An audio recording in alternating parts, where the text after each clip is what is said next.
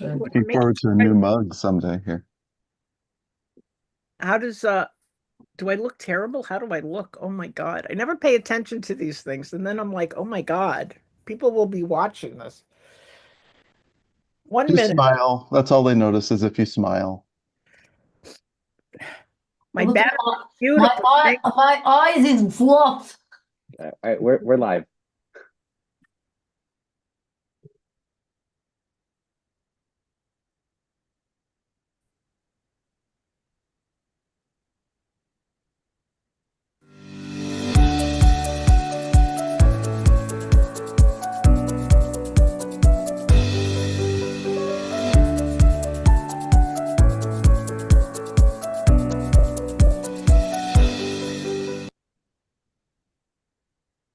Good morning and welcome to Interweave's fourth annual virtual telethon.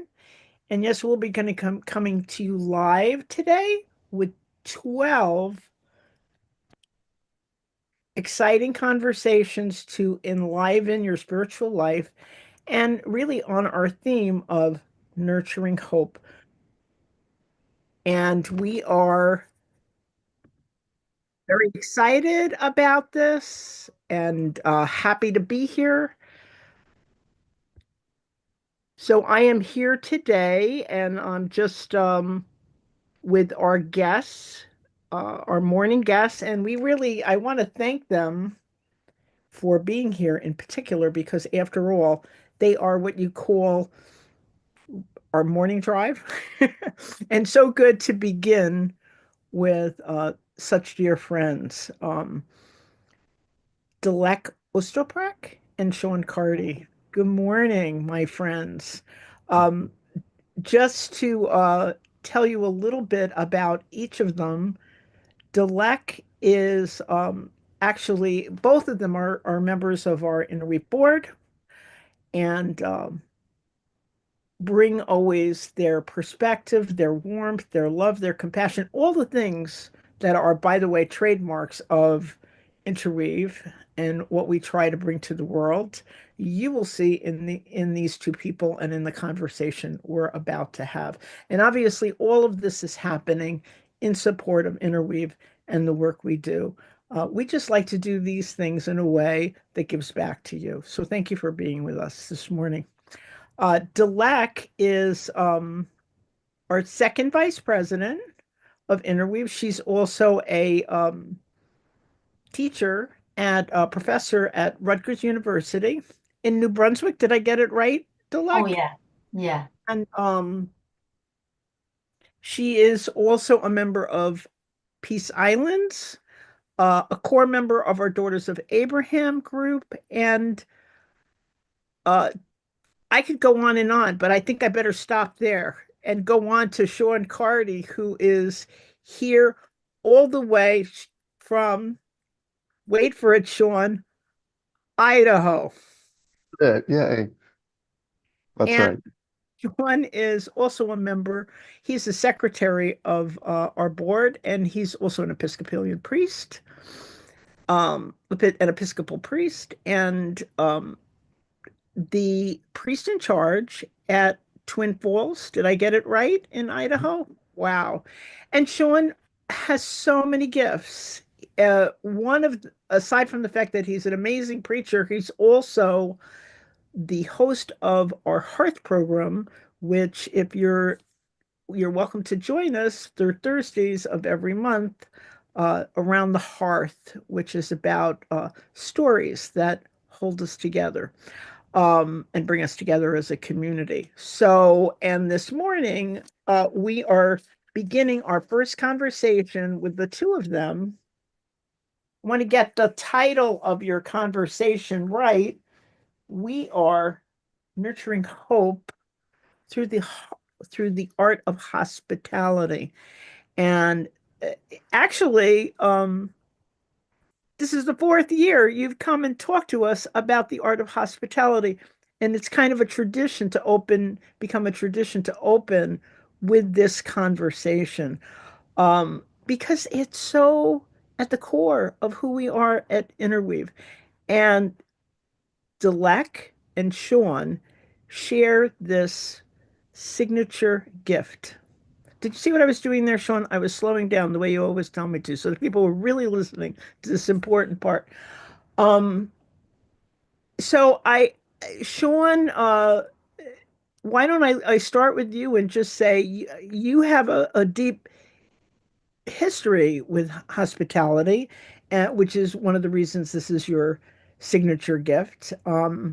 And why don't I let you tell us why that is so important in your life and why it's a signature gift for you. Hmm. Wow, good. Well, good morning. Thank you. What a delight to be back together again. We've been doing this, as you said, for several years, and it's fun to be the first ones in the morning. I'm in the mountain time zone, so it's a little earlier here, and I haven't quite finished my first cup of tea, but we'll I'm get there. But working. yeah, exactly. But yeah, hospitality has always been a big thing for me, and as we've talked about in years past, but folks may be listening today who aren't, haven't been listening in previous years. But my background includes family having a bed and breakfast inn, and that was my job during summers when I was in college to be the innkeeper. So, when you hear stories about innkeepers, particularly those of us looking ahead to Christmas, I know what that's like to have somebody call when you don't have room at the inn, and you still try to be hospitable as much as you can. And that also has included for me work with camps and conference centers, and then some of folks from Interweave particularly know me because of my work having managed the retreat house at the community of St. John Baptist in Mendham. And so, yeah, hospitality's been in my blood, if you will. I grew up with very hospitable people, and so I think that just sort of carries over into who I am and what I do. And then as a parish priest, I think hospitality is terribly important. Um, Folks who, come to the church door and want to see what's inside and be part of a community. And so being hospitable in those situations is very important. And of course, Interweave. My sense of Interweave, and I'll stop talking here in a second, but is that we're a place that's hospitable to many people who are deeply rooted in their religious traditions or spiritual traditions, and then folks who aren't connected and, find a home in Interweave. As you mentioned, the Hearth is one of those places that I'm particularly involved with for Interweave, and there's some good things that happen when people get together and enjoy each other's company. And I think that's in some ways the heart of hospitality, is simply being in good company with others and being receptive to others. I'll leave it at that for the moment. And we need to hear from Dilek.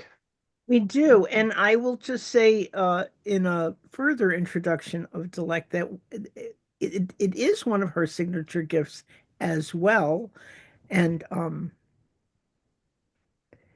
Good morning. good morning, Delect. Thank you for being here so early. And I know I recently experienced your gift of hospitality at a Thanksgiving event Oh yeah. for, with Peace Islands and Turkish Cultural Center. So Yes, yes, you are all the absolutely. time showing me the gift of hospitality, as is Sean.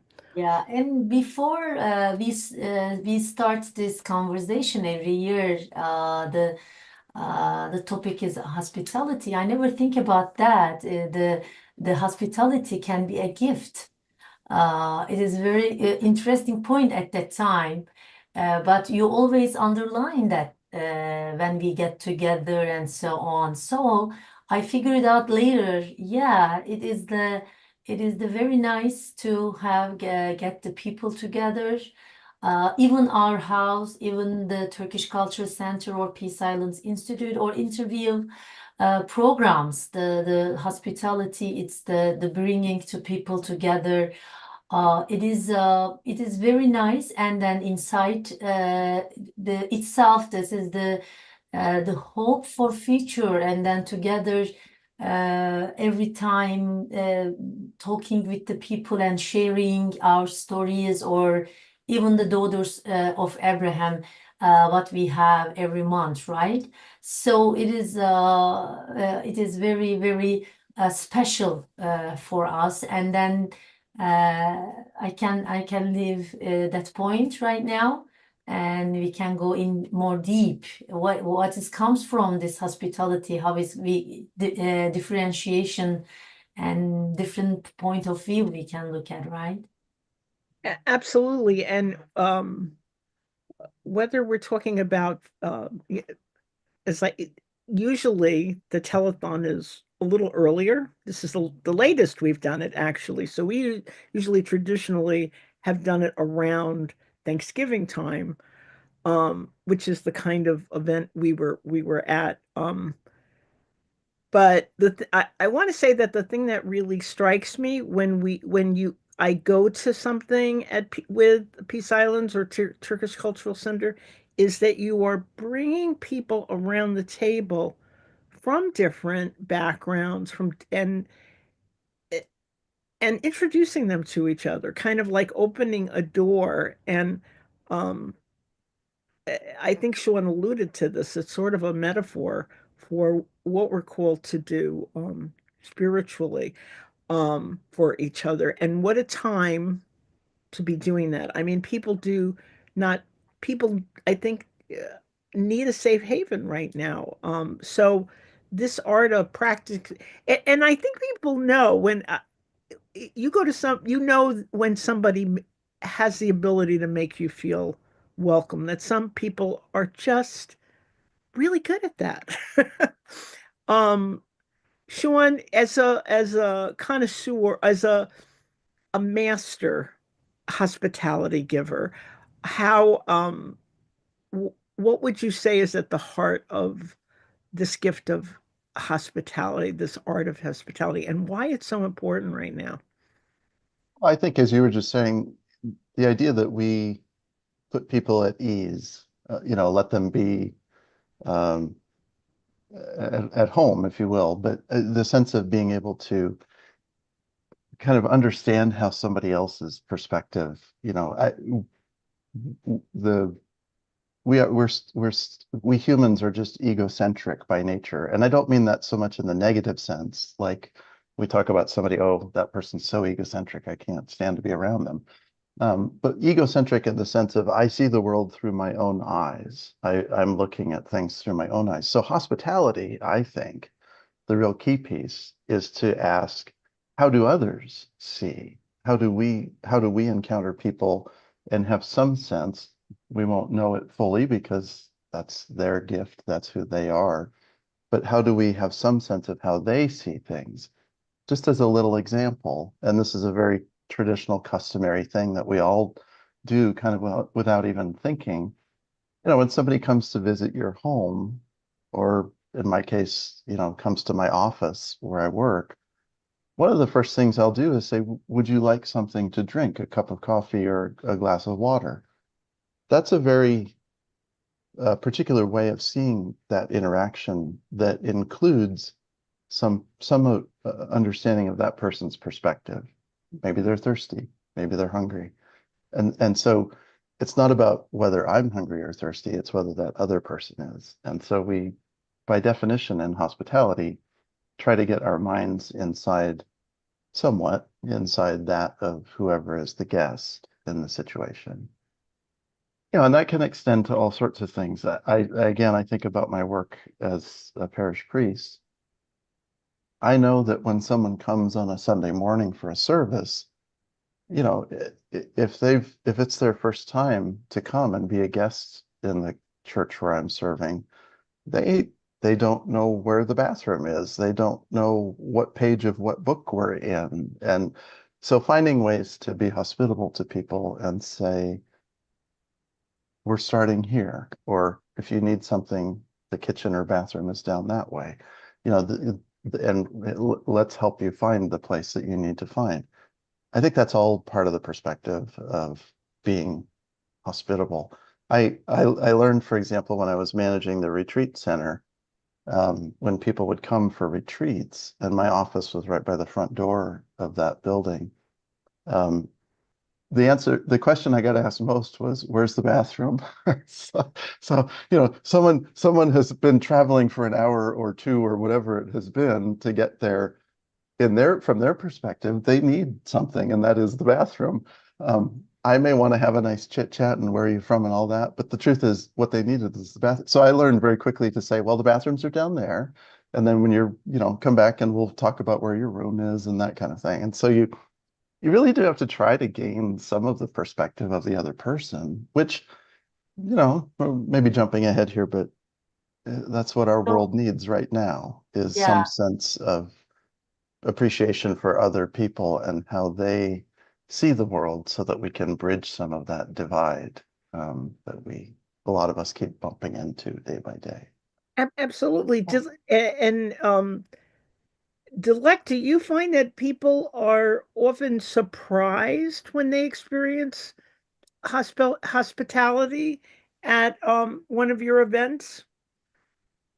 Yeah, we always open the door and then they're welcoming our center, and because sometimes the people is the first time to see the Turkish people, Turkish American society maybe, and generally the guest is our perspective.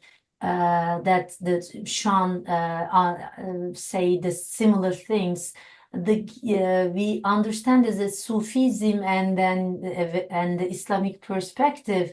The guest comes from to the gods that sent us. Always we think about this perspective, and that's the value from that. So for example, right now is modern time, but before back in a day, there's no phone, there's no internet. The guest comes without calling, right? So you can open the door and then welcoming, because the God sending to the need people if they need something, as Sean said, do you need the water right now, modern time? Do you need any things or the bathroom or so on? So this is very important, the bottom line for us. And then when Sean talk about that, it remind me as a tradition in Ottoman time, back in a day in the history. There's a tradition.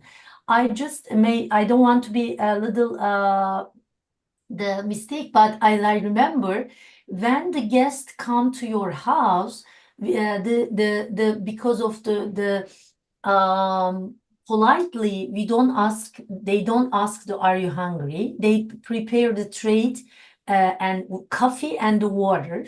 They offer the coffee or water together, and if guest taking the water, which means the guest is hungry, because Turkish coffee is very, very strong. If you are hungry, you cannot drink coffee because your stomach is hurt. Your stomach's gonna be hurt. So this sign of, if taking the water, they prepare the food because the guest is hungry. So this is a very unique tradition we carry from the history. So I think this is very important, how we as beautifully and politely to welcoming the guests. And then right now, as my house, I'm trying to keep that tradition different way, to when my guest is coming to my house or the cultural center. For example, we go out, or we wait on the door, waiting to welcoming. It is important. And then when the guest is leaving, we try to go on the outside. This is our the Turkish traditions comes, and then with the hospitality. But at that point, we talked with Sean yesterday a little bit. I was thinking about the hospitality, what we talk during years. I would like to look at hospitality from not the different perspective, but the bottom line, and then go go first. How does nature offer us hospitality? It means that would be more appropriate to call it hospitality of the creator to human being. I think we should start from here. This is the it comes to me, and when I'm thinking why the people we are to be the hospitality, it's very the focus, or it is very important for us because the world has been perfectly and flawlessly prepared in every way for human beings. We're really modeling the gift of creation when we set the table. The table has Yeah. already been set for us. That is Mhm. so beautiful, Dilek. Yeah, and this is very meaningful for us. Should be meaningful for water, air, soil, countless beautiful flowers. You know, this is the bottom line is the what we need, the sun, the air, the water, and it is but not stop here, right? The nature gives us the beautifully and aesthetic, and then the comes from the art from that. So I think this is the very important for us to when we prepare our guests and so on. You know, we talk about the holidays, right? So can you imagine how we prepare ourselves every year as in America in the Ramadan and the Hanukkah, or the Passover and Christmas and Thanksgiving.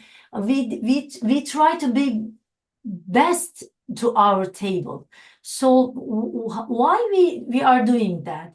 Because even even we aware or not, the human being, the nature with welcoming us very aesthetic way, very nice way to God create the universe for us, because we are so valuable as a human being in the most valuable creation on the earth. So it is very touchy, and then it's very important for me to looking at this point of view, I think.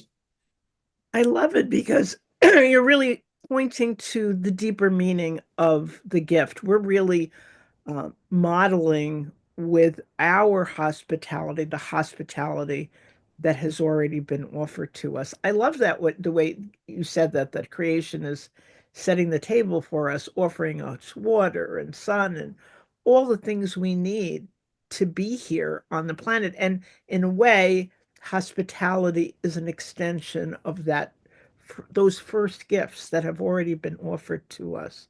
Yes, And you absolutely. remind us too that this is a very ancient tradition, that that are so many of our rituals are connected with hospitality.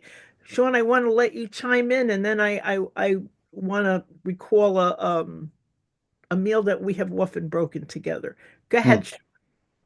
Well, the thing I would add is, and you two have heard me talk about this before and perhaps others, but I grew up on a farm, a small farm. It wasn't a big farm, but there were plenty of times. And so we raised cattle and chickens and fruit orchards and big gardens and all those kinds of wonderful things. And I make it sound like a very idyllic growing up, and it was in some ways. It was also a lot of work, as many people will know who are gardeners. It's a lot of work to produce some food. But the idea that we are receiving God's hospitality through the gifts of creation, I think is a pretty compelling picture because, for me growing up, there were occasionally times, not every meal, but occasionally there were times where my mother, after, we sat down for dinner, would take note and say, everything we're eating here, we grew right here on the farm. And that wasn't always the case, but sometimes it was. And that's kind of a remarkable thing, when your food only comes 100 yards away from the dinner table, to be able to say what a gift that is. And and I think that's unfortunately one of the challenges for us these days is that, so much of our food comes wrapped in plastic and it gets scanned with a barcode and everything else. Our disconnect with creation, or disconnect from creation, doesn't allow us to see that connection with the hospitality that God and the creation give us, because we think food comes from the grocery store or it comes out of a plastic package. But the truth is, as Dilek, you did remind us of this wonderfully, that all of those gifts are really freely given to us in the way that creation works. The fact that the water flows and seeds get planted, and yes, a lot of work on our part, no doubt about that. Um, but we don't actually produce the food. It comes from the gift of the earth. There's a wonderful line in one of Wendell Berry's poems when he says that no leaf is produced by work of ours. He says, basically, those of us who do a garden or farmers have that background. We plant and then we go rest. We let it be. And I think that to me is a very clear sign of what you're talking about, Dilek, the idea that the creation gives to us in such a wonderfully hospitable way. And truth be told, all of our needs are met right there. We don't, if we have other needs, they're probably kind of manufactured on our part. But all the things that are already there are given to us. And I just think that's a wonderful picture. I did want to prompt Dilek, because you had as we were talking about this, you talked about a tree, and as somebody who loves trees, some of you know this too. You were talking about a tree that had been a real gift to your family, and then sadly it was cut down, and you didn't have it, and you really were sharply aware of how it was a gift. Yeah, before I never think about the old trees or all trees about in the nature. I never think about that. How it's beautifully. This is the important gift to all the trees. Uh, uh, because I never think about. I know you have a very deep knowledge about the trees, kind of trees, and so on. I always admire that, but in my personal experience was not like that, because never thinking about how is important, and then very important in my life before they cutting my trees in front of my house. I always love my trees because the view of my house from the window, when I looking and I observe all the time two seasons, and the winter, summer, and then I know the tree was old. It comes from some the parts of the not even the falling down the leaves, but even the sometimes the comes from the like a skin goes apart. Sometimes it's the fall down. But like a human, he got sick and be old, and the expert comes, and because after so much rain is a big branch. What is that? The branches fall down. It was so dangerous. So they decided to cut it. But oh my God, I cried a lot. And it was a long, very long swing on top on the tree. And then in the COVID time, we enjoyed a lot in front of the house. And then my daughter was small at that time, and then we enjoy all the time. So when they cut, oh my gosh, my heart is unbelievable sad. It's and then when they cut it, they waited to take off the roots, and it is the very small part, and then I sit on that, I talk with and then one day it's gone, the root is gone. Oh my gosh. And it remind me, believe me, Sean, it remind me we have a verse from the Quran, in the human being, one at a time, you were in the earth, and when you die, the people came to your grave and then pray you. But after generation and generation, you are like no one reminds you, no one remember you were here or not, because the root is back, the root is gone. And I said to my husband, do you understand, no one can understand there were a big tree was here. Mhm, mhm. So this is the same. So I think is the good things to be remember is a nicely, and it's gone. It is very generosity in the universe. To God is Well, very generous, generosity all the time. well, and actually on that point, so now you have an opportunity to plant a new tree, which to me, in my experience, has been that's a great sign of hope. I mean, we're talking about nurturing hope Yes, this morning, right? yes, And I think the idea of um, planting a tree is a profound act of hope. I think back, for example, some years ago, in a church I was serving, a teenage young woman died very tragically. And, we were all just so grief struck. We could barely see ahead of us a step or two. And at some point after that sort of settled a little bit, we decided to plant a tree in this young woman's memory. And I just remembered at the time what a hopeful thing that was. Here we were, you know, a life that was cut down, as you were describing, Dilek. And then we planted another tree in this young woman's memory. And in fact, I've driven by that tree over the years. It's probably been 10 or 15 years now. And of course, trees grow, and there's this sense of, nurturing hope, and it continues to grow. And there's a real blessing in that. I think that's an aspect of what we do is continuously renewing that. And I just think that image of the tree that you had, Dilek, with it was a hospitable tree in a It sense, was a right? I mean, trees you were know, unbelievable, gave you unbelievable. shade, and it probably, nurtured, gave Yes, you of course. oxygen. I mean, scientists could tell us all kinds Everything, of things. Yeah. everything. The video of the view from I had many pictures and videos on top, and my daughter swing, and then we laugh, and then family time we had, and our friends. And then when I see the interview sign behind the Janet, it is a tree, right? Got it on my mug.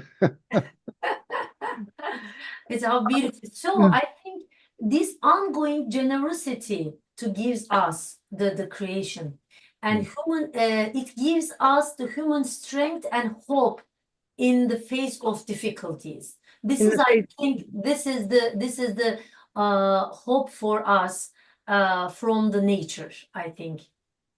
When as both of you were sharing, I had a recent memory that came to mind in the fall.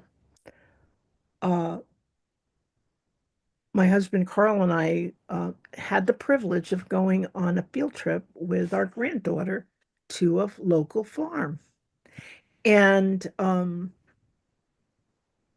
here's the thing: the woman it was a wonderful woman who gave the dose and said, "This is a working farm."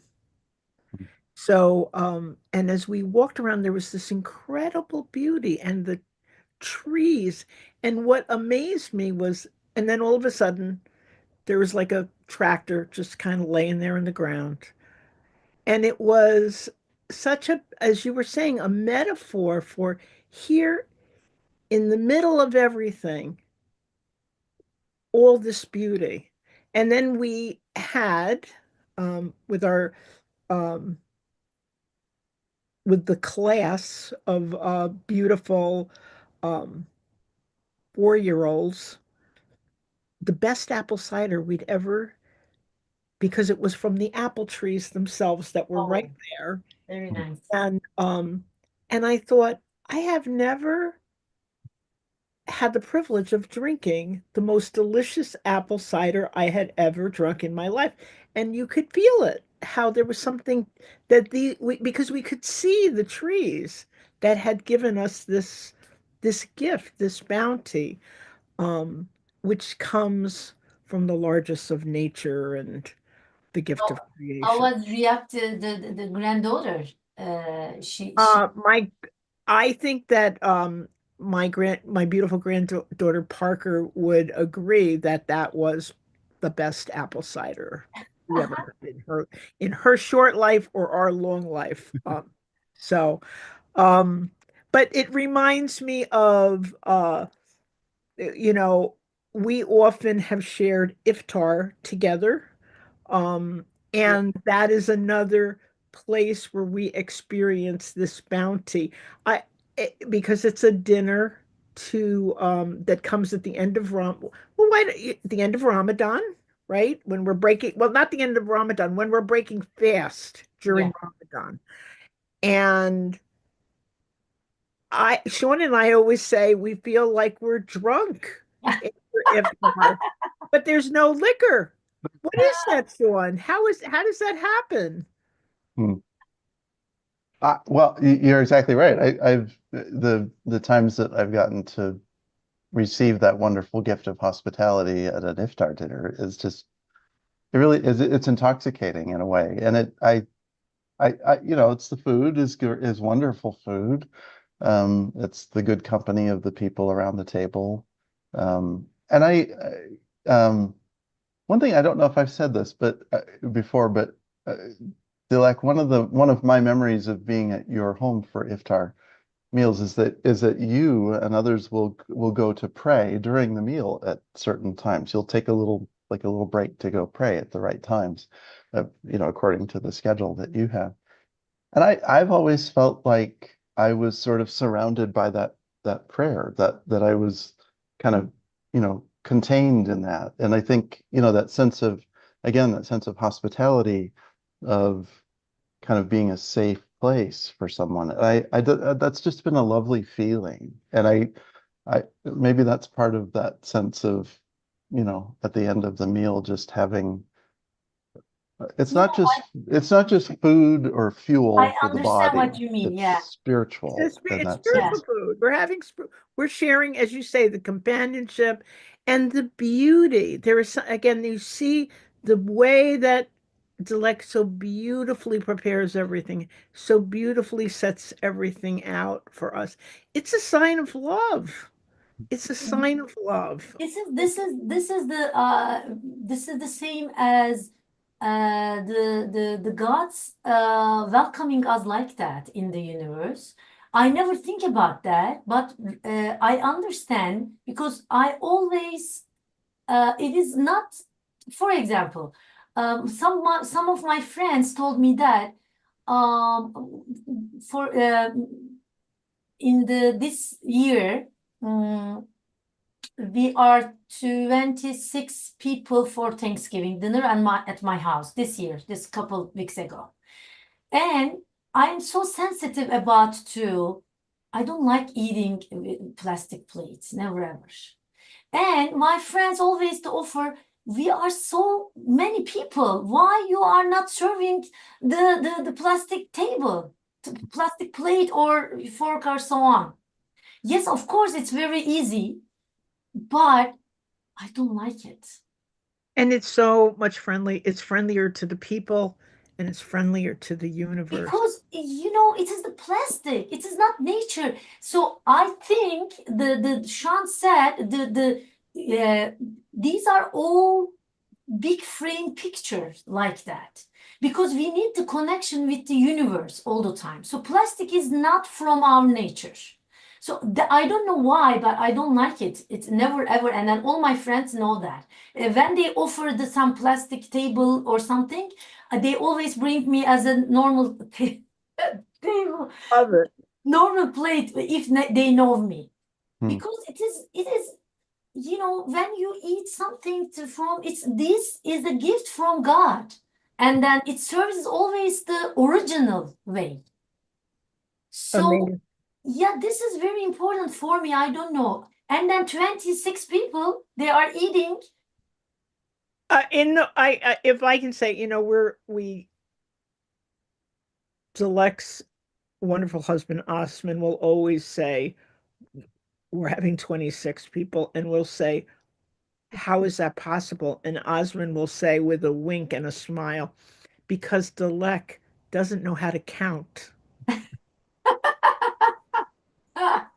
And so I'll say Delec counts with her heart and just keeps opening the door with this generosity. And there's always room at the table.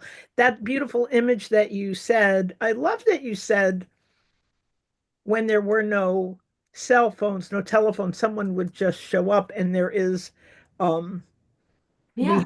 have an iconic image in the Abrahamic tradition Yes, of of course. Abraham is serving angels unawares. Mhm. So you never know if you open your door that there might be an angel that is coming to visit you. Yeah. And and to go back to the tree, because it's interesting that in during pandemic times, I think people got a little bit more in tune with, I don't want to have fast food. Yeah. People started to cook again and Yes. pay attention to these things. And it really is a sign of love and taking care of ourselves. So we But are, for us, for our house, doesn't change anything because we always prepare. We always prepare the food every day, almost me or my husband Osman, and then for feeding our child and so on. And when they eat the fast food in one at a time, and then next day, Mom, I want real food. real food. I love it. The real food means you're gonna prepare something, you know. But the holidays do, and the holidays and holy days seem to mark time, like the rings on the tree, right? Yes.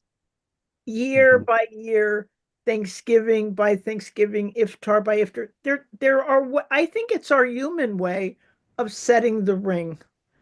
Um, and we holidays are coming, holy days are coming. We have a tradition. I don't want to leave the hour that you both share a recipe, something that you make Oh yeah. that you love, because we always want to learn from they're not just master hospitality givers, not just reflections of God's generosity, because they're both that too, but they're also master chefs, master cooks, master bakers. So, who can somebody tell me something special that they enjoy making for any of these this festive time that we're entering into?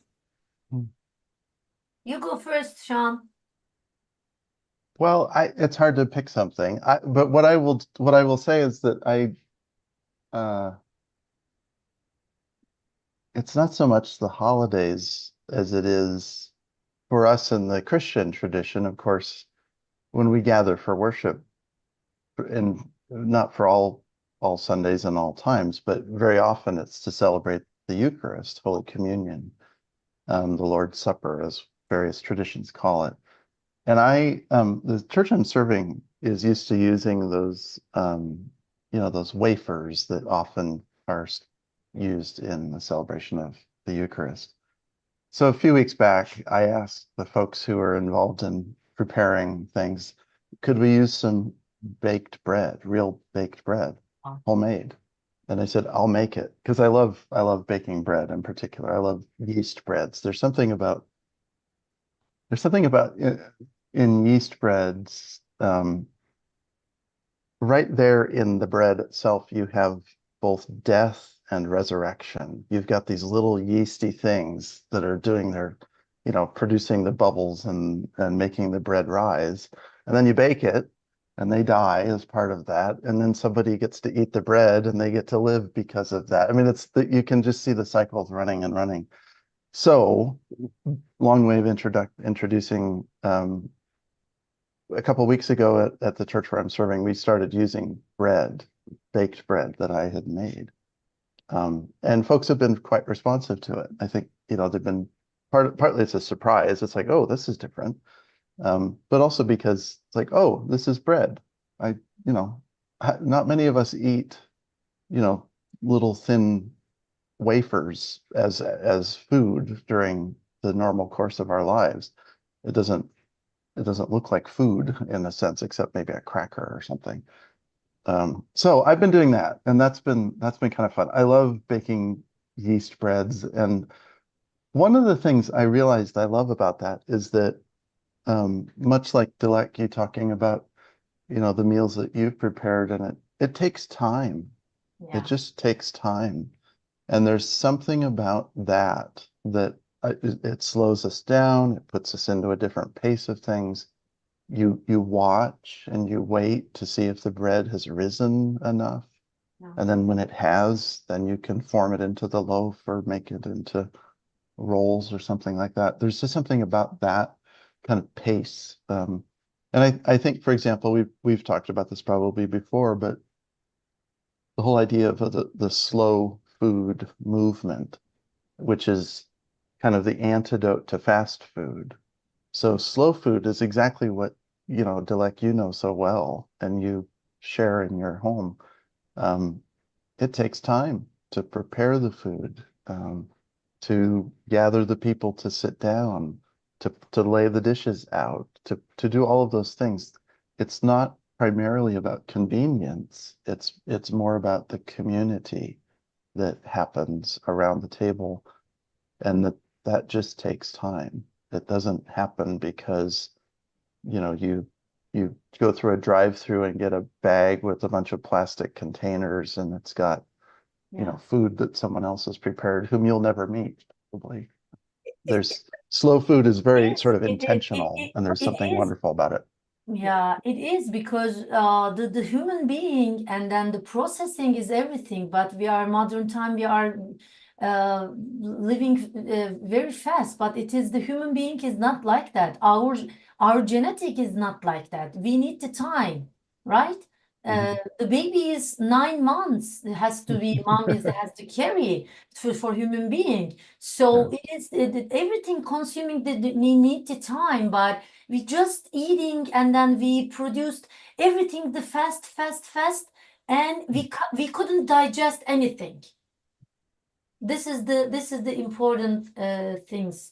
I think the Janet wants to say something. Well, I don't want to leave without you telling me what's your Sean's go-to is bread during this Oh festival. yeah, What is your go-to thing? And then I want to say, oh, this is very special for me because this dish turned to project this year. This is very interesting because I learned from my mom and my grandmother. We are from the Kosovo, and my two sides is from Kosovo, my mom and my dad. And this is the pastry, but not just the pastry. It's a real food. We say börek, Albanian pie. We prepare with the spinach inside, but it is dough. So I make a dough myself, and then small pieces they weight, and then I prepare we layer the dough with butter, and it's gonna be taking a time to open with your tray. The tray is big, and almost 15 layers on bottom, and put the spinach and 15 layers on top, and and then crawls down the edges, and then we put the oven. So it's not easy to make it, I know, but it's turned a project, and then as Turkish Culture Center we make the project for Humanities Lab. Humanities Lab, it's they provide some fund for kind of project, and then they loved our project, and then I took camera at the kitchen, And then my daughters took me when I prepared, and I explained when we eat this food, which occasion, and how I learned this food from my ancestry. And then the project named is Food Tales, Preserving Heritage, Creating Harmony. So this project, we got a grant, and I would like to invite you as well next month. It starts with our turn because it's gonna be 8 different background and story of food. For example, the Jewish friends gonna bring their own food and prepare, and then they tell about their story. And Italians and the Greeks and the different background, eight foods gonna be present. Every program we have 2 foods, and then we will start. It's my food, and I explain, and then I make a video. Sounds very exciting. Wow. So this is my favorite one. It's the pie, spinach pie for style Kosovo style spinach pie. It's very very special for me. I'm so proud of, because I put my grandmother pictures and so on the project. I love that. I love that. I love the sense of heritage, the sense of generosity, Yes, the sense of many traditions coming together. yes. In case you missed it, just to underscore, we've been really talking about spiritual practice in hospitality. Slow down, make it beautiful, open your door. Creation is setting the table for us. Open your eyes. Thank you, Sean Cardy. Thank you. Thank you, Dilek Ostoprek, master hospitality givers, for showing us the deeper connection to how hospitality is an art and a spiritual practice. Thank you Thank you. for Thank you for being with Thank us. you. pleasure for us. Delight to be together. Yep. Thank you. And now we're going to take a little break. Yeah. And we're going to let you hear about how this day is supporting Interweave.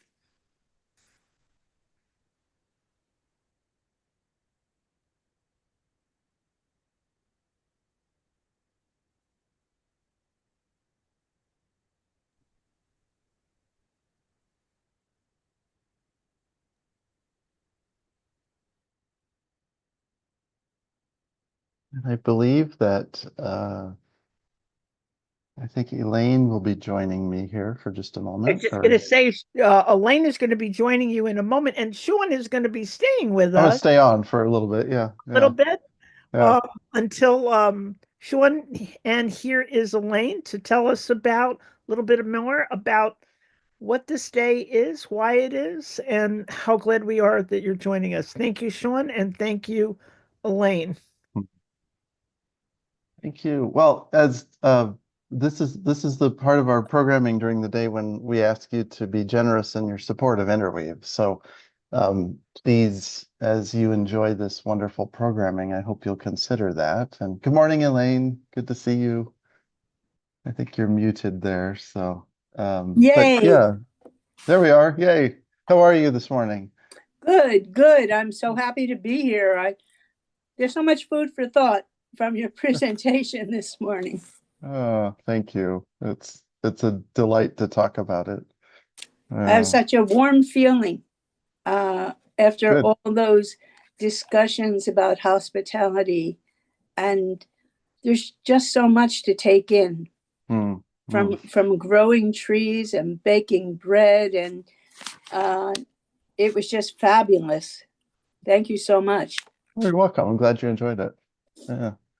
Yeah, it's been fun to do that with Dilek. As we start out the day, and we know this is a long day, but there's much more to come in the hours that will unfold. So, well, Interweave just has so many ways of nurturing hope, and just starting with hospitality and how we give to one another. And I'm so excited about Interweave. There's just so many programs and classes and in-person opportunities we have to share and grow and connect. and I'm excited to talk about it with you today. Yeah. I'm curious, Elaine, do you have a favorite thing that Interweave does that your sense of connection is strongest with? I have to say, I rarely miss a Member Monday. Okay. Yeah. It's my great joy to start a Monday at 11 a.m. Varied programs from, let me see, Mystic of the Month with Janet, Spiritual Morning Joe with Joe Lavella, Spirituality of the Ordinary with Janet, and Mindful Monday with Moya. And it's almost like, I don't want to say alchemy to me, but there's something wonderful that happens regardless of what our topic is. We connect and we experience spirituality in 60 minutes on Zoom. And that is just fabulous. And a wonderful way to start the week. Yeah.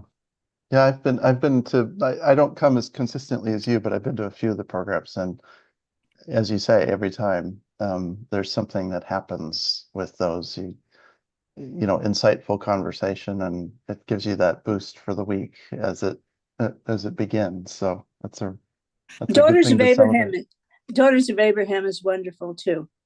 Gathering of so far it's daughters, but Jewish and Muslim and Christian women, and we discuss topics and discuss how we may be different, but how we are so alike. Yeah. And so much in common. Yeah. And this is what Interweave does. And now is an opportunity for folks to say thanks and support Interweave. So tell us about that. How much, how can people support Interweave? I'll let you be the message bearer here. Well, tell us. We have some wonderful gifts for your support of Interweave. We have a beautiful mug. I thought perhaps we might be able to pull it up on the screen, but we don't have it to show right now, but I'm sure we'll have it shortly. So for a gift of $100 or more, you can receive this beautiful Interweave mug. I can describe the design to you, but picture's always better. And it focuses on the hope that's available through Interweave and our many programs.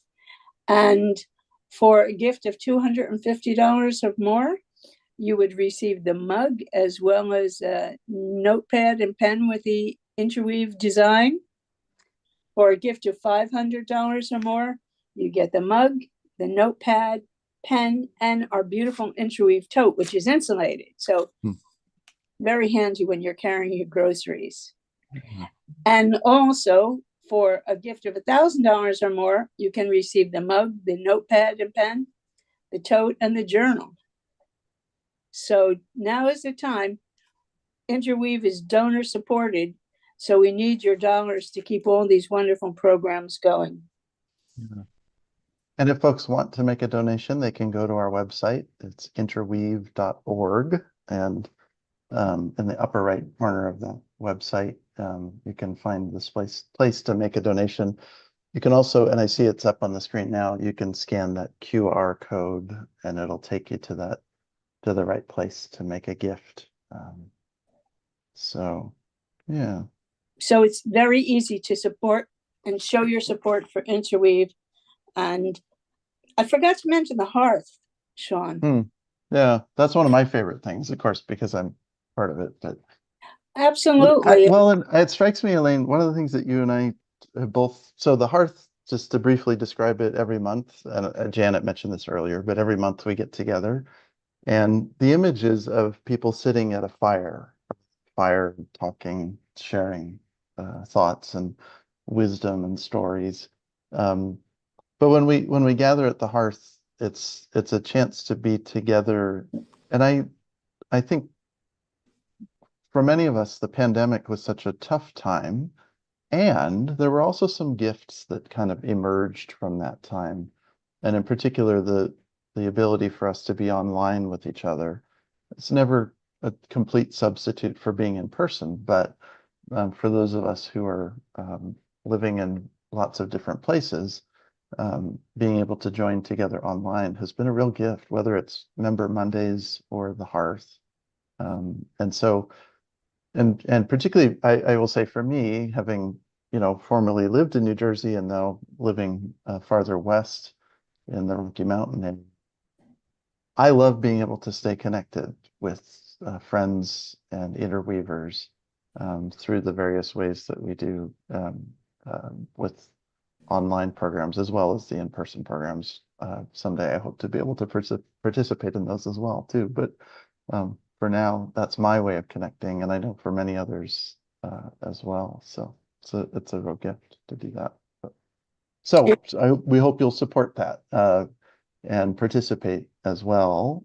So take a look at our website and look at those options for giving. We'd love to have your support. Before we go to the turn of the hour, thank you to our hosts, our of the turn of the hour. I just want to show you the mug. Yay. I have the wrong, I'm not showing you the mug. I have the wrong mug.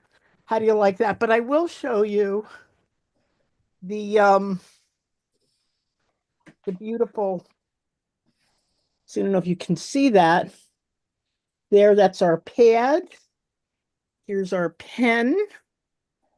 And our beautiful journal. And last year, if you missed out, you're going to get a chance this year to get our beautiful Interweave tote bag again. But our sign this year is "Let Hope Live in You." So thank you for turning the hour. Thanks for telling them all about Interweave. Elaine, you did a great job. Thank you. It's my pleasure. And Elaine and Sean will be back at the turn of the hour. See you in a little bit. Okay. All right.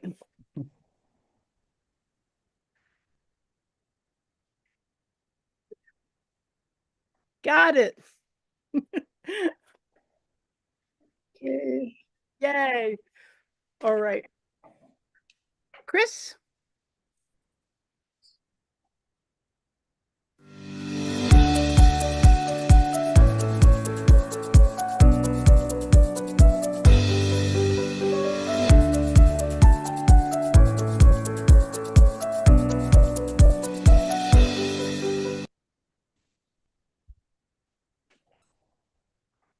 And welcome everyone. We are at the turn of the hour, and we are continuing our 12 conversations on this day of nurturing hope for our fourth virtual telethon in support of Interweave.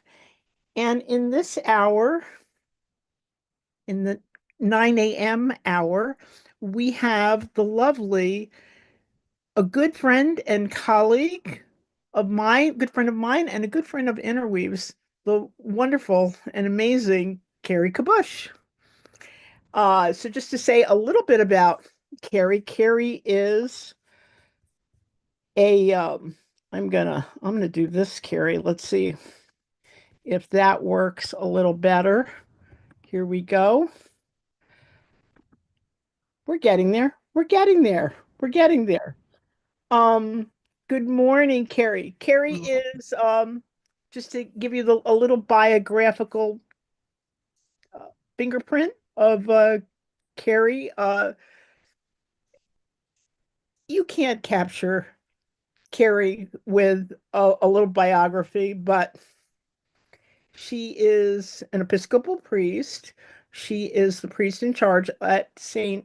John's Montclair. Yes, right? it just changed, so you got it. It just changed, and I had said to Carrie, it's so interesting that she's turning over with the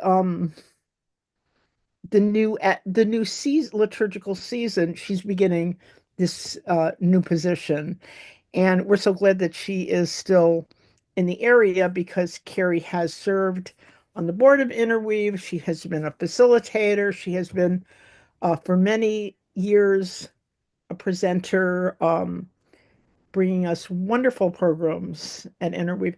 And Carrie is also a clinical therapist, correct? Correct. And,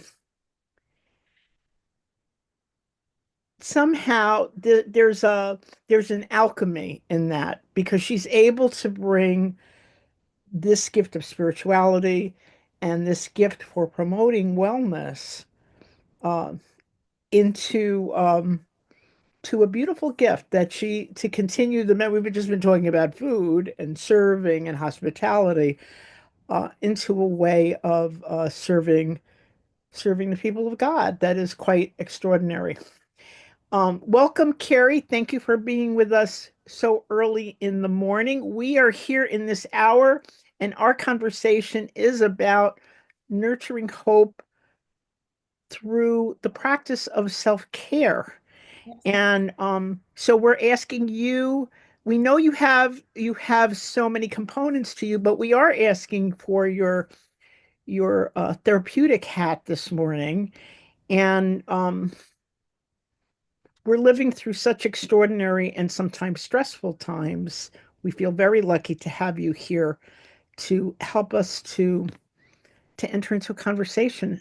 How the heck do we take care of ourselves in what can feel like a storm many days? So, how are you, Carrie, this morning? And thank you for being with us. And I'm just going to jump right in and say, um, what is on your mind, and how are you approaching this challenge as someone who tries to guide people on this path?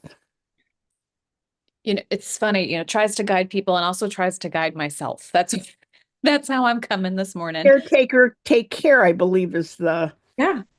Well, and it's I slept through my first alarm this morning. Whoops. But it was a good practice of, okay, I have less time than I planned. So what are my priorities? And one of them was coffee. So that and nothing was rushed, but it was a good reminder. I spent a year working as a dialectical behavioral therapy therapist, and it's a very specific approach. And one of the mottos is doing the best you can with what you have. And I just think that is so grace-filled and so true of all of us. Whether it's day to day or year to year, we don't always have the same amount of ourselves to give or to tap into. And so how can we best use what we have in any given moment and do our best to put the next foot forward? Now. Oh, you're muted, Janet. I love that, doing the best with what you have. Because it's funny, we were just talking about food and yet this is a time that can feel like it's a time of scarcity. I don't think we feel it's interesting. In a world, we're living in a country of abundance in many ways, but there feels like there's a scarcity on um this thing of hope and an idea of how to care for ourselves in a way, in a world where we seem to have so much. Why are we ailing? I think it's I think it's somewhat a false sense of, because we have access to so much, we should be able to choose the right thing all of the time and make it happen. It's the sense of if we have access to it, it should be possible. And I also think it's living in the time we live in. It's a constant news cycle. You can't turn it off. Even if you try, the person next door on your walk will bring it up. And these, I was saying to someone recently, I'm tired of living in unprecedented times. I wonder what precedented times feels like. I'm not sure. I agree. I totally agree. I don't want to live in unprecedented times. That I'm so with you about that. Um, that's part of the problem. And when you were saying that, I was thinking, well, yes, it's like, we used to have 7 channels, and we had 700 channels. Now we have like 200, 5,000 channels available, and you can't figure out what to watch. Yeah. Or eh, it's like focus is a challenge. And it's hard to know what to focus on. Um, I was at a conversation this week and people were talking about the drones that are flying over parts of New Jersey. And I actually had managed to not hear about it. And then all of a sudden I heard about it everywhere. And it just was this constant, should I be more worried about this than I am? So we don't even necessarily know where to put our focus, let alone how to narrow it in. And I think we really have to be careful not to normalize this. This is our modern reality, but most of human history has not functioned this way. It's not the way our brains are really wired to succeed and to flourish. And so tapping back into the core of our humanity, I think, is really at the core of all that we're talking about today, to not only generate but sustain hope too. Yeah, I mean, we are there's an epidemic, according to the Surgeon General, of loneliness. And so once again, all of with so much, and is that why? Is it because we are somehow cut off from ourselves? I think it is a big piece of it. We talk about this illusion of control and choice. There's also this illusion of connection. We're more connected than we have ever been before, but we're also more lonely than we've ever been before. And I remember working as a therapist during the early parts of the pandemic, I was so exhausted. And my supervisor said to me, well, of course, you're doing therapy by Zoom. And so your brain sees the person on the screen, it's trying to pick up on their energy and their body language, but you only get this much of their face and their shoulders, and you can't transmit someone's energy through a screen. And so you're constantly seeking for that same connection you would get in person. And it's just not quite as possible through Zoom.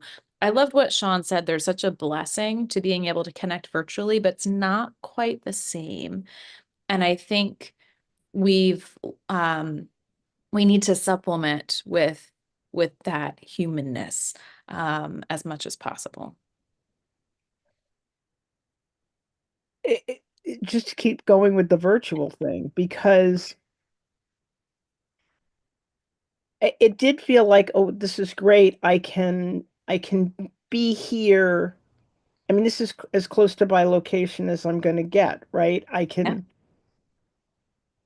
but it's almost the challenge of, I guess it comes down to my understanding of spiritual practice is at the very essence, it's to be here now. And I'm not being here now because I'm 17 places, and I'm thinking, well, I don't even um factor in travel time anymore. So when I go actually someplace in person, I think I can just like be there.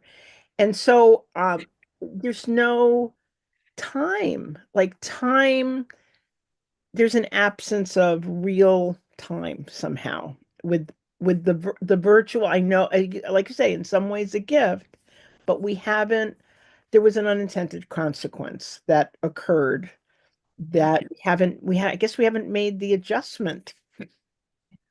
Well, and we started at the top of the hour with the scarcity mindset. I think we also have a scarcity sense of time. Although technically our days are just as long as they've always been, although in the winter they feel much shorter when it gets dark at 4:30. But I feel the same way. I somehow feel like because I can instantly connect, I should be able to accomplish more in a day and be able to be someplace faster than I'm able to be. And it has us kind of living in this world we don't actually inhabit. And I think it's this baseline level of stress that it has existed from the mass communal trauma we experienced in the pandemic and never quite resolved, because I think there was a little bit of a reset during the pandemic of we're home, we have time with family we didn't have before, we have to slow down a bit. And I think as things reopened, we went right back to our old patterns, if not amplified them because we missed them so much. And so one of the things I love to say is that spirituality and faith and religion have always known what psychology researches to prove to be true, which is that at the core of our being, we have to get back to what it is to be human, to feed ourselves, to sleep, to rest. It is not only a biological need, it's a commandment from God in many faiths to rest, to regenerate, to allow ourselves to be still in this very frenetic time that we live in. I love that. And as you're talking, I'm thinking, whenever I fly, I often think, were we built to fly? When I arrive suddenly in another time zone, we have all these, I'm going to call them almost superpowers, and yet we have to come home to ourselves and kind of the simplicity of who we are, um, outs outside of the technology, in whatever ways the technology is taking us away from that. And I mean, here we are using technology, obviously, to in this in counterintuitive to what I'm saying, not to draw us away, but to bring us towards. But um, we it can derail us sometimes. Yes. And I don't want to stay too long on the obstacles. I don't want to catastrophize. Um, but I do have a feeling, I've said this to you many times that sometimes I get up in the morning and I go to turn on the news, and the thing I'm thinking is, let me turn on the news to see what terrible thing has happened today. And the amount of stress that like I get the feeling that I'm not the only one that wakes up to the day not with good morning, God, not with thank you, creation, not but let me see what terrible thing is about to. And so so how so it we're living in tough times. There's no doubt about it. Um, However you're experiencing the changes of the day, the realities of the day, the news feed of the day, where whatever your political affiliation is, that's uh, an aside to the central issue, which is this supposed to be like this? Is this the way it's supposed to feel?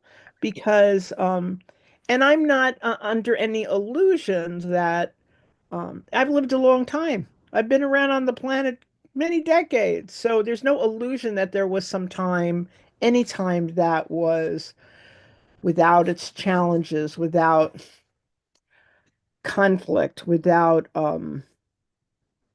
things that needed to be faced. But it does feel like this is, as you said, what did you call it? That you didn't want to live anymore in. Oh, unprecedented times. Yeah, we don't want to live on unprecedented, but it seems we are. So let's start. So that knowing that is, you know, the surround. Mhm. How do we? How? Let's start with you. How would you? What's your philosophy? What's your way of and because I often find that what you do is probably, I mean, you're the professional. What you do is probably the best thing. So if we learn from what you do, then we'll know what to do. There is that danger of the, do those who can't do teach. I wouldn't claim I can't do, but it's hard. And so I always try to share from a space of humility to say that the things that I share that work for me, I often forget to use or don't use perfectly. But I think it really is tapping back into being human and through using the senses. So when we talk about worry and anxiety, which I think is underlying much of what we're discussing. Living in unprecedented times, the constant news cycle, um, it, those are emotions and states that are not rooted in the here and now. They are worry about what will happen. They are worry about what we've lost.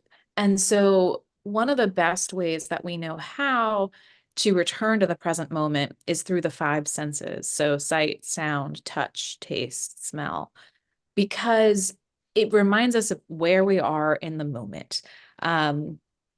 And it's tricky living in this time because I can see you on Zoom, but I know you're not physically here present with me. And so sometimes our senses can get a little bit confused.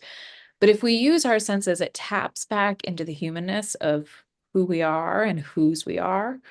And it actually helps to calm the nervous system. And I think so many of the world's faiths have a practice of praying a certain number of times a day. I remember when like Fitbits first came out, and it was so exciting that at the 50-minute mark, if you hadn't stood up or stepped, it would remind you. We know that this is hard, that it's hard to live in our bodies, to care for ourselves. And so using the senses and figuring out how we can do it regularly, whether that's setting a timer or one of the things I'd love to talk with you about, Janet, is a practice that I've helped many people set up and try to set up for myself. One in my home, one in my office, is kind of like a self-care box. There's probably a better name for it. But the truth of the matter is when you're stressed, when you're worried, I should say when I'm stressed, when I'm worried, when I'm feeling overwhelmed, I'm not fully myself. And so pulling at strategies and tips feels out of reach. So having something prepared, ready to go that helps me tap into my senses is really, really helpful. So, a basket or a list on the phone of things that help me get back to the present moment, to be mindful. So, for example, one thing that you can see, I keep on my phone. Sounds strange to use technology for self-care, but use what you have. I have a folder of favorite photos that includes pictures of my nieces and nephews, and they're being goofy and sweet. And that is something that seeing it brings a smile, not only to my face, but to my heart. And it is a way to return back to the moment and say, I have family that I love, and they are sweet and kind and funny and goofy. And that is really important too, not just all the stresses of the world. So what is one thing that you can think of that when you see it, it helps you pause for a moment? Right. What do you think? What's something that when you see it, it helps you pause? Well, it's we just had this conversation about hospitality, and we were talking about the relationship between nature and our previous guest, Alec and Sean, were sharing, and we have a there's a window that when I get up in the morning, I see this tree outside the window, and what is amazing about it is I see the seasons changing in the tree. So the tree is always there, but the tree is changing. It has leaves, it doesn't have leaves. Um, it has snow, it's wet. Um, I feel like I befriended this tree, or has this tree befriended me, right? And it's a grounding spot for me. And I try to remember when I go down the stairs because I'm looking at the tree. It's almost like a focal point. In meditation they'll tell you to have a focal point.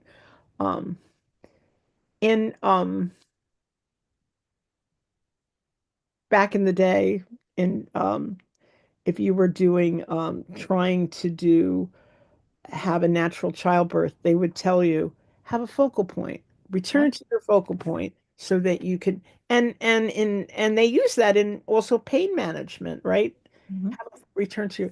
So I stop on the steps and the tree's sort of like a focal point for me. I look at the tree and I breathe and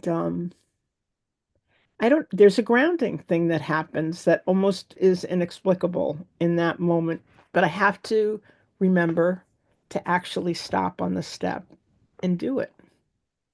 Well, not only to remember to do it, but my guess is the first couple weeks that you lived in that house, maybe that tree, the site of it wasn't necessarily a grounding thing, but the more that you've lived there and seen it and contemplated all the seasons that it's been through, the more it becomes meaningful to you. And so the first time out um may not feel like a raging success. But the more you use it, the more helpful and calming it becomes, which I love. Now I'm thinking I just moved into a new house, so I'm looking all around to see if there's a tree I can admire, and there's plenty. Although they're all a little saddened, losing their leaves at the moment.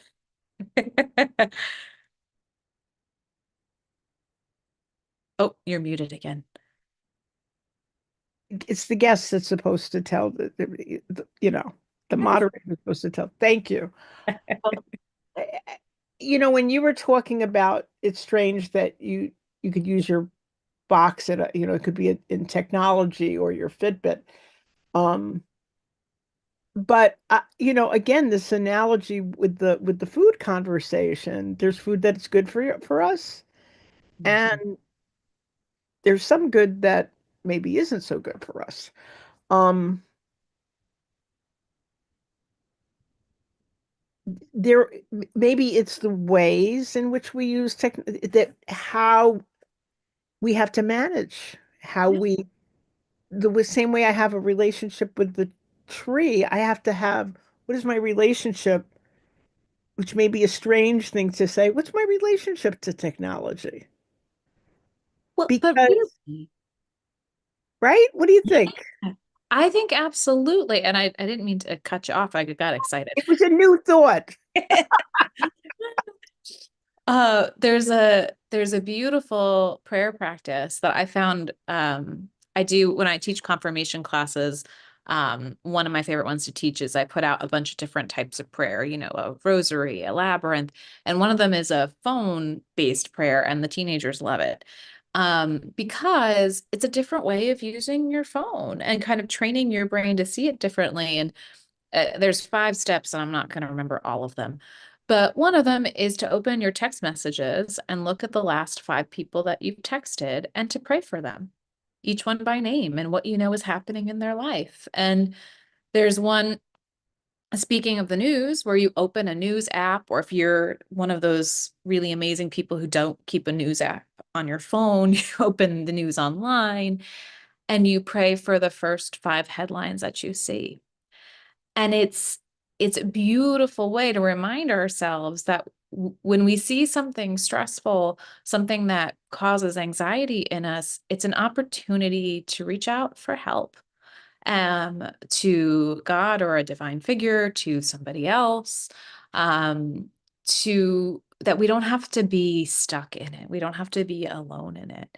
And there's more practices in there. Like I said, there's 5. Those are the 2 I'm remembering at the moment. But to see that box as a prompt for prayer. There are prayer apps. There was a time I set reminders to pause. That speaking of the Fitbit, you can set alarms to pause and meditate. You can use technology to remind you to care for yourself. It doesn't just have to be this big distraction. It's amazing that this question of like, what's our relationship to technology and to the times and to I'm a big Emerson and Thoreau person, and Thoreau's response in his time, again, we're not the first time, is to leave. To Mhm. leave. I'm going to Walden's Pond. I'm gonna isolate completely. Um, we're in this time of the wilderness theme with for if you're in the Christian tradition for kind of a wilderness theme for Advent, and the monks left. They just went to the desert. Um, but there are other ways.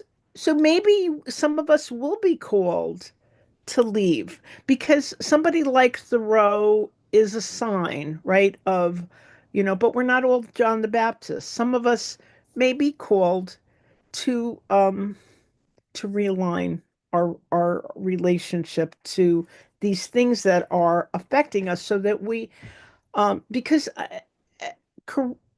I think there's a sense of a loss of control. So when I hear you saying use the technology, like set a timer to stop, or even calling back to um, the hours of prayer, and this is multicultural. I mean, we were Muslim tradition. The 5 times call to prayer. If you're praying the office, how many? To let the hours to set your clock to pray. Um, I love what you're saying about the news, which can be so oppressive, turning that into prayer, turning that into prayer. That's amazing advice, amazing wisdom. And the different, the thing about, I was saying that you have this alchemy is actually, I one of the things I admire about you, and one of the reasons I uh, listen to your wisdom is because I know you're walking the talk, and that this is your walk too, and that you're often sharing out of your own. It ain't easy to walk this walk journey. Um, so Well, and I think I'm honored and I do try. It also means I fail a lot, but I try. And I think, today is a day to talk about hope, and there's a risk that hope will sound Pollyanna, like denial, like everything's fine. But I really think hope has a lot of grit. One of my favorite I have some mixed feelings about St. Augustine, but one of my favorite, he's a complicated fellow, aren't we all? complicated guy, we Yeah. agree. Yeah. But he has this quote that I can't even tell you where I came across it or what of his books it's in. But it comes up for me in different seasons, and I'm not going to remember it perfectly, but it's about hope having two daughters, anger and courage. Anger at the way things are, and courage to believe they don't have to stay the way that they are. And I love that because it places hope in the realness of what it is to be human, which is to be frustrated and to trust that there might be something different that God can bring I about. actually want you to say that again because it Yeah. was so important. So Augustine talks about hope having two daughters, anger and courage. Anger at the way things are, and courage to believe that they don't have to stay the way they are. It's not a direct quote, but something like that. And it's something that I hold on to because I I think we need to remember that hope has that grit. Um, Hope is belief in something that you can't necessarily see. And it requires that we feel, that we don't become numb to the kind of chaos that we live in. And it also requires that we be brave, that we don't just resign ourselves to the now. Um, and I think to do that, it's all about letting ourselves be human again, slowing down. And when this I'm almost seeing like two daughters, Yeah. anger and courage. Um, they might live in the same room. Mhm. They might, share a bedroom somewhere. It's not like one cancels out the other. I always love when you hear people talk about, the hero. Carrie knows I'm a big hero's journey person. Me too. And as we something another thing we share, um, it's not that the hero is not afraid. It's that the hero goes anyway. Mhm. Um, something moves her or him or they forward. Um, and I think it's that thing of hope. I think it is that thing of hope that something else is still possible. Something else might happen. Something else is waiting. This, wherever we are, is not the end. It's a place. It's a it's a place in the road. Well, and I think too, from what I remember of the hero's journey, which I've talked about it enough, I haven't revisited it in its original form in a long time. There's a mentor, a wise person, like somebody who comes. I don't know if it's a guarantee in every hero's journey, but I would argue Absolutely. is. There's always help. There's always help. I always tell people go to the Wizard of Oz. Yeah, If you want to know the hero's journey, go to the weird help comes. outcome. Sometimes, and hey, Wicket's very big right now, so help comes. Outcomes. And that's the piece, it's funny, there's this pushback to the idea of spirituality in the world of religion because it's sometimes used as a rejection of organized religion. I think you have to have both because no, whether you call yourself spiritual or religious, if you're doing it all on your own, it's going to feel very isolating. And I think that's what I love about Interweave is the opportunity to bring where I am on my faith journey right alongside where other people are in theirs, and we learn from each other. We are on the same path. We might be going slightly different and at different points in it, but that is a big piece, I think, of generating and cultivating hope is to learn from each other and to offer support for each other and to share wisdom from where you've been on your faith journey. I think that's a big piece of it. Absolutely. Absolutely. We need companionship. We need one another. We Yeah. Yeah.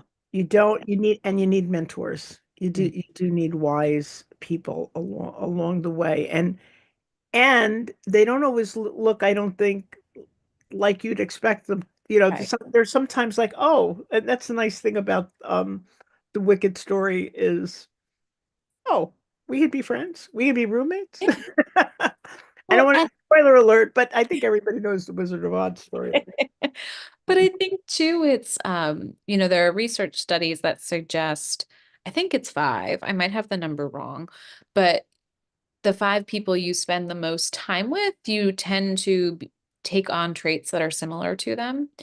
And just an important thing to think about. It's not a checklist to decide who you're going to spend time with, but when you spend time with people who intentionally rest, who are mindful, who ask big questions, who encourage your faith journey, it encourages you to do the same. So that cultivating of your inner circle is, I think, a big piece of this too. How do we set ourselves up so that we are encouraged on this journey to learn from each other and to support each other? That's amazing because I really do see the correlation to what you were saying about the technology. Like, how do we, what do we consume? What do we consume? What do we choose? What do we draw close to us? Um, is going to nurture hope in us. Is going to nurture our spiritual life. Is going to nurture our potential to become the people we want to be. Um, that's lovely. I want to give space because I want to ask you, what are some tactics or tools?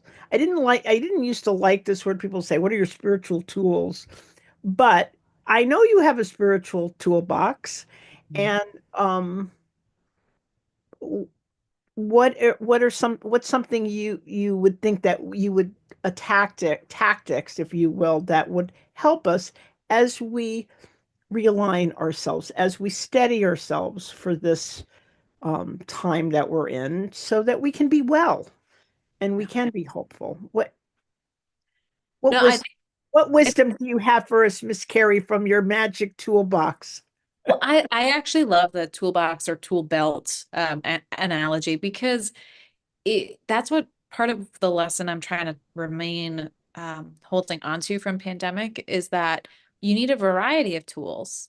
If you can't worship in person, what can you know, the more tools we have at our disposal, the more flexibility we have. And so one was that kind of spiritual or self-care box that we were talking about. So I remember I didn't finish it, which is perfectly okay. We got caught up in the moment, which is how it should be. Oh my Uh, goodness, we did not finish it. it's Please. okay.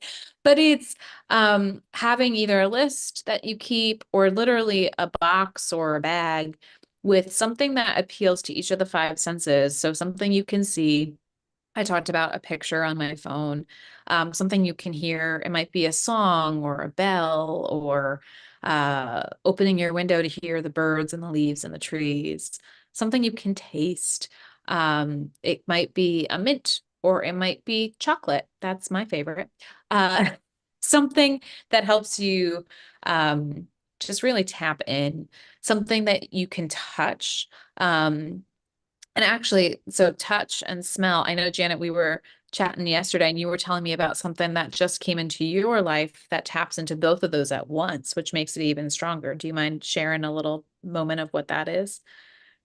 Isn't this incredible that in this moment I'm like, really? Yeah, that was so powerful that I can't remember. I'll Refresh. give you a visual cue. Oh, yes. Thank you.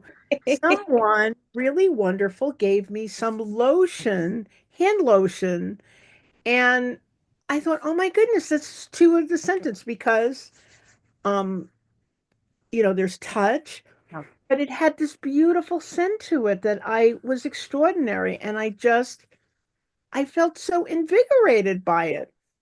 Good, yeah. good visual cue. Thank you. So, and I used to carry, they've turned now, so I need to replace them. I used to carry essential oils in my purse for that very purpose when I was feeling overwhelmed and needed a break. Smell in particular is such a fast track in the brain to emotion, to memory, to calm. Um, and so anything that you can have that is touching base with the five senses at your disposal and giving yourself a little bit of time to engage with those things and ground yourself. The other one is one that I learned as a therapist going session to session. My supervisor told me something called doorknob mindfulness, which is sometimes that's all the only moment you have between clients coming in and out is when you open the door to let out the last person and to enter in the new person. And so if you can find something in your day to start associating with a grounding practice. So still to this day, I do my best when I open a doorknob for me, I say a little prayer. It might be leaving behind what just happened. It might be preparing myself for what comes forward, but I try to take that moment because it's a guarantee in my day I'm going to touch a doorknob a couple of times to just pause. You might take a breath. You might say something that you are grateful for. But I'm a big believer in setting yourself up for success. So finding things that are easy to get to in your home or your office that deal with the five senses so you can ground yourself and finding something in your day that you are is pretty much a guarantee is going to happen and trying to pair that with a moment of pause. Because otherwise it's so easy to just kind of steamroll through the day and your stress response is on high alert all day long. And so returning back to what it is to be human, I think is a big piece of this. Oh, you're muted again. So interesting. We're talking about the hands, and when you say that you touch the doorknob, and that's like I'm thinking again back to the focal point, a reminder Yeah. to stop and pause. And then if you're in your hands, you actually tell us to use that we can use our fingers as a reminder of the senses through which these Yep. we can open up to it. Absolutely. Absolutely. And the fingers are also a great, I feel like I'm doing rapid fire tips. Oh, I like the thumbs up. But again, use what you have. I love what we call finger breathing or starfish breathing. You breathe in as you trace up a finger and breathe out as you trace down a finger. And by the time you're done with your hand, you're usually pretty relaxed. In, out, in, out, in, out, in, out. And that's 5 breaths that you've slowed down, you So know? we're breathing in through our taking in through our senses. I'm trying to just through our taste, through what we Mhm. see in nature, eyes. What's your taste one? Chocolate is my taste one, for better or for worse. I know I'm chocolate too. What would the fifth one be? Although a s'more Ooh, would be really good. be really good. I really feel God's love in a s'more for sure. Well, because there's always more. S'more, there's Oh, always more. what's You the know. fifth one? I'm missing a sense. Hearing. Hearing. Yeah. So funny.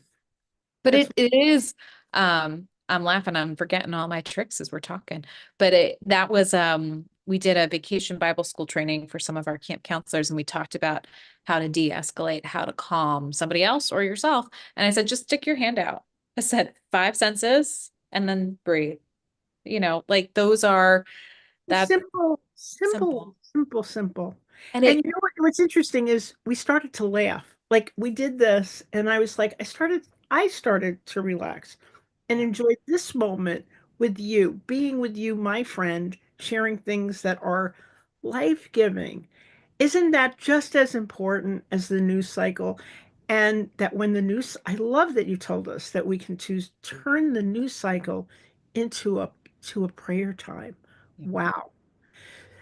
So before you go, I want to ask you, this is see, this is why I mute my phone, because I have this fear of the phone ringing. Um what in the middle of all of this, what makes you hopeful? Where do you see hope, Carrie? It's a really good question. I'm grateful to have a lot of sources of hope, especially right now, starting a new job and meeting lots of new people. Um, but I think actually what you just shared, that, we kind of started the conversation feeling, at least talking about the problems in the world makes me feel a little weighed down. It's hard to talk about them without feeling it. Um, and as we talked and processed together and did the breathing and talked about the things in the senses that bring us joy and hope, our demeanor changed. Mine did.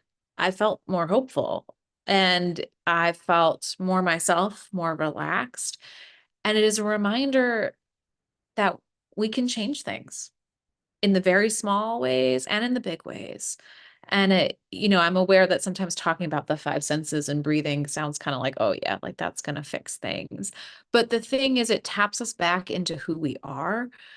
It helps us get creative again. And I think that can make all the difference. And so, um, we're seeing reports that conflict is on the rise and that people are more irritable than they've been and people are lonely.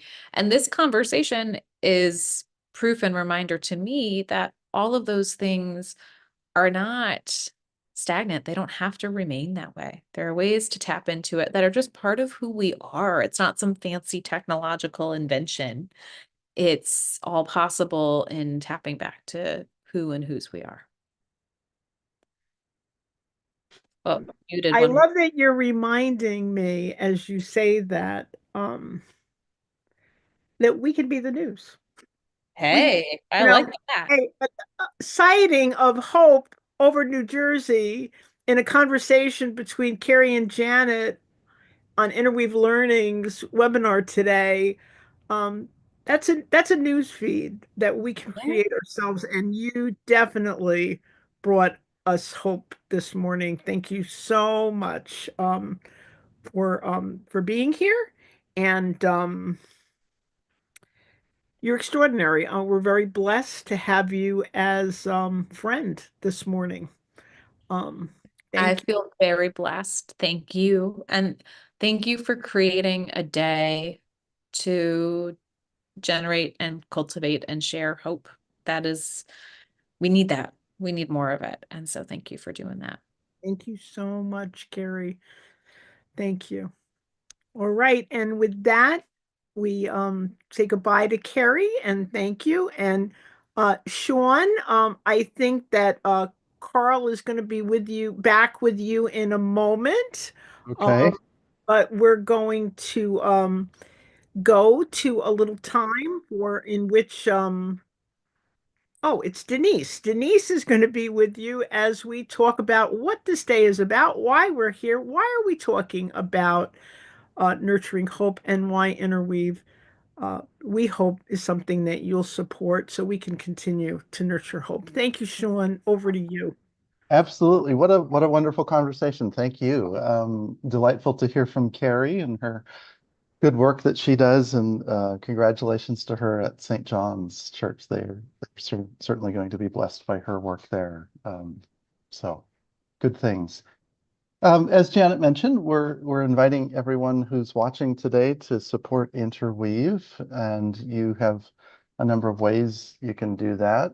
We, of course, would love to have you join our programs, and that includes a whole range of things, including Member Mondays and the Hearth, which I'm particularly fond of because I help with that. We have classes that are in person and things that are online. So so there's lots of good stuff, and we hope you'll take advantage of that. And in the same time, we'd like to ask you to give, and that's part of what we're doing today, is to invite you to support Interweave and the good work that Interweave does. There's a whole host of things that you can receive in response. If we sound a little bit like PBS or NPR this morning, well, no big surprise maybe, but if you're interested, you can give at a number of different levels. We have a wonderful new mug. I happen to have the old one right here, which I've been drinking tea out of this morning, and it has that wonderful tree on it. But we have a new one, and so if you're at all interested in that, you can give at the $100 level, and we'll send you a mug. There's also the $250 level, which includes the mug plus a notepad and a pen, again with the new logo on it. At $500, you get a tote bag in addition to all the things I've just mentioned. And then if you're really bold and want to give $1,000, we'd love for that to happen. We'll also include a journal in addition to all the things that I was just mentioning. So lots of good things. And we may have some pictures of these things, so they'll maybe get put up at some point. But Good morning, Sean. and Hi. I see Elaine. Yes, how wonderful to have you join again. Oh, Were you I'm so listening in to happy to be Carrie? here. Were you listening into Carrie and Janet's conversation? I didn't miss a word. Okay. Anything you took away from it that was particularly helpful? Oh, so much, so much. Carrie always gets through to me. She has so much wisdom, and her toolbox, mindfulness through the fingers of your hand, 5 senses, that brings us to be the best you can with what you have. So you focus on your senses: taste, smell, sight, hearing. What's the last one? I'm lost. Would you say touch? Touch. So yeah. It's a good way to practice self-care. It is.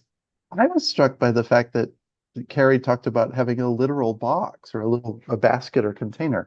I've always thought of that sort of in metaphorical terms, but to have actual things, that would evoke the sense of smell or taste or touch. I thought that was really insightful. So, I also like the idea of doorknob mindfulness. Hmm.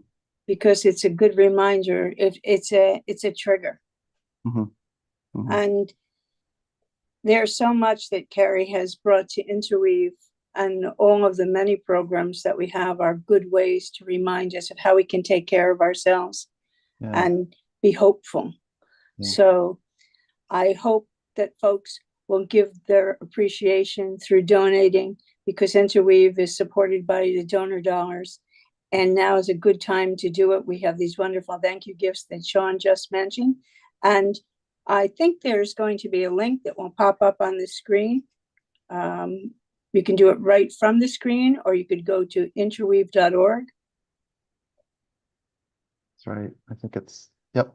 Yeah, so interweave.org. I was looking at the website just a little bit ago, and it indeed has the links. And so the other thing I should mention too is that, you may be enjoying our programming on your own today, but you probably have a friend someplace who might enjoy joining us. And I would encourage people to think of someone. And if you are on our email list, you would have gotten a list of all of the programs that are coming up. So there may be something that looks particularly interesting to someone that In the next hour, we're going to hear Nurturing Hope Through the Practice of Illuminating Spirituality Through Art with Paul Keene. And then the hour after that, we'll hear from Fletcher Harper about protecting the sacredness of Earth. So those are upcoming programs, and perhaps there's somebody in your life that you think might enjoy watching those. Spread the word on things that we do here at Interweave. And you also remind me of some of my favorite programs through Interweave. In-person meditation, the hearth, of course. I believe you mentioned it during this hour. Yep, I did mention it. Yeah. Okay. Yep. A new program is Guidepost, which goes into the history of philosophy, which is fantastic. There are so many things that Interweave brings to its program, classes, and even in-person experience. I mean, Zoom has been wonderful and continues to bring us together all across the United States. Well, I think part of what Carrie was talking about, of course, is wellness and self-care. And I think that, much of what we do with Interweave is focused on that particular thing. We obviously, learning is a very big part of what we do, but also the community and the way that we connect with other people. Those are forms of caring for yourself. And I think, at Interweave, that's part of what we do. We want to encourage that and make that available. I should mention too that some of our programs are very specific, and you sign up and you pay whatever the course fee might be. We have a number of things which you've already mentioned, like Member Mondays and the Hearth, which are just open to all people, all of our members. And again, if you know somebody who's interested in Interweave, we're very happy to let folks join a program and see what it's like, have a taste of it, and then perhaps find out that it's something that they'd like to be part of. And today's telethon has so many offerings, so diverse, right. Hopefulness in so many directions, and the art of advocacy coming up later, and giving and futuring. And I'm excited about the art of contemplative meditation. Mm-hmm. So there's so much there. Yeah. Should we mention those things again that people can give? Absolutely. You have the list too, I think. Oh, we have a picture. Yay. Okay. Go ahead, Elaine. Thank you, Chris. For $100 gift or more, you can get our beautiful Interweave mug that reminds us, let hope live in you. And then for $250 or more, you can receive also the mug as well as the notebook. This is the notepad and pen. And then for $500 or more, you get the mug, the notepad and pen, as well as a beautiful Interweave tote, which is actually insulated. And then for $1,000 or more, you receive the mug, the notepad, let me see, the pen, the tote, and the journal. So I think I got it all, Sean. I think that's right. Yeah. So at every level, we'd love to have your support, no matter what the level might be. So please take a moment as this telethon unfolds and support Interweave with your contributions. Every gift is valued, so don't feel like you have to give at a certain level, but we certainly encourage you, if you're able, to support Interweave in the ways that you can. And again, just a reminder that you can go to our website, interweave.org, and I believe that's where that QR code will take you if you scan that, and take you right to the right place to make a contribution. So thank you, Sean. yeah. Elaine, how long have you been part of Interweave? I was going to ask you that on one of our breaks. Maybe I'll ask you the next time, but if you want to share it now, just I think it's 40 years. Ah, wow. Somewhere in the 30, 40 years. Yeah. And it has only grown more vital and grown, and it's just fabulous. Can't say enough. Yeah. And there's Janet back again. There's Janet.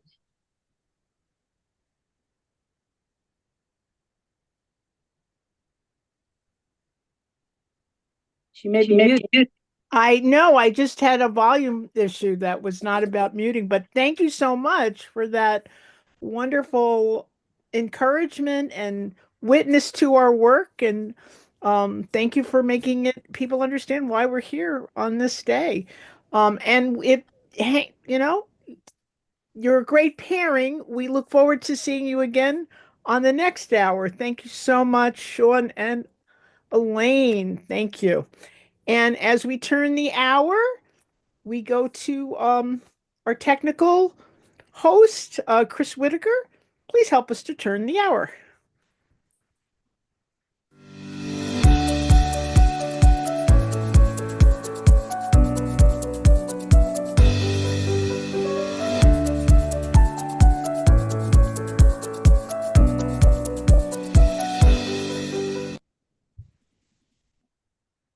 Hi, welcome back to our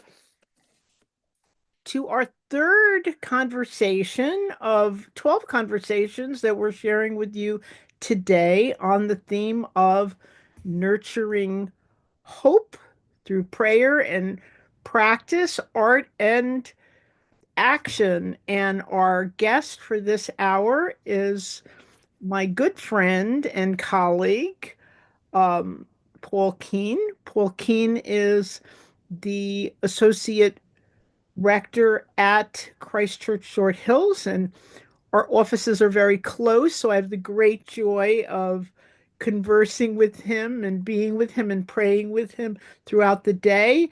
Paul is a multi-gifted person, an Episcopal priest, but also a musician, someone with culinary gifts. I mean, I could just go on, and a deep, deep appreciation for the arts. And Paul brings the sensibility of art and joy to his ministry. And thank you, Paul, for joining us this morning and being with us during this hour in support of your conversation, which is we're going to talk about how the illumination of spirituality through art. How are you, Paul? Thank you for being with us this morning. I'm doing well, Janet, and I'm so grateful to be with you today and appreciative of the invitation to be a part of this telethon in nurturing hope. I think we are certainly living in a time when we need to nurture hope. And spirituality is one of the best ways to do it. And I think art is one of the greatest ways to help nurture our spirituality. as you've put it, through the many ways that the arts allow us to illuminate it. So I don't know if our technical host is able to pull this right up, but recently, they say a picture's worth 1,000 words. And very recently, there's a beautiful welcome to Christchurch video. I'm looking, I'm trying to I can't see Chris, but he can hear me. Um, so Chris, do you think that you could play the Welcome to Christ, the new Welcome to Christchurch Short Hills video for us? Yes, give me just 30 seconds to pull it up. 30 seconds. And so I'll talk more about why we are playing this and on the other side, as they say, but I just the environ which we have the privilege to be working every day is amazing. And I think when you see this video, you'll feel it. And also you'll see Paul in his what's the word I'm looking for? Element, perhaps? His element. Paul in his element. I love your chair. Tell us. Thank you. I had this prayer stall made when I was still living in Boston, and I modeled it after the prayer, the stall that I would sit in as the director of music at St. Peter's Episcopal Church in Cambridge, because I just got so comfortable in it, and I wanted one for home. And so I found a woodworker who modeled this after it, and so now it's my prayer stall, wherever I'm at, wherever I'm living, and a little bit of St. Peter's that I can take with me. I love that. And I see your gorgeous icons right above. Yeah. And it's really it's important to have a space where you can that's identified. And that's such a good, I mean, we're talking all day about practices and prayer and practice, through prayer and practice, a way to, and here is the video. So we'll talk on the other side.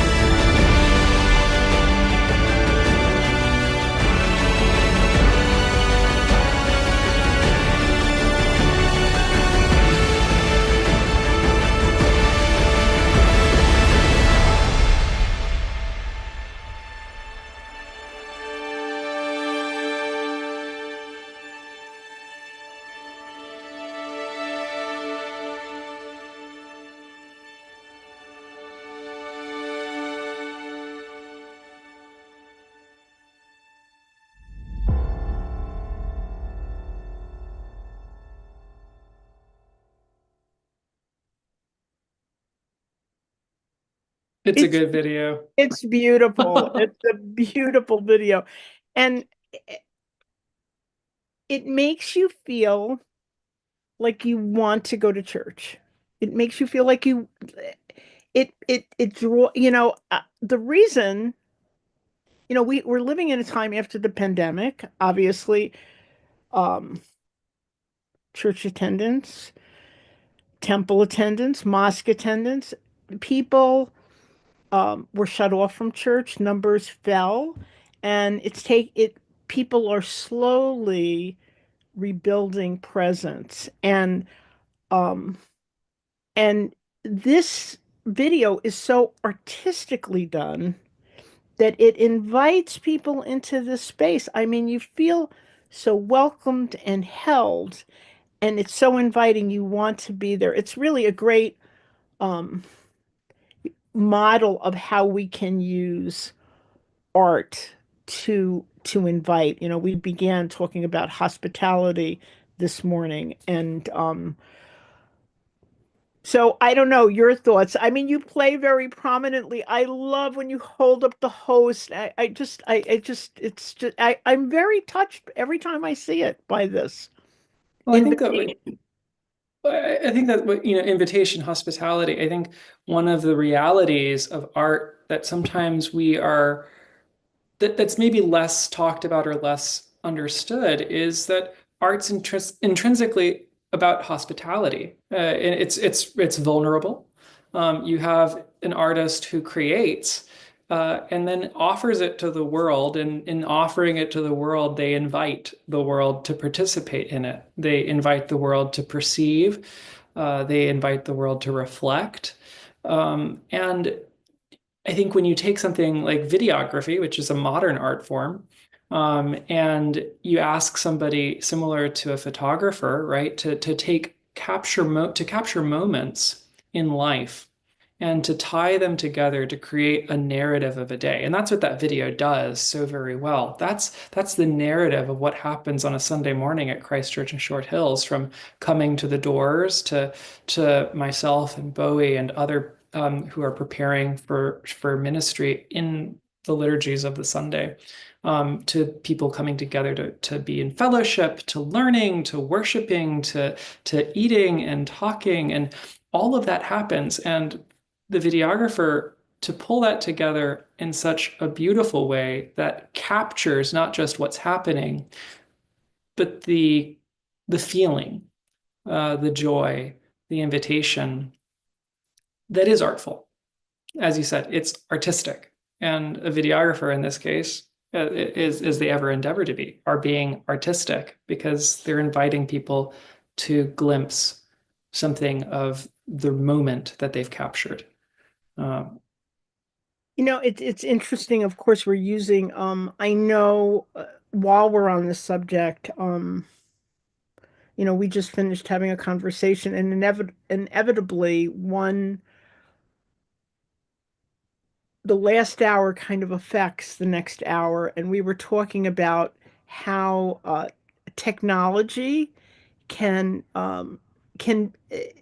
what's our relationship to it? Can we befriend it, as it were, to help us rather than to be a hindrance to our humanity, to our spirituality, to our core?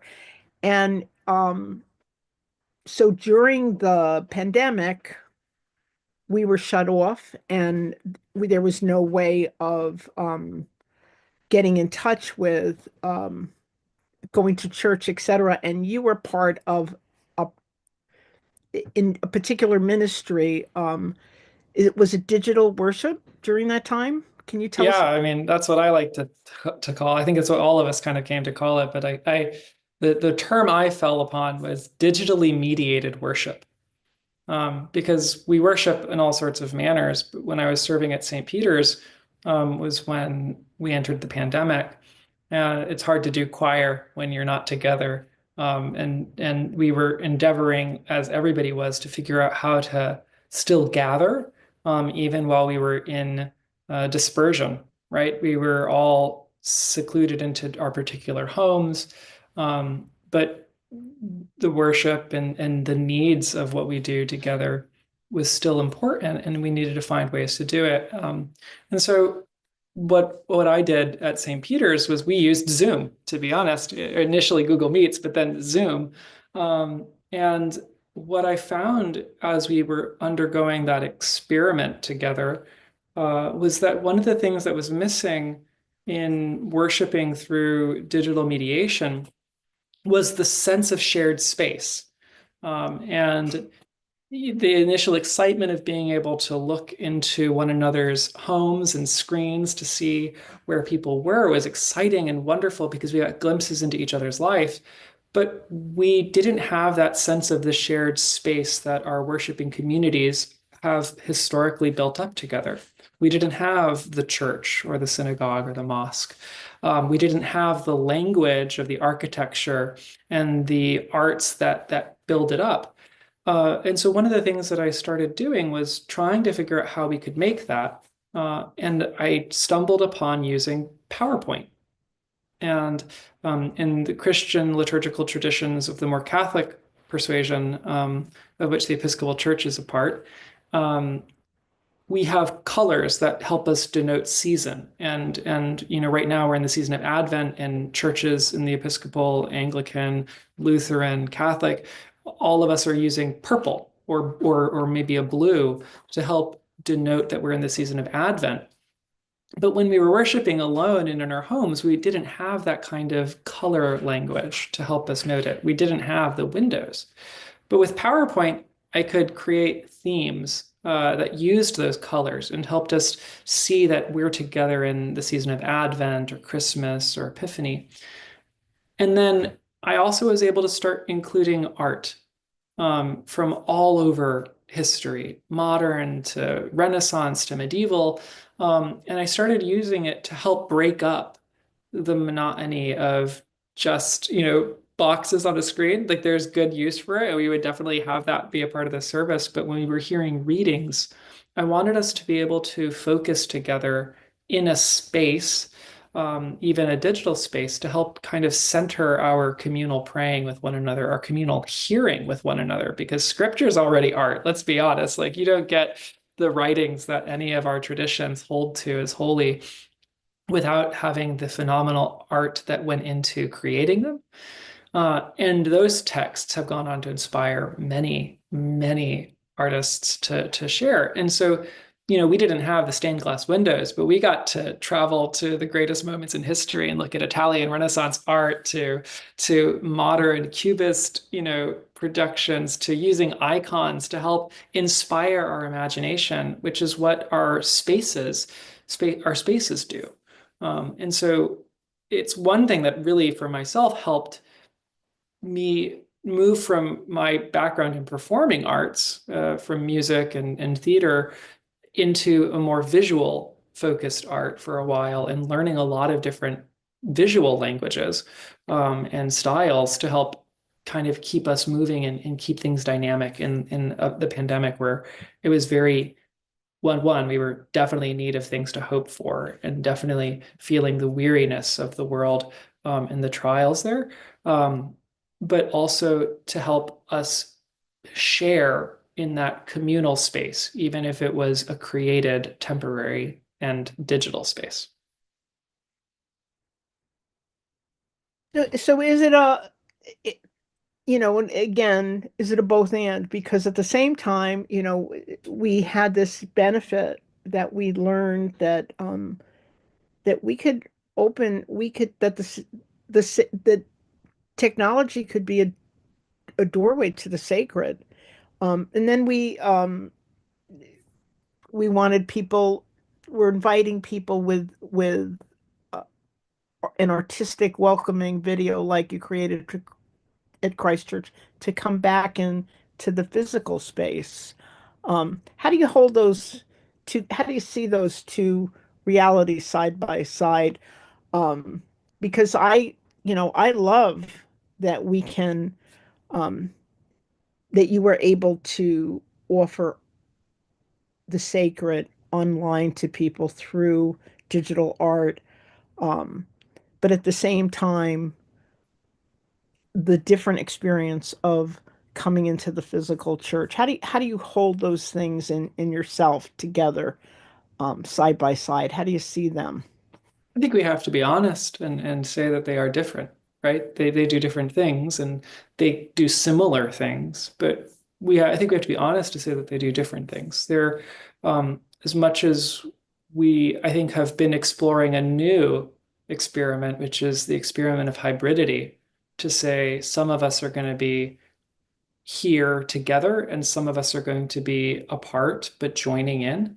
Um, I think it's hard to do that both and, because that both and is saying that they are similar but not as different as they actually are. What do I mean by that? I mean that when you're together with people in a place, you feel them. You can feel their presence, even if we're not speaking. You can feel their breath. We can breathe together.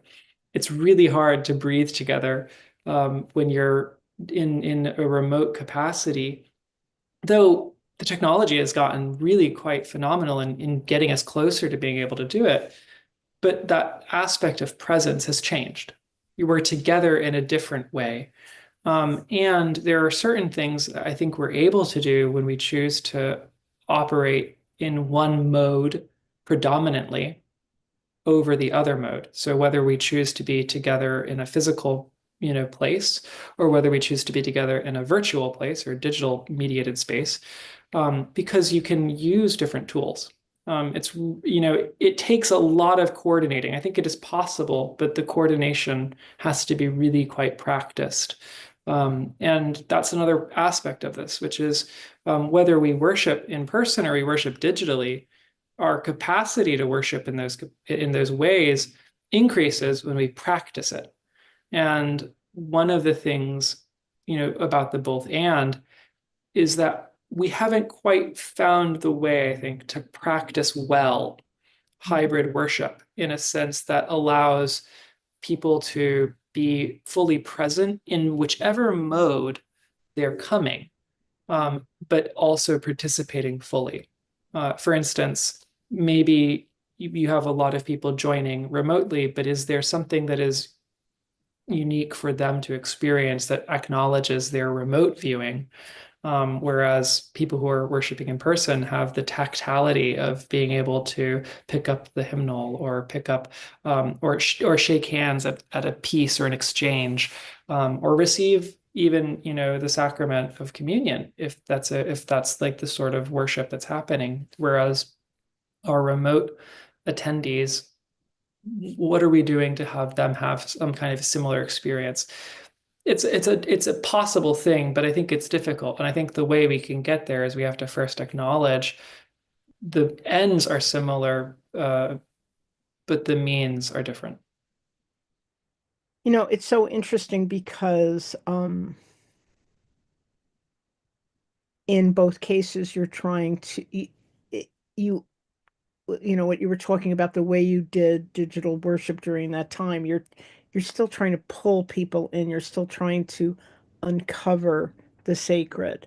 I'm going to take a minute because I don't want to lose the opportunity to ask you about something that you are bringing to Christ Church, some good news that you will be bringing to Christ Church Short Hills, I believe in March. That certainly is an example of illuminating the spiritual through art. Can you tell us a little bit about that? What that good news is? Yeah, very happily. Come March, Christchurch is going to be hosting the 6th volume of the St. John's Bible, which is an illuminated and handwritten Bible. The first one made in a good couple thousand years, good couple, at least hundreds of years. It put together by the Benedictine monks, or commissioned by the Benedictine monks of St. John's Abbey, of the same ones who are part of St. John's University in Collegeville, Minnesota. And this illuminated Bible and handwritten Bible just is one of the most magnificent pieces of art, I think, in our era, particularly in what its mission is, which is simply to spark the imagination and rekindle our love for Holy Scripture. This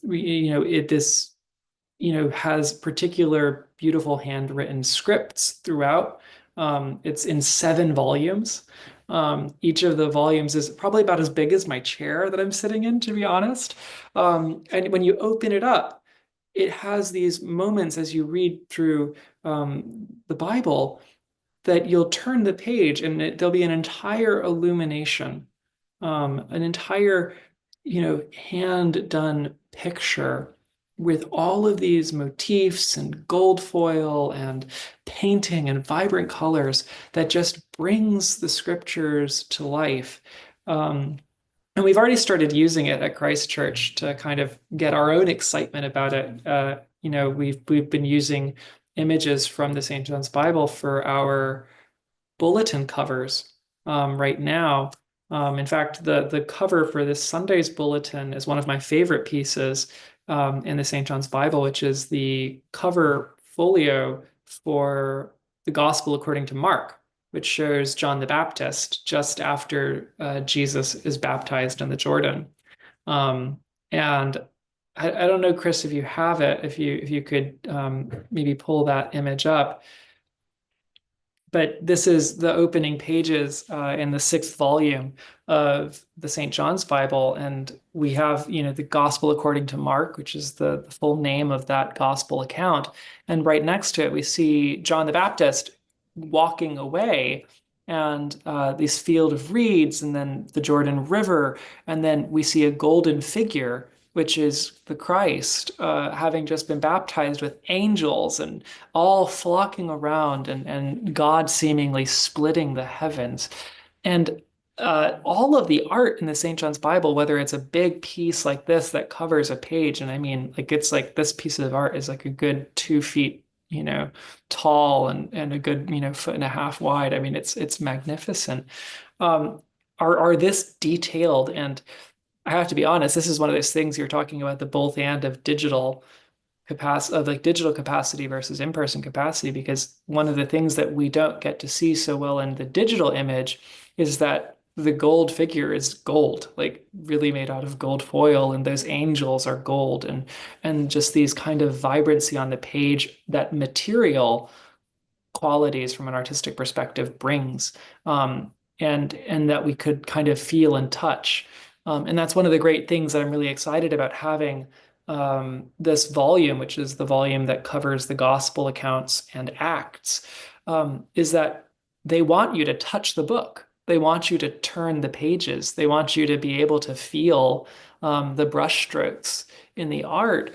And part of it is just one of these most phenomenal reminders that, the scriptures were written divinely inspired, but written by human hands. And one of the things I think we lose in printing is that we don't see the individual strokes of the letter that bring us back to that breath that we share. And something like the St. John's Bible, which took years and years and years to pull together, and so many different hands and so many different artists and binders and page makers and just craftspeople and artisans to put these books together for the world to be invited to engage with and to pray with. And that's what these do. You're invited to not just to read the scripture, but to feel the scripture and to imagine the people who copied it out, which bring us back to the people who originally penned it. As much as we're invited to dive into the art and see how it would spark our spirits in deeper prayer. I was telling Janet and I were talking about this earlier, and I just, this piece of art here, just the fact that John the Baptist is walking away while Jesus, is back in the background there with all of heaven and all the crowds around him. And it immediately to me brings to mind what John says, is that I must decrease so that he would increase. And we see that the artist, I think it's Donald Jackson, has displayed that visually. And using these old medieval techniques, the fact that John is actually leaving the frame, his feet are outside of the frame of the image.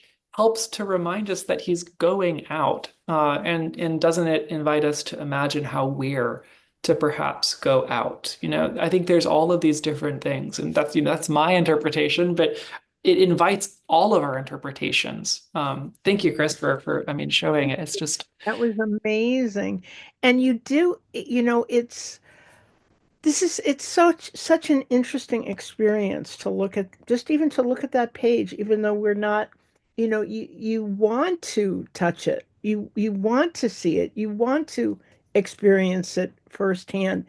And one of the things that's interesting to me about this is, you think of the illuminated manuscripts that the monks copiously put in gold. When you talk about the gold, the idea that in our day, that in the present day, we could in that get into that stream of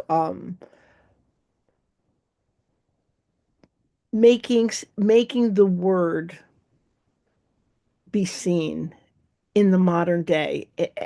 There's a kinship somehow. When I look at it, I almost am startled um to see a modern day illumination. How does that what are your thoughts about that? What they talk about that, Paul? Yeah, well, it's a fantastic thing that we're doing, because one of the things that we have to grapple with is, as much as I love Renaissance art and my background in performing arts is early, so 1200s to like 1700s is my too big of a period to perform, but that was like the period I studied. You look at art from it, and what are you going to see? Who is represented in most of that art? It's European white people, right? And one of the things that you see in a modern illumination, as you would see in any religious modern art in so many different cultures coming, is you see representation done differently. I think about immediately one of the earliest illuminations in the St. John's Bible is from the 3rd chapter of Genesis, and it shows the fall, but it depicts Adam and Eve and a serpent.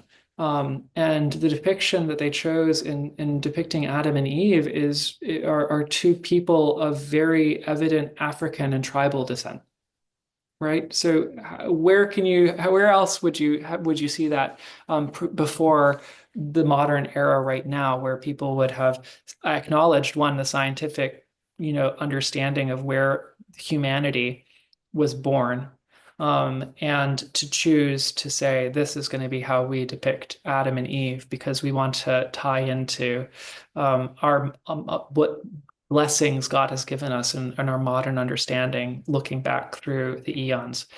Or there's this other art where they use the DNA motif, in the gold, like DNA motif, I think in the gospel according to John, which is, talking about the word was made flesh. And they put this DNA motif around this depiction of the light being, made to manifest. So you get these aspects that can only happen today, really, with modern understanding and modern learning, to illuminate the same scriptures that we have held for thousands of years, and bring in the knowing that we have developed over time in our study of them, over time in our gifted inspiration by the Holy Spirit still today, and by the many different studies that we've had. One of the most beautiful things, I was serving at St. Luke's in Darien, Connecticut for a couple of years, and they have all 7 volumes at their church. And so they have lent out the first volume, which covers the Torah and the Pentateuch, to synagogues and to other communities, because they also, our Jewish siblings hold the same scriptures that we do, in the Hebrew scriptures, and to be able to engage with it from that the St. John's Bible works in such a way because of the translation they chose, which is the New Revised Standard Version, but also in their conversations with other people and other scholars in an interfaith, in an ecumenical manner, is really fascinating and amazing because it's designed to bring anybody into its study and engagement and conversation.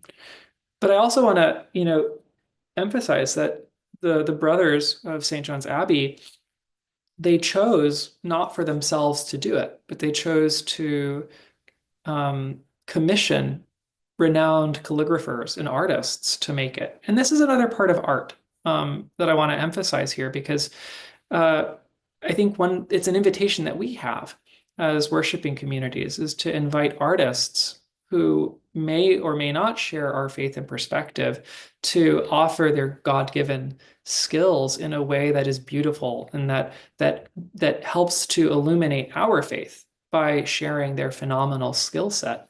And this has always been the way that we have kind of gotten our arts made. But sometimes I think that we kind of lose sight of is who is the artist who can do it? Does it have to be somebody from within, or can it be somebody who is from other places and their participation in making something that inspires holiness? Because what they do is already phenomenal and God-given. We just this week, of course, we're witnessing the reopening of Notre Dame and the many artisans.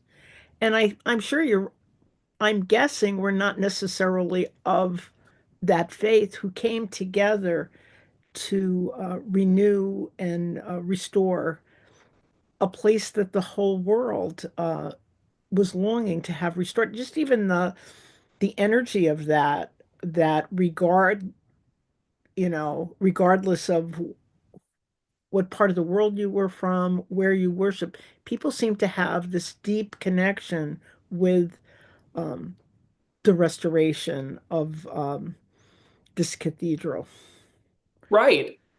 And that they did it in what, 5 years, right? So I Incredible. mean, it's incredible because the cathedral took hundreds of years to make, generations on generations on generations. There are multiple styles and architectural languages that made up Notre Dame before and now that make it up today. And I think cathedrals are such a perfect example of the arts coming together to inspire hope and to illuminate something.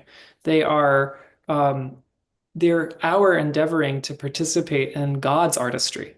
God created, everything that is and did it beautifully. And the project of creating something like a cathedral is an endeavoring to help draw our attention to God's beautiful and beautiful magnificence in creating like the ceilings of these big spaces are so high because they're supposed to make us imagine the heavens.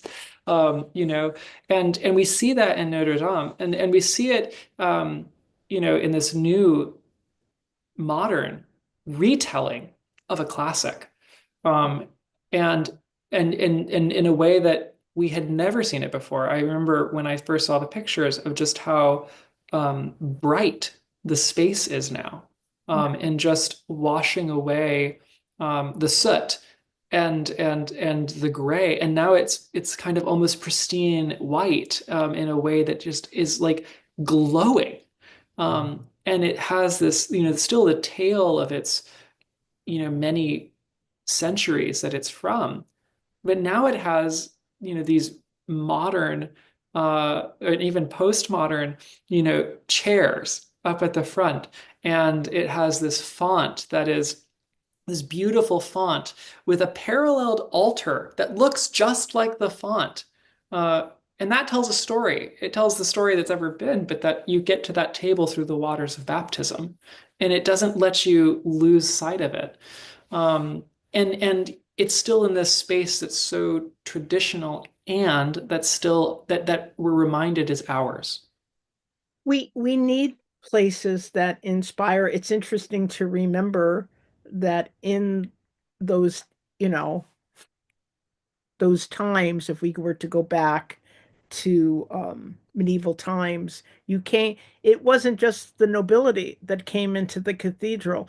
They were built because to inspire the poor, the ailing, the sick. They walked in and they saw something beyond that was, in fact, nurturing hope. And we are here trying to nurture hope in a world also that can feel oppressive. And so I just want to turn a little bit because you mentioned your history in terms of your studies. And at a certain point, I think when you were working in your on your doctoral work or in your thesis, uh, correct me if I'm wrong, there was you sort of were, I'm going to let you explain it like you explained the good news. We're looking at things through the lens of kind of an improvisational approach to performance. And we had a wonderful conversation about this earlier in the week. And so I just want you to tell us about that a little bit because there's something about it that has a message. I think that's important because the arts are not just something we receive. We're asked to take part. So can you tell us about that work that you did that will help us to enter that conversation? Yeah, so that was part of my master's thesis. I have a lot of degrees, but a doctorate, not yet. I, So I promoted you. We're promoted. yeah. Well, one of the things that I have found in performance theory and performing arts is that that performance isn't owned by the performer. I think that can be a really easy kind of idea because we think about like, oh, the actor, and the auteur or whatever, but the reality is that performance, whether it's static performance, and I think that art performs. I don't think you can look at a piece of art like, the Mona Lisa, you can't look at it and say it doesn't perform. But the performance isn't owned by it. The performance isn't owned by me. The performance isn't owned by the preacher. It's owned by everybody who's involved, and that includes the audience. So the audience are part of the performing. Their part might be predominantly receptive, but their receiving what is happening is part of what makes it real and tangible. One of the things that we see in performance is one, communication first and foremost, and two is an endeavor to evoke emotion of some sort. And when you think about performance, when anybody thinks about performance, we can quickly identify performances that we like, performances that we dislike. We can identify performances that we believe are good, and we can identify performances we believe are bad. I'm going to put, what we like and dislike to one side because that's a matter of taste. And there's a lot that goes into taste, and taste is brilliant and wonderful and a whole conversation worth having. But I want to focus instead on the other part of this, which is the idea of good and bad performance. Because one of the things that we consistently will find in our shared aspect of performing is that good performance are those that are real, and bad performances are those that we can identify as fake. And there's something so fantastically alive in that. Because when I think about performance in a context of spirituality or worship, it can feel like a bad thing to say because we tend to immediately go to, well, if it's performance, it's not real. But when you see something that is art and it makes you cry, and it makes you feel something, that those tears are real. That emotion that you feel is real. And part of why you feel it is that the performer, whether it be a piece of art or somebody on the stage or somebody singing, they have evoked something real in themselves to share. And that sharing, that connection, that communication is the goal of performance. It's not to create something false, but it's to create something very real. And what we do in worship, what we do in coming together isn't performative, but there is a performance quality. And part of that performance quality is to find a realness and to point out and draw our attention to something that is real. And in the sense of worship, that's God. In the sense of our of the different ways we worship, it's part of our working together to make ourselves aware of a very real person, in the case of Christianity, who is among us and who we worship and give thanks to, who it's really easy to lose sight of, especially in a world where things are difficult, right? Where there's a lot of hopelessness. And yet we come together and we perform songs of thanksgiving and praise in the midst of trial to remind ourselves of the realness of the hope that God has given. We build cathedrals in swamps that otherwise might sink, that otherwise might be places of danger, to remind us of the safeties that God promises us, and to remind us of the beauty that's in the swamp, that there's beauty there too. And so this idea of performance and where it takes place and how it takes place, that it requires a whole group of people. There's no such thing as performance when nobody's around, right? If it's not perceived, it's not performance. At least I don't think it is. You need somebody else there. And we should also we're both singers. We're both performers, and in different ways, but we're definitely both singers. And what you said about that it's real is really extraordinary, because you can have a live, I mean, like a recorded, perfect singing performance, right? You receive it, it's perfect. But what I find is, if someone, you're in a cafe or a restaurant and someone sings and it's imperfect, but it's so real and it's so heart given and so heartfelt, something happens. It's Something happens. There's an exchange um, that is real, that can be sacred. And it's not about the perfection. It's about that human gift, something given, something received. Yes, and that sounds a lot. Um, that has an echo of Eucharist for me. Yeah, I think it does. And I think part of it is that we, as much as we think we like the idea of perfection, um, we actually get really bored with it. We get really bored with perfection. And it's part of it's that we like the risk that comes with the idea of a mistake might be made. But being more charitable and perhaps more genuine, I think it's because we realize that we're not perfect. And there's something really marvelous when we see somebody being able to overcome imperfections, or willing to be imperfect and be honest and genuine with us. And that's part of what live performance does, is there is the real possibility that it's going to not be perfect, and that's what makes it beautiful. And one of the things that I always remember, and perhaps here is for me one of the greatest gifts, and where I see hope illuminated through art, is that God created a world, but nowhere, at least in Genesis, when we hear about God's creating the world, does God say that this was made perfect.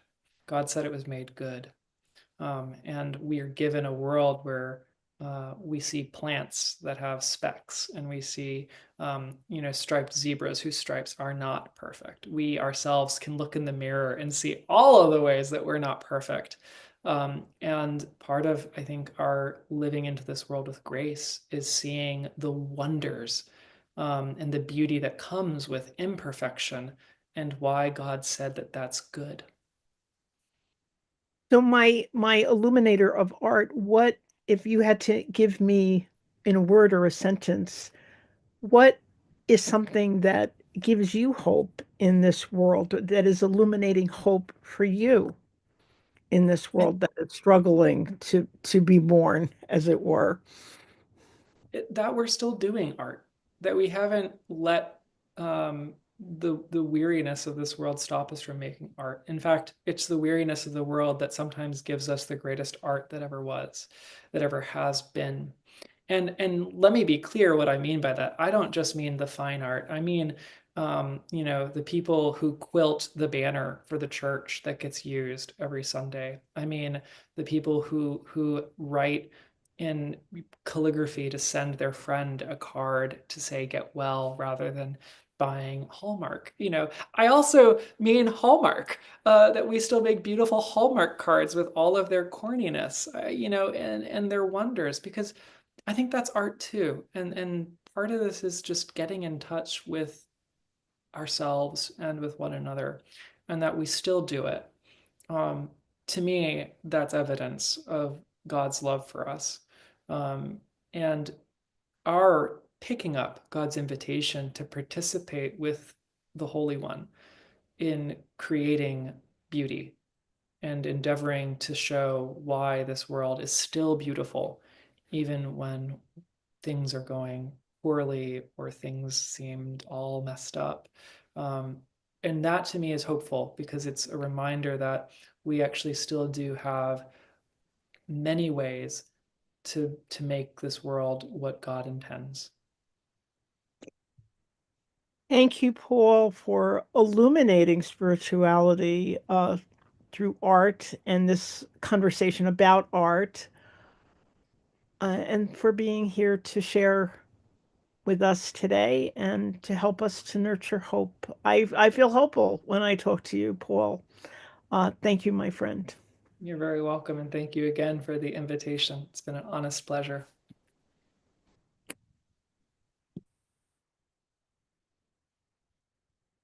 All right. Thank you. Hi, Sean. How are you? And Hello, as you Tim. can Doing see, well. I've started drinking out of one of our gift mugs. And so we're at the turn of You the need to hour. stay hydrated today, I'm Janet. You've very got a lot of dehydrated. I'm hours just of talking. while you're waiting for your partner Elaine to come back in, I'm going to spotlight her here for you. I'm just going to say, "Oh my goodness, please, please, we're really waiting and wanting you to respond to our wonderful co-hosts of the Turn of the Hour, Sean Cardy and Elaine Citron, who were they're such wonderful trustees of our work and our mission. Thank you for being here, for talking about Interweave. Please give. If you're enjoying these conversations, please give. We need your contributions to keep programs like Nurturing Hope alive. Thank you. Thank you, Janet. Thank you, Sean. I am so excited. That was the most fascinating hour with Paul Keen. You know, I was an art teacher, and art is, I have a lot of things, but art really gets to me. The thing of beauty is a joy forever.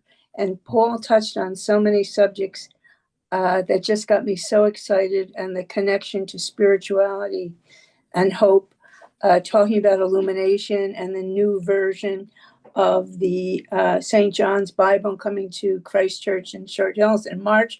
I'm going to mark my calendar. How is that for you, Sean? Yeah, I encourage people to plan to go see it. It's a remarkable project. We've been living with the printing press for 500 years, which does wonderful things, but that particular project, which, handwritten Bible, I mean, that's the way we did it before the printing press. And the illuminations, which are really quite stunning. I've only seen reproductions of it. So for those of you who have the opportunity to go see it in person, definitely would encourage you. It's an ancient tradition, at least within Christianity, to illuminate Bibles and to have, on the little margins, to have pictures and sort of bigger ones at the beginnings of books. And so there's something amazing about that. But your background, Elaine, is yeah, I think very interesting too. So you know the power of imagery and you know the power of art and My how my much that, whole life. yeah. Tell me That about that a little bit, because responding to what Paul shared with us in the last hour, how have you seen the power of art come? I couldn't not see Notre Dame Hmm. as it was and how it will be now that it's been cleaned. Still powerful, still so important to people of every faith around the world. It's timeless, certainly a symbol of hope. The Hmm. spires reaching to the heaven, the illuminated windows. Um, the art inspires art in all of us. I have to say, I was also very excited about, he's talking about performance art and about modern technology and art. It opened a lot of, no pun, windows for me in my thinking. And I was so excited. I wrote this down. A performance is owned by all involved. And it really made me feel my value and my necessity as a viewer, as a member of the audience. So I'm so thankful for this hour of conversation with Paul and Janet. And just a reminder to the folks that are listening, now is the time to show your gratitude for Interweave and to participate in our fundraising efforts with this telethon. Do you want to remind the folks of what's involved in terms of thank you gifts for this Yeah. promotion? Excuse me. Yes, and so if you're interested in giving, we have a few things to say thank you and to maybe incentivize your generosity here, if you will. You can see a picture on your screen now of a mug in the center. If you give $100, we will be happy to send one of those to say thanks.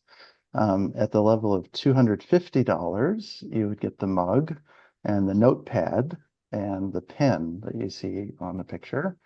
At $500, you get that big blue tote bag behind, which is an insulated bag, great for bringing your groceries home that need to stay cool. And at $1,000, we include that journal, which is on this picture that you're looking at on the left side, hardcover journal. And at whatever level you give, we're grateful and know that your contributions make a big difference to Interweave, because we do it because of you and with your support, and that makes all the difference in the world. And So, your support makes all the wonderful programs and classes available that Interweave offers, like Soulscape journaling is a favorite class of mine. I've been participating in that for quite a while now, and it's just amazing how you can open doors. It's a totally new approach to journaling. If you've never journaled before, this is for you. I think it's eye-opening. And what are some of your other favorite programs? well, the one that I'm most involved with is the Hearth, which meets every month, a gathering of people, kind of an online version of sitting around a fire and enjoying company and conversation, storytelling, often music as well. And that happens once a month. We also have Member Mondays, which is available to anyone who's interested, a member of Interweave. And then, of course, there are those other programs that are very specific, like you were describing. What's the name of the one about philosophy? I keep forgetting. That's Guideposts. Guideposts, I right? recently attended that with my husband, who is more intellectually oriented. You know, he's an aerospace engineer, so he's a facts guy. But Okay. me, I'm emotional and I'm spiritual and I'm artistic, and we both loved it. Good. So That's part of the beauty of Interweave, isn't it? We've got this wide array of things, and it appeals to all sorts of folks. So wherever it is that you can find your way to connect, we hope you'll do that and find your spot. We should mention that if you do want to make a donation, the way to do that is to go to our website, which is interweave.org, or you can also scan that QR code that's just up on your screen right now. But if you go to interweave.org, you'll find on the upper right-hand corner of the website. And we should mention too, we just recently refreshed our website, or redid it really. A lot of work went into that. And so if you've not been to our website lately, take a look. It's a new design and more information on it. And so we encourage you to take a peek what's coming up with Interweave. And there's more interesting programming coming up. What's coming up in the next hour, Sean? Next hour, we have Fletcher Harper, who is someone known to many of us and his good work with Green Faith, and talking about the action of protecting the sacredness of Earth. I'm particularly looking forward to hearing what Fletcher has to share today. Thinking along our theme of nurturing hope and holding on to hope, and how do we do that as we protect the good Earth, which we all depend on, as Dilek and I were talking about earlier this morning in our first hour. The idea of the creation is hospitable to us, and perhaps we need to think carefully about how we respond to that hospitality with care and love. So I'll be very interested to hear what Fletcher has to say. Should mention too that after next hour at 12 o'clock, Pat McKenzie will be here to talk about the practice of contemplative meditation. And I think, Elaine, you said you were looking forward to that one. Well, I participate in the in-person meditation. You know a lot. We have at Christ Church, and it's one of the many things that I participate from the Zoom programs, the Hearth, and Member Mondays, but twice a month we're able to join together in person at Christ Church, and it's an amazing experience. Yeah. And it's not easy to find in-person meditation today, and Janet leads it, and it's just fabulous. Yeah. Speaking of Janet, there she is. And here she is. Thank you so much for the wonderful endorsement of the work we do at Interweave. And Elaine and Sean will be back at the turn of the hour. Thank you for that. And now I'm going to turn to our technical host, Chris Whitaker, to help us to turn the hour.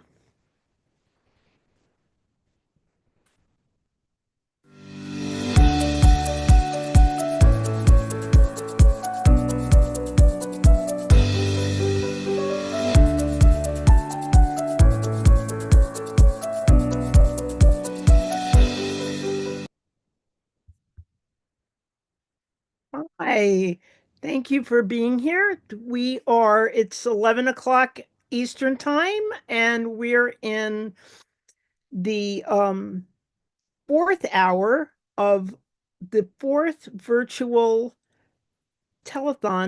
annual telethon of Interweave. I can tell we've been at it a while already, since 8 o'clock this morning, because I'm starting to double on my words, and I don't want to, because we have a wonderful conversation coming up right now with our good friend and colleague, longtime interweaver. Just gonna bring him just trying to spotlight you, my friend Fletcher. Here you go. Hi there. There you are. There you are. This is our good friend and colleague, Fletcher Harper, who is an Episcopal priest, but is also the director of Green Faith, a nonprofit in New Jersey that is really an international voice for the ecological spiritual movement. I hope I have characterized that correctly. Welcome, Fletcher. How are you this morning? And thank you for being with us. No, it's a pleasure. Thanks for the invitation, and it's good to see you.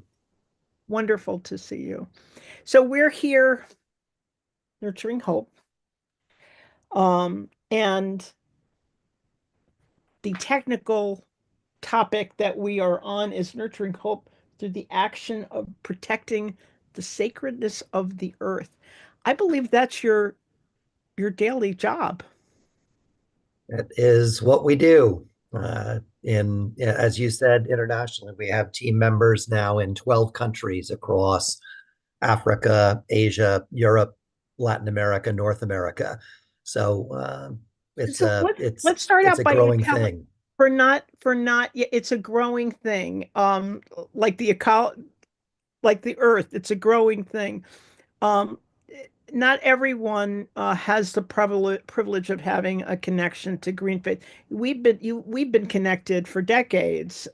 You and Interweave. I know. Um, I think of you at one of our campuses, which is St. John the Baptist, the community of St. John the Baptist in Mendham, on those grounds, even talking about the earth and how we have to care for her. But for those who don't know of the good work you do and how you do that, could you just give us a little taste of the history of Green Faith? Sure. We were launched in 1992 as an all-volunteer organization in New Jersey that was originally called Partners for Environmental Quality, along with several colleagues from the Presbyterian Church and the Jewish community in New Jersey. Reverend Skip Vilas, who was for many years the rector of St. Paul's Episcopal Church in Chatham, had this vision that there needed to be a religious voice around the protection of the earth. The organization evolved, began to do work to promote the use of renewable energy by religious communities in New Jersey. And I came on board in the early 2000s, right in 2002, when we started working across New Jersey, helping faith communities integrate themes around the care for the earth into their worship, helping them manage their facilities in a more ecologically sustainable manner using renewables, installing solar, uh, conserving energy, becoming more energy efficient.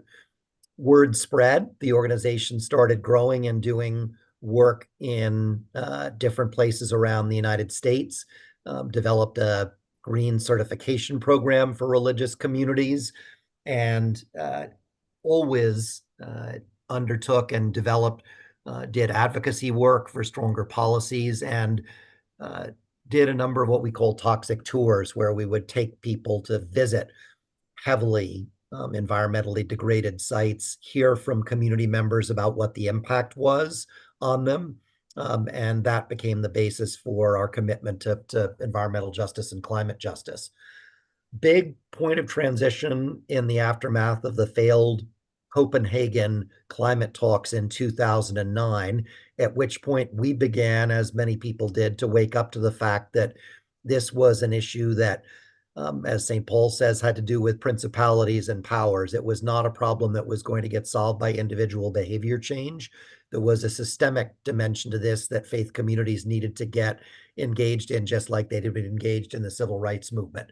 So we began to pivot more and more towards activist multi-faith campaigning, played a leadership role globally in the fossil fuel divestment movement, getting dozens of faith communities to make fossil fuel divestment commitments.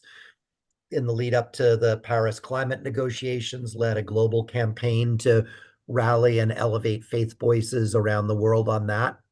And now today, as I said, we've got staff in 6 countries in Africa, in Indonesia and Japan, in Asia, in Brazil, in the U.S., and faith contacts probably in 30 or 40 other countries. Our campaigning priorities are to try to stop new fossil fuel development and related financing, to dramatically accelerate renewable energy development in an equitable manner, and to get faith communities to be calling for wealthy countries, which are responsible for the vast majority of greenhouse gas emissions, to commit funding at the necessary level to support both the energy transition and to support the repair and compensate poorer countries for the permanent damage that they're now suffering from the climate crisis. So it's we've come a long way, and we've got a lot of work to do. Well, you have enormous growth, and it feels to me, because I have spoken to you at different points along the road, um, some ups and downs, sometimes periods of encouragement, and at other times, I'm sure, great discouragement as you try to move the work forward. Um,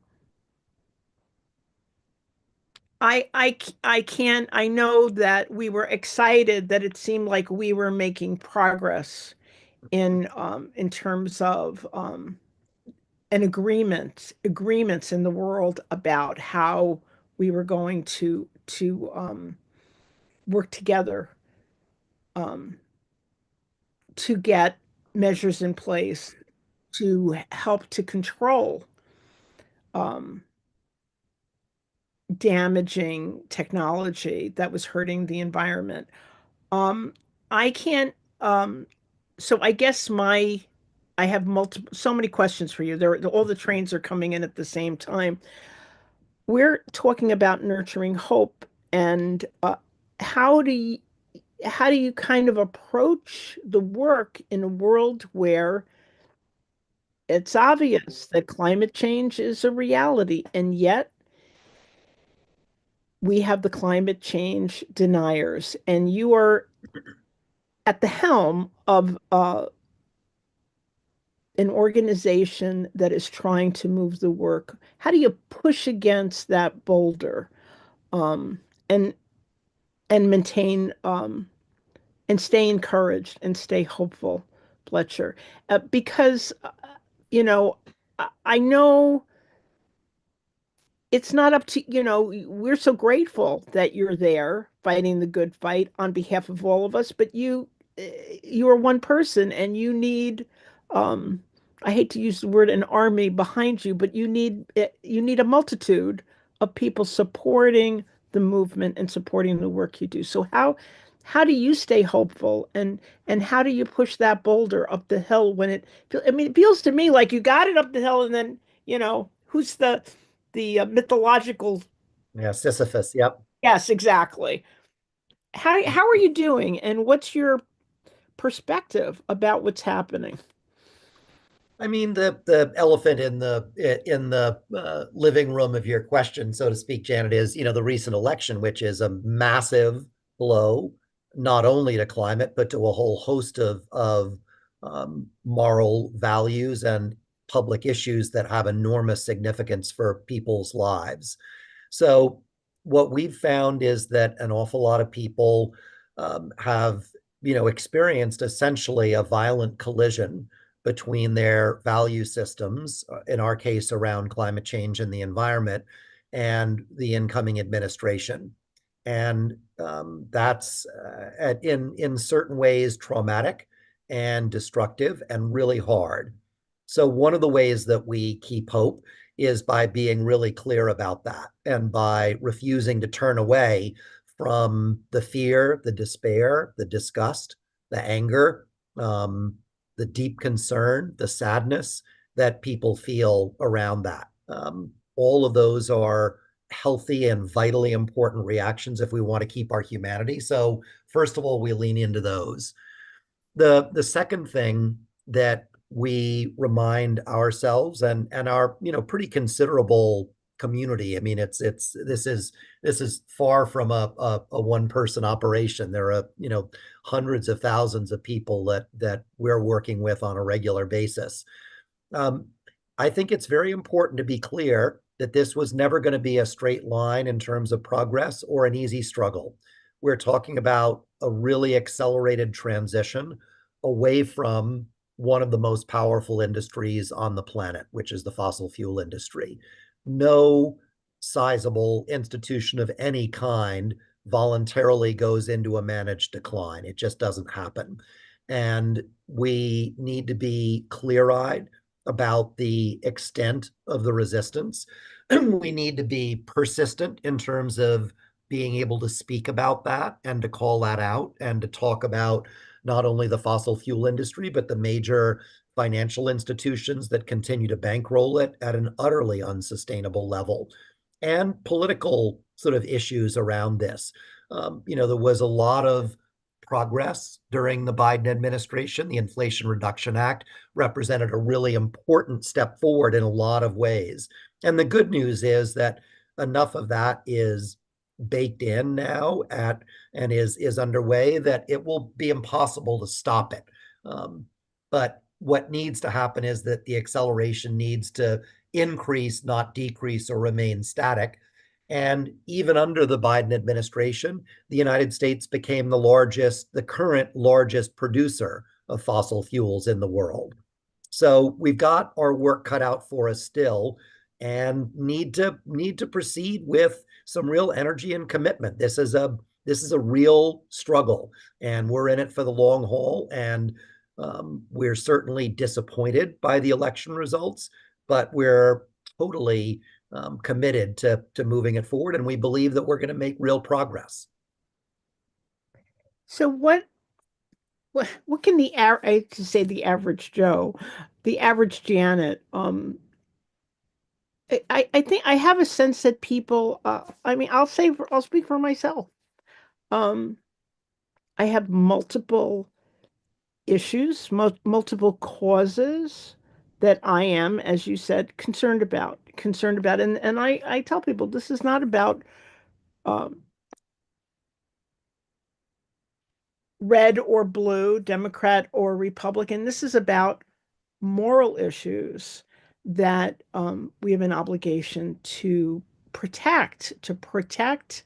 Um, there is a connection between our spirituality and our humanity and creation, and we do have an obligation to that. Whether that is on the I keep using all these war terms, the front lines of uh, climate change or the front lines of immigration, poverty. My point is, people are overwhelmed by the what needs to be done. So um how do we help people to see, like, even when you say to me that some of this is baked in, because I do have the feeling that some people are throwing their hands up in the air and saying, well, it's over, we're done, all that work for naught. And my position is, eh, take a breath. um Absolutely, we need to cry, we need to be angry, we need to be concerned, but eat your Wheaties, because we have a lot to do, precisely because so much is at stake.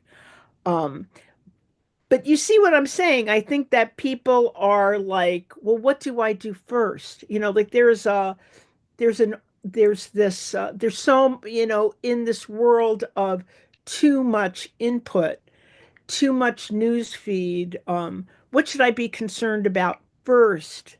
Um, as someone, not just as an activist, but as a spiritual leader, what what would you say?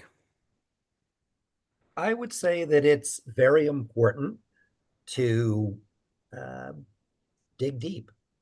I mean, I think that I think your eat your Wheaties comment is on target. I mean, democracy, a functioning democratic open society with the kinds of values that Interweave and Green Faith both support is not a given, and in fact is not the reality in the majority of the world.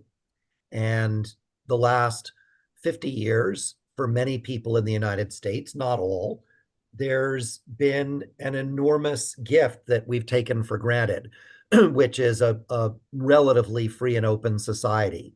We need to be clear that that hasn't been the case for all people. Indigenous peoples across the United States, trans people, lesbian and gay people. I mean, there are, just to get started, persons of color have suffered disproportionately and cruelly. So I think that what's happening is that more of us are waking up to the fact that this freedom that we have is not a given. And so I think that needs to become part of that sort of commitment to civic engagement needs to become more part of the work that all of us do, regardless of the field we're in. And our spiritual and religious communities need to help support and facilitate that. It doesn't work, as you're suggesting, for everybody to have to create everything on their own every time around. That's impossible. And that's a recipe just for frustration and burnout. But our faith communities can create opportunities for us to elevate our voices. I mean, we're gathering sign-ons for a call to climate courage that Muslim and Christian and Jewish and Hindu and Buddhist faith leaders around the country have signed on to, and that'll become and if it's appropriate, I can share a link for that at some point. Absolutely. Absolutely. That's something that that's something that people can do and then be engaged further. So I think there's no easy answer with this except that this is a serious moment and it requires a serious response. And at a deep moral, spiritual level, we're being called to stand up in a new kind of way. How do you keep, on a personal level, how do you keep, I mean, I'm always astounded. I'm going to say, how do you keep your fire in the belly? How do you keep your fire stoked so that you are always, I mean, you always, as I said, and whether it's in good times or bad, I always see you in a place of readiness. How do you do that personally? I think I'm very fortunate. I think I'm fortunate in terms of it comes sort of naturally to me in terms of my disposition. I will say that I have I think that I mean, for myself, I don't have a good answer because this is who I am. And I think that I can't stand seeing the kind of ridiculousness that's happening without being motivated to take action. I think that one of the things that I frankly think that there are a lot of people who feel a sense of anger and real profound disconcern and frustration about the direction that things are going. And I think that our spiritual communities could do a much better job of creating space for that. I think way too often there's a sort of heal me too lightly kind of thing where there's an effort just to go to places of calm and respite, as opposed to saying, no, actually, we're really deeply concerned about something that's happening. And, it's hard in an average religious or spiritual community because you may have people of different ideological, political persuasions. But, that doesn't make a lot of things that are going on right now okay. And there are plenty of words that are, ethical and moral and religious in nature to describe that. It's sinful to vilify migrants. It's deranged to talk about destroying God's creation. And religious communities, I think, simply need to become more open about that, because I guarantee you, I'm not the only person who feels upset, concerned, angry, and motivated for the world to be a better place. Calling on the prophetic voice. The prophet is often angry. It is part of our, but I also think I think it's important. I mean, the anger is part of it, but look, I mean, what does the word Buddha? I mean, we know that Jesus means salvation. Buddha just means the one who woke up. So, I mean, to some degree, it's a question of whether one is awake or not.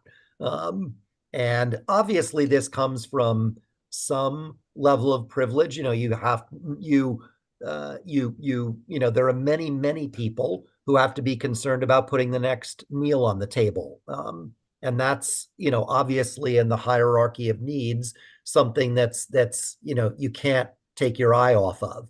But we know that there are a lot of people who want the encouragement to speak up and to speak out.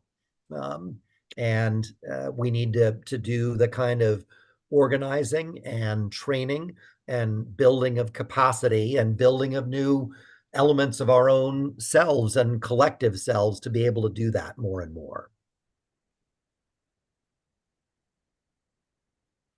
What can I mean, I think it's interesting that you say that, because I know that many people are concerned about that I mean, and it's going to take a certain level of courage for people to move beyond, to have the moral, to have to be a voice, to be a voice for the moral steps that need to be taken for us to do more than just hold ground, but to move forward. Um,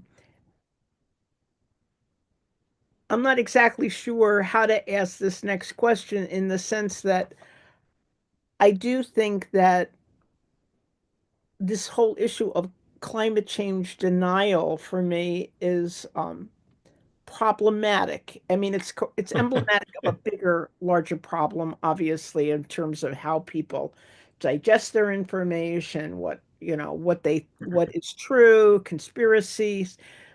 But once again, I don't want to say that that's superfluous to this conversation because, in fact, many people do not realize that there's an issue even that is real, that is important, that needs to be engaged. Um, I mean, Janet, I'd say actually, I think, compared to several years ago, the data shows that there's a much, much greater awareness around climate change and a much deeper level of concern. So I think that that coexists with an effort in the sort of white Christian nationalist world to frame concern about climate change as a concern of sort of elites who don't care about the well-being of everyday people. And our message it's is, crazy since we know that undeveloped countries are suffering deeply because of this abuse that we have going on. It's insane. I mean, Okay, I think I'm that excited. the message I think that's really important is to say that we need a future where people of all races, all genders, all socioeconomic levels have a clean air to breathe, a stable climate that we need a new dynamic of growth that supports the energy transition in a just manner, that brings with it enormous positive opportunities for working people, for poor people, for children to have healthier air to breathe. Um, Greenhouse air pollution caused by fossil fuels is one of the leading causes of death globally. The energy transition will save millions of lives. Ensuring that everybody has access to clean energy will give women and children around the world the ability to study, to have access to clean cooking. I mean, the benefits are just enormous. And so I think we need to start to create this understanding that this transition will be an enormous blessing. It's the And intersectionality as you're talking that we yeah, know and that we're beginning to understand more deeply that this is connected to everything. yeah, Everything will get better if we can commit ourselves to this work.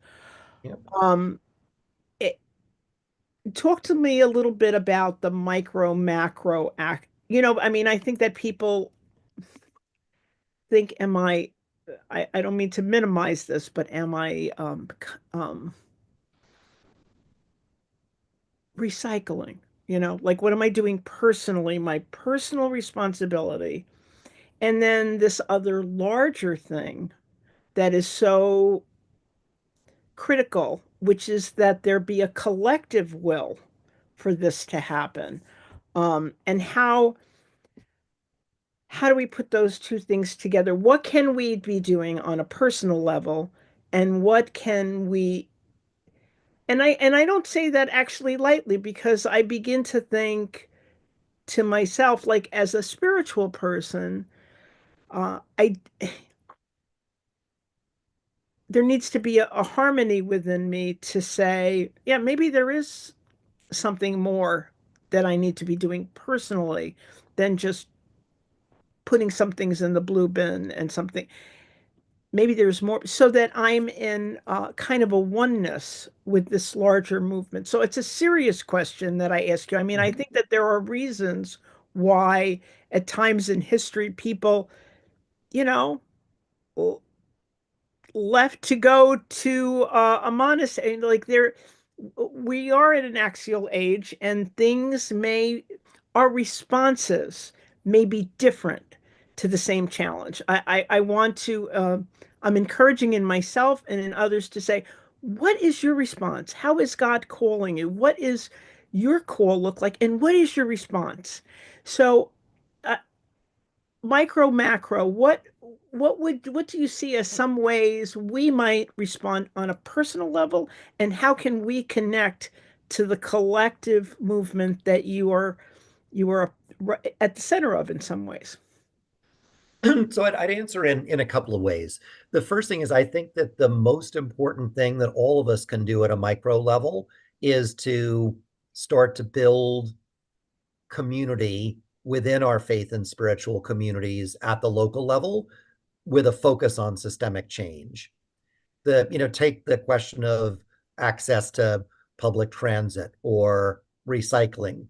That what determines whether people have access to good public transit or bike trails or so forth is collective action. It's policy and legislation. And so I think that really understanding that the highest and best use of our limited time and energy is to focus on, I mean, what we do is we build green faith circles in different religious and spiritual communities. There are more than 120 of them in around the world, and they're working on these campaigns to try to generate systemic change. So I think that's a key thing. There's a level sort of in terms of the personal spirituality where, again, I think the answer, and I in no way mean to be simplistic, but the answer is get outdoors more. That is a benefit in and of itself, and it is a quick and powerful reminder of how important the natural world is, not just to our physical beings, but to our spirits and our souls. There's a wonderful, we have a small team in Japan, and in Japanese culture, there's a practice called forest bathing that's emerged where people recognize that if you go out into and spend some time walking around in a forest, it lifts your spirits. It's a deep thing, and that's emerged in a culture that's quite secular in many ways. So spending some time outdoors is essential. I think, in the Christian Bible, it's no mistake that when Jesus needed to get his head clear, he headed for the hills. I mean, there's a reason behind that.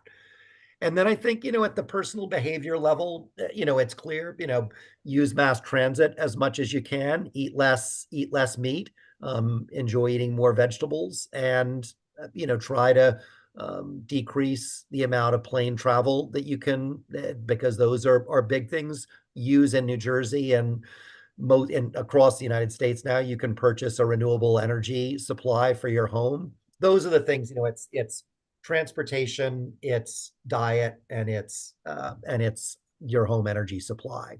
But I would really emphasize that if you have to choose one thing, choose the collective thing, and then go spend more time outdoors. Just because that's how change will happen. It's so amazing. And I think, by analogy, the civil rights movement was not about how do you desegregate your own individual home or how do you desegregate your church or synagogue. It was how do we desegregate society? And it was by focusing in that systemic level, there were enormous changes that were made and benefits. More needed, absolutely. But that's, those are the pivot points that really make a difference. I'm really hearing such an educational component to what you're saying because, you know, to directly address with some, hey, I'm part of that honesty, uh, you know, the um the elite thing. Only the elite are interested in this. When you talk about going outside more, how you travel, how what your home is, you're not talking about the blue barrels in front of your house or your apartment. You're talking about quality of life. And I don't think that message is widely, that everyone understands that message in terms of this is the approach. It's a holistic approach to how this change is going to happen that we all are invited into and need to enter into to save the planet, to literally save the planet. So I love what the way that you broke it down for us and to invite the merging of our houses of worship, um, Hindu, Muslim, Christian, Jewish, to enter in and whatever.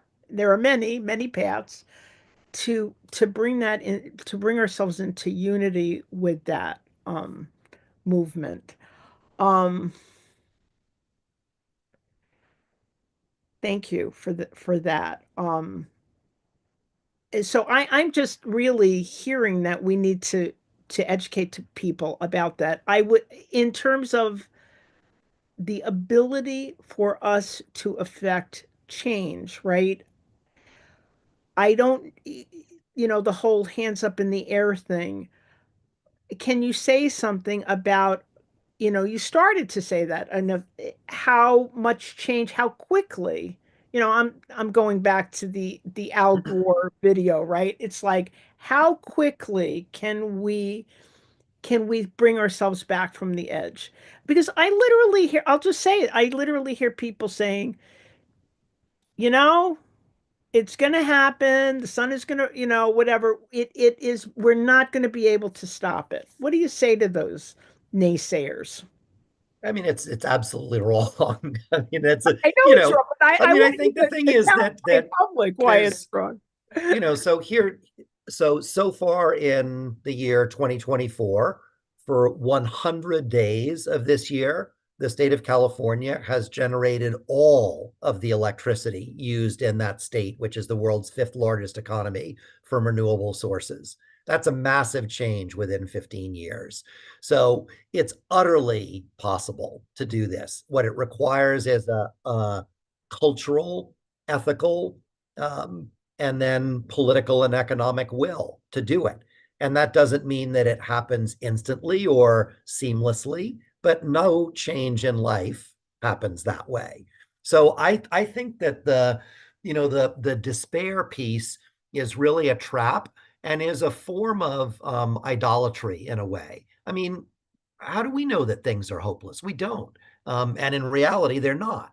So I think that there's a sort of misplaced negative apocalypticism at play. The environmental movement has traded in that language for many decades, and there's some ways in which it's absolutely legitimate because there are existential stakes at play.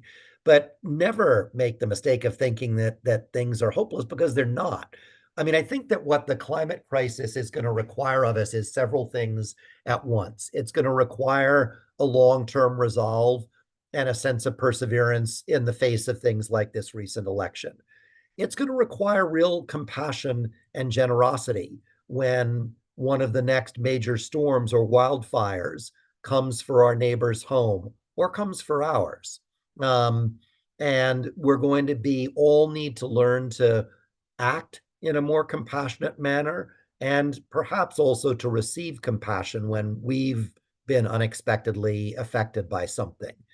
And I think that there's a third piece, which is it's going to require engagement with sources of power that will make people uncomfortable. I mean, I have said in a number of different forums that almost every time I get invited to preach in a relatively wealthy congregation, the spiritual leader in charge of that congregation nervously asks me not to be too political.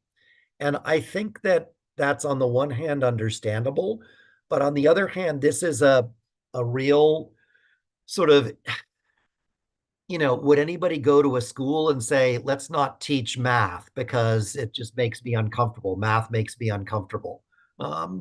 No, I mean, I think when it comes to moral and spiritual matters, the spiritual sector has to has to be ready to stand up. And this is for religious leaders like myself to have to deal with. I mean, it's easier for me in some sense, but as a sort of, visiting preacher, but this is a real issue.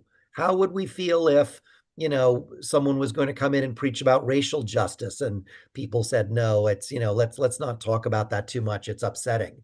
I mean, there's some really important stuff at stake here. And we have to be ready to speak to it with intelligence, with a deep sense of right and wrong, and with a sense of faith in what's required of us. Not so long ago, well, maybe it was long ago. Is it 15 years ago? Leo Satan, the Pope, when we were all 10th anniversary next year. Yep. The 10th anniversary. Thank you. But it's such a good example. It was such a good, wonderful opportunity because everyone stepped into that space. It became a truly ecumenical space, and it's such a okay. I'm not a pope, but it was such a good example of a spirituality, religion can use its moral voice, and I hope that you know will recall at the 10th anniversary that that's a doorway we can all go through together, again and again and again. Yeah, I mean, and let's also be clear that largely speaking, the U.S. Catholic bishops did a very poor job of speaking about that. There's research that shows that, that essentially the vast majority of Catholic bishops in the United States did not amplify that message at all. So there's work to be done, and There is this work is to again. I be mean, done on multiple levels. I mean, yes, institutional change. The call for institutional change is deeply needed in many arenas. Yes, I'm But not to often sort of give a unhappy with. shout out to Interweave on this, I mean, I think this is one of the reasons that Interweave's voice matters so much, because it is, Interweave and Green Faith both share a sort of an identity of being, certainly in the religious and spiritual sector, but a different kind of organization than established mosques, synagogues, temples, and churches. And I think that, I one of the things that I have always admired about Interweave is that, its message to those established institutions has been, we need together to wake up. There are teachings that are out there that need to be articulated, that are not sort of not the sort of dusty old tradition that too many of our religious institutions get accustomed to. They're deep within those traditions, don't get me wrong, but there's a freshness, there's an aliveness that these institutions need to commit to. And I've always been really grateful to Interweave for holding that line and saying, look, there's a lot more here that needs to be said within our religious communities that really is enlivening. There's a goodness and a power to being sometimes at the outer edges, because these things need to be said, and um, we can all get lax at the center of our power structures. And so I'm equally grateful for Green Faith for talking across the lines to everyone. And we're so grateful for the partnership that we share. Um, Fletcher, one word or sentence about what is, and you told me it's your disposition, but one thing that is filling you and nurturing hope in you. Return to to theology and to really digging deep into what religions teach and have to say about this. I mean, the recent election's been in many ways a direct repudiation of religious and ethical values around climate change. And what I've done has been to go back to those teachings and read them. And when the Prophet Muhammad, peace be upon him, says the whole earth is a place of prayer. The whole earth is my masjid. When you read in the Bible and you see that the New Jerusalem is a city, but it's a city full of rivers and trees, all in this kind of incredible dynamic harmony. And I could go on and on. I mean, so I think, going back to our roots and seeing that it's there, and that this is an ancient kind of aliveness that that one election cycle is not going to kill. You have filled me with hope today and renewed my hope for the planet. And I'm going to say right here, made me want, and I do want to recommit to supporting you not in your work, but what is our work and the work that needs to be done to protect the sacredness of the planet. I'm deeply grateful that you're here to illuminate us into terms of, I feel a lot more hopeful actually after our conversation there, that we don't have to catastrophize this, that there is work to be done. And in fact, that what I'm realizing as I'm in the conversation is that is a trap. That is a trap. Yep. Things can be, there is work to be done, but we can nurture hope and we can make progress and we can protect the sacredness of the earth. We're grateful for you, Fletcher Harper, and the work that you do. Thank you for helping us to nurture hope through Well, I'm equally grateful for Interweave, and to the degree that it's appropriate, Janet, want to encourage anybody who's listening to give as generously as they can, because I Interweave's work really matters, and it's a unique organization, it's a unique community, and its voice is absolutely essential. So I want to, I'm very grateful for that you've offered us Green Faith the chance to share what we're thinking about now, and I want to say to people that Interweave really matters, and I hope that people support Interweave generously. Thank you. Sacred partnerships, sacred collaborations. This is how we're gonna move forward in this journey. Thank you so much for being with us, Fletcher, today. Blessings on your journey and your work. You too. You too. Great to see you. Thank you. And now we're going to invite back. Thank you, Fletcher. Much love. We're going to invite back our friends as we turn the hour. I believe that but you know what? It was a little I ended a little early. I ended a little early with Fletcher. So I don't know, Sean, if you're here and ready to come on.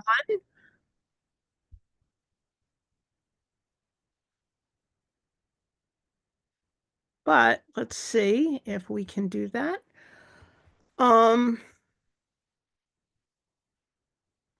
I am just amazed by these conversations that we're having. I feel empowered. I really do. I'm shocked at, we had this idea that we were going to be nurturing hope, and lo and behold, we're nurturing hope, Sean. It's happening. So, if Chris is here, I'm wondering, Chris, can you put those beautiful offerings that we have to thank people for their support up on the screen?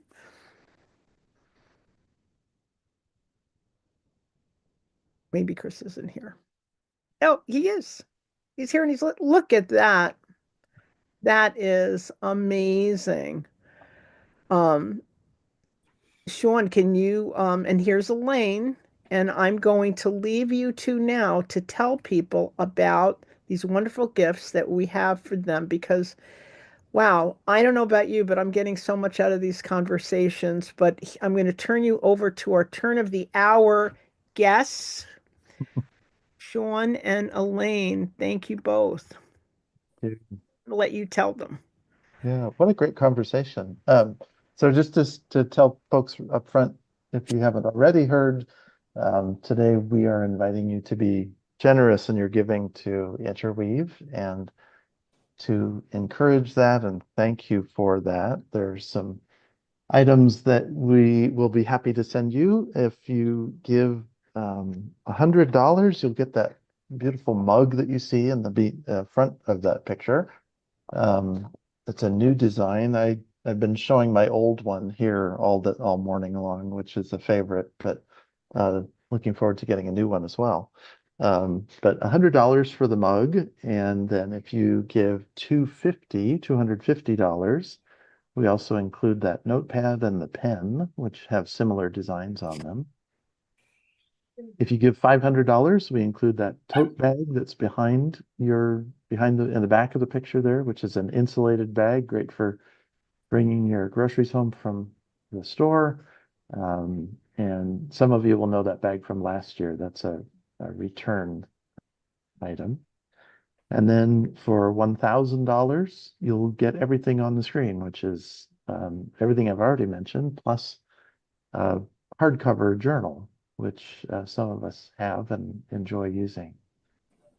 So whatever level you give, we're really grateful. Your contributions make a big difference to Interweave. We're an organization that is funded by the folks who enjoy the good work that Interweave does, the number of programs that we have, the variety of ways of learning and growing and gathering with people. And so we hope you'll be generous as you think about Interweave, and particularly this day. I think we're hoping at the end of the day to have a total of something like $10,000. We have a pretty ambitious goal, and you can help us meet that. Show us your support, and we'd love to know how much you appreciate Interweave. The way you can give is to go to our website, which is interweave.org, and on that website, which is newly redesigned, I hope folks will take a look at it, because it looks great with the new designs. But you can go to our website, interweave.org, and be able to make a contribution there and learn about all of our programs. If you have your cell phone handy and want to scan that QR code that you see next to the butterfly on the screen, that's an easy way to get to the website and make a contribution. So please support the good work that we do, and know that we are deeply grateful for all of your contributions. So it's so important to support Interweave. I trust I'm back. Can you hear me, Sean? I can see you. I can hear you. Yes, you exist. Oh, okay.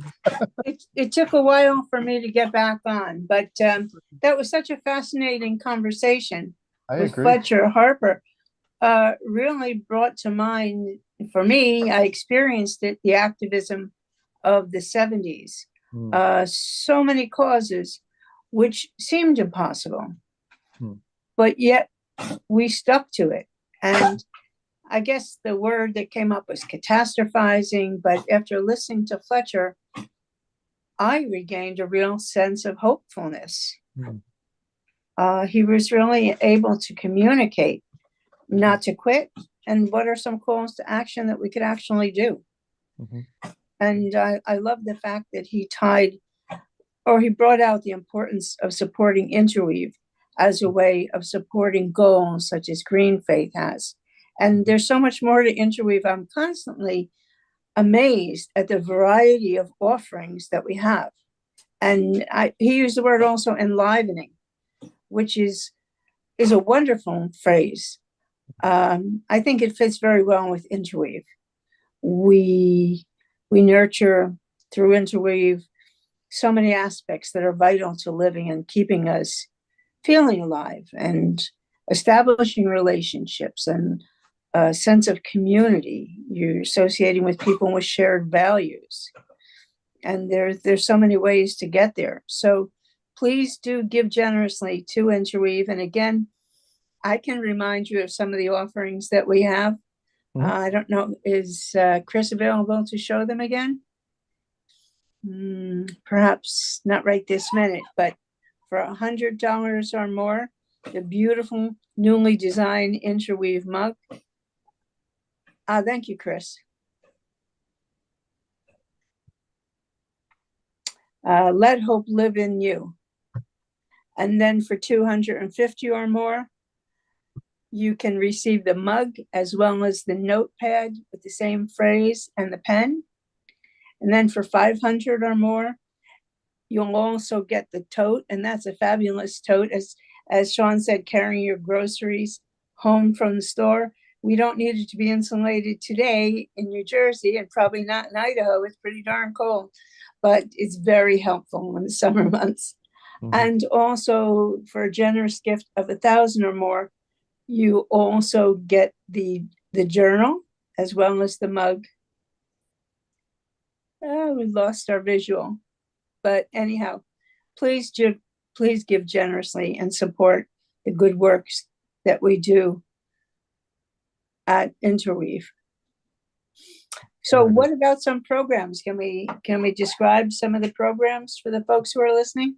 Sure. Well, next up we have Pat McKenzie, our friend Pat McKenzie, and she'll be talking about nurturing hope through the practice of contemplative meditation. And I know that's important to you, Elaine. You participate in one of our groups that's focused on meditation, which is one of those spiritual practices that sustains us. And we're talking about nurturing hope and how do we keep going? And that was a prominent feature, by the way, of last hour in terms of how do we nurture hope when so much of what we have been told through, is the sort of catastrophizing of things. Oh, everything's falling apart. Well, no, there are some good signs. I thought it was very interesting to me that Fletcher Harper was talking about how in California for 100 days this last year, California produced all of the electricity, all the energy it needed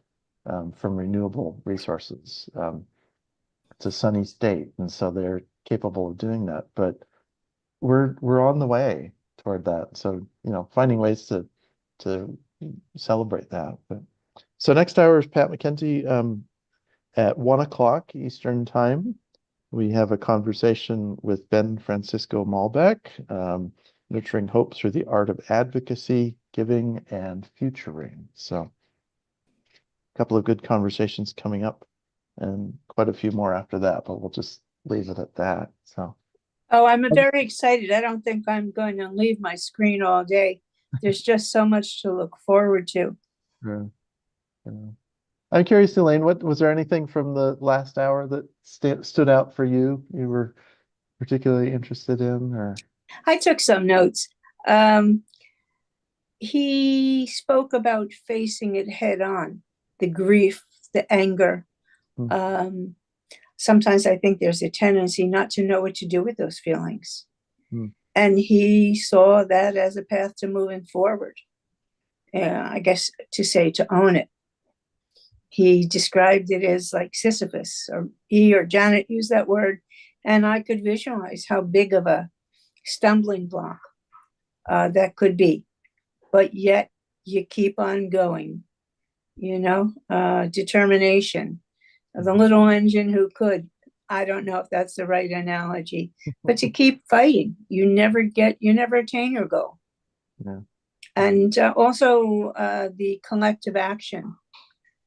And I can't say I always thought of approaching solutions to the environmental problems through faith, but I think there's something fascinating about combining both together, which gives it more power. So it's a very interesting concept to think about. And I loved his passion. I hope folks were able to participate in hearing this wonderful presentation and to become enlivened through listening to Fletcher. And I hope folks will show their support through contributing to Interweave and enabling Interweave to continue to bring such great programming and classes. And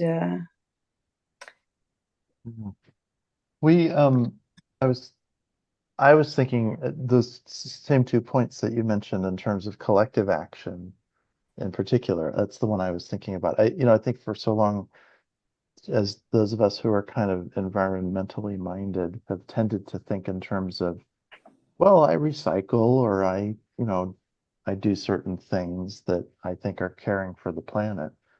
But really, the collective action is terribly important. I thought I was very interested to hear Fletcher talk about the sort of comparison with the civil rights movement, if the civil rights movement had simply been, well, I'm individually making a particular choice and I'm going to try and improve, just my little corner or my town or something.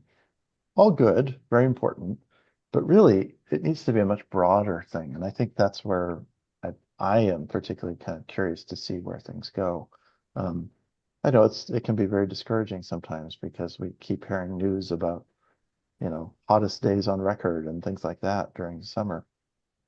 But we need to maintain hope. And of course, that's what we're doing all day long, is talking about nurturing hope and trying to keep that as a central focus for us.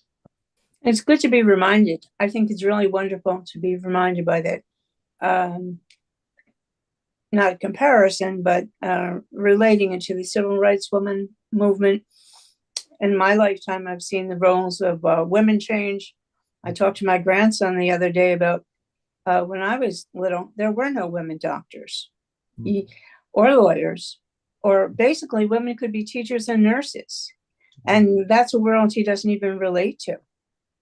So there are a lot of strides that we've made. And it's important to recognize that they didn't come easy.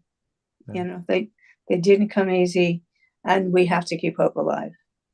I remember years ago, just on that same subject, I remember years ago seeing my daughter, who's grown now, but she saw a sign and it said "Votes for Women," which was that was a slogan of the suffragettes back 100+ years ago. But her interpretation of votes for women was to vote for candidates who were women, because the world had changed so much since that time to now. And I had to explain, no, that was for women to be able to vote. They didn't have, they weren't allowed to do that. It was a different mindset. And I think back to the question of the, sustaining hope in terms of caring for creation. I look to the younger people and I see their passion for caring for the planet, and it's inspiring. So I'm I will grateful say that Green Faith and Interweave get to do that, encourage that. So my grandson is very much an environmentalist. Mhm. These are values that he picked up along the way. He just says it's the right thing to do. So yeah, we do keep hope alive. Yeah. So one last reminder before we go to the next hour, go to interweave.org and make a gift. We'd love to have your support. And I see Janet is back on screen. Here's the link. There it is. So take a moment and make a contribution and support the good things Interweave is doing. And this, I think, Elaine, this is our last turn at doing this for It is. So what a pleasure to chat with you over the morning, and we'll see new faces and hear new voices encouraging you for the next segment. It was lovely. Thank you, Sean. Thank you, Janet. Hi, Janet. Thank you both. Thank you both for illuminating nurturing hope in our message of being an interfaith community that matters, and help encouraging people to support. Thank you, Sean. Thank you, Elaine, for doing that. We'll see you back at the wrap-up party tonight. Sounds good. Thank you so much. And now I turn to our technical host, Chris Whitaker, and ask him to help us to turn the hour.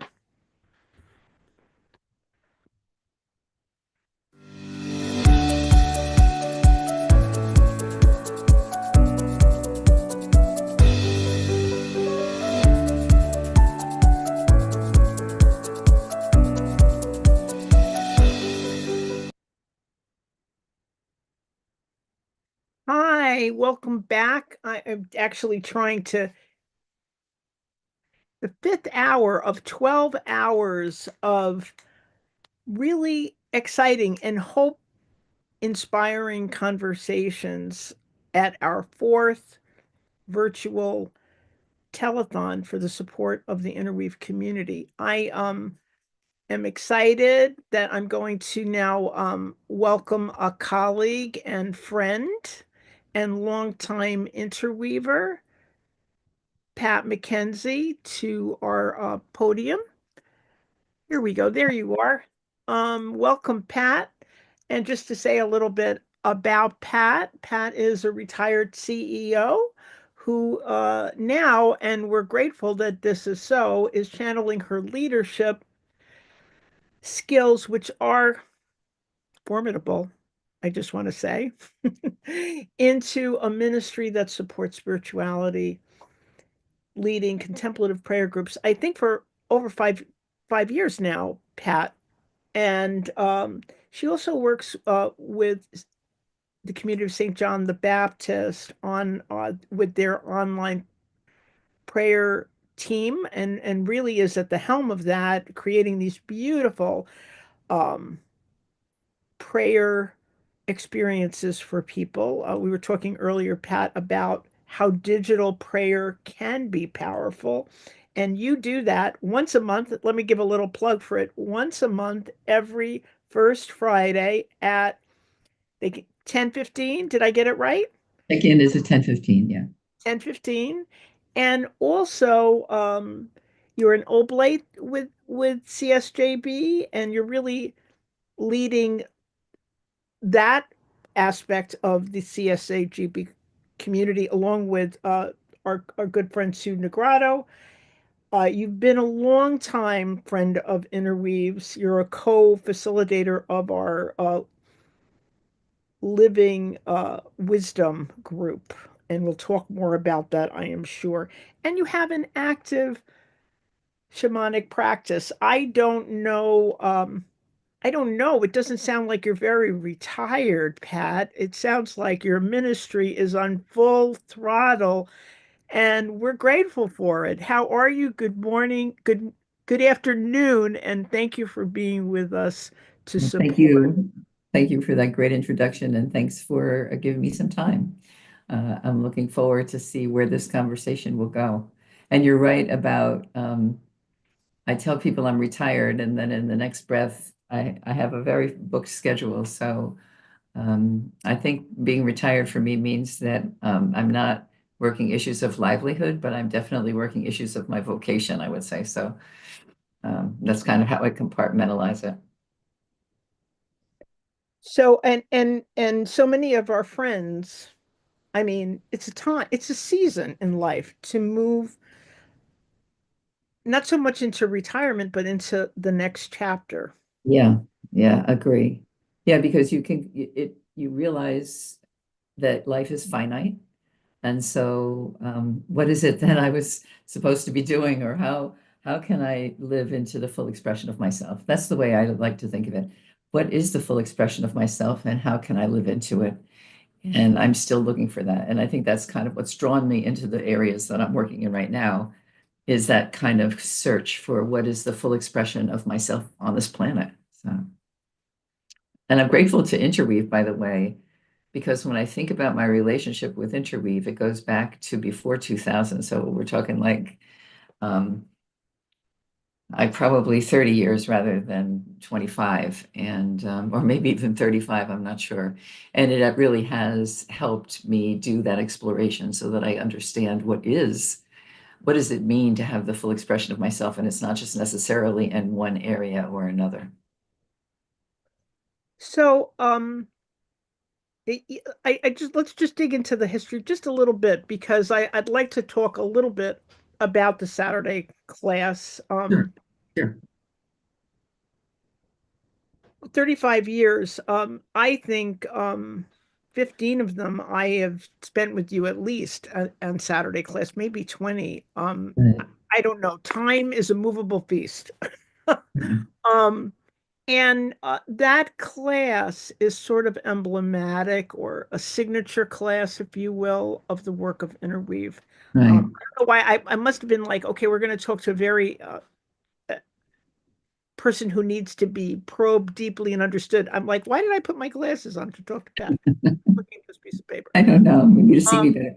But I actually want to kind of correct your terminology, because I like to think of it as I've been doing a Saturday day retreat for, I think it did start in 1999, 1998. I was in the second class, the second group, that I think it was called Basic Christianity. And it was led by Bob Morris at the time. And it was really a day retreat. It was a day that we spent at the community of St. John Baptist, and it started with, I think Bob used to call it a didactic presentation. I'm not sure that's very complimentary, but I think that was the name. And it had a lot of retreat time in it, and worship and discussion, and we have actually carried that tradition, and you and I have carried it, as you say, at least 15 years forward from that second class. We were in the second group. But the reason that I like to call it a day retreat is that it is so helpful to kind of take a pause. And it used to be the third Saturday of the month, and you could set your watch by it. And we tried to kind of keep that day open. And I think we've moved to the fourth Saturday of the month. But you keep that day kind of set aside, and it's a day to kind of study, share, worship, with a group of people who are interested also, in my words, in the full expression of themselves. And we take different topics. We've been through all kinds of topics, from the basic Christianity to deepening Christianity to the lives of the mystics to we did a lot of ecology, process theology, and now we're doing it's really a great. Tell them what we're talking about right now, because it's amazing. Yeah. And we didn't know how timely it would be. Providential the choice was. So we're actually working on two books as study guides for this group that gets together, and some of us are facilitators, some of us are participants. All facilitators are also participants. And one of the titles is something by, you might know, Brian McLaren, who really took over from Richard Rohr, writing his Richard Rohr Daily Column. I think he's the editor of that, or he might not be now, but he was for a while, he was doing that. And he wrote an intriguing book called Life After Doom. And Life After Doom is written about the climate. So Fletcher's comments are applicable, but he was talking about different scenarios of doom that would be unavoidable and inescapable. And not only does it apply to the climate, but it actually applies also to us politically at this point, as we face an incredible uncertainty of what's going to be going ahead. And many people feel that we're in a period of doom. So I love the title, Life After Doom. And the very first instruction, you could say, or the very first indication that he gave is one that I've been using since before the election, and definitely after it doesn't matter what the outcome is. It doesn't matter if the outcome does not look promising. I know I'm committed to love. I'm committed to goodness. I'm committed to justice. I'm committed to. And that, just doing that has been so helpful in waking up in the morning with any kind of optimism. Why am I optimistic? Because I know I'm powerful and I am committed to I just use the word shorthand love, although I know that's a very overused word. So you could think of it as maybe goodness. it's not used enough, is what I'm beginning to think. Maybe we need to put it back in fashion. I love that you said awake, and even as I hear you say kind of a mantra of those words, I am, I am, I am. This is how these conversations have been filling me with hope and awake, that this is really, Interweave is a community. And there are many, I mean, we're talking to Fletcher. Green Faith is another community. We need multiple communities who are dedicated to this. Yes, we're going to nurture hope. Yes, we're going to love. Yes, we're going to have a response to this darkness that is somehow hopeful. Mhm. So I love that we chose that, and I love that you're here, because one of the things we talked about at different points is that we need to, if there is going to be all this energy that we need to put forward, we need to be doing having our spiritual toolbox. And I didn't used to like that word, but now I'm working at embracing it, because we do need spiritual practices, spiritual tactics to keep ourselves in shape, if you will, for and True. grounding us for the life that we're in, helping us to. And that's what I like about beyond doom topic because if you when we name it in a way, it's spell. We're breaking a spell. It's like Mhm. and otherwise it's just that we're all around you in the atmosphere and you're not dealing with it. And by confronting it, we can put ourselves on a different path. It's true. I also want to add, lest you think that that's the topic, we actually have another focus this year. So there's two focuses of this group. And although I always like to start with the one about life after doom because it's so timely, the other focus is we're doing something with Ilia Delio's work of called Not Yet God. And she has a fascinating proposal that says that we are in another axial age. We were in the first axial age came and it created just about everything that we do now religiously. But there's another axial age that has actually emerged, but our religious customs are still in the first. It's a little bit dense, probably as I explained it, probably like, what you talking about? But it actually answers the question of how many people do you know that say they're spiritual but not religious? How many people do you know? I was just talking to somebody yesterday I was in a meeting and he was saying, my daughter can't stand the church's position towards this and this and this and this, and she doesn't believe this and this and that and that. And there's such a groundswell of spiritual, not religious. And Ilia Delio is actually giving us a paradigm to look at that and talk about that, which is like incredible because, you know, if you're religious, then you're thinking, well, we just have to do something better or do, and she's basically saying, no, wait a minute, the paradigms have shifted and we have to try to understand what is the new paradigm for this new axial age. So a little bit maybe esoteric, but not if you kind of break it into small bites on a month by month basis. And so that Saturday day retreat is just a powerhouse of interweave. And it's really it's worth taking a look at. And if you're on a journey to in the middle of an axial age to find your way, you do need friends. You do need to an accompany. It's accompanying the power of accompanying. And so I'm so grateful that you're one of the people. You're one of my go-to people, Pat. You're one of my go-to people. You are, and I know you accompany so many people on this journey of becoming, of being awake, of being present. And it, the title of your hour is Right. Nurturing Hope Through the Practice of Contemplative Meditation. So you've been on this spiritual path for a very long time. You have an incredible breadth to your spiritual life. That's signature, by the way, of a true interweaver. Um, but and one of the things about being alive to your spiritual life, as our sense of God is evolving, our sense of how we are in the spiritual life, what is holding us there, what is nurturing our us changes and grows. And so you've been doing this in many, many ways, but in in this chapter of your life, this like I said, for some more than 5 years, is this practice that has really become home to you, has become a place where you are.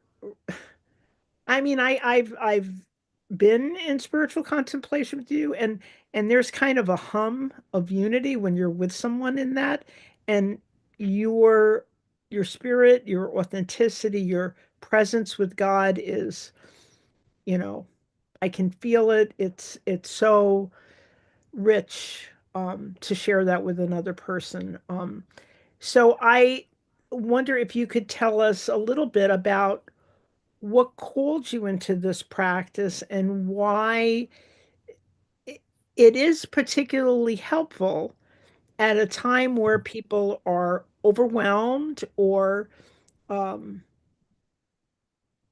struggling to stay attuned to their spiritual True. life. True. I should start by saying that I've been a meditator for 45 years. And I like to say there's not a spiritual path that I can't get something out of, and that includes techniques of meditation. So when you say meditation, you were talking about a huge umbrella of different ways to meditate. I've studied with Jack Cornfield and Tara Brach together and individually. I've studied in Buddhist meditations. I was in the Gurdjieff work a long time. We had our own brand of meditation. So you name it, I've actually tried meditation. What I've actually I found, said breath, incredible breath. yeah. And I forgot to tell you, Yogi Bhajan, and also I had a guru from India. So I get meditation. And what I'm actually found now is meditation, but but actually it's referred to as centering prayer. So when we talk about what makes meditation prayer, I guess you could say, is whether or not you put God in it. So I'll give you just the elevator story. A lot of meditation concentrates the attention. If you're using a mantra, you're pulling the attention of the mind onto an object. It could be onto your breath, but that concentrative attention. The meditation that I'm interested in now is a meditation of surrender. So it's kind of the opposite. Rather than concentrating the attention, we're basically telling the attention, hey, we don't need you right now. And not only don't we need you right now, but you're kind of in the way. And so is every thought, every feeling, every image, every sound. You're kind of in the way. And what are you in the way of? Well, you're in the way of my connection to a deeper connection with God.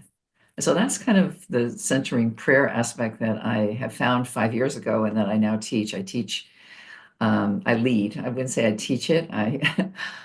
But I study it a lot, and I lead a couple of groups on a weekly basis, and then I also am the convener for a morning daily practice that we do on Zoom, 7:30 to 8 o'clock. If you would like the link, you're welcome to join us.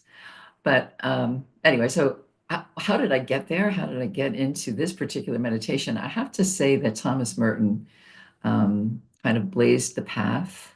Somebody gave me the book, and I highly recommend this book if you can find it. It's called The Book of Hours. It was edited by Kathleen Dagan, I think is her name.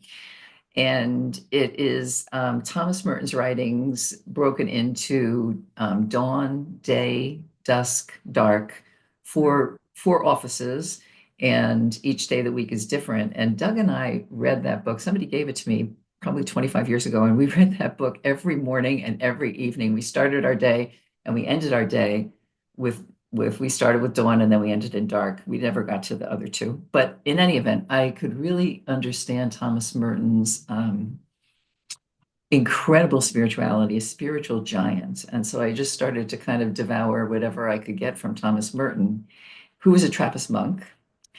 And somehow I stumbled over Thomas Keating, another Trappist monk, along with William Menninger and Basil Pennington. Anyway, and centering prayer kind of came also from there. And since I'm a monastic wannabe, I feel like I've always been attracted to being a monastic. Was it the sisters and their veils, or is it their spirit of asceticism? I'm not really sure, but in that the fact that it was these Trappist monks kind of are pointing the way to something, pointing the way to kind of how to be in the moment in a different way. And that's how I finally found this meditation of surrender. There's a lot more I could say about it, but I'm going to stop there because I'm not sure if I answered your question. So let me just stop. Well, what was the particular, you've had all this experience with meditation in different ways. So there's a particular appeal for you. Yeah. To this practice. Thank you. When people ask me, why do I do centering prayer? Why this? I say, because it puts space between me and the chaos. I'm less reactive. I am less opinionated. If you can believe it, I was opinionated before. I'm able to let go of my opinions because don't forget, it's a meditation of surrender.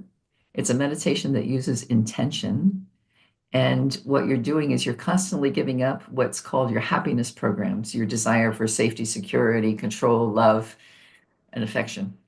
And you're giving those up. So that's what we're made of. Our ego and our bodies are made to be successful addressing those areas. So you're just giving them up and giving them up. And what it's done for me is just made me a better listener. It's made me non-reactive, pretty much. And I have to say, for those of you who know my husband, Doug, he actually noticed the difference in me probably 2 or 3 months into the daily practice.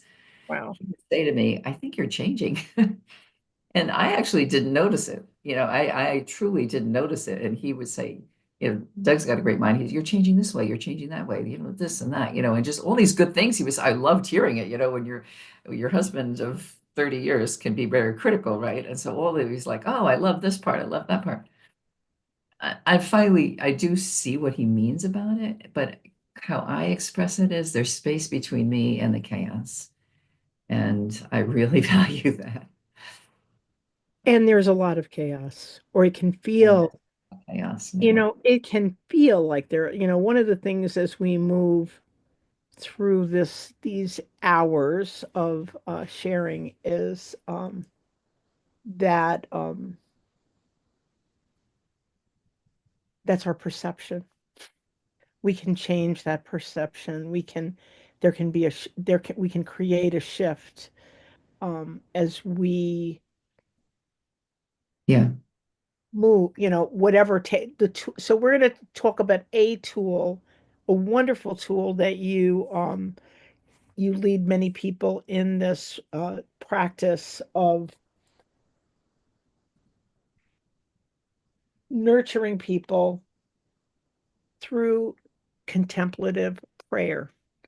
I'm just wondering, could you actually, I know we're not going to, this is not a lecture, but I wonder if, just like earlier today, we did,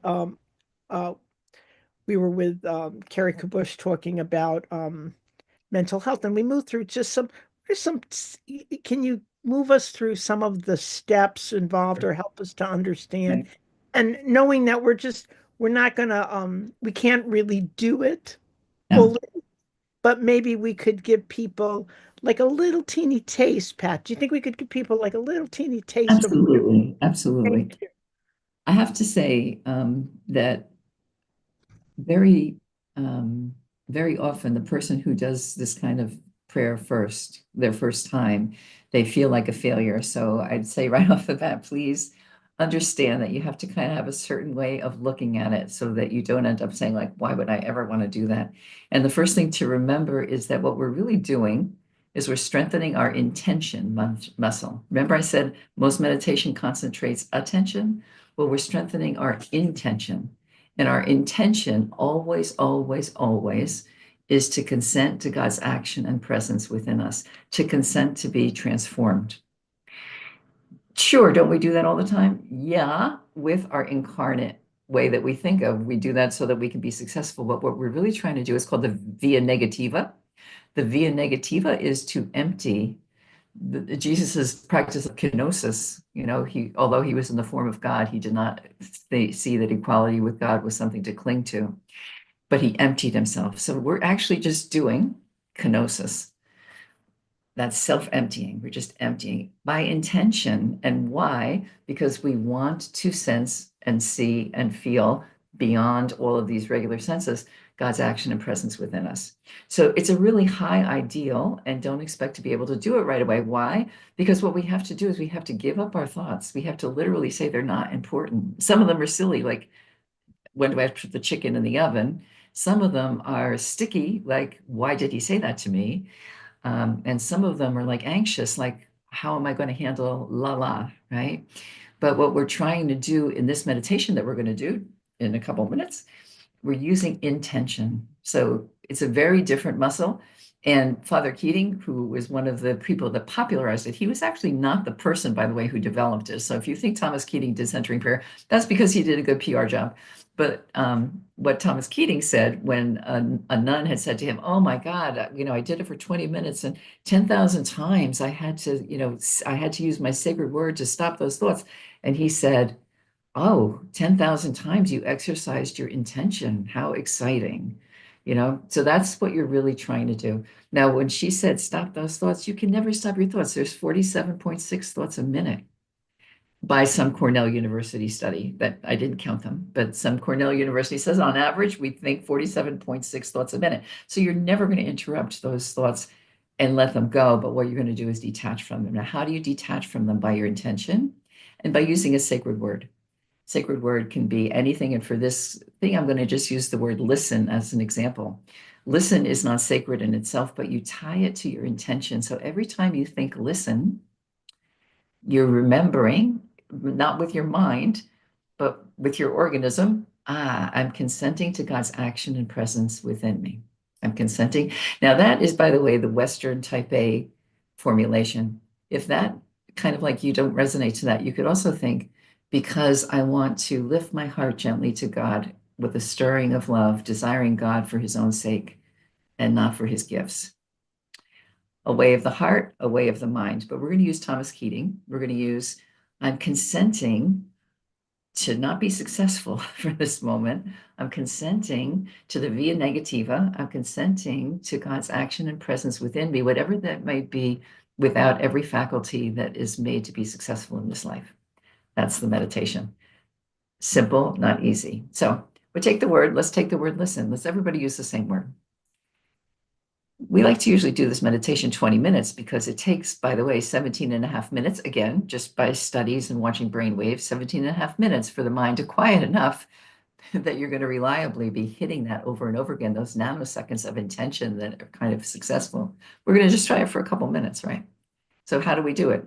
It's 4 steps, very easy. Choose a sacred word. We already did. We're going to use listen. Tie that sacred word to your intention.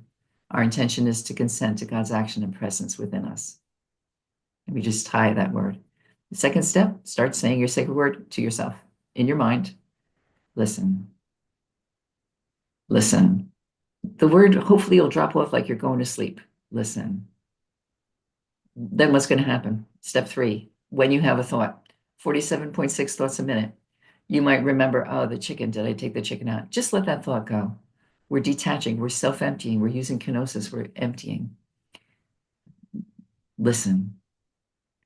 Listen. That's step 3. Return to your sacred word when there's a thought. That's step 3. And then step 4, we don't want to just rush back into life because we're moving from ordinary awareness into spiritual awareness. So you want to come back slowly. Sacred word, listen. Start saying the sacred word in your mind silently to yourself. Let it drop off. We're practicing emptying. Every time you see a thought, or it could be a song. For a long time, I heard Tantum Ergo. I thought I was like, go to the head of the class. I am singing a spiritual song in Latin. Doesn't get any better. That's just the happiness programs for success. Don't sing Tantum Ergo. Listen. And I'll stop us after a couple minutes. So what time is it now? Okay, I'm sorry. Sacred word, listen. Start it in yourself. When you have a thought, very gently, not angry, not like, oh God, I'm thinking again. You're always going to be thinking again. Listen. And then when I stop, I just wanted to just take a couple breaths. Might not get anywhere, but just we're going to empty of all effort and just drink the present moment. Okay. So let's go. And I'm going to just time us a little bit. So you just kind of, I wish I had a gong. I don't have a gong with me. So I'm just going to gong. Already there. I'm excited. You're my midday reinfusement. Thank you. Start with your sacred word. We're just going to do 30 seconds.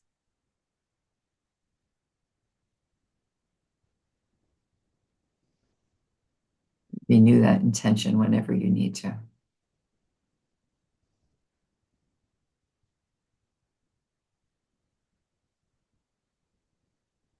And again. And again. You get the idea.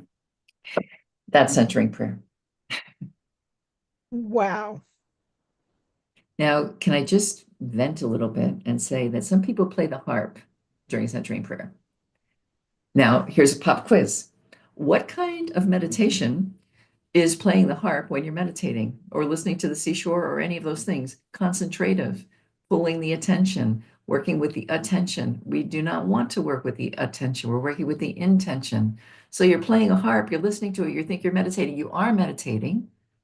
You're just not doing this form of meditation. And why is it prayer? because of our intention to consent to God's action and presence within us. All right, I'll stop. So it's perfectly good for you to listen to the harp in meditation, but you're not doing that meditation. You're doing something else. The type of meditation that we're talking about today. Any meditation that it's amazing, even though it was not 20 minutes. I did feel a stilling, the beginning of a stilling, and I did boy, listen is a powerful. It's a good sacred word. It's a powerful word. When even you were, even in the instruction, I was like, what a powerful word to bring into your intention. But you could just as easily do it with peace. You could use any, and sometimes people get superstitious about their word, and sometimes you can't, like sometimes your word claims you and you can't get rid of it. Like every time I sit down, like, oh, here's my word again. Listen, right? But the word isn't sacred. It's what's sacred is that consent to God's action and presence within us. And those words, and I'm not going to go into it right now, but if you're interested, I'd love to talk to you about it. That consent to God's action and presence within us, he says it that way very specifically. He's talking about some theology that goes about it's not easy to consent to be transformed. Do not mistake that you think that you're just jumping at the bit to be transformed, because we're so connected to success in life. And so consent to be transformed is a good way to say it. I'm allowing it. I'm hopefully giving my permission to be transformed by something bigger than my success story. Wow, that was it's amazing how even just a few moments, because I started when you gave the instruction, like, okay, I'm ready. Yeah, so yeah, sure. Or it's a powerful practice. It's a powerful tool. And I'll, I love that intention, I love that it's a prayer. I love that it's a prayer. Yeah, me too. I just want to make sure that people, because usually I'm talking to people who are not meditators, people that are drawn to centering prayer. I'd say 90% of the people that I lead have not done meditation. So if you are a practice meditator and you're kind of thinking like, what are you, like, get off, don't yuck my yum. Please, all meditation that brings us to the present moment is a wonderful thing to do. I don't mean to dismiss it. It's just that this meditation of surrender has become my go-to. Right. And ballet is dance, jazz is dance. It's not, we're not invalidating other forms of meditation. Right. Yeah. That's not our intention. Our intention is to bring people into an understanding of this particular tool. Why do you think, Pat, that, our topic is nurturing hope? You talked about it. I don't know exactly the word, but it like kind of, when you said it, I heard it like pushing everything away. How does centering prayer, how can it be a particular help to us? Oh, perfect. When we're disoriented and right. We know people are can be a little, many people some people feel disheartened or discouraged or overwhelmed. How can this be? Why is this a helpful practice right now? That's a great question, and thank you for asking it, because it's a little bit like what I was talking about with Life After Doom, when you realize, oh, wait a minute, I'm committed to love. It's a little bit like that, like, oh, wait a minute, it looks to me and my recipes for success that the world is not okay. That's what it looks like. But when I come into that surrender and I'm searching for God and I contact it, I don't know if I mentioned that even nanoseconds of contacting that moment of finding that, what Thomas Merton calls that point of nothingness within us. So Thomas Merton says there's a point of nothingness within us that is untouched by sin and illusion. and it's where God is and disposes of our life. So by finding that point, even for a nanosecond, I all of a sudden understand the game is bigger than what I thought it was. So how does action, I think that what I've just really touched on a little bit is how does action and contemplation live together? Because what do you mean? Are you just going to give up on the state of the world? Or are you going to just, you mean you're just going to kind of like pretend that it's just you and God and there's nothing else? No, not at all. But when I have those nanoseconds of touching God, action kind of is a result of that. Oh, I see I need to bring chicken soup to my neighbor. Now, I didn't go to change the world or run for office, but just that moment, like something happened and I come out of this and there's an action indicated and I just follow that action. And what Richard Rohr in his organization, Center for Action and Contemplation, and what Thomas Merton and any of them, any of the people in centering prayer, Richard Rohr, by the way, very big centering prayer person, will say is that the action is best when it's informed by contemplation, that you find that point of stillness and it actually informs you. You can kind of see, that's where I'm going. So it helps your action.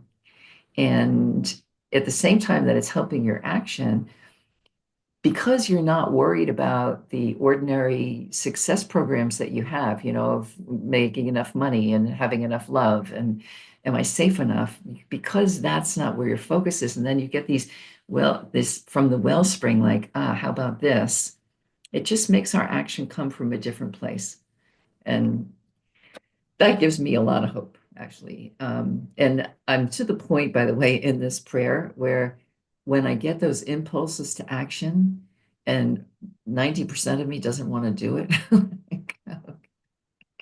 I just had one today, somebody called me and asked me what I do, la, la, la, la, la, la. And as I kind of just like stillness, of course I have to do it. How could I say no to that? I had to. So out of the stillness comes, you could think of as a spirit-led action. And that gives me a lot of hope. When I'm so grateful for this,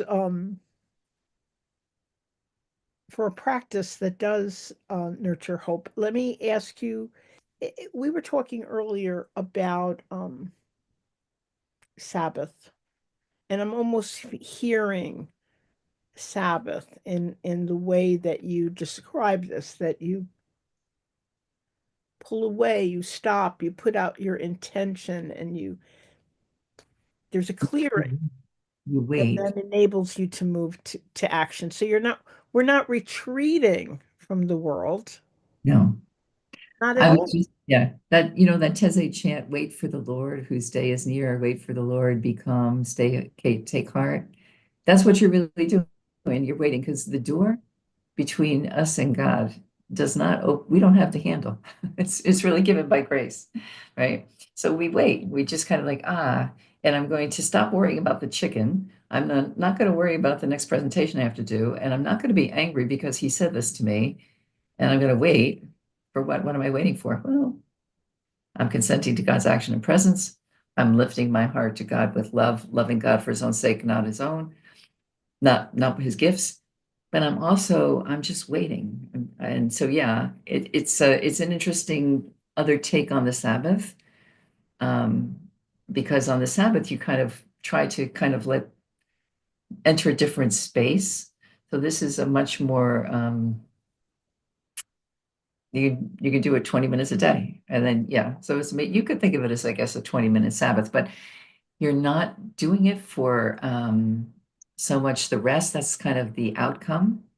You want to always you're strengthening that intention muscle that says, I want to know God and not with my incarnate parts.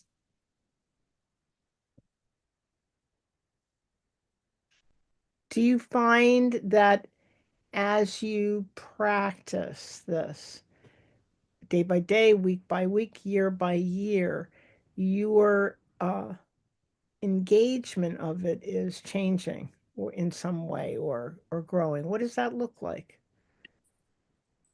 So the Centering Prayer, this organization that Thomas Keating founded, has been in existence probably 50 years, and they were having a registration to go to Texas, and they were invited. It was rarefied air, by invitation only, and you had to be a daily practitioner for 20 years or understand this or this or that. Because as you do it, you actually do get a little bit deeper, and you can start to see levels of there's a great book, I don't know, I think it's called The Experience of No Self. You start to see different levels of yourself to the point where you and God are one and there is no self. Very hard to navigate that in life. I can't say that I'm there yet, but when I saw that ad for the convention of all great centering prayer practitioners, and my little 5 years is like, drop on the bucket, lady. It's interesting that, yes, I do think that there's a lot of levels there, and I can actually see three. Father Keating says you should be able to see five.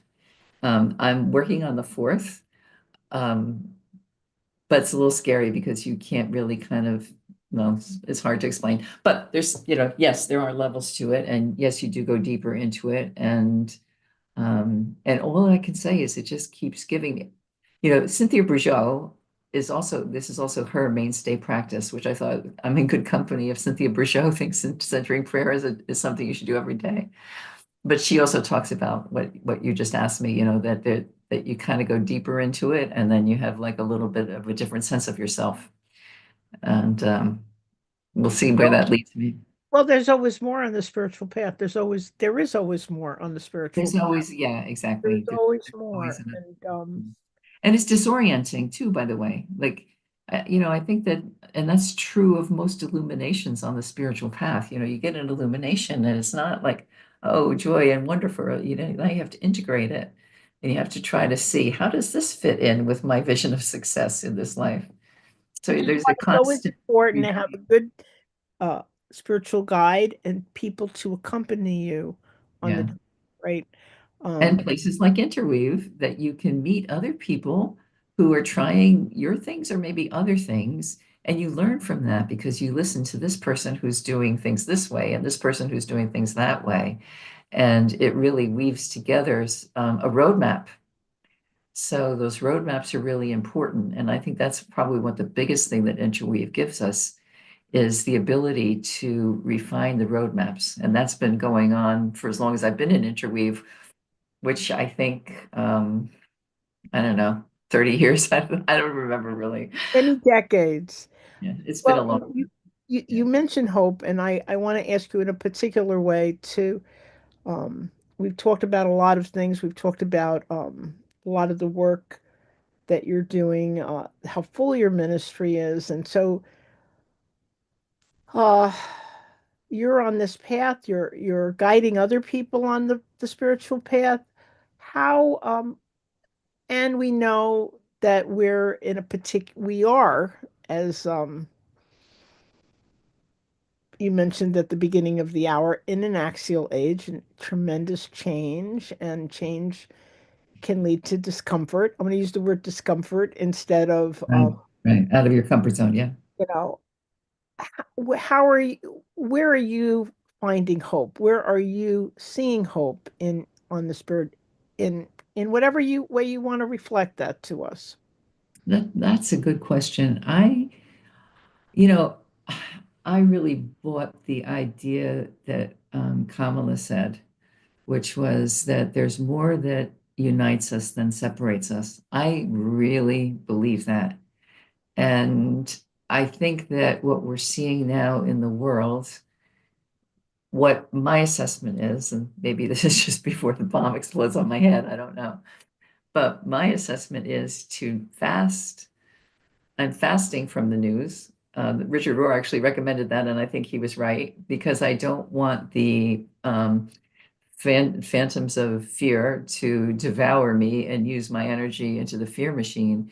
And I think at the end of the day, I have hope that we all have more in common than than we don't.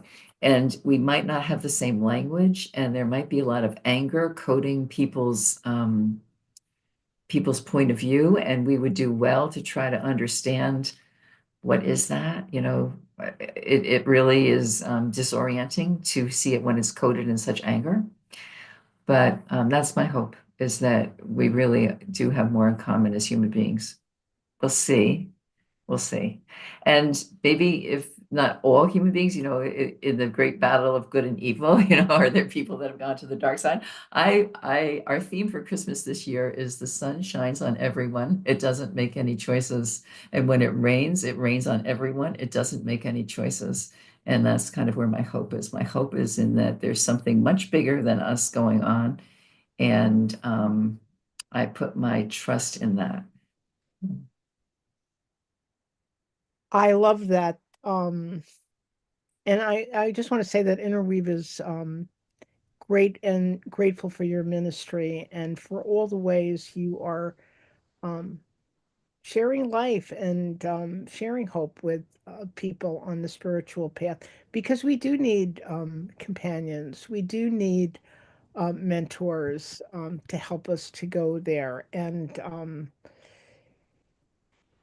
if you're interested, another way that you can meet Pat and her ministry is we Interweave collaborates with the online prayer team uh, every first Friday at 10 o'clock. Is that right, Pat? And I think that they can 10:15. Yeah. 10:15. Don't come at 10 o'clock. You'll just see a little thing spinning telling you to wait. But while you're waiting, you can go into spiritual prayer. No, it's a beautiful it's just, 45 minutes of sharing.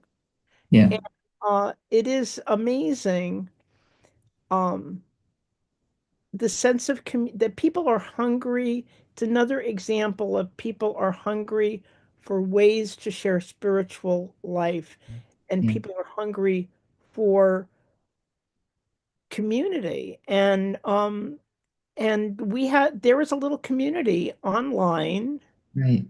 praying for, and we talked, it's funny because Fletcher Harper was here just before you, and we were talking about how he had been at the convent, and we had done prayer programs on spiritual ecology programs there.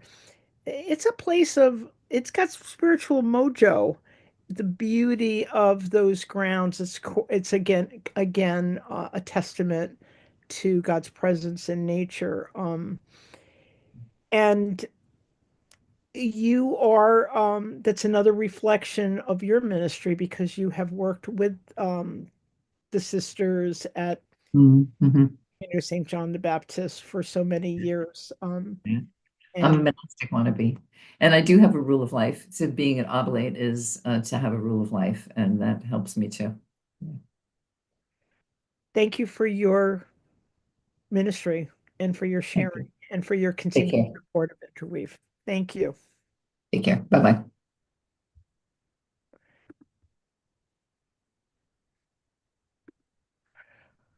All right. And we are at the turn of the hour, and we have some new people. We're not at the turn of the hour. We now are going to have our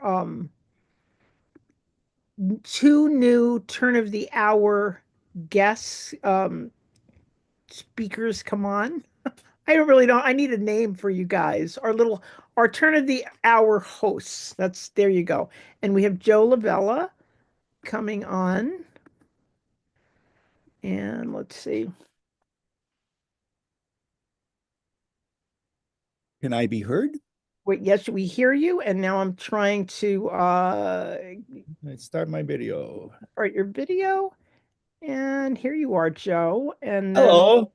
hi, Joe. Let me just add your spotlight. And I believe you're with Denise. Correct. And we'll bring Denise in.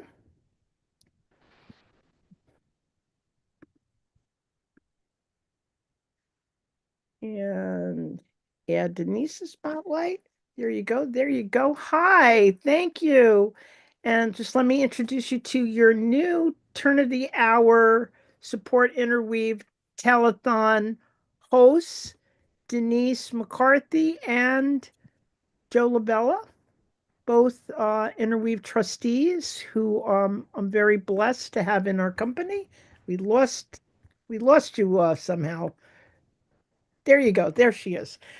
So I'm going to turn it over to you, and I thank you for coming in and helping us to do this telethon. Great to be here. All right. Well, thank you, Janet. Denise, I found that last hour very fascinating. I have in the past dabbled in Yes, absolutely. centering prayer, but I thought that Pat's explanation of it was gave it new life and meaning for me. Mhm.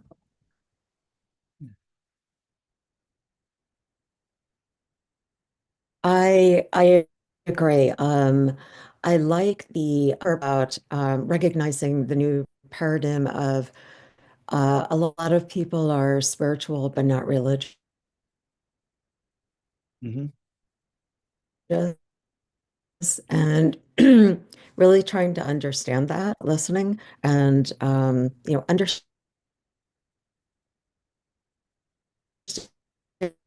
different points of view. Accomplish it's let me step back, let me listen, and then from that wellness, from that well, then take action. Mhm. Yeah. I thought she's just an amazing person. Mhm.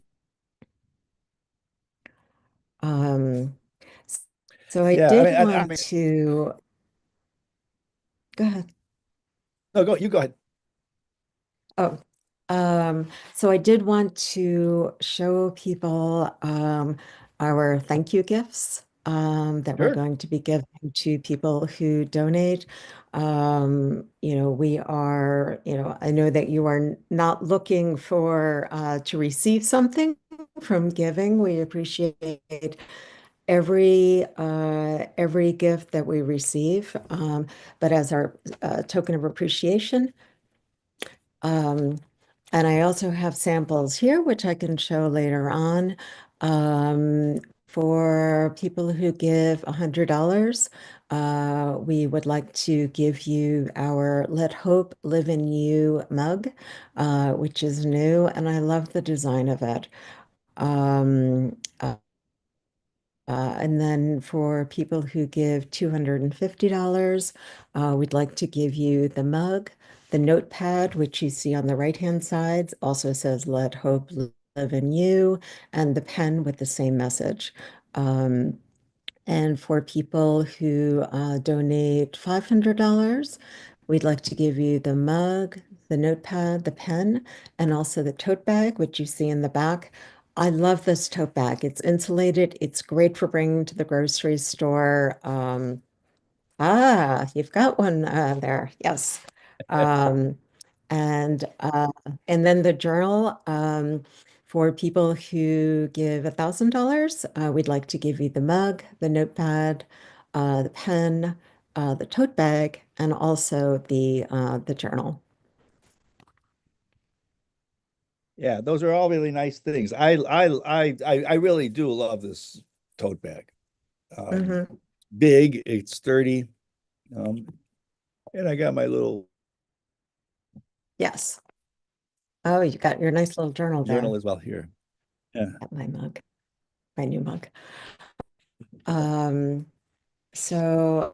Joe, how long have you been with Interweave? Um, wow. Since around 2018. Wow. 2018. Okay. Uh, doing a project for the diocese, the Episcopal Diocese of in Newark. And that's how I met her, and then she invited me to to become part of it. After Okay. that. How about you? I would say, I don't know, maybe about 8 years or so. I started with just joining the writing group, did a Google search, found the writing group, and which I love. We now have an in-person and also an online writing group. And it's just a beautiful, been a part of Soulscapes, which is a journaling. It's a new approach to journaling. I had never really done much journaling before, and this has helped me just open the door to that. And then we also have a new program, Exploring the Chakras, and I've been to that. Yeah, there are just I just feel like no matter what your interest is on a spiritual level, where there is there is a circle there for you. Mhm. Yeah, I it was very interesting to hear it, Pat and Janet mentioned that the Saturday class has been going on for 35 years. I Now, know. I know it was a long time, but 35 years. yeah. Yeah, and but you're right. It's a big variety of activities, something for a lot of people's taste, both in person as well as, so you have, many choices. Exactly. Exactly. Yeah, I think originally we were mostly really New Jersey based and it was in person. And then with the pandemic, and a number of our, core members moving to other states, we've really opened up to no matter where you live, you can be Well, part of a group. here I am in Michigan, and Right, exactly. Testament to yeah, that. and Sean this morning, from 8 until noon, he was from Idaho. So Right. Exactly. Exactly. okay. Yeah. Now I don't know if everyone can see the chat. There's a link for how to give. But here even better. There's a QR code that you can that you can scan in order to make a gift and get those wonderful premiums as well that we saw a little bit earlier. So do help us so that we can continue Interweave going on into the future with all the programming that is bringing peace and comfort and hope in troubled times. And Janet's back. Exactly.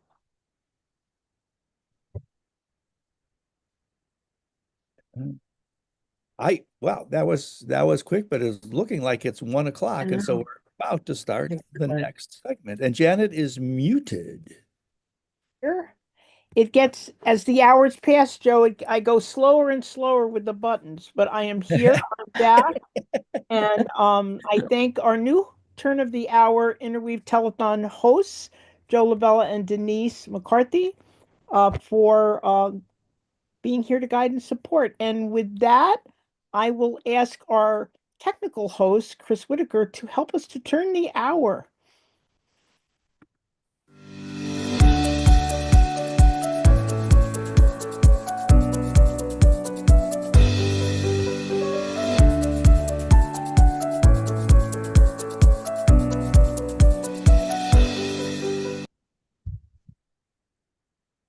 Hello and welcome to, I'm gonna have I'm gonna have a harder and harder time counting the hours.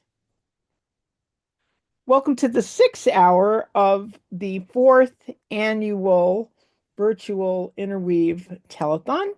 And I'm the host, the panelists. This is what happens. It's I don't know if people remember the Jerry Lewis Labor Day Marathon, which sort of inspired this. We're nowhere near this. No, we are not doing a 24-hour marathon. We're doing a mere 12 hours. So my my fond memories of Jerry Lewis and that good work that he did. Boy, I'm inspired by that guy. I am also inspired by our next guest, who is Ben Francisco Malbec. Yes, you may notice a last name similarity. Our topic is nurturing hope through the art of advocacy, giving, and futuring. That's a part of our conversation actually that I'm most excited about. Um, so Ben, we're excited that you're here today.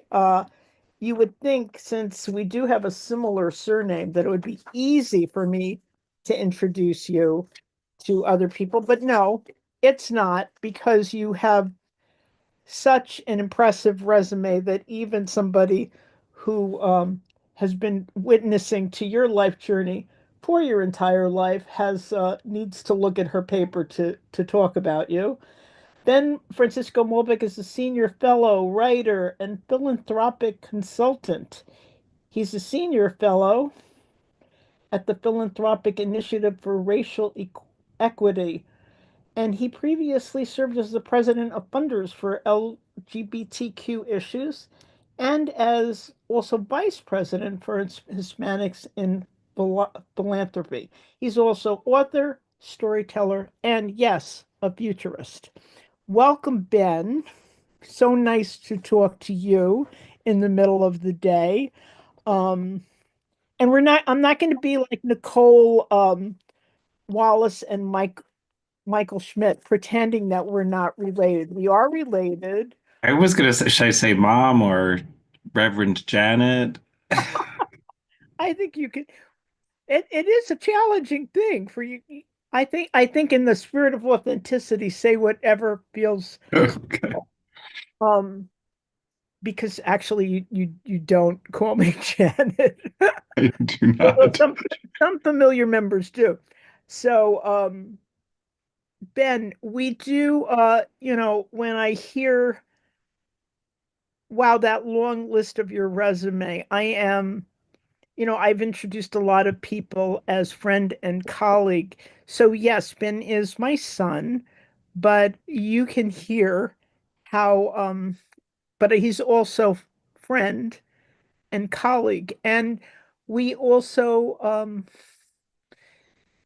there are a lot of themas, a lot of the threads of our life that are connected not just through biology, but through spirit, gift, mission. So, and thank you, Ben, for so generously coming today to share your thoughts and have a conversation with us about how to nurture hope in an incredibly complicated world that we're living in. And and actually, shock of all shockers, Ben, these have actually been, you sometimes you name something with a hope, quote unquote, and intention. And as a writer, as somebody who's done some marketing and has called for things, you don't always know that they're going to come. Well, I feel like as we've had these conversations, hope is actually coming. Um, and we have been talking about, I don't know if you had a chance to listen, about things that you would expect an axial age, the amount of contention, how much is facing us. But people's responses to that are nurturing my hope. And I just wondering, uh, not really sure which one of our many conversations we should start out with, but okay, let's start out in order of how it's presented. How are you as an advocate? Because many of the things that we've talked about this morning already, we talked about climate change was a very powerful conversation. How are you as an advocate in this axial age, in this time of tremendous realities that need to be faced? How are you hearing the question about how can we nurture hope? Okay, well, thanks for having me on the show, Mom. I'm glad to be here and really love the Interweave community, and I'm also very impressed with the high tech levels this year. Thank you, Chris. Um, I mean, one of the things I'll say I am thinking about in terms of hope is feeling connected to ancestors and to history. I think is a major source of hope for me right now. Um, and sort of, I think, because it is very, I think I feel like we're leaning into hope partly because it is very easy to feel hopeless at this moment in the past couple months, the past several years, right? And so it helps me to remind myself they're actually, social change and the struggle for human rights and for the moral arc bending toward justice, like that's actually never been easy. Um, so I think of like how hard it must have been to be fighting against Jim Crow, to be for friends I know who lived through the worst of the AIDS epidemic, who their friends were dying and they were um, having to take care of them while also advocating and marching on, Washington, D.C. and all these things. Um, that's all been really that change has never come easily, and it's often been the case that we have not had power. Um, and I also think just sort of at the intersection of advocacy and the other topic of giving, and also what you were saying in the beginning. Um, I think, a lot of how I came into this work, like a lot of my, when hearing my own resume read, like a lot of my work is working with either foundations, which have large endowments, or individuals who have significant wealth and helping them give in a way that has impact. Um, and a thing that strikes me often in my work, and that actually I've talked about in meetings and at conferences and in speeches, but I don't know if I've had the chance to say it to you, is a lot of what I learned about philanthropy, I really learned from my family and in places like the Shrine of St. Joseph and communities like Interweave and places they're connected to. Um, and I think some of those practices that I learned, that one, those practices give me hope, and they're things that I have tried to integrate into my work. So some of those are sort of giving as something that is mutual, right? It is not. It's not a subject object. If you're really doing philanthropy, right, it shouldn't feel subject object. It should feel more subject subject. Um, and I always felt that, growing up at the in the shrine, it never felt like I remember, um, working with you and Dad to set up a temporary shelter with the homeless folks at the shrine, going to the Hand in Hand Festival every year to work with mentally disabled communities. Um, and there was never an energy of like, oh, we're helping. Sometimes there's like a charity trap of like we are here to help. There are these people in need. There was just we're all sort of here to help each other. And sometimes we were the ones who received the help. I've also remembered the meal trains. When someone was sick or having just had a baby, and the meals would be delivered. Like that was so power. Like it was a really powerful thing for me to grow up with that energy around me. And I think I internalized it really deeply. And I bring that to the work I do now in philanthropy, where whether I'm talking to a donor who is a billionaire, which is something I do, or I'm talking to an immigrant rights leader who's working out of their basement apartment to try to mobilize and protect people in a really urgent time, the energy is the same. Sort of, how do we do this together? How do we make this work? And that's so powerful, that always remembering people's humanity. That is just a powerful model for thinking about philanthropy, about activism, and it absolutely gives me hope. And the last thing I'll say I learned, I did from you and Dad and the community, was it should also be fun. Like it can be. You can raise money and do that. You can do a day-long telethon. You can put on a show that is inspired by Gilligan's Island and Fantasy Island being mashed up and sing. Like those are, it doesn't have to be, like, it can be joyful, and joyful doing our activism and our philanthropy joyfully is also really, really powerful.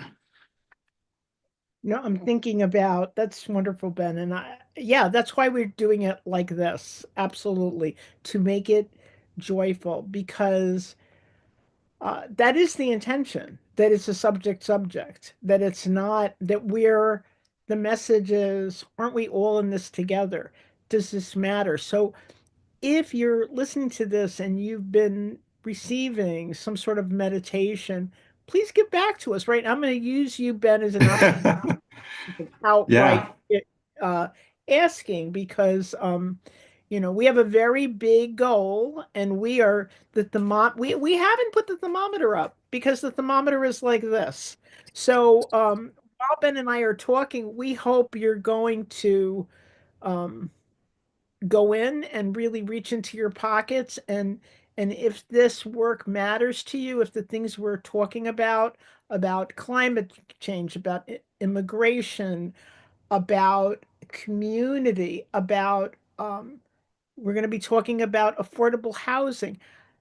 These are and one of the things I really, really believe, I love that you talked about talking to the billionaire, and then that it's not about a hierarchy of where are you on the money ladder. Every every gift is meaningful, and it can be, Absolutely.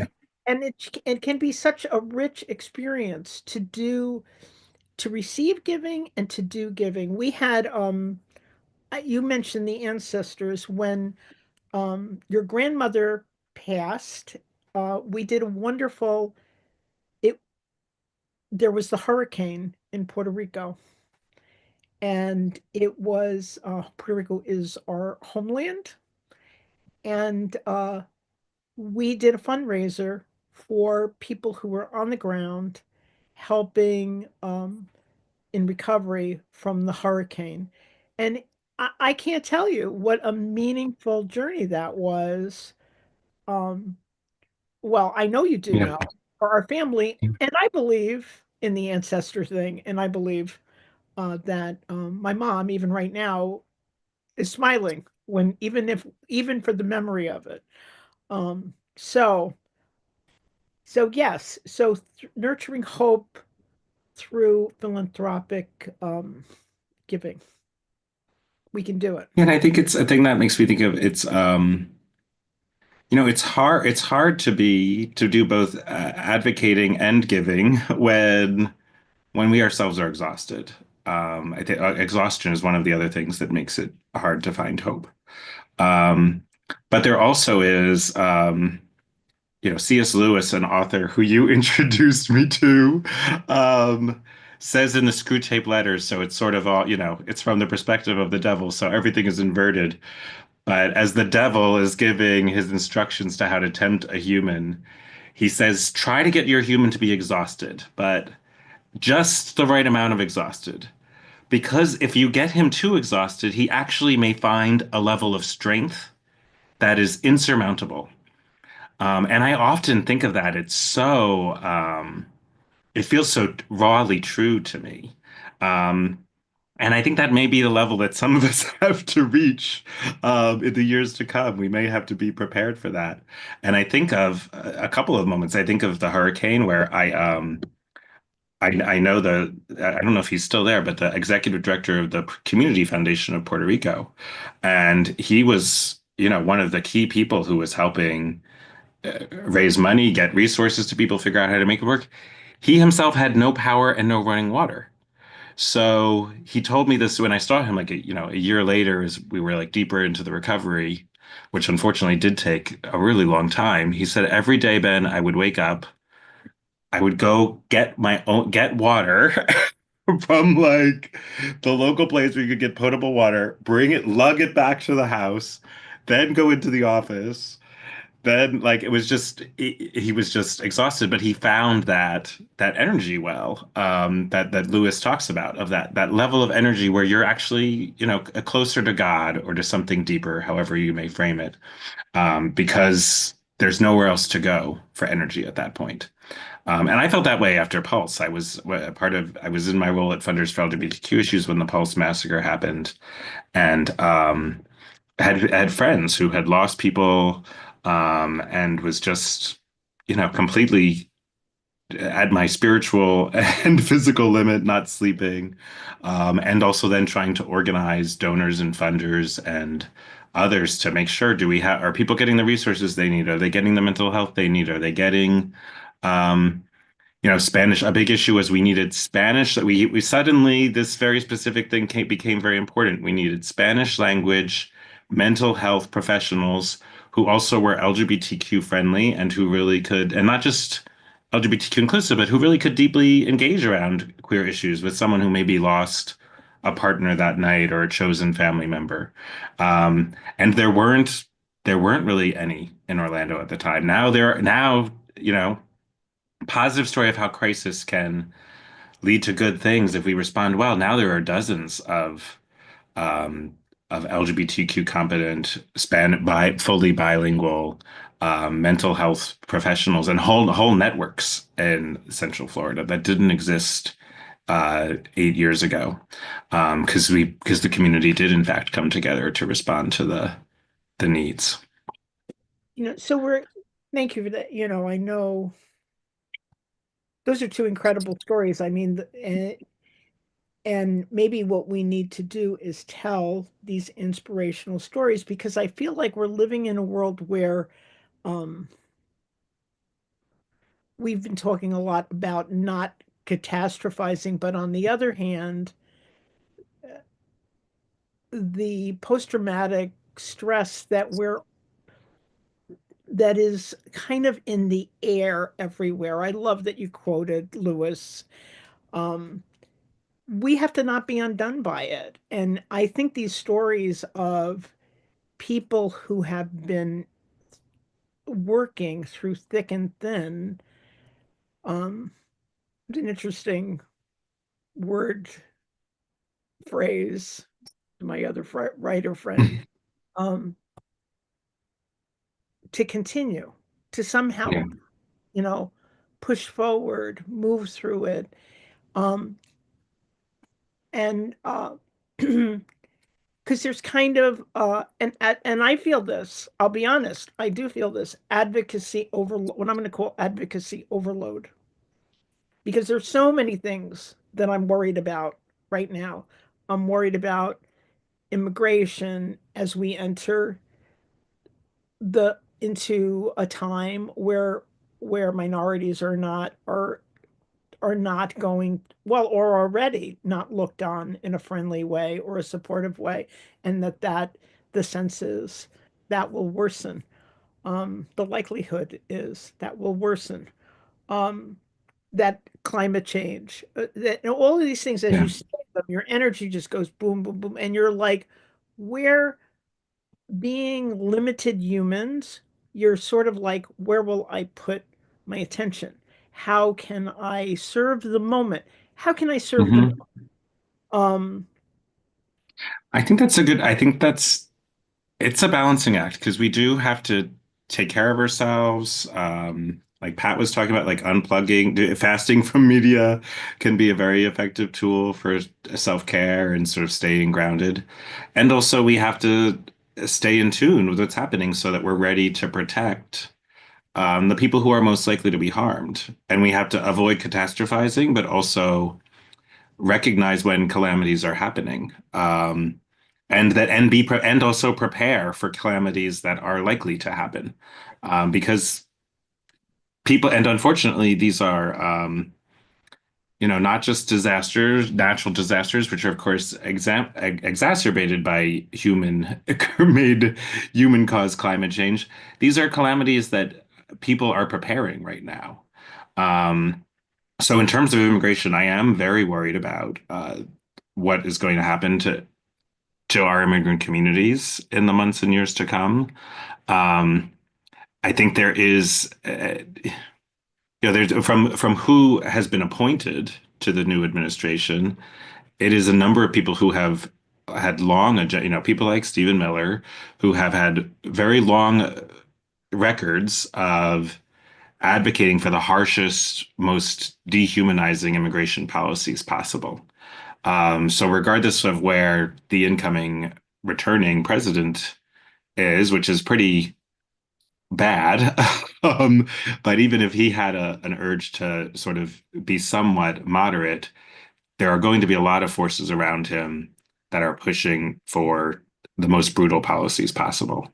One that just came out, and I don't know if you've seen this, Mom, but just in the past couple of days, a thing that's come out that's relevant, I think, to the interweave Very community relevant into the is the I don't know if you've and I heard the couple hours before me, but not all of it.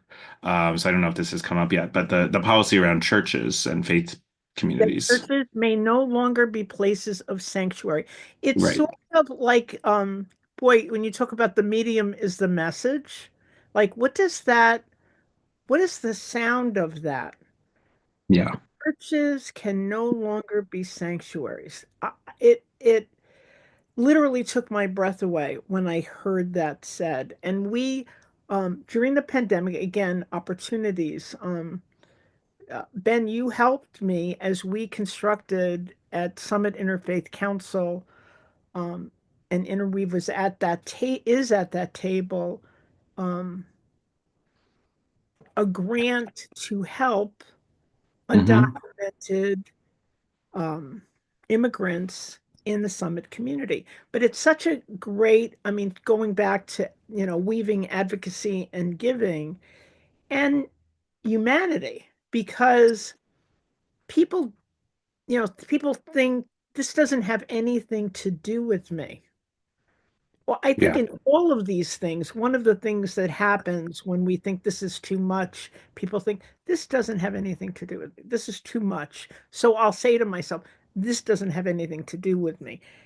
And during the pandemic, people learned that these were people who were taking care of their children, or they had this association and that, because slowly we were bringing those people a little bit into the light so that they could get the help they needed to get through the pandemic. It's a human community. And if we could, my hope is that that spirit can return as we continue to move through this work, to say this is a human thing. This is Yeah. about a human, Absolutely. and the And intersectionality, which came up in the conversation with Fletcher, which to me was so helpful because, you know, it's not about recycling. It's about, or just about recycling. It's about how do you go to work?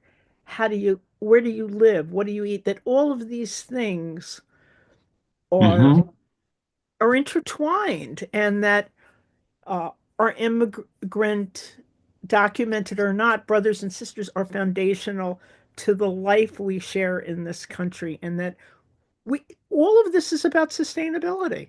They are not separate issues. They are the same issue.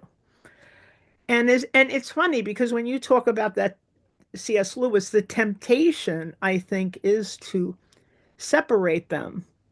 Because if Mm. they combine, when they combine, they'll be a great force for good. So I want to become a champion for let's combine forces, because now more than ever, we need one another.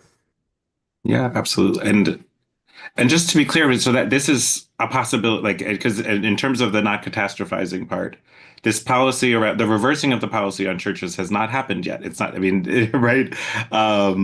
This has been a policy since 2011 or so, and the policy is just because the clarity, I think, is good of information, right? So the policy is ICE will not, unless there's a really dire need, like a terrorism fear or something really substantive, ICE, Immigration Customs Enforcement, will not raid places that are considered sensitive areas, which are churches and other places of worship, hospitals, and schools.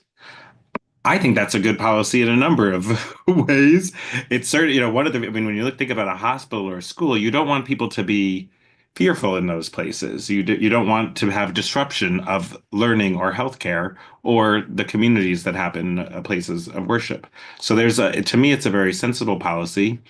And it's also a case, I think one of the other things is there's a fear that um, that that there's no power of now for those who care about immigrant rights, for as one example. And I think there actually still is. And faith communities are a great example of that. Maybe maybe a lot of people who are standing against immigrant rights don't care if the National Immigration Law Center says they think this is a bad policy. They may ignore them. But if church leaders, if Jewish community leaders, if Muslim community leaders, if they stand up and say, hey, we don't like this policy. Maybe that we think that we don't like this thing you're thinking about reversing, which is just at the executive level. It's not a legislative law, but multiple administrations have held it, including actually Donald Trump in his previous administration did not reverse that policy. We need to talk to Donald Trump's better angels. I am. I'm ready to talk. Yeah, and I think there are people in the Interweave community who are better positioned to do that than some of the usual suspects. So I think it's a great example of where we do there are more possibilities than we imagine, and we can't give up the fight until we've lost it. So that's one of the many battles to come will be protecting that policy for so many reasons, right? Not because the truth is not that many immigrants necessarily like are actually living in churches to get sanctuary. It's more of being able to know they can go to a place to maybe go to a food pantry or to go to for their own worship. That's usually where it's primarily applicable. Um, so I am hopeful that there's still levers of power because the other thing is um, it's often been the case that in the struggle for human rights, we've not had, people with power have not always been, people with power are reluctant to cede power, right? What's the exact quote? Power gives nothing easily. Um, so we have to look for, okay, where do we have power? And where do we have, communities of faith have a certain moral power that's very unique. There still is a complex court system where we can at least slow things down when people's human rights are being abused. There are still a lot of places we can go and tools we can use to advocate, which has always been the case anytime that people are being, put down, which unfortunately I think is what we're going to see a lot of, in particularly in this next year.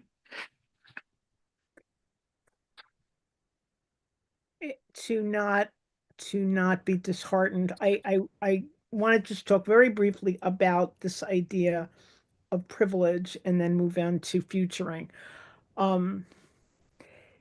Be privilege, we're privileged to be here. I'm going to talk about the positiveness of privilege to be here talking to you, privilege to be on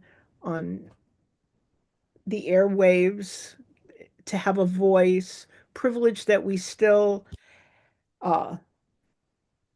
have levels of power, that believe that exists, and in fact that exists, and that we can actualize that, take that to ourselves, realize that we, there is, the lingo of the day that we are, we are living in a privileged society, and we are not, but just, suffering or understanding, or yes, the truth is, I forget what the number is. 110 wars are happening in the world right now.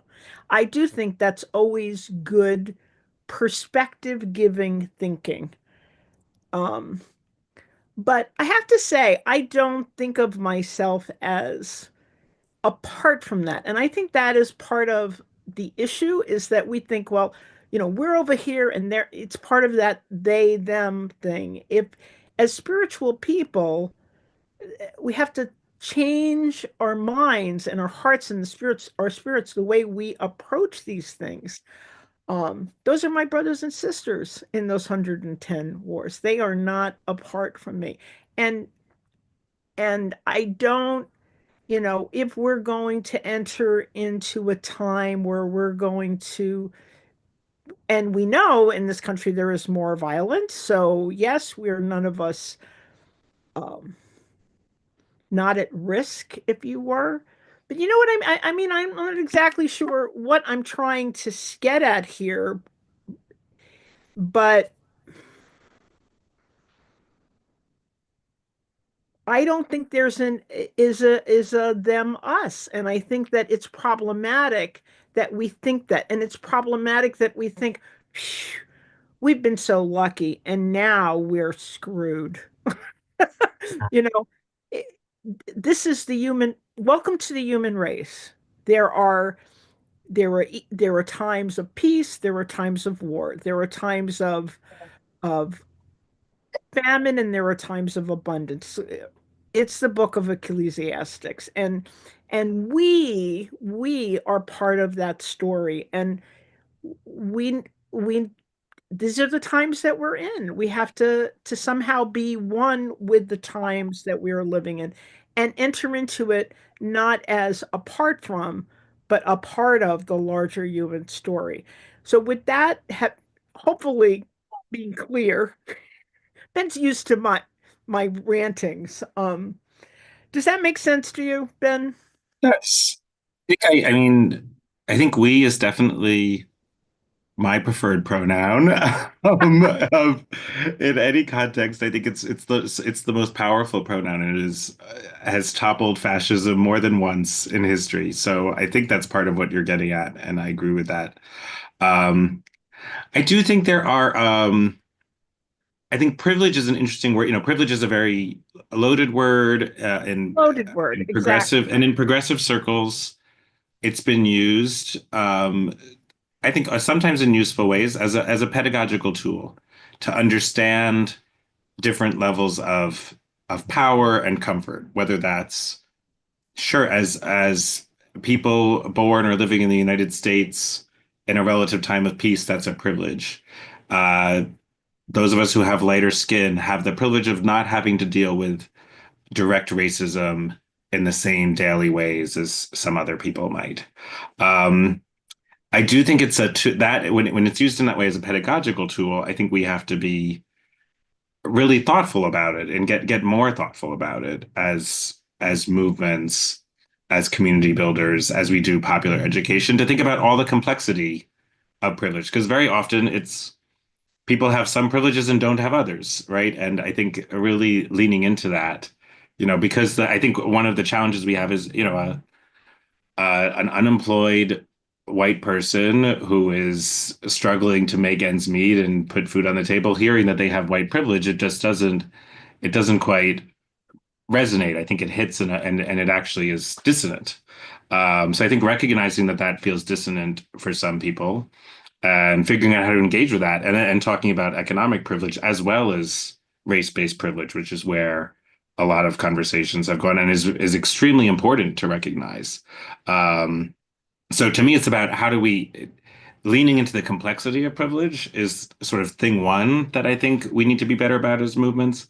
And then the other thing is what you've already said, which is getting to the we, using it as a tool. So recognizing what's all of our different positionalities, what sort of are the different things that shape our experience so that we can better, because basically me understanding I have white skin privilege helps me understand better the experience of someone who has faced racism as a dark skinned person. That's the goal of that framework, right? But if we reify that framework too much, it can become any framework can become dehumanizing if we make it sort of Exactly. too rigid and too And inviolable. or the idea that my world is somehow this is where words can be powerful and can leak into our you know somehow my world is better because Yeah. I'm safe. I don't know that my world is better because Hmm. like I, we and I don't want to romanticize. I'm not trying to romanticize the worker who is working in the field very hard from morning till night and but I could say what is better. I can say what is better. The dignity and goodness of every person. The Yeah. dignity and goodness and a kind, and I know once we start talking about economic, people go crazy. Well, let's at least begin by saying every person, the dignity and goodness of every person acknowledge their life as good, seeing every life as good. That's what I'm saying. Because I feel like in this world where everything is being tilted, we just have to be really careful about our language. And maybe we're going to have to use more words so that we come to understanding. Let's talk about futuring before I lose you, Ben. You are a futurist, and we talk a lot about science fiction. We talk a lot about science fiction movies, about science fiction novels. And I suspect that one of the reasons is we've always been intrigued by the fact that they take on the big questions. They take on the big what ifs and the possibilities. And there's a lot of catastrophe. We've been talking about a catastrophizing. There's a lot of catastrophizing that happens in the science fiction world. So, with that said, I want to give it over to you. Talk about that, I Ben. think I love, I mean, so it's, I don't, am I, I think I'm a futurist. I write science fiction and fantasy. Um, and I think and it is connected to this other conversation because, imagination is a tool that goes hand in hand with hope. And imagining possibilities is the first step to making them reality. Um, I think my just as with philanthropy, my love of futurism and science fiction goes back to childhood and watching Star Trek, the original series, and then the Next Generation with the family. Um, and I think it's such, I still find the Star Trek mythos still is very powerful for me because um, it's relentlessly optimistic about humanity, and I think there is something so powerful in that vision of that Gene Roddenberry had. Um, and there are still struggles, like you and Pat were talking about with meditation. It's not like there's like a moment where suddenly, oh, I've achieved enlightenment and then we're better. It's like, no, they've gotten past, you know, unequal distribution of resources in capitalism and wars between nations and have transcended actually the nation state and all of these. They've gotten past a lot of the things that we worry about, but now they're on to new problems, and they're always, sort of going forth and trying to understand, exploring strange new worlds and seeking out new civilizations. Um, and that's just it's a really powerful model for me for how to live. Um, Always, empathy. And to me, it's the twin tools. Star Trek embodies the two of the most powerful tools we have, which are imagination and empathy. And if you have those two things, it's amazing the problems that you can tackle and that we can tackle as humanity if we use those collectively. Um, so the Star Trek world feels a little bit distant right now. But I do believe, they say many times, they say in Star Trek, when they talk, they say, well, it's funny, they actually specifically say the 21st century was hard, even in the 20th century Star Trek, right? In the original series and in the Next Generation that came out in the 60s and 80s, they said, "Oh yeah, well, we went through some very hard times in the 2020s before we got to this more evolved state we're in now." And that I think is interesting and telling in that the writers knew that it wasn't there was a sense, even with this relentless optimism, there was also an awareness of, oh, it's not going to be easy to get there, right? Um, just like it wasn't easy for our ancestors to get through Jim Crow or HIV, to go back to the conversation that we started with. It's a hard road to get to that better place. But it is possible to get out into the galaxy with imagination and empathy as It's our interesting because, our like tools. several in an earlier conversation this morning with Carrie Kabush, uh, a clinical therapist, and she talked about that once we rest, we can get to imagination and creativity that will help us to move forward. And so it is obviously deeply related. Hmm. Remember what I said about Nicole Wallace and Michael Schmidt? I don't want to hold it against you. I don't want to pretend that we're not related. I don't want to hold it against you that it should not cost you that we're related. So you are a writer, and in other words, let me just say that if you were anybody on the show and you had recently written a book, I would give you a plug. So I don't want to penalize you because we're related. And there's a bit of science fiction in this book. And the name of your book, boy, wanted to bring it up because I'm tired to make sure I didn't get it right. Oh boy. Val Vega, Secret Ambassador to Earth. Of Earth. Do you want to just give us a brief snippet of Yeah, I can break. I think I'll share where and why did you write it? Yeah, well, first of all, it's definitely uh there's definitely some Star Trek vibes in it on that note. And I think I wrote it, growing up, I not only watched Star Trek,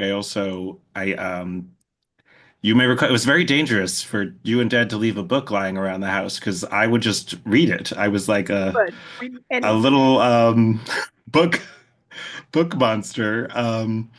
So whether it was the Enneagram, I read all of your books about the Enneagram, and I had explored my inner child when I was 11, because I read through all your inner child workbooks, um, and um, and then there was also a lot of science fiction. So and I read through 17 Isaac Asimov books and a dozen Robert Heinlein books, which are sort of classic 1950s science fiction writers.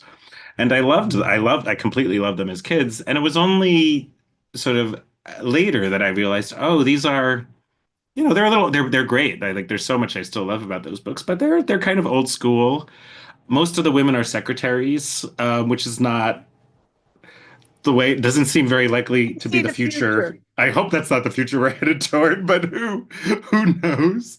The characters are all heterosexual, and if there is a gay character, he's a bad guy, and being gay is part of being a bad guy. Um, there weren't, and the characters were all white, because that was what Isaac Asimov and Robert Heinlein knew as writers in the 50s.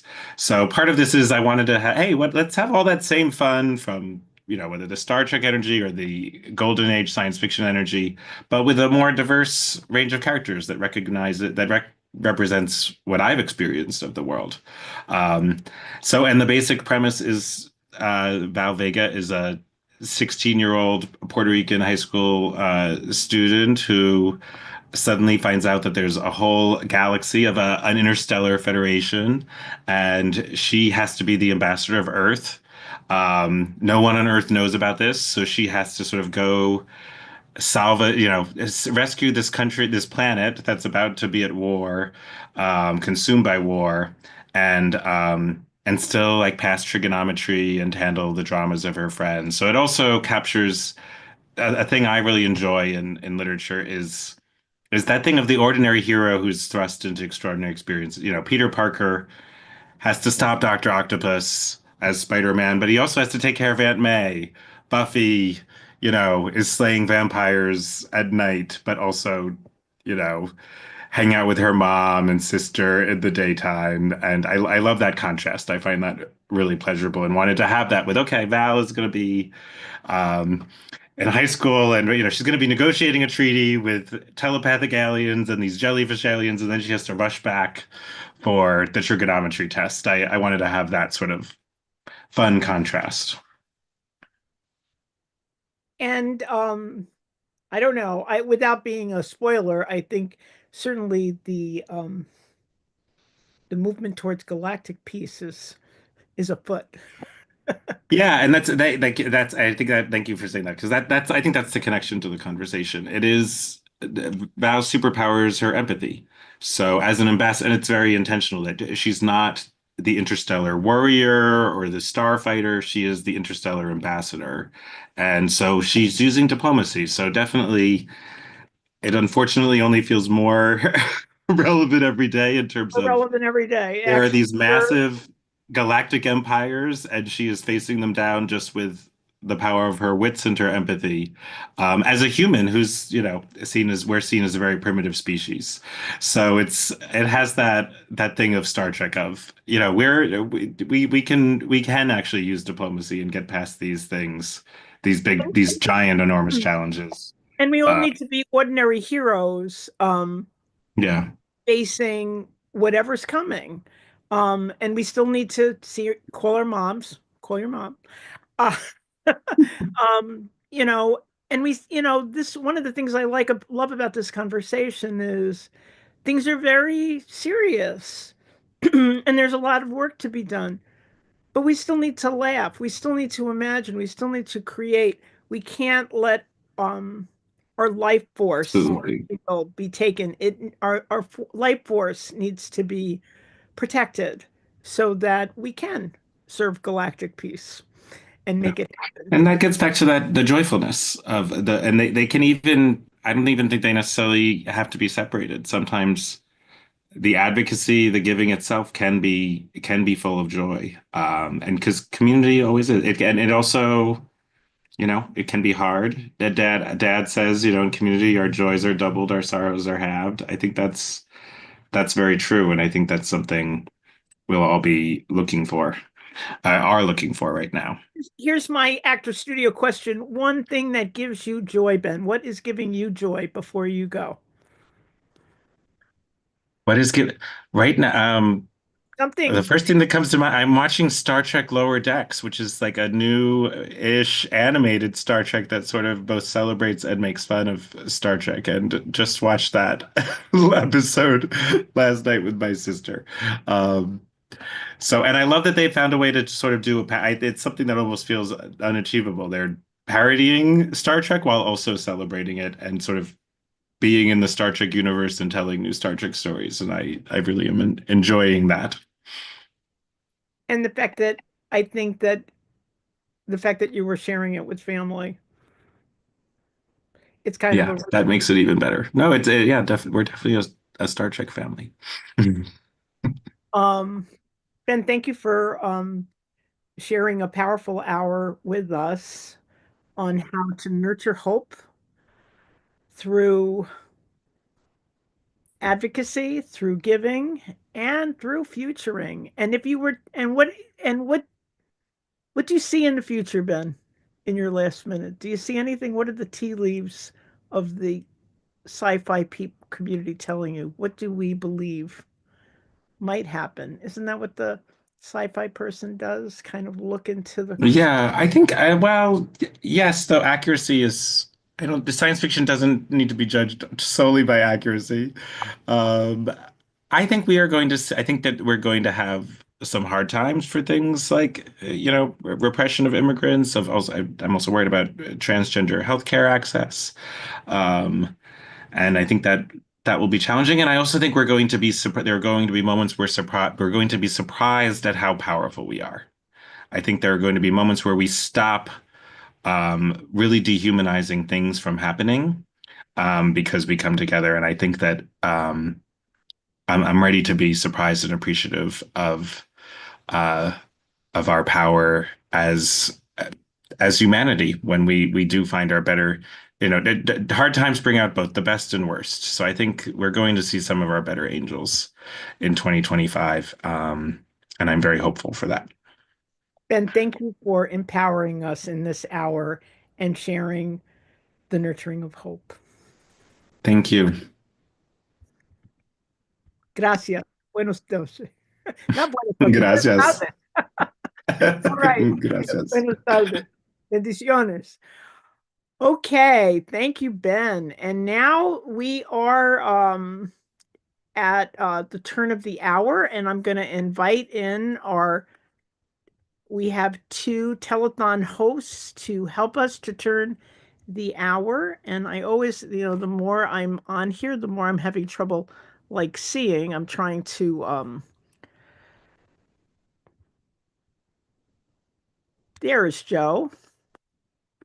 Here I am. Here you are. And there's Denise. So I'll be back. Thank you, Denise McCarthy and Joe Labella, for hosting this break time where you lead us in people in learning how they can support Interweave. Thank you so much. Okay. Thank you, Janet. And I'm happy to announce that we've received a challenge grant that the first $1,000 of donations that come in between now and 4 o'clock will be matched dollar for dollar by an anonymous donor. That So is, we do that hope that is, please get your donation. that is wonderful. That is, yes, absolutely, absolutely. And really, whatever people have that they can give, we are very thankful for. As Ben said, every gift is meaningful. Exactly, exactly. Uh, and as they were also, Janet and Ben were also saying, the dignity and value of every person and what they have to offer, it's all important. Mhm. Yeah. So I would like to just show what we are giving back as some thankful thank you gifts. For anyone who donates $100, we have this beautiful new Let Hope Live in You Interweave mug. When I look at this, I think of blowing on a dandelion and wishing on a dandelion. It's just a beautiful, delicate design. For anyone who donates $250, we will give the mug plus this beautiful notepad, which also has the same messaging, and this beautiful pen, Let Hope Live in You. For people who donate $500, we will we will give the mug, the notepad, the pen, and also I know Joe, you love this tote bag, this beautiful insulated tote bag. And if you give $1,000, we will give you the mug, the notepad, the pen, the tote bag, and also this journal. And it's beautiful, high quality, wonderful for journaling, taking notes. So yeah, and coming up in the next few hours, we've got some other just really beautiful speakers and guests. At 2 o'clock, we're having Todd Stockdale, and he'll be talking about nurturing hope through the practice of the philosophy of pursuing truth. And I remember Todd from last year, and I loved his talk last year. Yeah. And Todd, by the way, is also in the middle right now of a short program, a 3 session program on ethics, theology, and philosophy, the teachers, looking at Greek philosophers and the foundation they laid for our thinking for wisdom today. And the last session of that, but each session is freestanding and you can attend them separately, is this coming Thursday, December 17th. And after you hear Todd today, you may also consider coming back and hearing more on a different topic later this week. Right. Yeah, from Ben, I think I like the hopefulness of it. I like the joyfulness of it, but I also like the hopefulness and just his concluding thought that in hard times it brings out the best and worst. And that his takeaway from that was that since this is going to be a difficult year coming up, we're going to see our better angels. It's going to, we're going to see we're going to see people do great things because it's hard times coming up. And I found that a very, very helpful, a very hopeful thought. I felt the same thing. And the idea that, through imagination and empathy, um, uh, we could really draw on that and develop the world we're looking for. Yeah. And I thought just in the interaction between mother and son, Exactly. which was all very nice, but the concern was raised that the policy, the ICE policy of leaving sensitive places um, alone, that would be churches, hospitals, and schools. The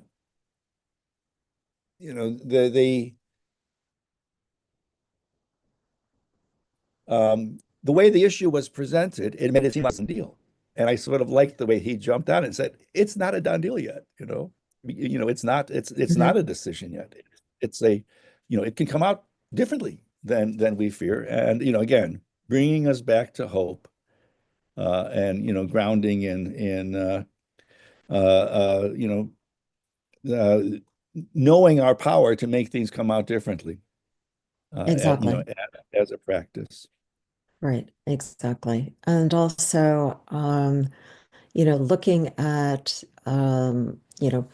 just the idea of framework and challenging the positive and the negative of having a framework for how we see things. And once we have a framework, okay, that helps us solidify in our minds. But then maybe at times we need to look at that and say, okay, maybe we're drawing lines where we need to draw spaces. Yeah.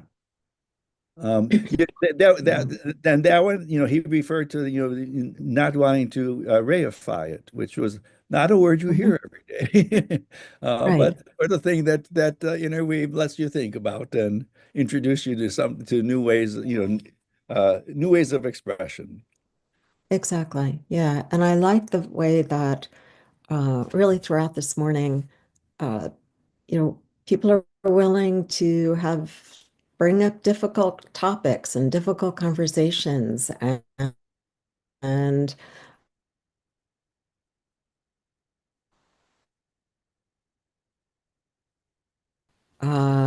not gloss is one of the I just feel that Interweave attracts people who have that interest and see the value in that. Yep. And so please support Interweave. Absolutely. You can go to the Interweave website.org. And on the front page, we're going to click on a link to donate. You can also, right now on the screen, there is a QR code. If you scan that, it's an easy way to also make a gift online. All right. And I think we Yeah. have Janet back joining us. Hi, and thank you to Joe Lavella and Denise McCarthy for lifting up Interweave, for advocating for Interweave. We so appreciate you. And they will be back because they are our turn of the hour telethon hosts this afternoon. And now I'm going to turn to my technical host, Chris Whitaker, to ask him to help us to turn the hour.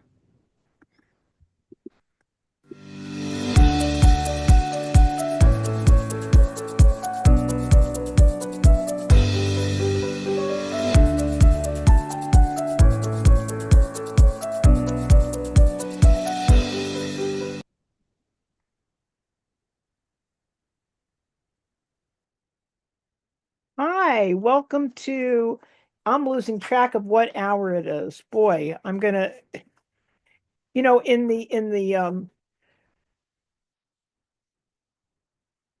Chris, do you know what hour it is? We're in hour 7. Hour 7 of our Halfway there. 12 hours of conversations. And thanks, Chris, for doing such a good job in guiding our technology today. It takes a village to run a virtual marathon, as you all are experiencing and are having these wonderful conversations. We're now going to welcome our a wonderful another colleague and friend, a dear colleague and friend, Todd Stockdale. Todd is a teaching fellow. Let me give you I'll say more wonderful things about you in a moment. We got to get the bio out of the way. A teaching fellow at Seton Hall University.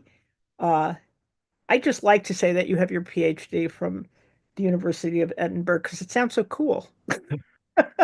And I love this about Todd. His focus in his study and his research and everything he does is about practical theology. God, I love that.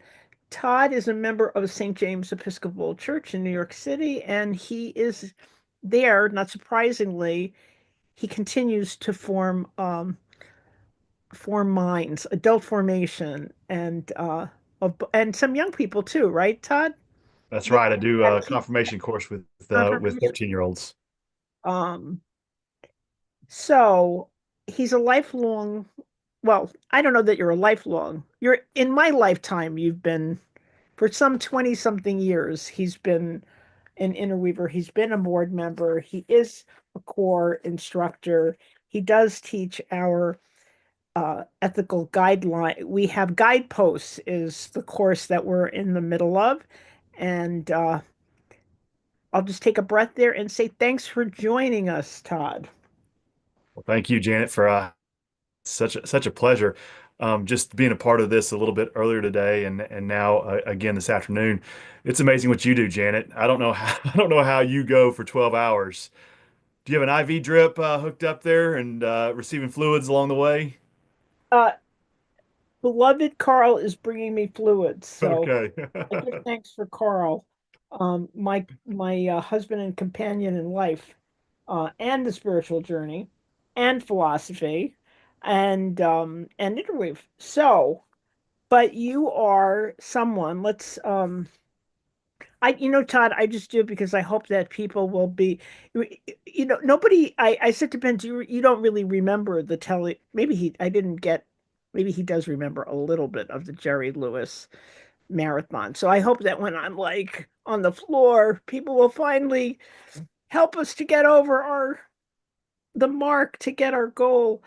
That's the idea of it. I love it. Also, I love it's it. also the fun of it. I mean, I am having we're the privilege, using privilege in a very positive way, of sharing 12 hours with 12 people whose instincts, wisdom, perspective I really enjoy.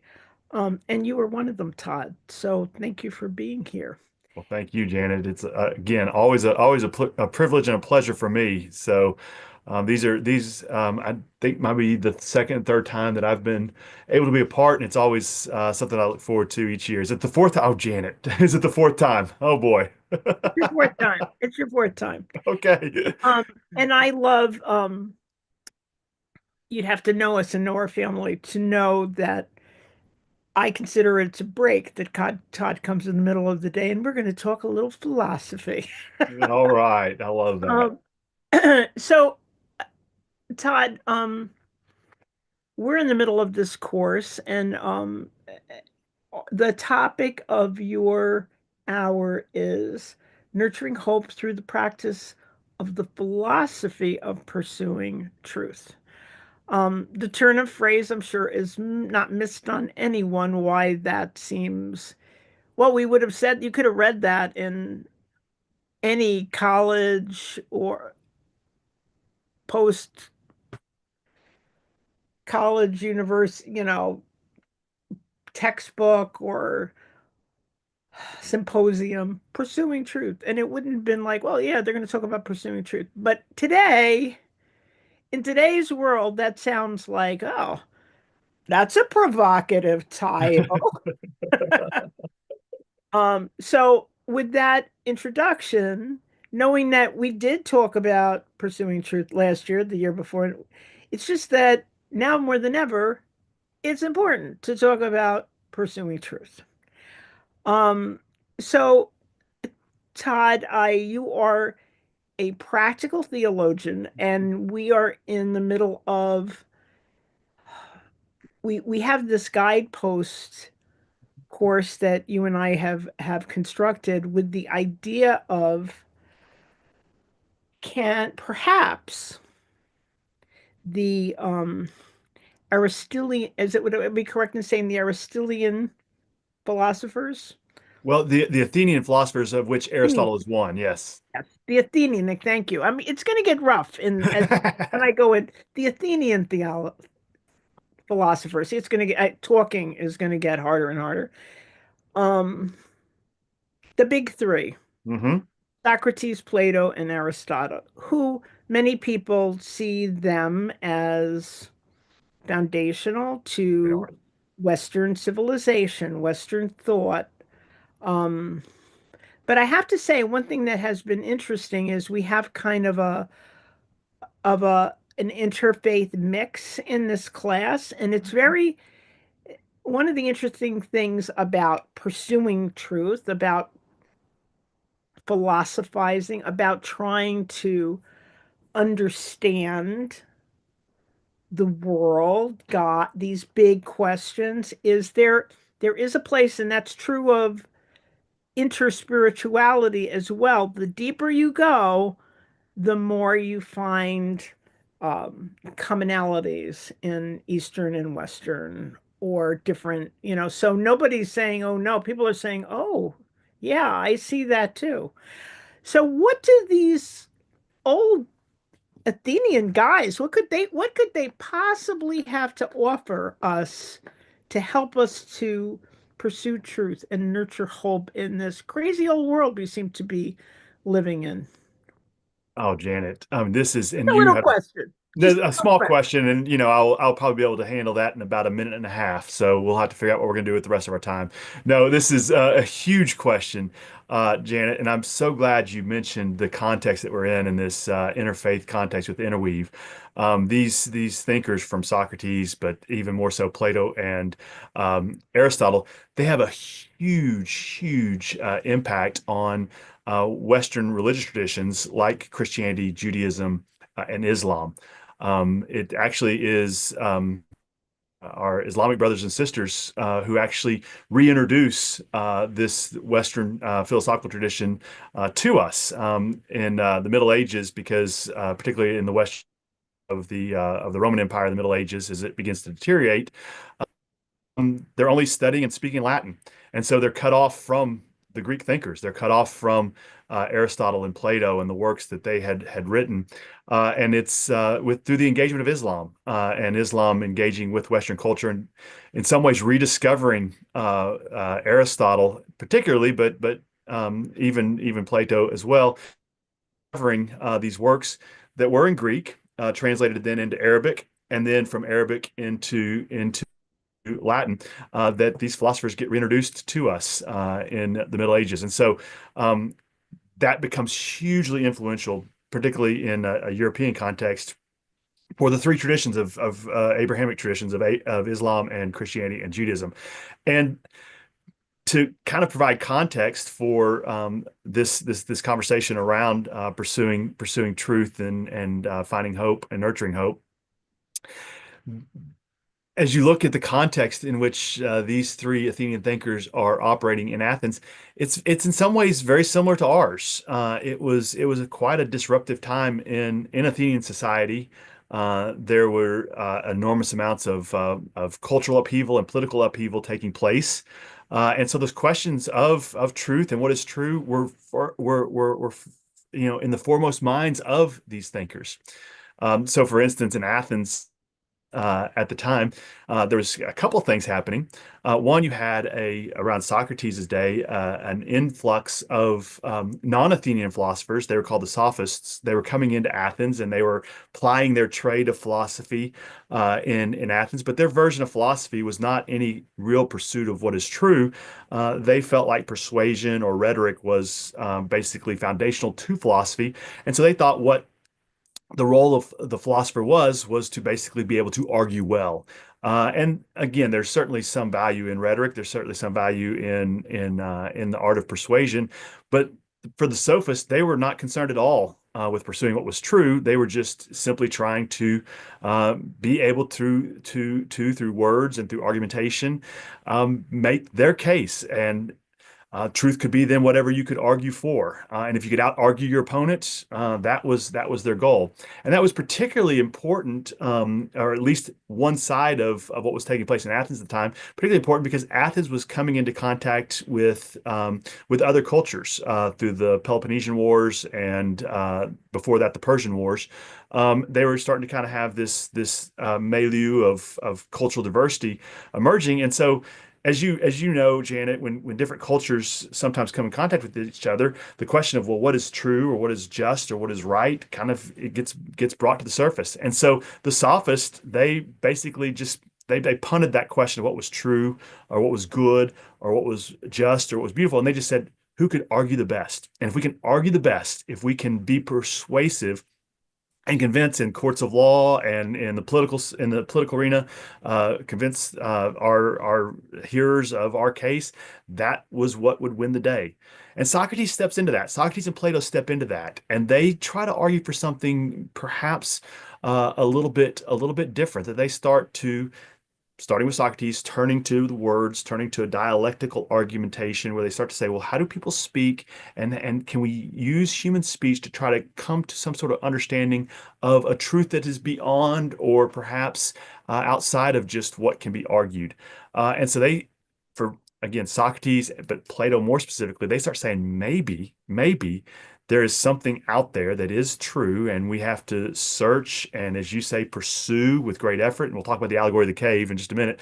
We'll have to pursue with great effort, but perhaps through great effort and through this pursuit, we can arrive at something that is good, something that is beautiful, something that is true, that is beyond just one's ability to persuade or one's ability to use rhetoric to influence. So they are and. Janet, you know this. It's going to cost Socrates his life. That is something that really is out. It's profound and it's outstanding to me to think of someone who's willing to die for the truth. That Socrates was willing to basically give his life as he was executed in this pursuit of what was true. And that's again, if you can imagine.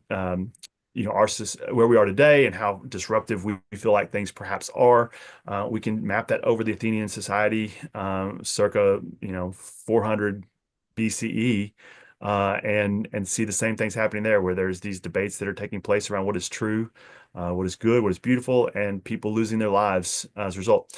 Interesting, Aristotle was also going to find himself in trouble in Athens again.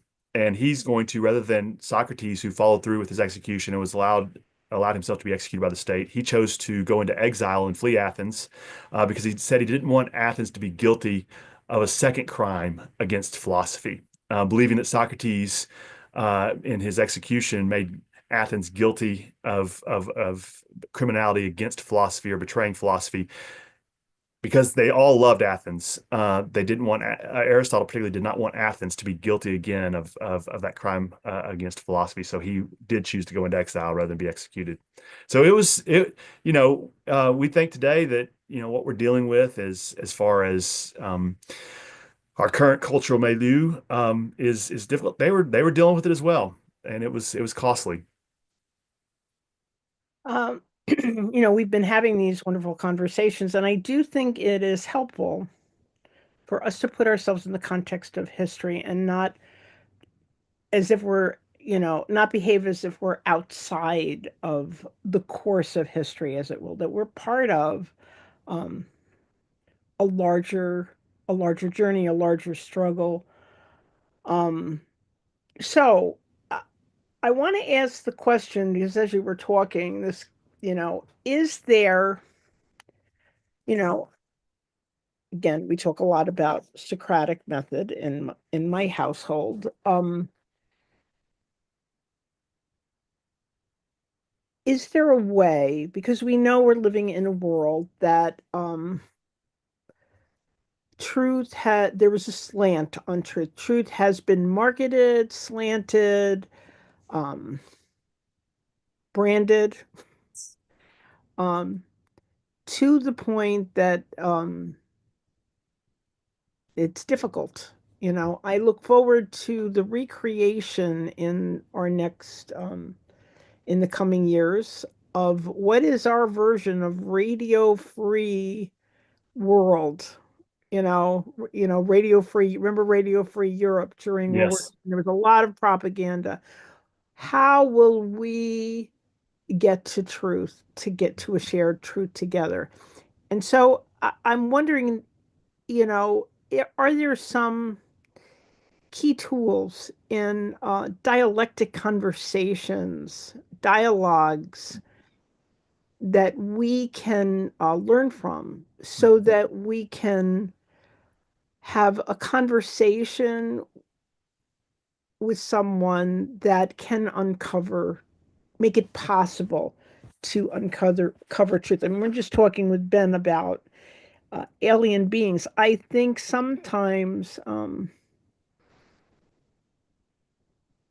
you're engaging with somebody from another culture, for an example, and you really,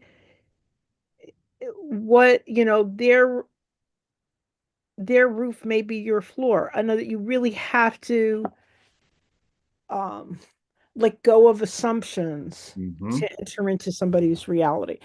So, that being said, are there some um, guide guideposts, guidelines that we can learn from these men that Socrates walked around and talked and listened. He practiced Socratic, what afterwards was called Socratic method, Yes. to learn, to uncover the truth. Are there some tips? I'm going to say tips that what learnings are there for us about how we can try to uncover truth? That is an outstanding question, Janet, and I think we can start with Socrates, as you have, and look at kind of his method. One of the things that we can appreciate about Socrates, and again, it's going to upset his interlocutors and frustrate them, but he would not let this go. He would not let this pursuit of truth go, and he would do so through this dialogue. And so he was, depending on how you read him, he was very generous with his interlocutors in the sense that he would take what they said and he said, well, let's look at that and let's follow up on that. So I think of, for instance, a dialogue that he has with Euthyphro. Euthyphro was a priest during Socrates' day, and Euthyphro was quite confident that he knew what was true about piety and about kind of religious devotion. And Euthyphro was deeply convinced of this and was so convinced that he was knowledgeable of the pious and the just that he was willing to go to great extremes. For instance, he was prosecuting his father for a murder that was probably more akin to what we would call manslaughter. And so he was going to actually prosecute his father because he felt like that was the pious or the devout thing to do. And so Socrates just started to question him and just started to say, well, what do you mean by piety? What is your understanding of that word pious? And what's your definition of piety? How can you help me see what you see as being? And as Euthyphro would respond, Socrates says, well, let's take that a little bit further. And he was through this dialogue able to have this conversation with Euthyphro to really kind of, in some ways, expose the inadequacies of Euthyphro's understanding, and to expose to Euthyphro that he didn't quite grasp the pious in the way he thought he did. what happened to that dialogue, it's very interesting, is it tends to go sometimes in circles, and Euthyphro picked up on that and even named that, saying, Socrates, well, you never seem to want to stay put in letting me land anywhere. But it's because Euthyphro himself couldn't articulate an understanding of the devout or the pious or the just. And so Socrates was patient with that and was continuing to ask questions about what Euthyphro meant by that, pious. So I'm thinking in our context, Janet, right? You said, you mentioned kind of for some floor is ceiling and ceiling is floor. What Socrates does is like, well, let's look at the language we're using. When you say this, what by that? Help me understand that. Help me understand your definition, your understanding of the good. You can look at this in the political world we live in today in the United States. If we want to look at partisan politics, for instance, I do believe the political parties are seeking the good. They want the good. But when you actually start to ask, well, what do you think is good? You're going to find that they have needs of the good. And so really through that dialogue, and hopefully it can be done in a productive way. Through that dialogue, you can actually see if there can be something that's uncovered.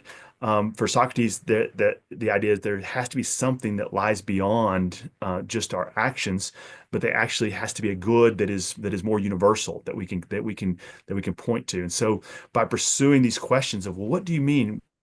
We want the country. We want the common good that we share here. Well, what do we mean by good? And question that, and you start to kind of pursue that. So that would be something we could learn from Socrates. This idea of dialogue, that the opportunity to enter into conversation with one another. That does require a bit of a generous exchange. Euthyphro and Socrates were friends, even though they did not see eye to eye on the pious or the just or the good, or at least they couldn't come to an agreement of that in their dialogue. They were friends. So that might be something too that's important, particularly as we think about conversations we have with those we know and love. Um, but then Socrates' student Plato, and then I'll say this about Plato's student Aristotle. The fascinating thing is Plato does something over time. He is very loyal to Socrates, and he's very generous to Socrates, but he's going to start developing his own ideas that take Socrates' work and goes further with it.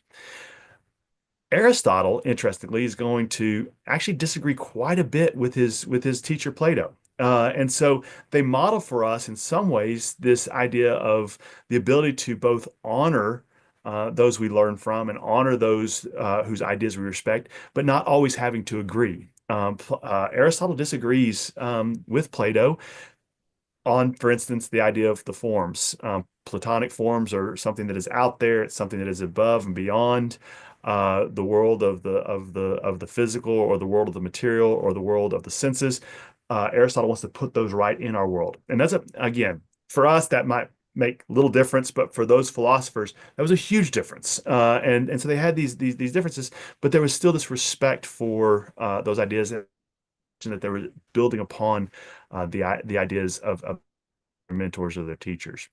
Plato, going from Socrates to Plato is, through his allegory of the cave, going to show us just how difficult it is in what we might call society to come to know the good, to come to know the truth, and to come to know the beautiful. And so he tells his allegory, Janet. We looked at that in our last time together in our guidepost course with his allegory of the cave.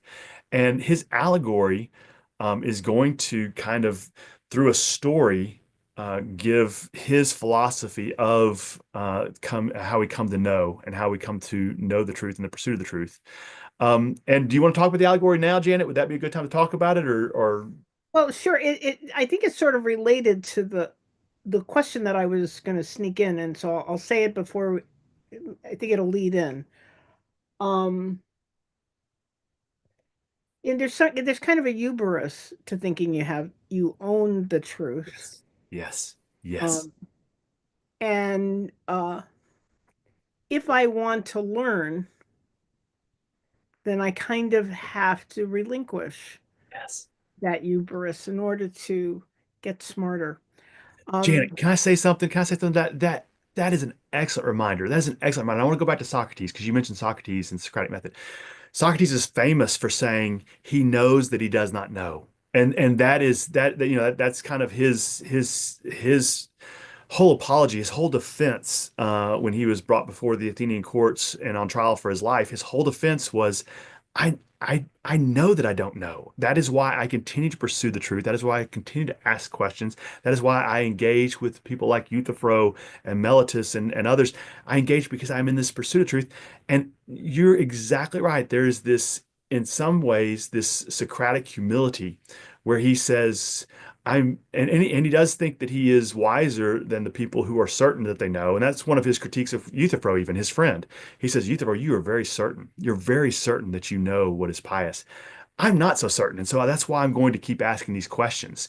And so, Janet, that is a great point to bring up, particularly in these more fraught conversations we might be experiencing today, where there seems to be a lot of confidence on both sides, of debates on who knows what is true or good or beautiful or right or just. Socrates steps into that and he says, I don't know. And I know that I don't know. And therefore, I'm going to continue to ask questions. I'm going to continue to examine. So thank you for bringing that up, Janet. That's a great just asterisk to put next to the Socratic method.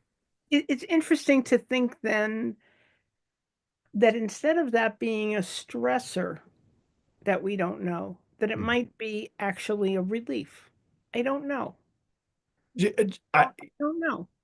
I'm so glad you said that, Janet. And this is just going to be maybe turn it into a bit of a pastoral conversation. But for me, particularly as a university professor, I felt an enormous amount of pressure to know things. And there is so much liberation. There is so much liberation in being able to say, I don't know. I don't know. And that seems to be counterintuitive that it would make me feel like a fraud as an academic. But in fact, it's quite liberating. And I have colleagues and mentors that I look up to, both these colleagues and mentors I look up to. And when I watch them say that, I'm currently co-teaching with a philosopher who's deeply trained, much more deeply than I am, deeply trained in this. And it's so inspiring to see that colleague in the middle of class, when a student asks a question, say, I don't know. Or when he's explaining a text saying, this is what I think, but I can't be certain. And it's just that humility that you talked about. It is quite liberating. And Socrates models that for us. And in a big world, this is important. So let's go to the cave from here. Let's go to the cave. Talk to me about the cave. What do we learn? And most people, if they reach back in their minds, will remember the cave story.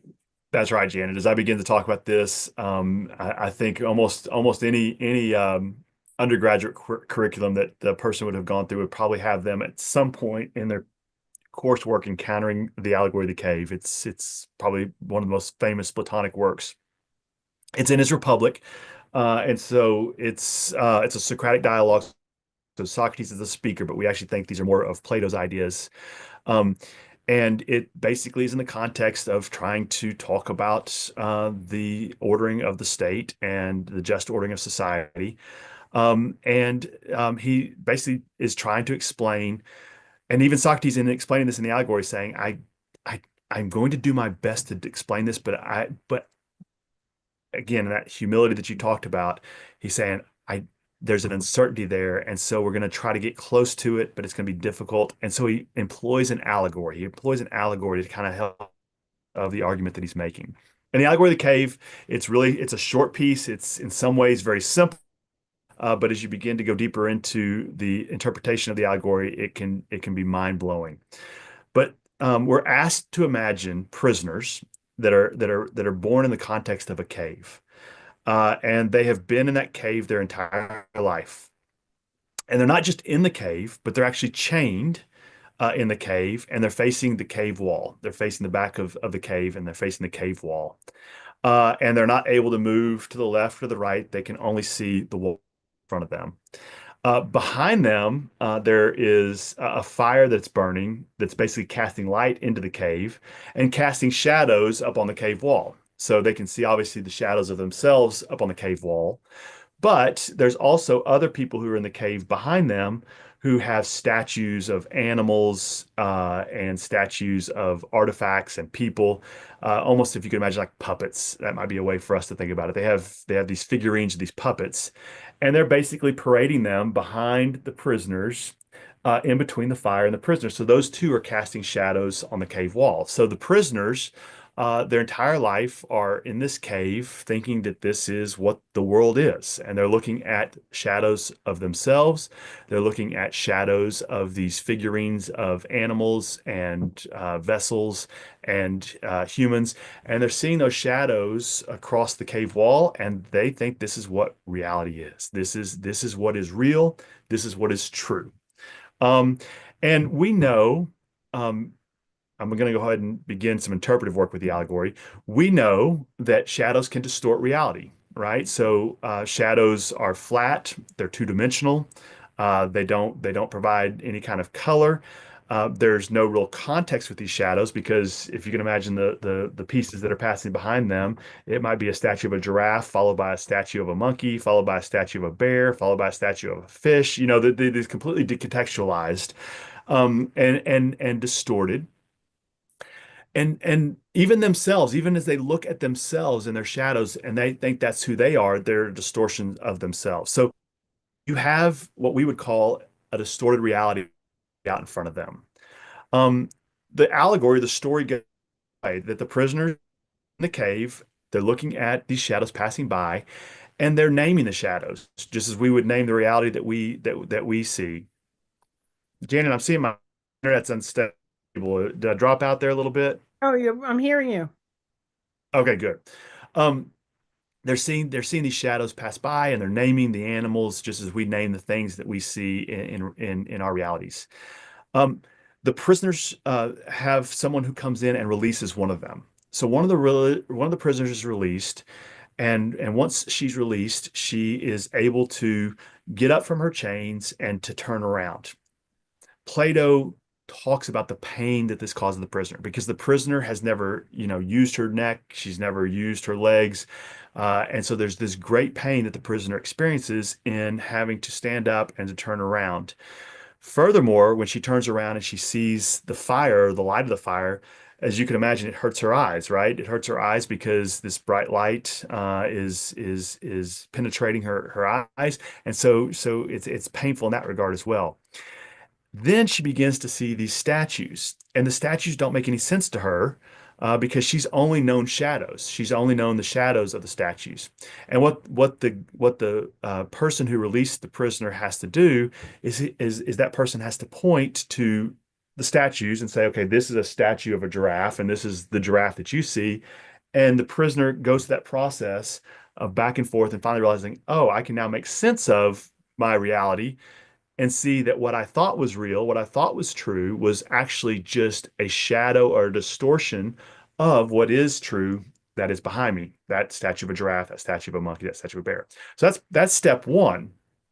But as we know, because we're outside the story and listening, you're not actually you're just getting closer to what's real. You're still looking at statues or images of giraffes and bears and monkeys. And so there has to be this transition out of the cave. And so the prisoner is dragged out of the cave. And the text, many translations will say the prisoner is reluctantly dragged out of the cave. That basically, as you can imagine, Janet, your whole world is melting before your eyes, right? Your whole reality of what you have known your entire life is melting before your eyes. And you've just now had, kind of the veil lifted, as it were, and seeing that what you thought was real was only a shadow of what was real. But even then, that's not really real. It's just a statue. And so the prisoner is dragged out of the cave reluctantly into the outside world. And the same experience. Our prisoner, she is blinded by the light outside the world, unable to see. So she has to do what she knows, and that is look back down at the ground and see those shadows, see the shadow of herself, see the shadow of a bear, see the shadow of a monkey, and is able to kind of piece together a new reality outside the cave by starting with the shadows, then moving to reflections. Plato talks about looking at reflections in the water and seeing herself in the water and a reflection of the things in the water. And eventually, as her eyes begin to adjust to the outside world, she's able to see the things. She's able to see the bear. She's able to see the monkey. She's able to see the giraffe, the true reality, the true things. Eventually, our prisoner that is released, she'll start to see the sky, and it'll first be at night that she's able to see the stars and the moon, but eventually see the sun in the sky. And the sun is the final thing that our prisoner sees. And Plato says, with great effort, the prisoner can look at the sun. And we know this, right? It's not easy to look at the sun. It's something you kind of have to squint and maybe kind of, form a little shade in your eyes to finally look at the sun. Represent the good. The sun in the allegory represents what is good, what is beautiful, what is true, and what gives meaning to everything. And the prisoner begins to reason, and she begins to say, okay, the sun is the reason for the existence of everything. The sun is what gives life to the world and gives the possibility of life for the animals. The sun is not only what gives life and purpose and meaning to the seasons and time, but also it is what allows us to see, right? That's the interesting thing about the sun. And not only is the source of life, the source of what is real, the source of what is true, but it is actually what even allows us to see that which is true, that which is real. And begins to reason. And for Plato, the sun is the idea of the good, or the true, or the just, or the beautiful. The prisoner then, outside the cave, we think that's where the story could end, but begins to find that she pities the prisoners who are left down in the cave, right? That, as you can imagine, it's like, wow, I have these friends back down there who are looking at shadows of images or shadows of statues, thinking that's real, thinking that's true. I need to go back in there and explain to them that what they're seeing is a distortion of an image of what is real. But the problem our prisoner has is she goes back down into the cave. And when she goes back into the cave, just as you and I would if we go from a brightly lit space into a dark room, the eyes are not adjusted and she cannot see. So she goes into the cave and she's not able to see. And when she goes back into the cave and is not able to see, she's trying to explain to the prisoners that what they're seeing is a distortion. The shadow that you're calling bear is a distortion of a statue of a bear that is an image of what is really a bear outside that world. And because the prisoners have, one, no grasp of anything she's explaining that is behind them or outside the cave, and because her eyes are not well adjusted, she's not able to easily spot a bear and tell the difference between a bear and a giraffe and a monkey. They think she's lost her mind. They think she's crazy. They think she was with us and she could see things like we saw them, and they were true to all of us. And now she's left and come back, and she can't see the same things we're seeing, and she's talking some nonsense about a world outside that is more real, more true. And they make the conclusion that basically, if someone comes along and tries to free any of us and puts us in the same state as she's in, we ought to kill that person, and that's a little bit of a nod or gesture to what happened to Socrates, because Socrates, for Plato, was trying to enlighten and get Athens to see what was true, what was good, what was beautiful, and the Athenians executed him as a result. So the point of the cave, and this is where we enter into Platonic thought. The point of the cave is that the world we live in, the world of the senses, the world we see, the world we operate in, is the cave. And his argument is that you and I are living currently in the cave. That you and I were born here, Janet. You and I live our whole lives thinking that this is real, thinking this is true, thinking that the things we call justice, the things we call right, the things we call good, are in fact those things. What Plato wants to argue is those things that we see in our world that we call just or good or beautiful are actually just shadows and distorted shadows of images of what is really good, what is really true, what is really just. And the effort that requires and the pain that requires for someone to go from shadows and distortions of the good or the true to images of the true, to actually seeing what is true, is quite painful. It takes an enormous amount of effort. And once you reach that, it's hard to explain it to those who've only seen shadows. And you're likely not to have a lot of success. At least Socrates did not always have success, and Plato is again giving a bit of a nod to his mentor Socrates in that. But I guess in response to your question with the allegory, this pursuit of the truth, it is possible, and that's where the hope is. It is possible for Plato. We can do that, but it is with great effort, and it takes instruction, and it takes guidance, and it takes the hand of someone who's been there before to take us along. We can do an analysis of the cave, Janet. It's really interesting. Media studies works with the cave, and I'm not just talking about news media. I'm talking about any kind of media. But any kind of media is a distortion. It's like a cave wall, right? It's like a distortion of the real. And so we turn on the news at night, and we think we're getting access to the world, but we're not. We're getting a portion of the world. Production, like Yes. just like the puppets on the screen, and it's interesting. I always tell people, and I think this is true of a lot of channels that sometimes I watch Univision, like Spanish television, and I see a lot. I see a wider lens of the world, whereas and I'll go to the basic channels, the not before we were in cable, and there were these big news channels, fire in the Bronx, and meanwhile war has sprung out in some country that if I went to Spanish television, and I'm sure that's true of a lot of more international television, tends to tell a global story, a wider story. Um, I want to share with you something we were talking about the other day, and because we don't have that much time, and our time is precious. Probably you're the guest that I would share this with. Um,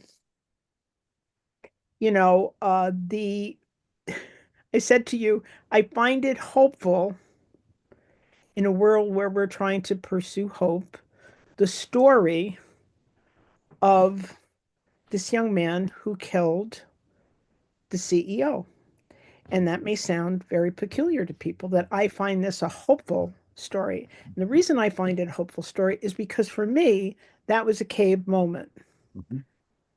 Because I thought to myself, this is not about politics. This is about a world we're living in where truth is so distorted that we're applauding for a murderer. Those are just the facts. And I have no idea what the politics of people are who are applauding the murder of someone, because there could never be a justification for that.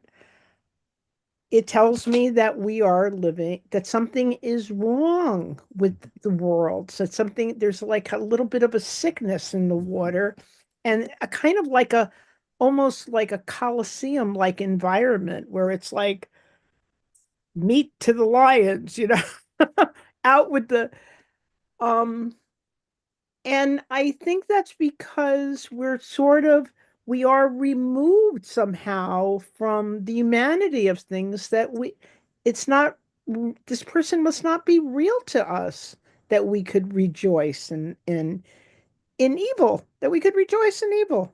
So I wonder what your thoughts about that, putting that up against the cave. Right, Janet. I'm so glad you brought that up. It is such an interesting story, and it's captivated, of course, the entire country. And you're right. It's interesting to see the different responses to this.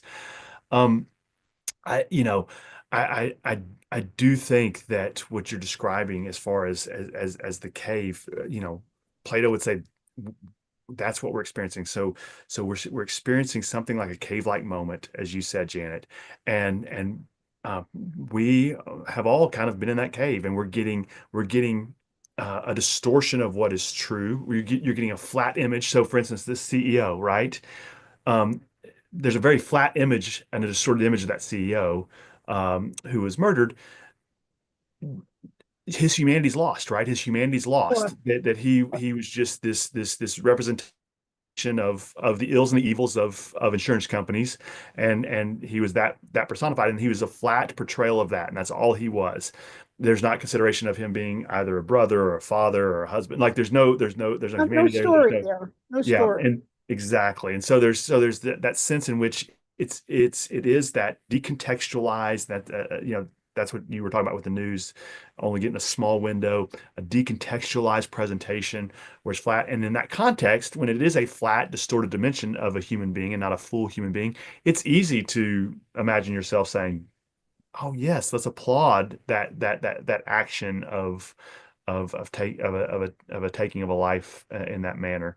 Um, Yeah, and obviously I don't applaud this moment, but I take hope in that the problem is so, in a way, that the problem is bigger mhm, and than a political problem. It's a that's bigger right. problem. And when we understand that it's a bigger problem, then we can maybe get to the bigger truth. That is. Jen, I want to say something. You're reminding me of something we didn't plan on discussing today, but what you're describing there reminds me of Dr. King and his I've been to the mountaintop speech, his final public address before he actually delivered on the night before his execution or before his assassination. Um, he tells this story. He says, if God allowed me to live at any point in history, where would I want to live? And he kind of recounts, Western history, but he kind of, says, would I want to go back and see the slaves being liberated from Egypt? Would I want to go back and see, meet Plato and Socrates? Would I want to go back and be a part of the Reformation in Europe? I mean, he's in a Baptist context, so he's in Reformation in Europe. Would I want to go back and see the emancipation of the slaves with Abraham Lincoln? And he says, if God allowed me to kind of survey history, he says, I would want to see that, but I wouldn't want to stop. I want to keep going. I wouldn't want to stop. I want to keep going. He says, if God allowed me to live at any point in history, he said, I would want to live right now. I'd want to live in the middle of the 20th century in the United States. And he says that's a curious place to want to live because it was a very dark time, particularly in the civil rights struggle that he was a part of. It was a very dark time in our nation's history. We say, I will want to live right now. He says because it's in the darkness, it's in those dark times that you're able to see the stars. Like it's at night that you're able to see the stars. And for him, the stars was the just, was the true, was the good and beautiful. And so what you're describing there reminds me of that, Janet. It's like when you see something that is just seemingly so um, where we are out of place, it illuminates and allows us to see the just and the good so much more clearly, to see those stars, and that can give us hope for sure. You see why you come back every year to talk about this? Because we only skim the surface, my I know friend. we do, right? Only every year we only skim the surface. Todd, I'm going to ask you the question that I've asked all my panelists. Where is hope for you? Where do you see hope? Before you go, tell us one thing that's giving you hope. I find hope, Janet, in relationships, and I find it in my interactions with people. I think uh, going back to the cave, if all I have when I encounter humanity is what is presented to me on TV screens and in news reports, I get a very flat and distorted perspective. When I actually encounter human beings and we sit down and we have coffee together, or we spend time together, I find that within the hearts of my fellow co-travelers here on this planet we call Earth, I find goodness. I find genuine goodness. I find genuine care. I find concern. I find people who love. I find people who are trying to do the good, trying to do what's right. And just like Socrates' encounters with Euthyphro, we can all be misguided. We can all be certain in our understanding of what's true and be wrong.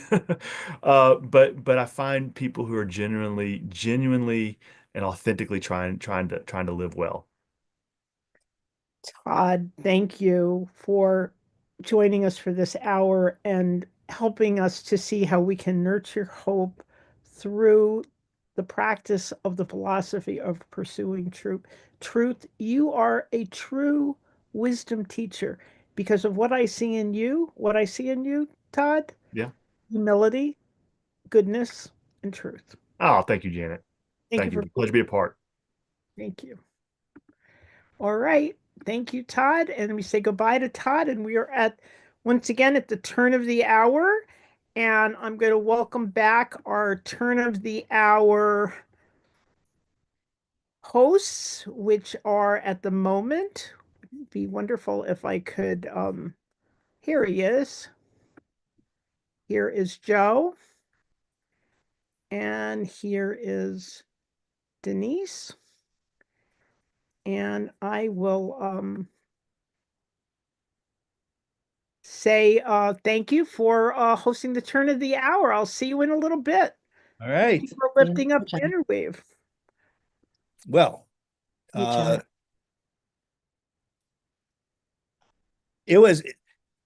loved Todd's passion. I loved how excited he was about everything he was talking about. So yeah,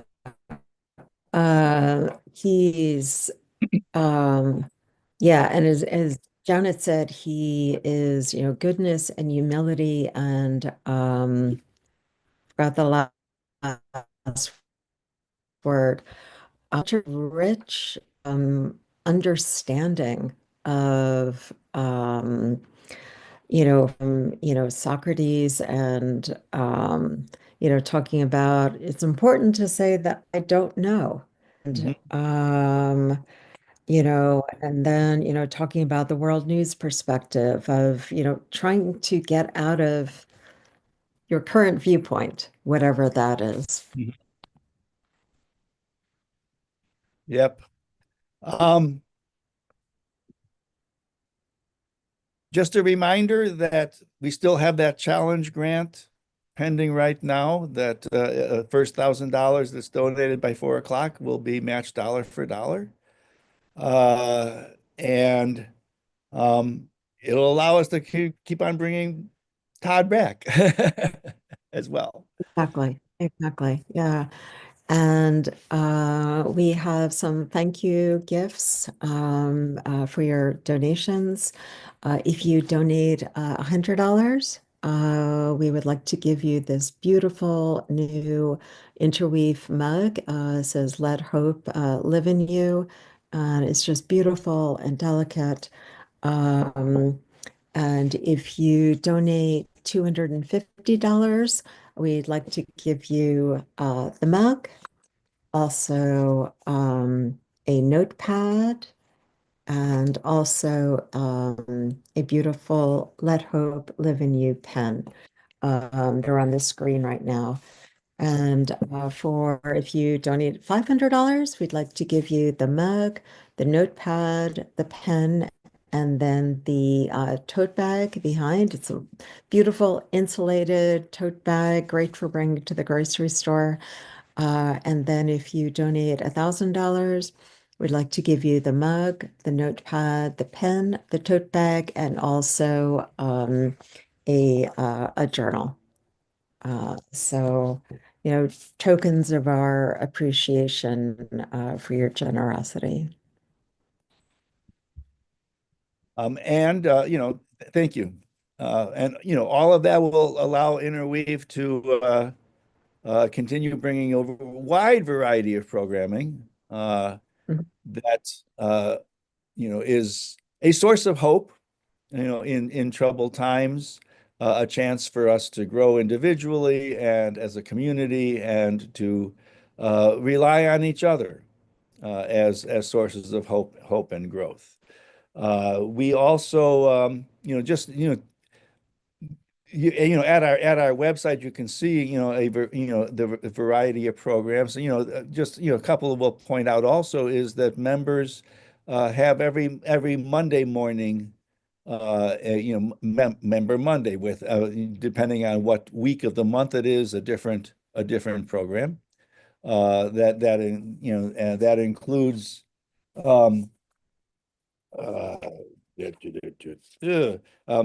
sensory prayer on the first Monday of the month, spirituality of the ordinary, and one with me, Spiritual Morning Joe, as well as on a monthly basis, the Hearth every month that we get together for a chance to have an evening of quiet common reflection around a particular topic that is meant to evoke an image of sitting around a fireplace and talking to one another. And that's all available for members, as well as, again, a number of programs, including um, poetry writing and journaling and other sorts of writing exercises, exploring the chakras, and guideposts with Todd, who we just heard from, giving us additional insight into philosophy and its application in daily life. Exactly. Yeah, we have such a wide variety of programming for really developing spirituality and community and connecting and being able to have deep conversations and also have fun together. One program that I love is new for this year is the Wellness Well. And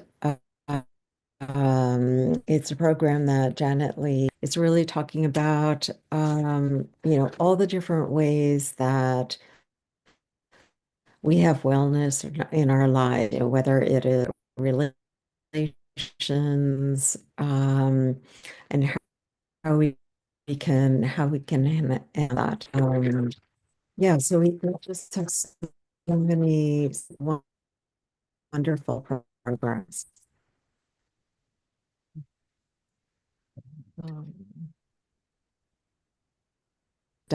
.org.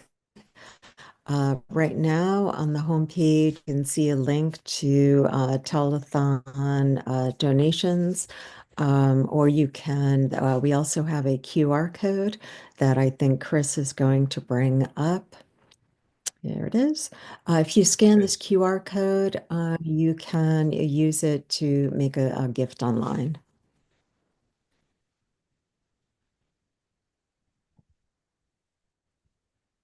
And Janet has come back. Yes, Janet is back. Yeah, it looks like this hour coming up. We're going to be having Nurturing Hope through the action of working for affordable housing, which is something I know living on the East Coast is something that we really desperately need. And then at 4 o'clock, we are going to be having a conversation on nerd art and reality. Lisa Brown has led a number of art, spirituality, creative workshops with Interweave, and I look forward to hearing from them as well. I just want to say thank you to our turn of the hour hosts, Joe Lavella and Denise McCarthy, for shedding a light on the importance of the work of Interweave. I'll just say, I don't know if you were here for Ben's advocating hour, so I'm just going to join in the strong advocating and not be shy about saying, you please press that button. Please, we need your help. We need your help to keep this good work going. And the one thing that's really clear to me in this day is that nonprofits, organizations, churches, mosques, and temples need to, houses of worship of all kind, need to come together to support one another in the common good. So please press that button if you've been listening and you see how important our work it does. And thank you to our advocates, Joe and Denise. We'll see you. You'll get to see them again. Thank goodness.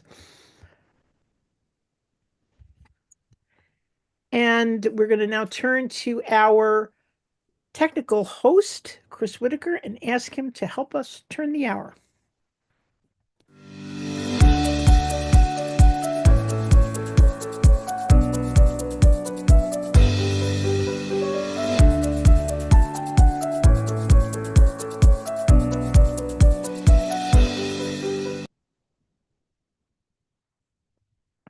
Hi. I've come to I just like doing this, just saying what hour are we in, Chris?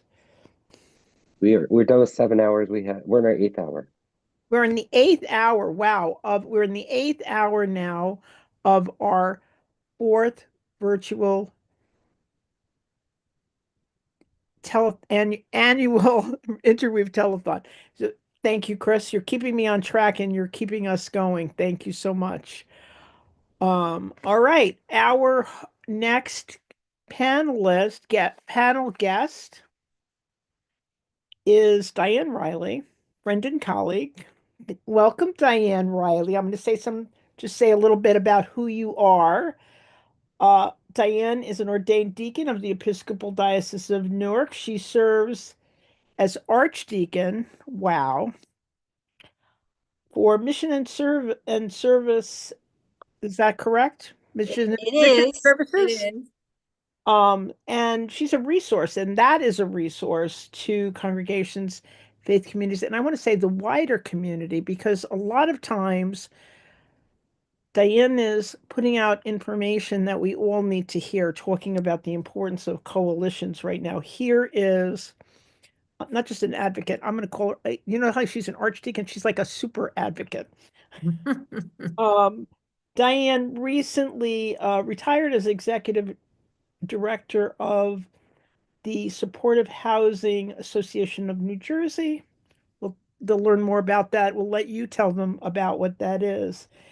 And she's still there, thank goodness, but in another capacity and continuing to do good work there and good work widely. I mean, and let me just say, it should be noted that you received the governor's award for excellence in housing and economic development, the Hall of Fame award for your work. You have been instrumental. You have been an ambassador for affordable housing in New Jersey, and in particular for supporting housing for people with disabilities or people challenged in some way. So why don't we start out there, and I'll ask you to tell people, if they don't already know, about the Supportive Housing Association. Yeah. It's getting late, so I'm going to start to blur my words. It's happening. I can't believe you're still still standing. Yeah, still sitting but standing. Yeah. So yeah, thank you, Janet, for the really kind words. Supportive Housing, the Supportive Housing Association. I'm still ED for about 10 more days till the end of the year. But I'm really I didn't mean to take you out of it prematurely. No, and I'm really excited that we have I have someone who works for me that's, we've been working together for several years, and she's going to take over, and I couldn't be more thrilled because she's going to have a fresh take, and she's really, really super qualified, and I'm really excited to do that transition because it's so important for our organization, which is small. It's a statewide organization. It does have a big impact, but we're small staff. So, Janet, how important it is to do that transition and how you worry about your organization that does such good work like Interweave. So our organization's 26 years old. It is a statewide trade association, basically nonprofit. And our member organizations are members that build affordable housing, but also members that also provide services. Some of our members provide services that are so critically important to many different people with different barriers in the state. And it allows them to live independently, out of institutions, out of more restrictive settings in the community where we all want to live, right? With our friends, with our family, where we work, where we live. So we're really, really blessed to do this work. And we do it with a coalition, our members, I would say our supportive housing community, because they encompass many people. We have state state leaders in our community. We have, financial institutions. We have so many people. It takes so many people to do this work. So I really love working in community and through coalitions. It's really nourishing for me to work with people and to work together. And I was on a few minutes early and I heard your previous guest, who was a teacher, teaching, teaches at Interweave, Scott, right? Is that, yeah. Todd. Todd, I'm sorry, Todd. And he said, I'm nourished and I see the hope. I see the hope in my coalitions, in the people I work with every day, not only the people with lived experience that have barriers, but through the people that work in the supportive housing industry. They're so nourishing to be around. It's not a job for them. So I really do see that hope every day. I feel blessed for that because it's hard work, right? It is hard work, and you are, you know, it's not every day that I'm like staunch. If the word staunch comes to mind. Um, so we've been having these conversations. We've been touching on different realities, Yeah. need of this particular time as we go forward, and I certainly, but let's start out because we will broaden with affordable housing, which is our main Yeah, topic for interview. today. And so my question is,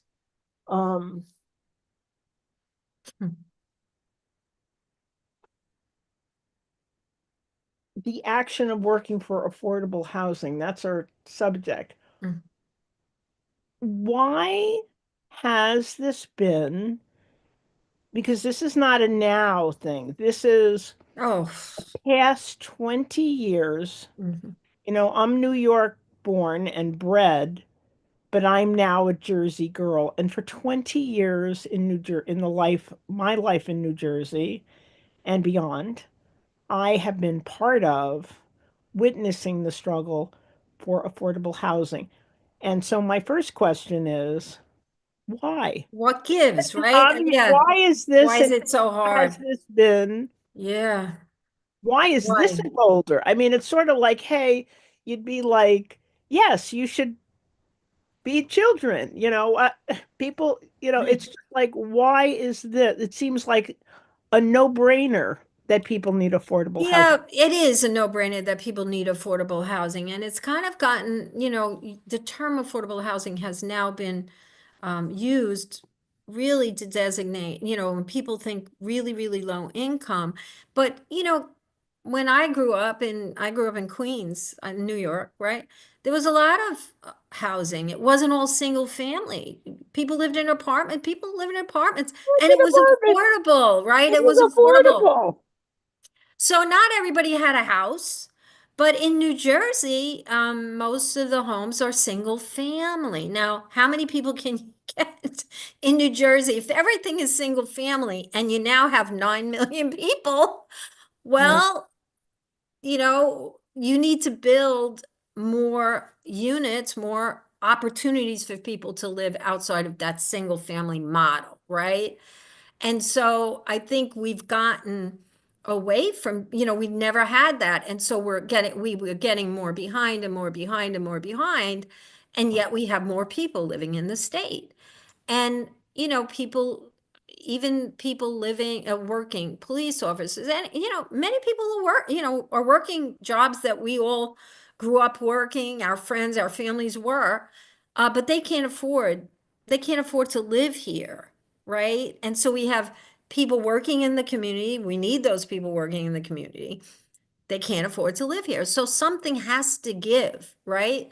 And yet you have people being entrenched in the idea that my community is going to change. And, all of the, affordable people are really low income, and that's scary. And therefore, there's a judgment there. There's a judgment there. So that's kind of where the ideas go, this fear you know? How did that get co-opted? I mean, how did that happen? Yeah, I mean, you want teachers to You be able do, to you live in your do, neighborhood. You right? want I mean, nurses to and be able to you live in. know, now we talk about workforce housing. Workforce housing. Well, it's affordable. You're still making an affordability option there, but yet it's workforce, you know, and that. So I think we do need a lot of options for people. And it had been used in New Jersey so for so long to exclude people, this single family zoning that we talk about, single family can't build something bigger or different because it's single family zoned, right? So we have that, but it really, really was code and used to exclude people, and many times people of color.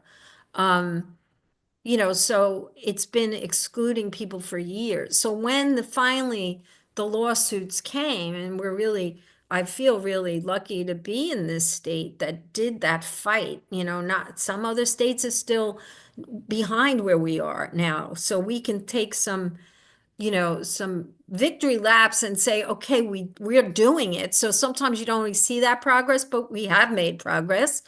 Um, so, you know, those lawsuits really made a difference because they were able to prove that it's exclusionary and should be every town, not just one tiny town, not Newark, not one little town, should have all of the affordable housing, right? We need to build it throughout the state, and every town has to have their fair share of that. And that's really what the lawsuits were about. But it's taken 50 years of lawsuits, and 2 steps forward and 1 step back, and 2 steps forward and 1 step back. And it sounds like we're still in that. We're still fighting it. Because yeah, we my are. next question was going to be, and first of all, thank you for going to Trenton. Thank you for fighting for this legislation so that bear housing could begin to be created. But now I already hear rumblings, Oh yeah, they're gonna fight it. municipalities are going to quote unquote fight this, just the way Yeah, they wanted are. to send out their, let Elizabeth and Newark build our But don't affordable. forget, people live in municipalities, okay? So it's not just, it's, you know, we say that municipalities are gonna fight it. Well, they're fighting it because people who live in the town are fighting it, okay? So let's all share in this, right? So people are it's us. It's us. So people complain and they don't understand why we have to do this, you know, because it's not me. I'm not needing it. So, you know, but yet they do need it. Everybody I talk to, so when I deal with supportive housing, it's affordable, but it also has services because if people with the right kind of services can live independently, they, I will tell you, I get calls every day and they have relatives, I need, my niece is struggling with behavioral health issues, and she needs, some services, and she needs affordable housing. How can you help? Well, when it's your niece, you're all of a sudden okay with that, right? So I have a person, my child has autism, and I'm worried that they're becoming older and I'm not going to be around forever to help. So I need to get them to a place where they're becoming more independent and they need to be able to live.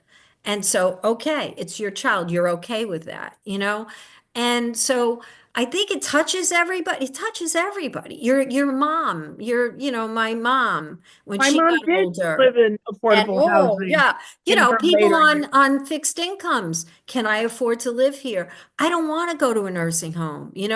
Maybe I can get the kind of services I need and stay in my community in affordable house.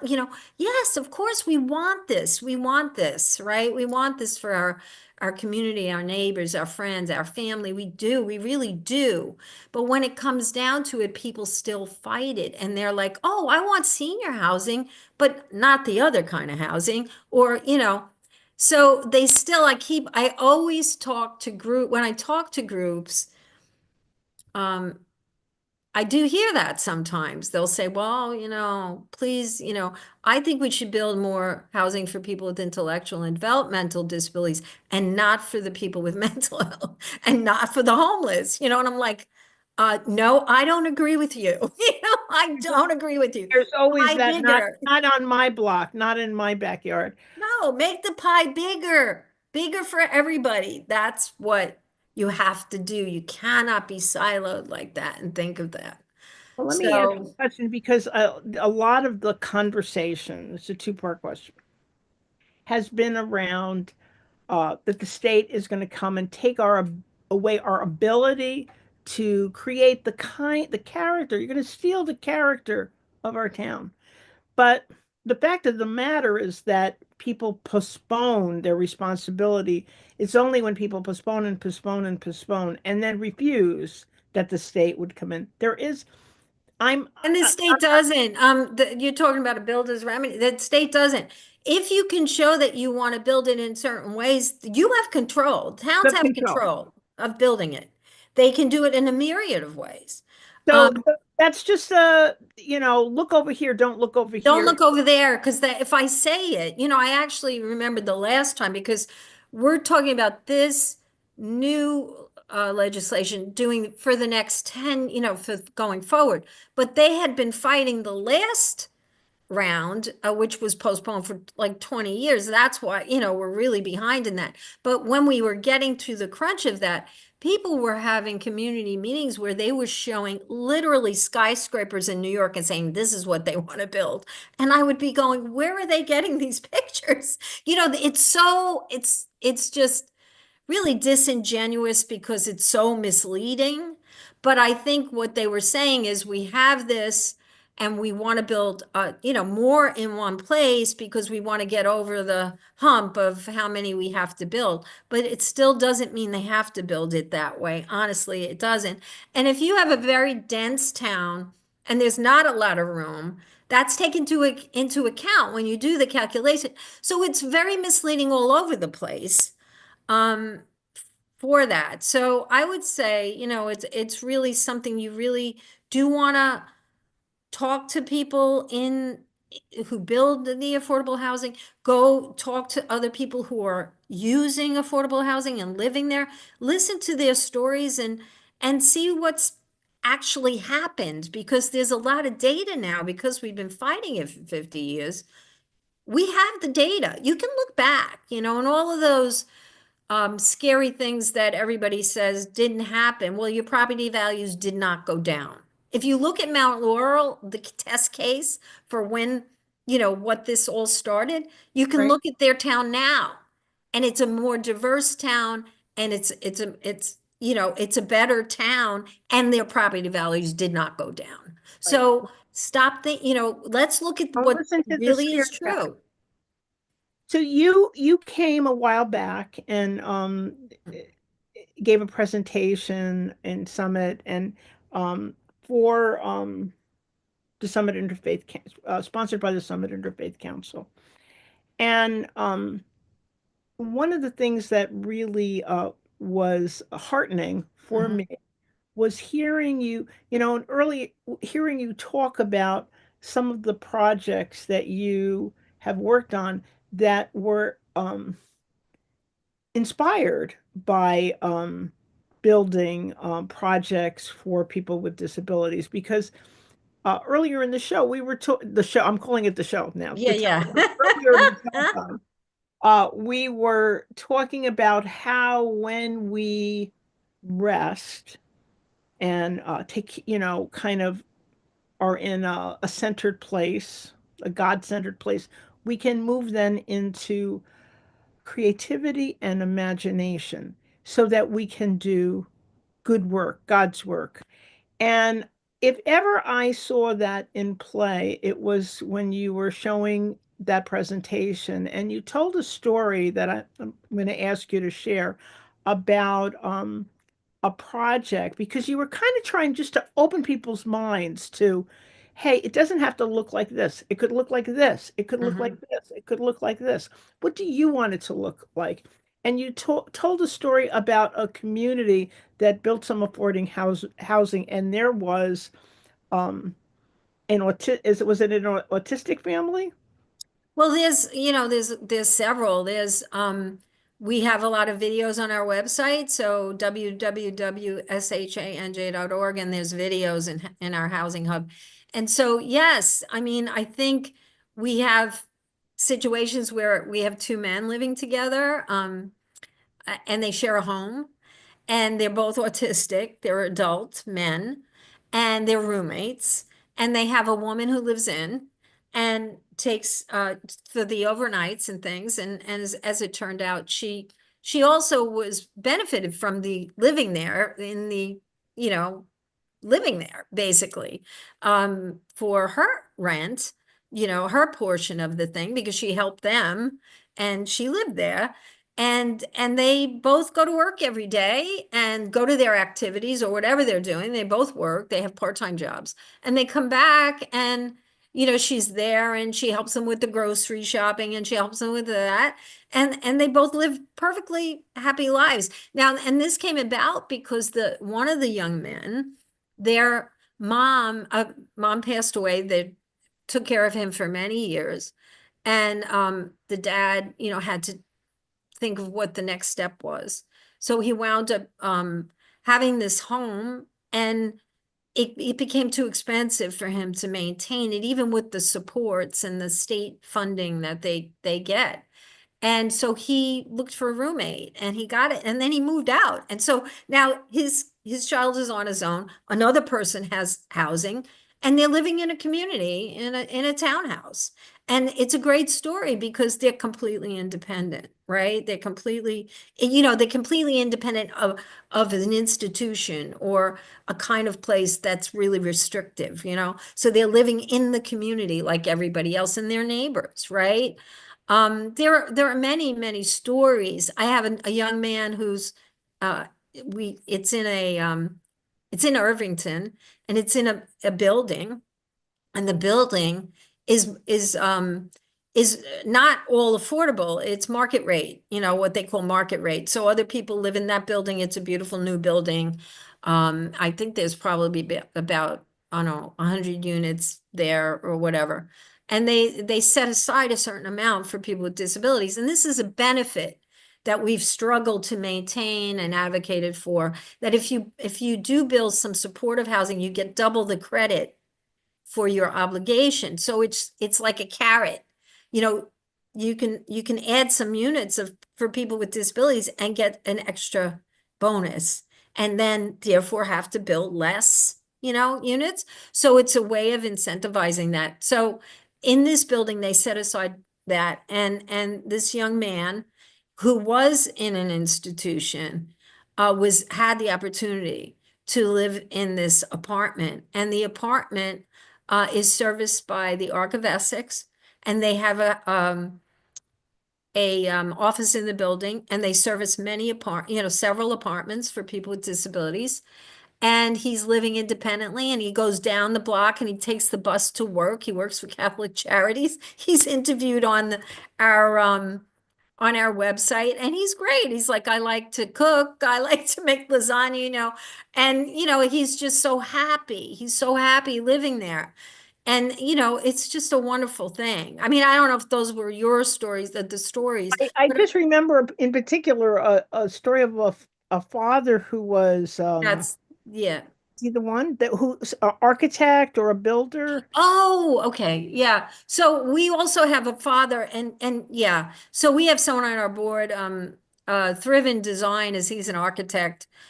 They do beautiful, beautiful buildings. They design beautiful units, and they have designed, I'll just talk a little bit about some of their designs. So they have designed in a large building they designed in a very dense Bergen County municipality.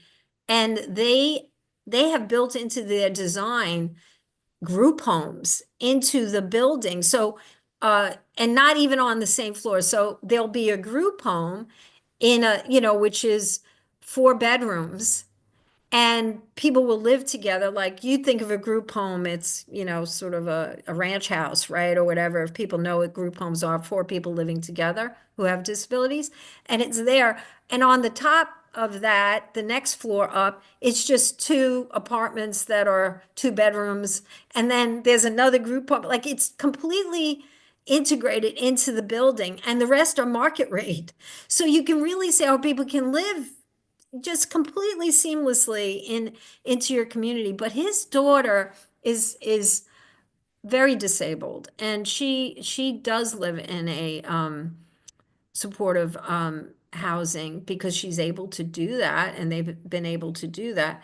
But when the pandemic hit, just so he talks about her being in supermarkets or whatever. He was taking her to Home Depot. He took her to Home Depot. And you know how like you have the fan going in home, they're building, it's summer. They have fans going. And he talks about her just feeling she's feeling the fan and just lighting up and feeling such joy and just the fan coming, and that people seeing her they were happy, they were smiling, they were seeing, life through her eyes.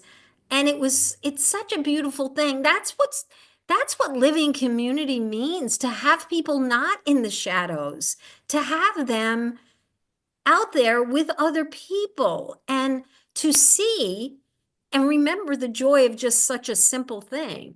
And I remember him saying to me, and this was a beautiful thing, that it's so important for her to go to church, and they take her to church, and that she feels so welcome there, that when the pandemic hit, he couldn't drive past the church because she would get upset that she couldn't go in there.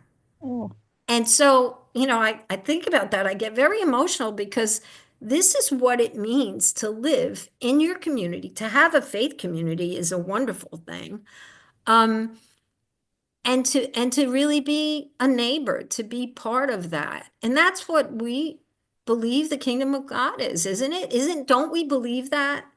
So when I see people with disabilities, I don't think they're less than, they have different gifts and they have different abilities, but they're not less than.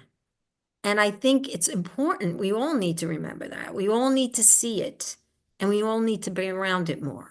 So I don't know if those were your stories, but Well, they're you've added to my bank of stories. There some I knew and some I didn't know.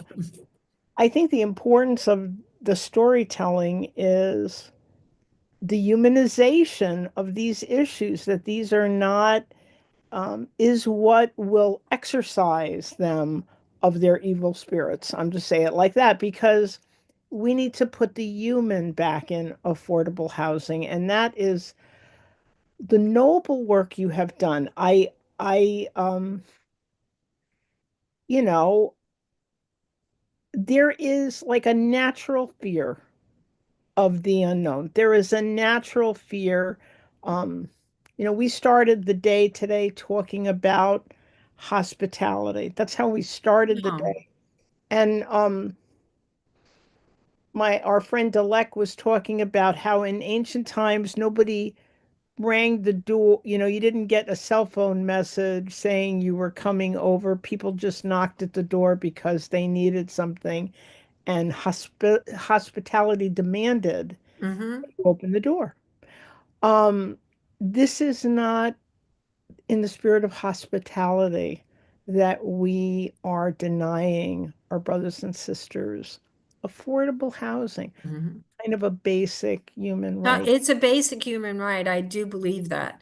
It is a basic human right. I love that you've been so creative about showing people, like kind of illuminating something else we've been talking about, how it's possible. Look, it's possible, and it could look like this, and it Mm-hmm. could look good and happy. It could be good and happy and well for you and all of your community. You're going to be happy to live here.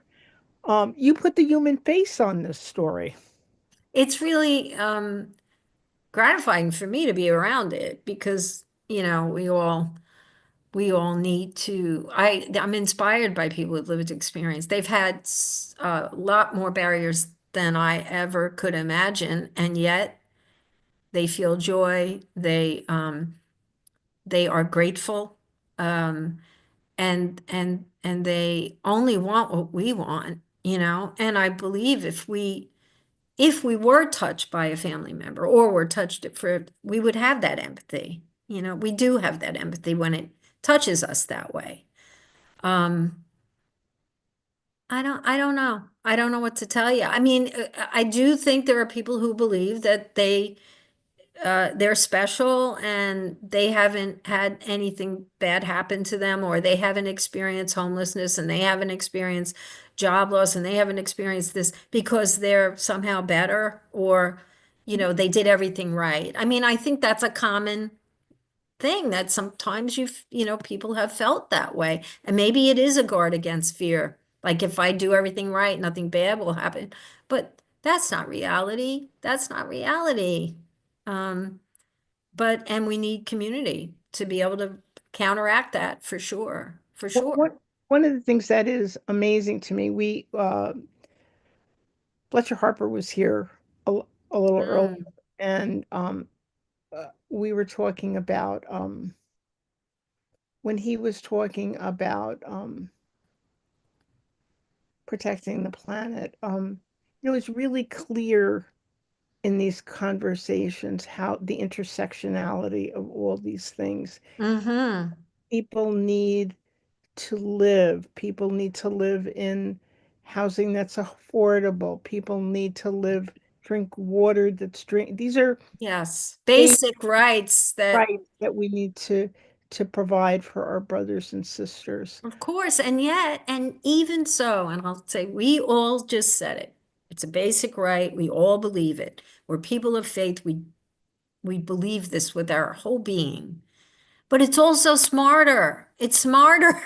It's And cheaper. I mean, you want, exactly. He said, and everyone, if we do these things, he was talking about, we do these things, everyone will benefit. everybody. Everyone will benefit. So tell me, before we leave this, because I just want to broaden it a little bit, if someone's worried about, or they're in the middle of a struggle in their municipality about affordable housing, how can they support the move? I'm going to call it a movement for affordable housing because it kind of is. It's kind of something. It is something that needs to continue to be championed. How can we advocate and champion the cause So of? the best thing you can do is there's a person designated in your town that's the, housing liaison, affordable housing liaison, or, a planner. And you can simply, first of all, say, hey, I'm in favor of this. Tell me how my town is doing. What's the plan? Because right now they're in the middle of planning, right? And I think they'd probably be happy to hear from you because they probably hear so many complaints that, so many people are calling up saying, yeah, yeah. So I think that would be great, and they should give it to you because it's supposed to be public knowledge. It actually is supposed to be on their website, and maybe your town has it on their website. But certainly that's going to be changing because the new law that just was passed in March has transparency built in. So there has to be more transparency about who are these people and what's the town plan and whatever. So you can simply ask that question. And then if there are you can ask them, how can I help? And how can I get on your list for board meetings where you'll be approving developments, or where you're going to be discussing affordable housing in your town, and go to them if you can, to counteract the people that go to them that complain, and just say, I live here. I'm not worried. I'm in favor of it. So there are those people. I've been at meetings where people go, and you are an advocate, Janet, in Summit, right? So where your group is showing up to these things. I remember when I was testifying last year, and I was so happy, someone from Summit was there, like counteracting the testimony of all the people saying they didn't want it. And they were there. I'm from Summit and I want it. You know what I mean? Like, it was great. You need, legislators need to hear that. So, and towns need to hear it because they're stuck. They've got to implement some of this. So, just be aware of what's going on in your town. And if there's any way you can show up to help, do it. Do it. Or, you can always email me and I can help with that. So. So you can't, so just say again, you'd be contacting your housing Yeah, liaison. Your liaison, and you'd be, municipal liaison for affordable housing, and there's somebody in and what there, that was. would it be a committee or that you're being asked to be on, or a board that you're at there? No, you're just asking them I want to know what the plan is for my town to meet their obligations. Do you have they have a planning document. They have to have that. At some point, it will be there. They should be able to tell you what it is or give it to you or, just say, I'm interested in making sure this is going to happen and how I can help with that, And certainly our advocates for families often will try to reach out to the town planner or the mayor or something and say because they're advocating for more to be built in their town for their family members, right, who might be able to live near them. Right. So they often get involved and they're very effective advocates for that. So you can too. You don't have to have a family member. You can call and say, I want to make sure I live in a town that believes in this, because I want more diversity in my town. I would like my town to be more diverse. So I'm sure they'd be happy to hear that because they get so many people that aren't saying that. It's often said that New Jersey is is it a local rule state? Is that Home rule. home rule? Thank you for helping me. Yeah, home rule. And I only say that in the vein of the first time you're like, oh, but I need housing and I'm going to move from this town to this town. And it took me, you know what I mean? In other words, just because you're in it doesn't necessarily you're going to end up in your town. No. And this reality, this kind of a strong mindset we have for home rule. New Providence is for New Providence. Summit is for Summit. Short Hills is Right. for And yet 500 municipalities, 500 and change, right? 500, they do some of the same things. They're trying now to suddenly make they can move partnerships. together in one voice. Police department in every town. I want it's not logical, right? At all. And for people, with anybody, you want to be able to, it's not easy to get around in New Jersey. You have to have a car just about, right? So you definitely, for people who are really looking at their budget and is very tight, they need to be able to live near where they work. They can't be traveling 2 hours to get to a job, right? And that's not good for any community to have that. So I'm just saying that I think I've realized in time that I need to get out of that my town for my town yes, reality, because it's a hindrance. It's not a help in it's this. not. And things are going to change. You can't have this many people living in a state and not have any town change. And you don't own the town. You own you might be lucky enough to own your little piece of property. And that really is all the control you have over anything. So I want to, while you're still here, say, talking about intersectionality, that you also have, this is your work role, but your advocation is you are the archdeacon diocese supporting mission work in the diocese. The role of the deacon is to, in fact, go out into the world, bring God into the world. And certainly you are a sign of that. And the way you lead the deacon community is a You're very sweet. thank you. And all of your history of your work life, Apostle House, work for the food Food bank. pantry. We could go on and on about how there's kind of an arc to your work. All of those places, one, the diocese is about to has just of Newark has just set out how many pillars? Oh, I don't know. 8 pillars? 7? Yeah, something like that. 7 or 8 pillars. There are pillars. Yes, there are pillars. And one of them is affordable housing, and another one of them, as you know, I have a great interest in immigration. Yes. And another one is the thing we talked about earlier, climate change. Right, exactly. So, environment. It's all of a piece. It's all connected. It's all of a piece. And then, something about that and the work that Fletcher is doing, talking about how the houses of worship need to be the moral voice. Yes, they do. We need to be that moral voice. And I'm excited in one regard to be stepping down as ED of Supportive Housing Association. I love them, but I'm kind of excited that I might get to go testify as the archdeacon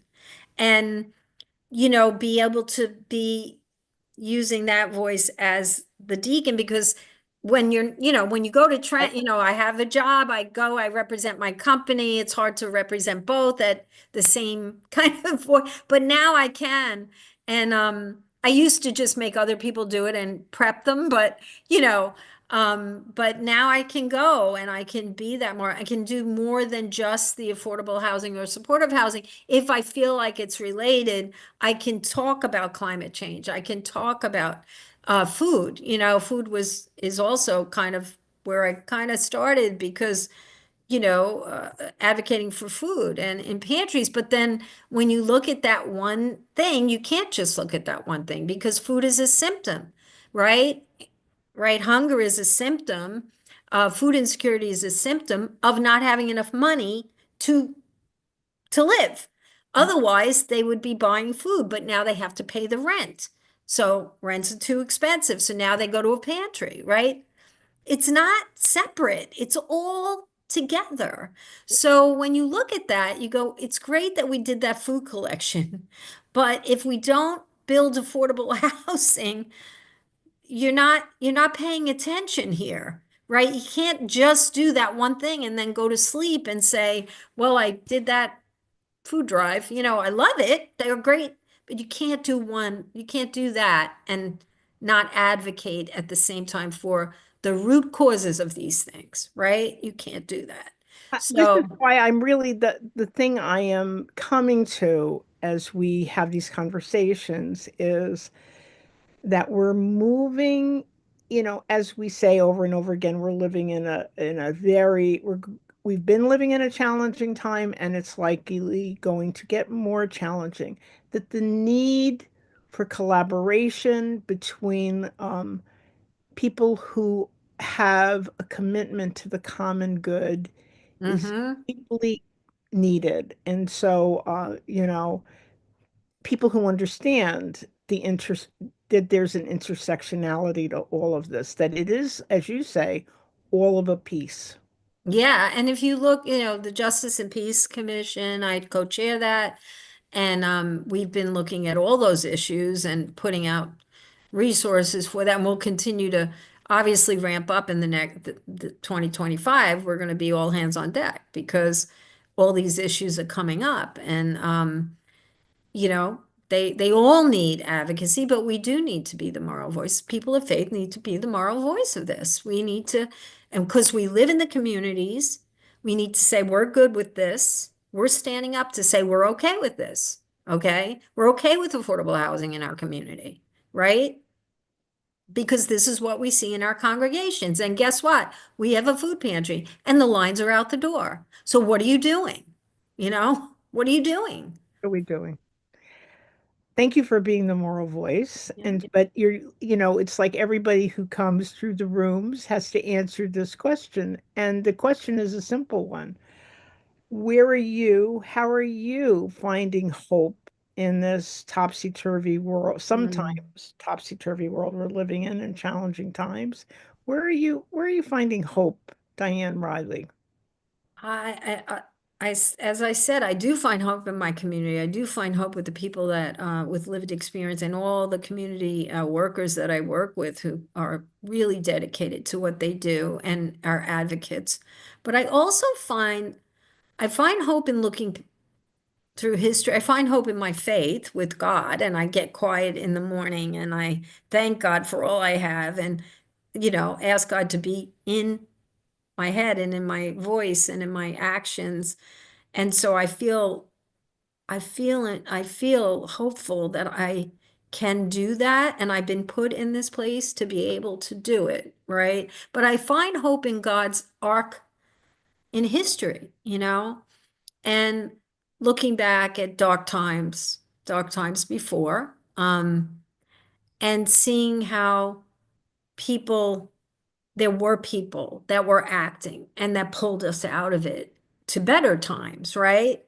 And that, we have come a long way and there's still more work to be done, but I know we have incrementally made things better. And I believe we can still do that. I believe we can still do that. So, God is on our side, right? I think, look, read the Bible, this tough times there, reading my Jeremiah now, tough times. But God is with us. God is with us and we'll do it. And that's what I just keep trying to remember. And it's possible, more possible each day, each moment more possible when people of goodwill join together, as we often do. And what a privilege and a gift that is. Oh, I How know. much we are sustained by meeting someone else on the road who is also engaged in the work. It's the best, right? It's the Yeah, best. it's the best. It's the best. It really is a privilege. Mhm. Diane Clark, thank you for coming and helping us to see how we can and learn how we can nurture hope through the work for affordable housing. And thank you for being Yeah. such a champion of the human family, Mm. Well, thank you for leading Interweave, who's given us such, such a foundation and such nourishment through your spiritual programs and your spiritual gifts, Janet. And you're the most positive person I know, and I'm blessed to know you. I am. Thank you. Um, ladies and gentlemen, the extraordinary, I believe, the Hall of, what is your award? Yes, A Famer, a Hall of Famer, Hall of Famer. a staunch and beautiful and compassionate supporter of the human family. Thank you, Diane, for being. Thank you, Janet. You give me hope. Yeah. Thank you. All right. Wow. Whew. So, you have a sense, I have a sense as we have these conversations, Chris, that you're who I talk to, Chris, when I don't have anybody to talk to. Yes. How inspiring. Wow, how inspiring. We are at the top of the hour, Chris, so I'm going to welcome back our turn of the hour hosts who are hosting the telethon portion, where we helping you to inviting you how to support Interweave and the good work that we do here at Interweave. I'm trying to find Denise's spotlight, but it's sort of eluding me. There she is. Thank you for witnessing. Thank you for being our turn of the hour hosts. We're so grateful to both of you, our wonderful trustees, and today, turn of the hour for our virtual telethon hosts. See you in a little bit. So I am struck by the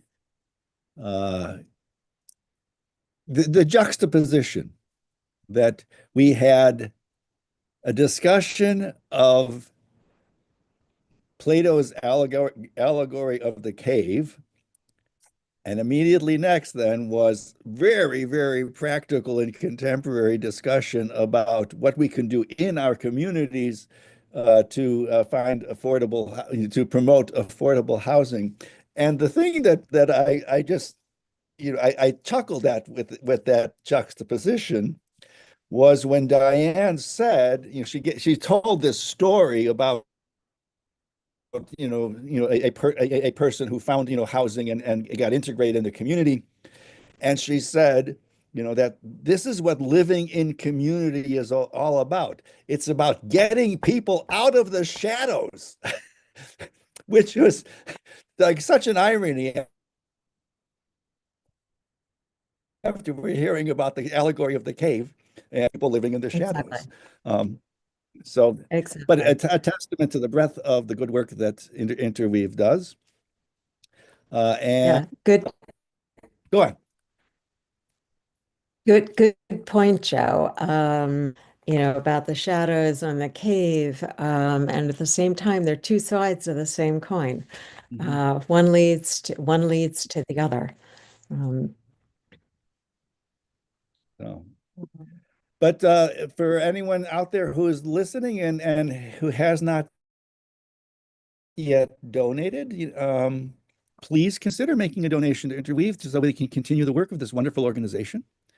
And I'll talk about the promotional gifts that are available to donors. If you donate $100 or more, you get that lovely mug that is specific to this telethon. Let hope live in you. If you give $250, you get the mug and the matching notepad and pen set. $500 or more, you get all of that and this wonderful, wonderful tote bag, which is like, it's full size. It's big. You can take this to the grocery store. It's insulated and it is hardy and it's very, very attractive.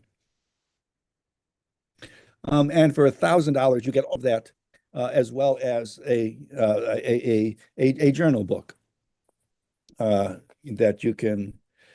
It's really fine and it feels really fine, let me tell you. So please consider making a donation to Interweave in any amount. All amounts will be valued. And at some point, it doesn't have to be at this moment, but we will, you can go to the Interweave website, or that will be a QR code pretty soon.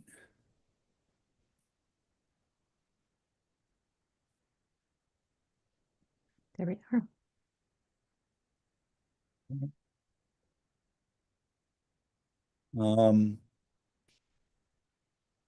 The web address for Interweave is interweave.org.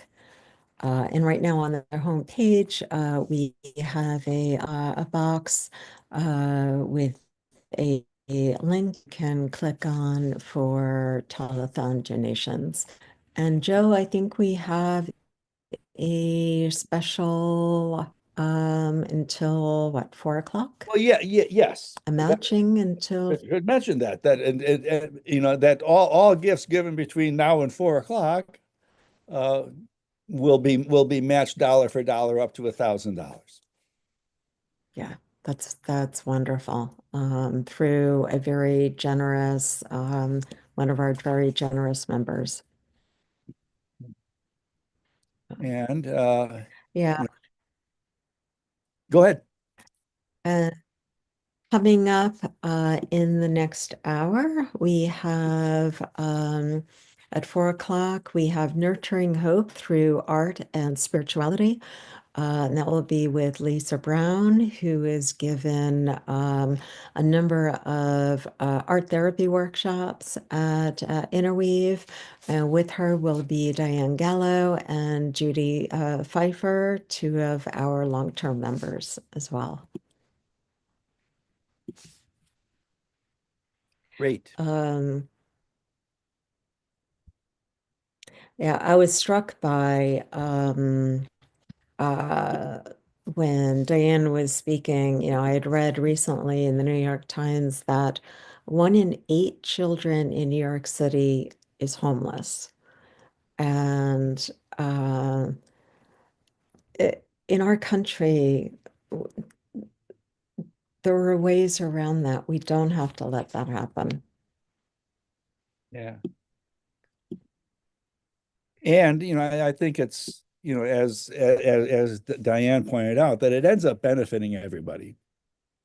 Exactly. It ends up benefiting everyone. And I mean, and indeed, it is, I mean, it's in our individual self-interests, but it's also because community affects us all. Exactly. And that is like a recurring theme of this organization as well.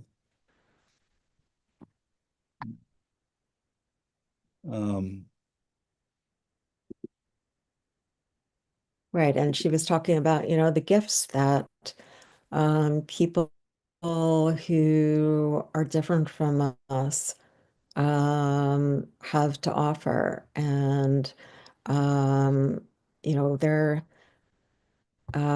you know, one theme that has come up again and again today is, you know, it's about we, not me.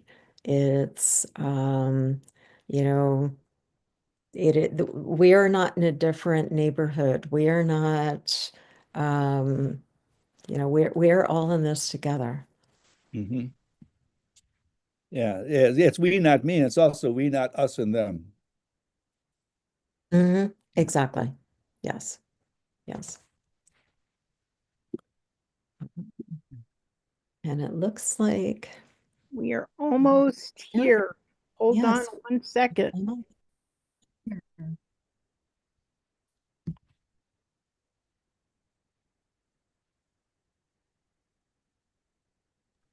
Well, thank you so much. I'm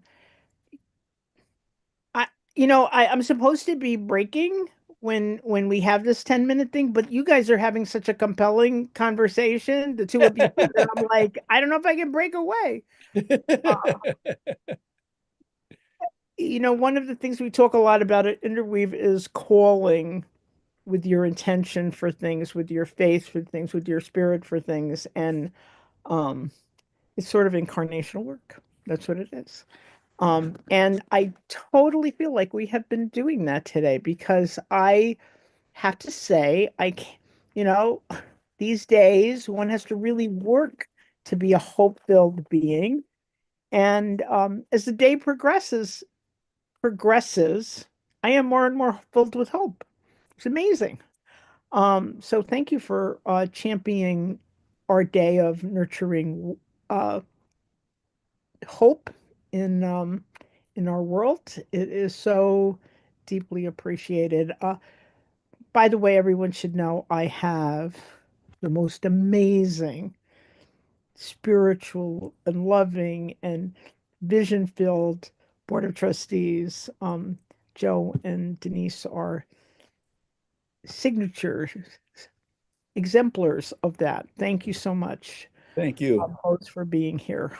Giving your day, I mean, giving your time. It is your treasure. And by the way, in the way that Ben said, I will continue to say, yes, please do give, because the gift of your support is what makes it possible for us to bring you inspirational conversations like the ones we're having today. Thank you. So I'm going to say goodbye to Denise. Here we go. And we're going to, just for a little while, is this the end of your hour with us? Yes, we're Oh done. my goodness. Thank you. You were amazing. You did an amazing job, but we'll see you at Yes. 8 o'clock for the Yep. for the wind up party. Thank you. See you at 8 o'clock. I'm glad I said such Oh, nothing thank you. but solicited nice things about you. Great job. Thank you, thank you, thank you. It was amazing. Thanks. Okay, hold on. Give me 1 second. Oh, thank you, Janet. And Joe.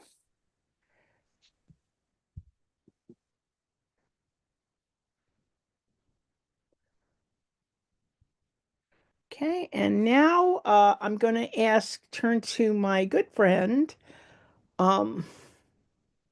Chris Whitaker, to help us to turn the hour.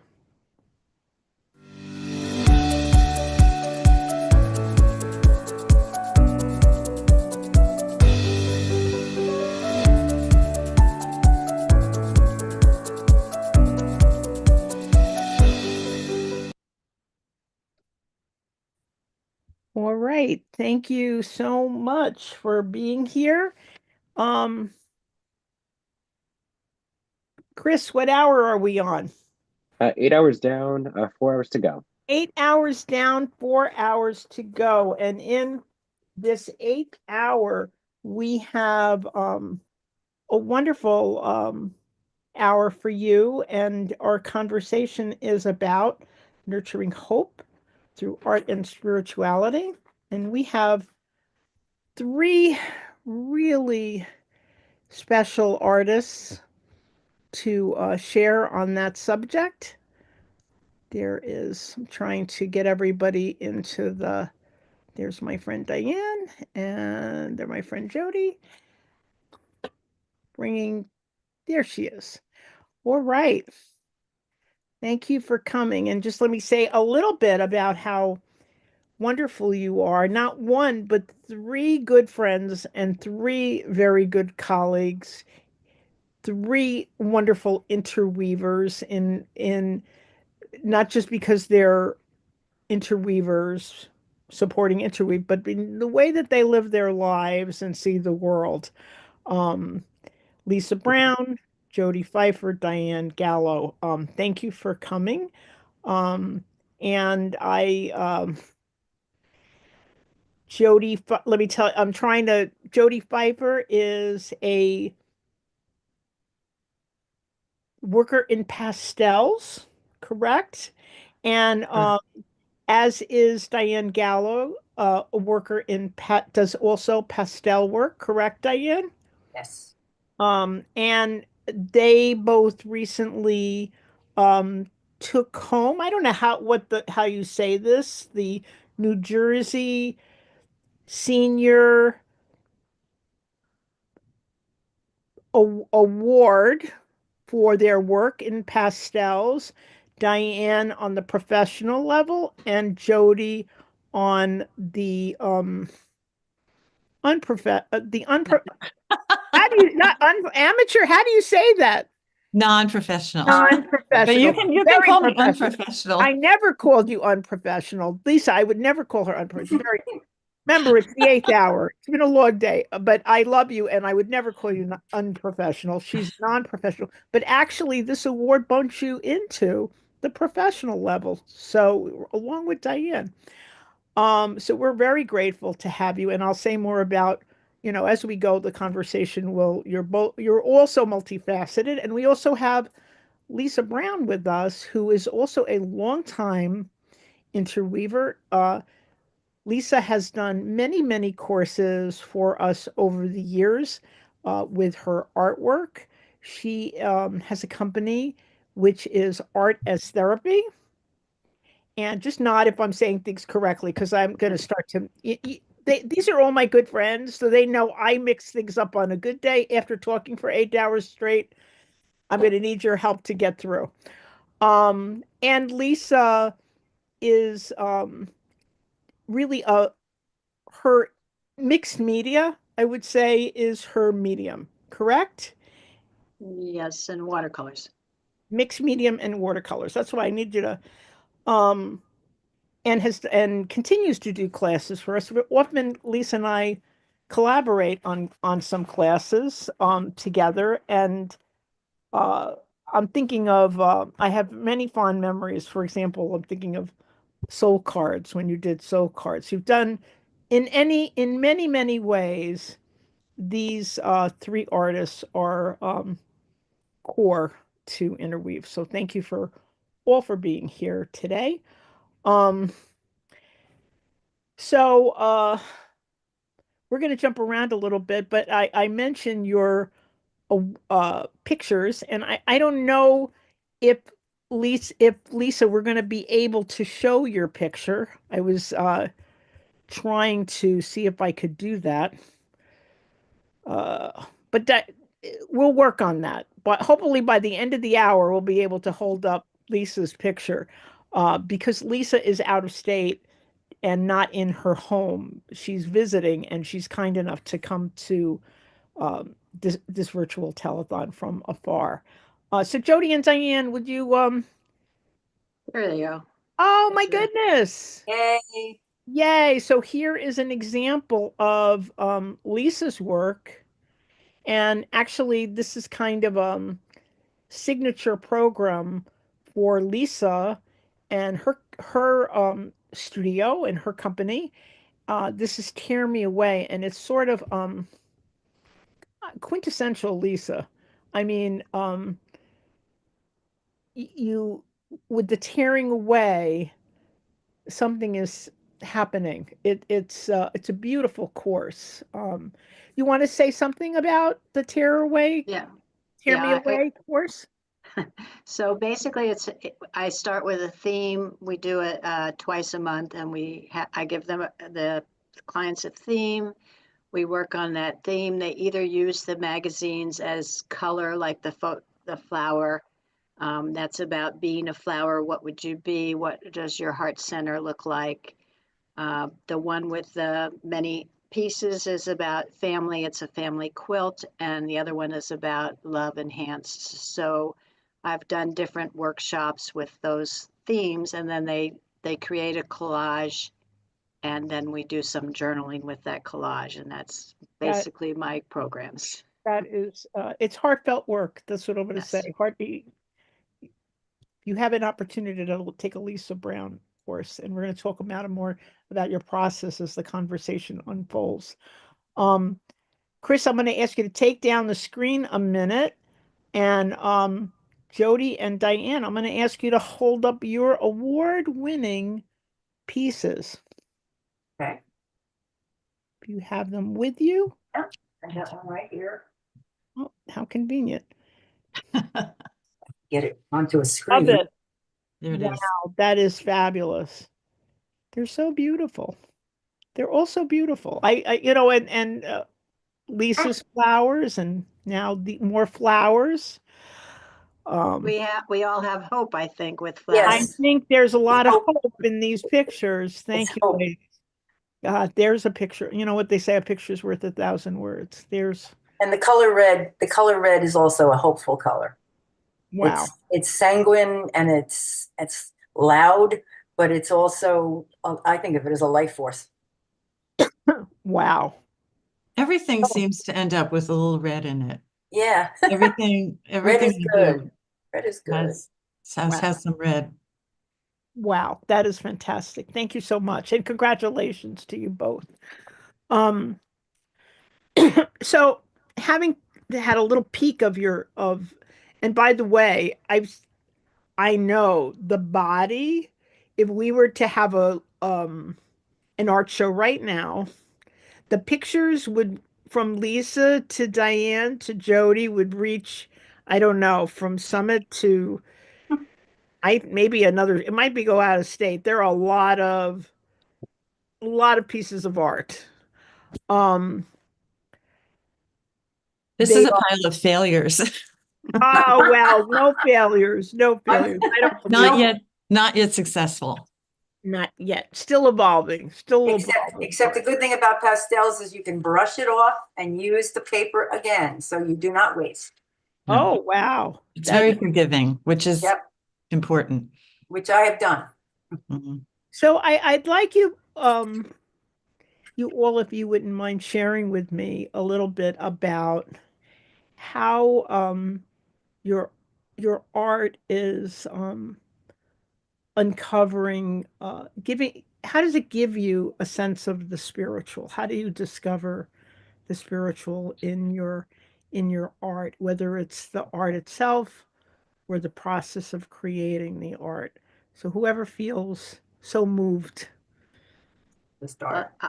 I can start. I think when I'm in the art process, I feel like I lose myself, and I feel like I'm hopefully expressing a feeling that other people will relate to when they look at it when I finish. I don't always know where I'm going when I start, so sometimes I don't. It's one of the advantages of doing collage is sometimes I don't know exactly where it's going to end up.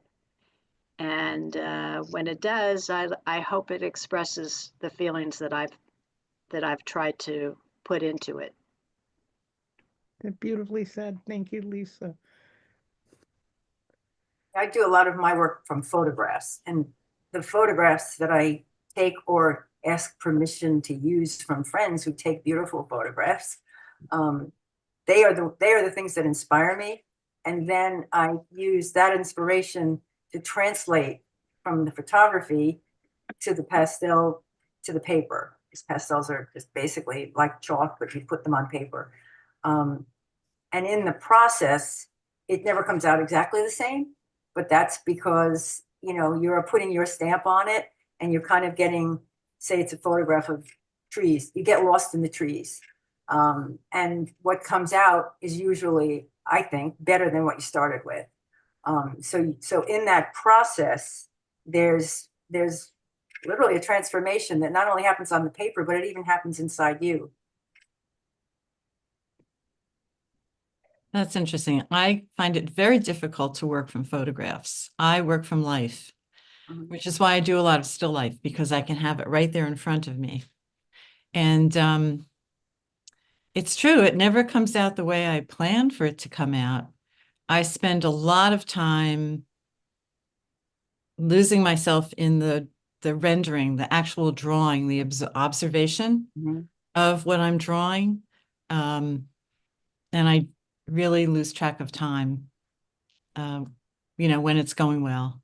And it really does evolve. I can't say, and it's a wonderful, I think, combination of intellect, because you have to develop skill, but then intuition that just sometimes, again, this amaryllis I did, it just needed a dash of something bright, and it wasn't, the right color. It wasn't, and I just went yellow and it turned out. So it was interesting what you said about the fact that you don't work from photographs, because actually, Jody, you used to be a professional photographer. I know. That's kind of fascinating that you are like, I don't work from photographs, when you used to be a professional photographer. And one of the things that there's so many things that all of you impress me with, but one of the things Jody impresses me with is that there was a long time that this was your medium, and one day you just put down your camera. I did. And you picked up a brush. I did. Chalk. Yeah. Chalk, excuse me. Chalk. I stand corrected. And such a testament to you have to have a kind of an improvisation or an evolutionary spirit to be an artist. How was that for you to move out of one medium into another? It was great. It was really good. It was I had a dark room, and I used to love it. And I also had a community of photographers that I was part of, the Femme Fatales. And there was a lot of collaboration and mutual support, very loving community. And the public darkroom went away for various reasons. I had my own darkroom. I missed the support, and I just found I needed something more immediate than the darkroom. You know, it's a long process in the darkroom, and I wanted something more immediate. Years ago in school, I liked to paint. So I thought, well, let me try that. And I loved it. And I just gave away all my equipment, and that was the end of it. I just never looked back, and I'm very, very happy. Wow, incredible.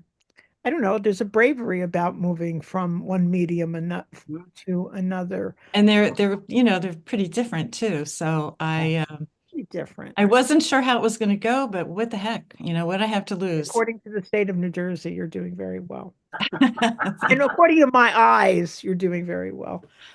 It's interesting that you mention community, an artistic community. So I'm going to move to Diane and then to Lisa with the same. We hadn't actually planned on talking about this, but when you mentioned the femme fatales, I know, Diane, for years you work with a very beloved friend of ours as well, who was Don Kuhn, working, creating those Art on the Hill shows.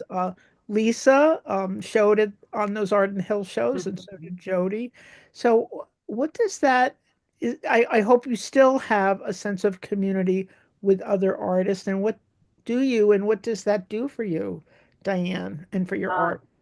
Yeah, the art community, it has, I have different art communities, but in a sense, they're all related. And they really, besides just being friends, good friends, when you're working together, you inspire each other. And so, it's really nice to be able to, look at somebody else's stuff and say, oh, I like that. Or they look at you and say, oh, you know what, change that just a tiny bit, because you learn from each other. And because we're all artists, we respect each other. We value their judgment. We value their opinions. And it just makes it, what's the word I'm looking for? That community and camaraderie, when you're all working together, somehow makes everything happen, to me, better. And I find it more productive. And that's one of the reasons why I still go to the art center, because there's a community there that I work with, and it just seems to help the things flow for me. And community, obviously, we're all involved with different communities and other things, but as we all know, community is so important no matter what we're doing, that in terms of the art community, it's just another wonderful way to connect with people and not only share your craft, but learn more. It's fabulous, Diane. I'm that's so rich. All the greats, right? The Impressionists. There's always a community that forms to explore and to create.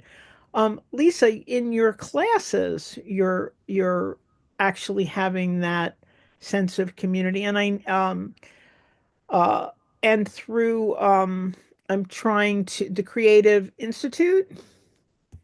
Yeah, it's the Project Insight is the Project institute. Insight. Thank you very much for helping me to get it right. You're having a creative community as well. So whether you are sharing in a class or sharing with other people who are trying to use art, you use art therapeutically. How is that important to have a community that is around you to do that for you?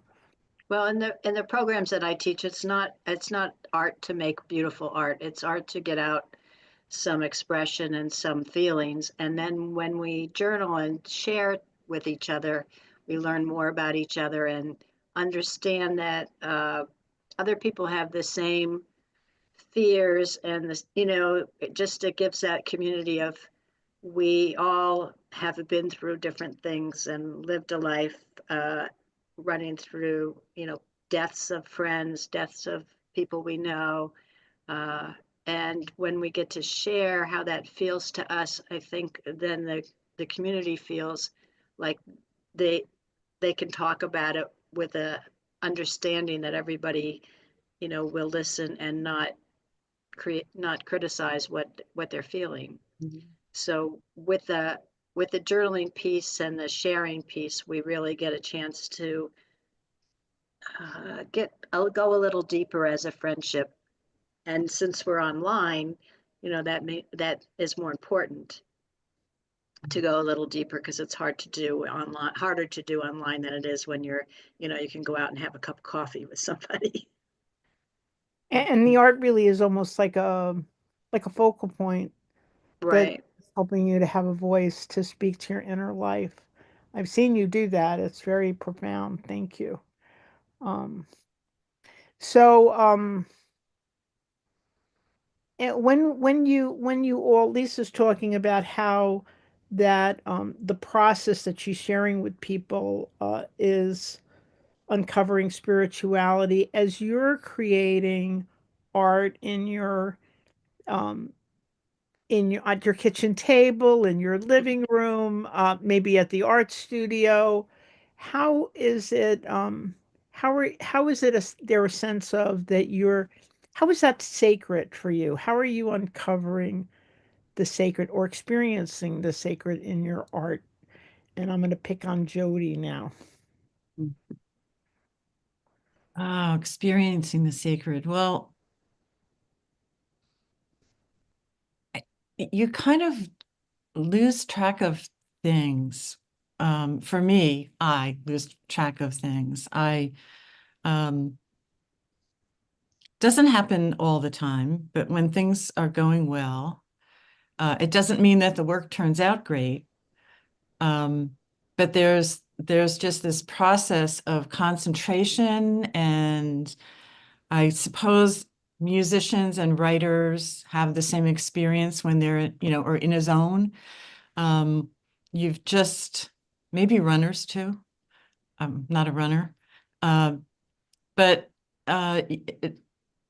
it's like I'm completely within myself, but I'm also out of myself. I don't know if that makes sense or not. And unaware of what's going on. I mean, my husband will say something. I don't know. I don't even know he's talking to me. I just, I'm here.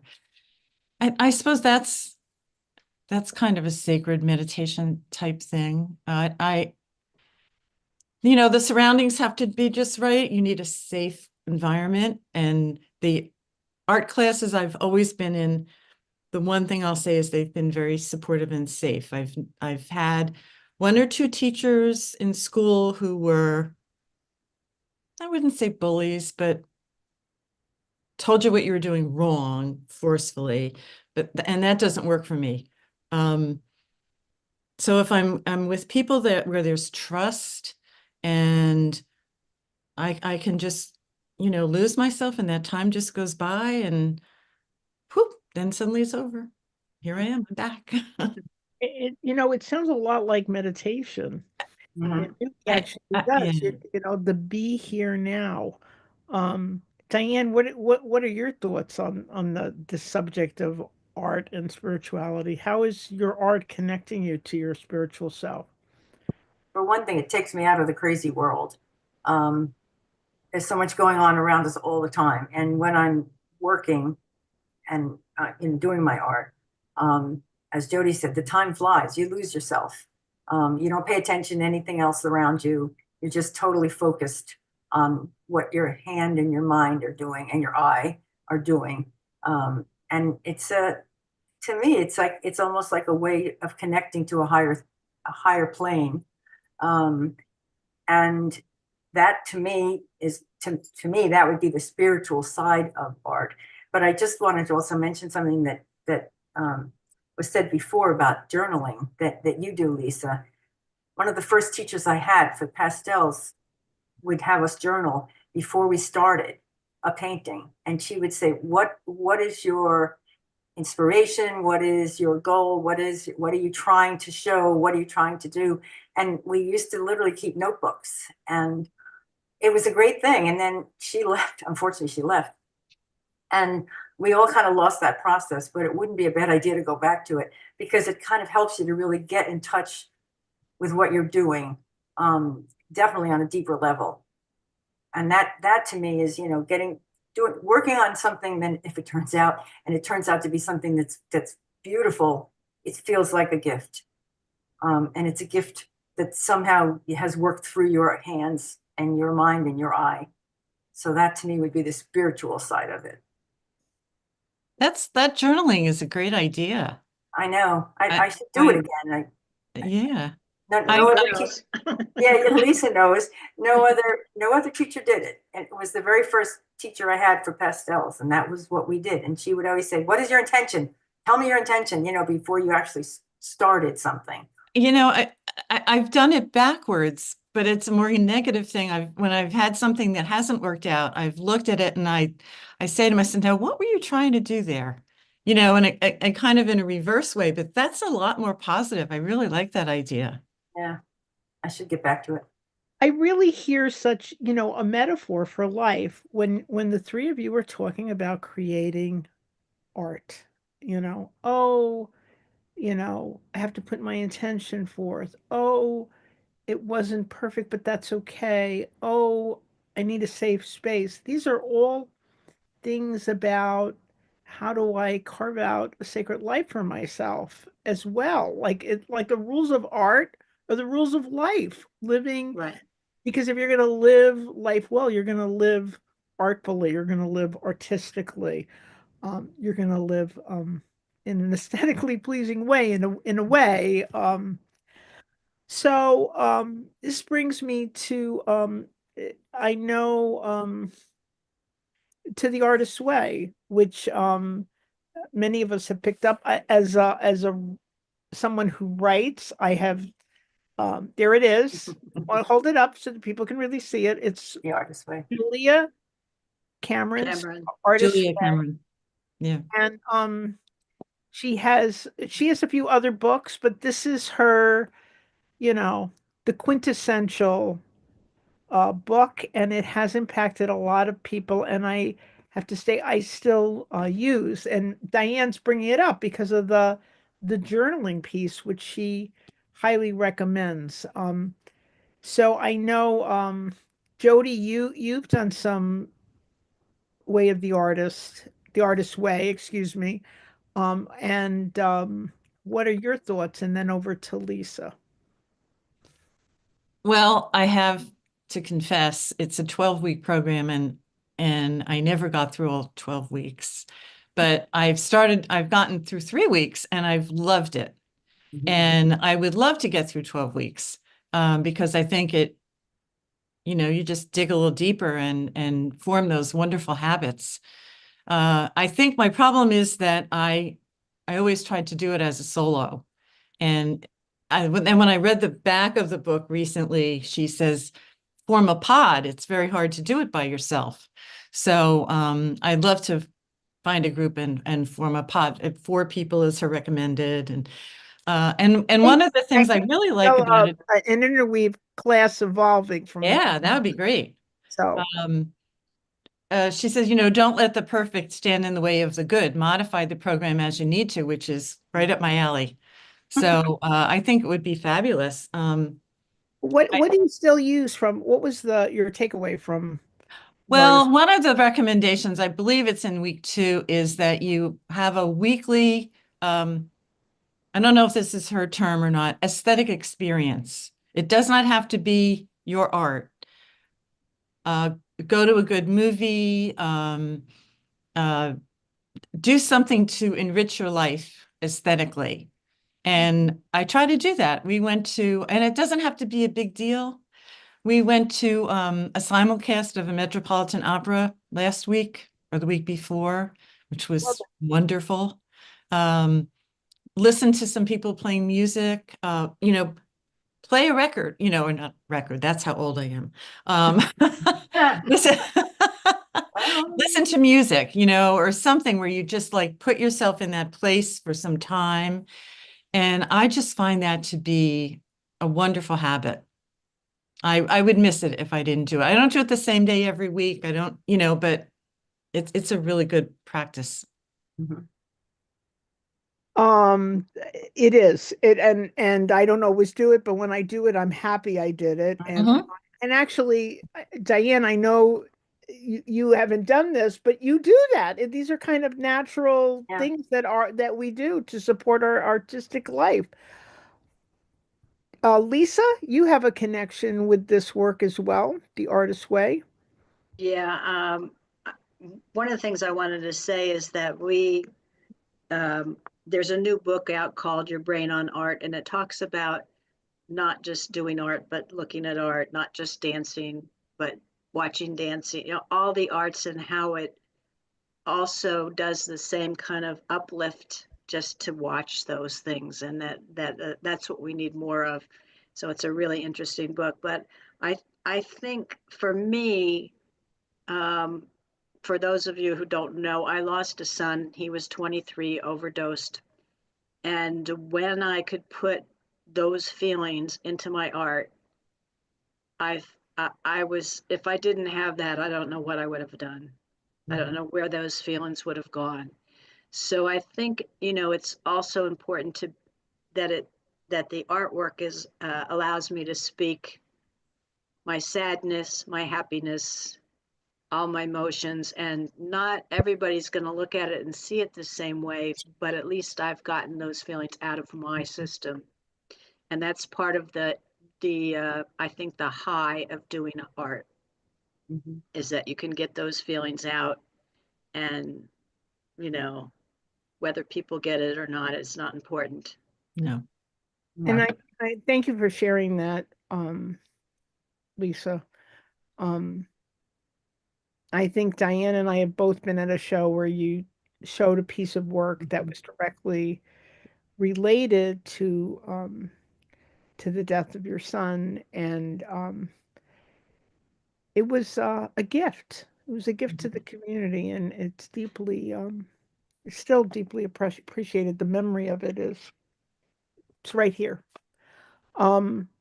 It, you sharing that kind of brings another chord into the song that we're trying to sing together this afternoon. These are not easy times. These are difficult times, and can art, and even as we look back in history, can art play a role in helping us to nurture hope? Like in particular, like in contrast to what we're hearing, like pandemic of loneliness, people are in despair, the great sense of apathy and sadness, and on and the litany of that. Can art be a remedy?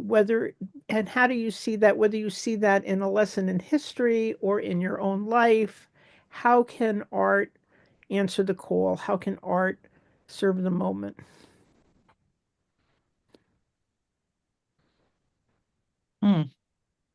Actually, I would say that's twofold.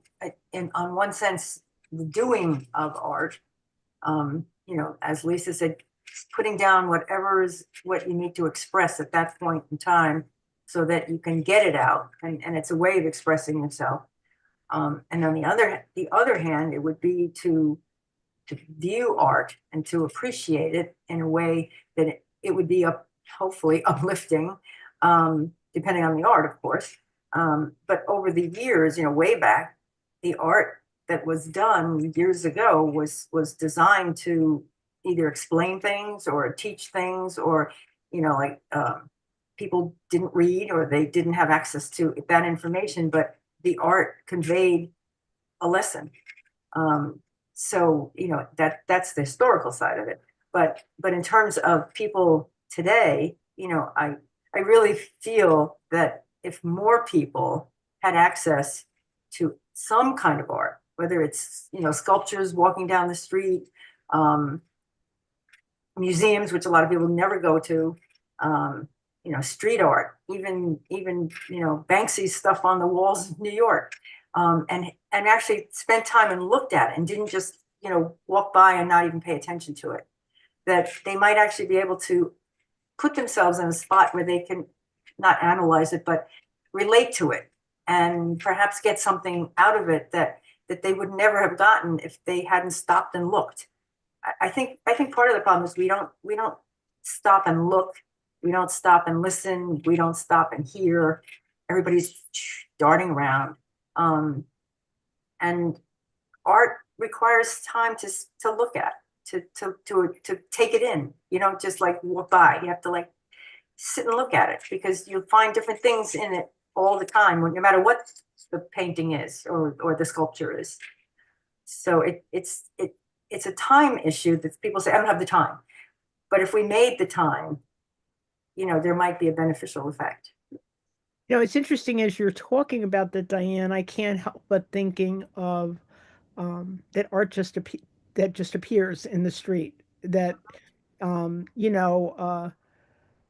those pianos that are painted beautifully, and then people just sit there and play them in the middle of the street spontaneously.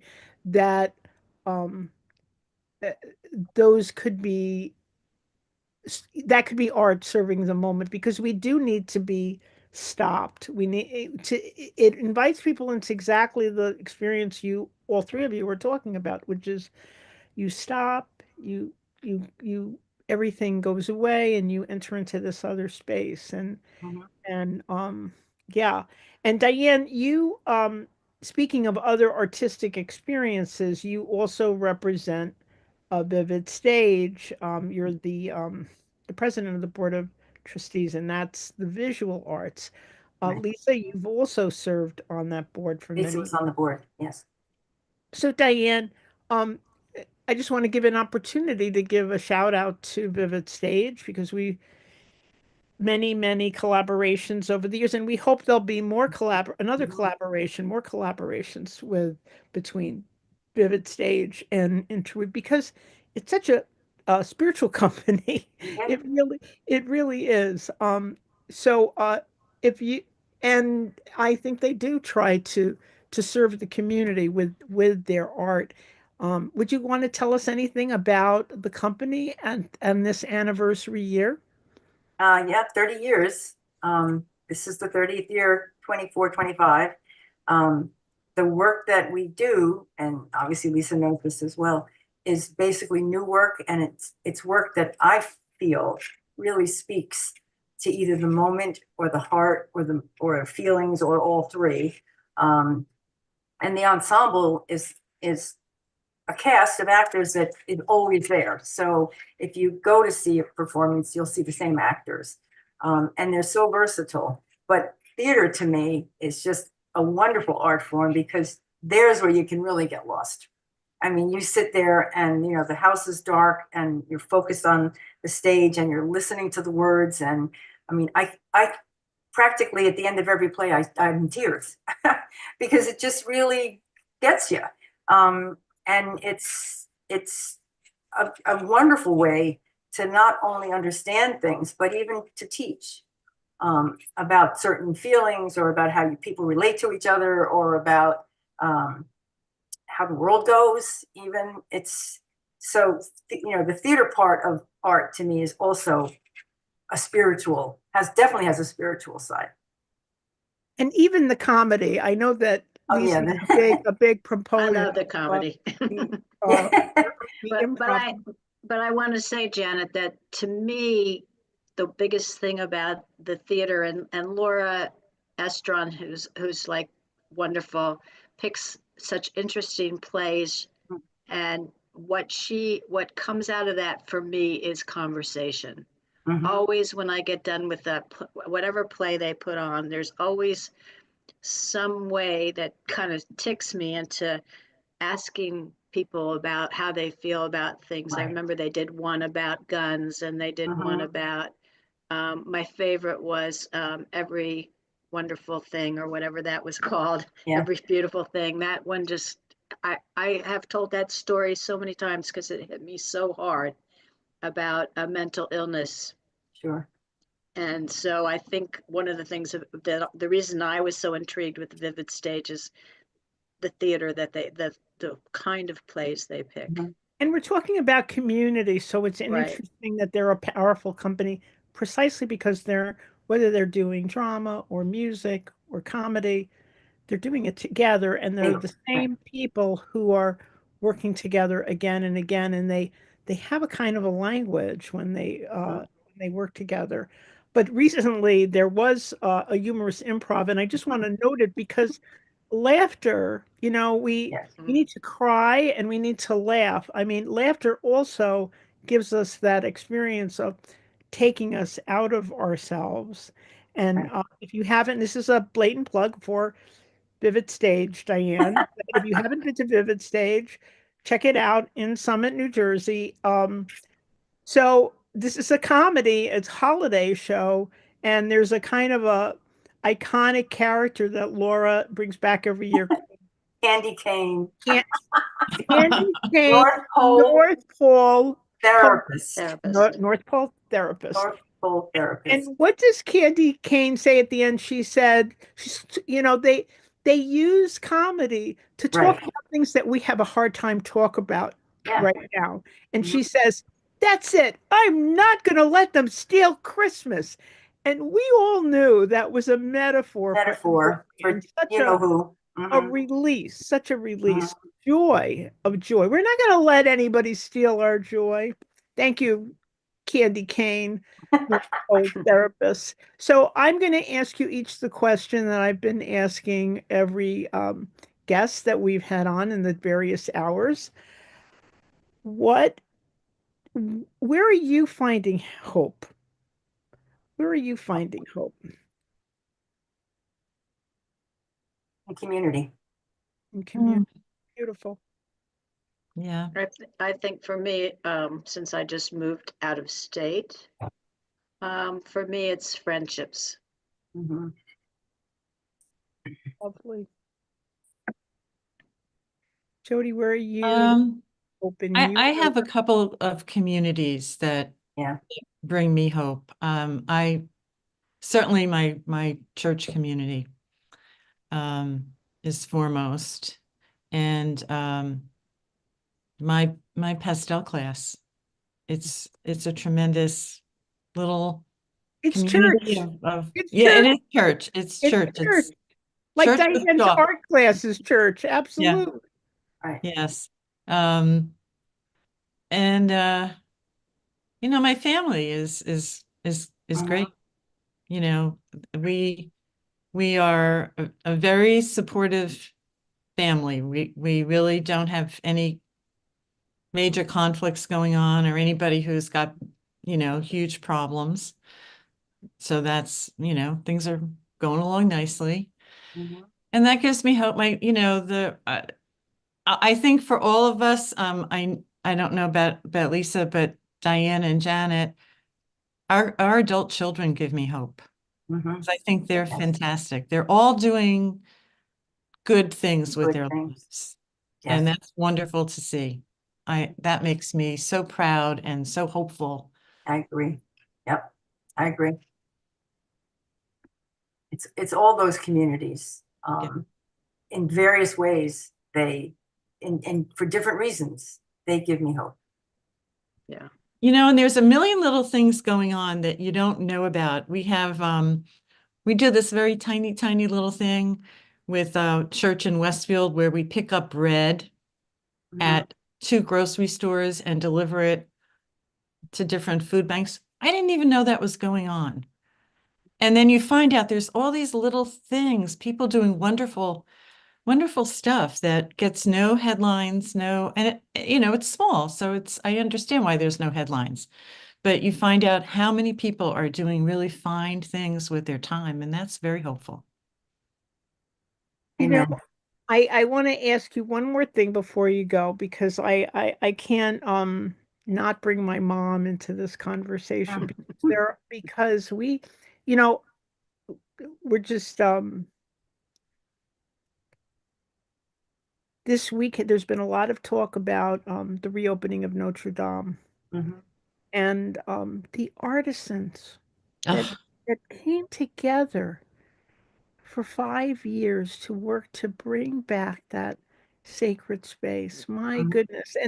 And what's incredible to me is people around the world from all, whether you're spiritual, not spiritual, Catholic, Christian, Hindu, Muslim, it doesn't matter. People know and have wanted that iconic sacred space to rise up like the phoenix, and it has, and it's thanks to those artisans.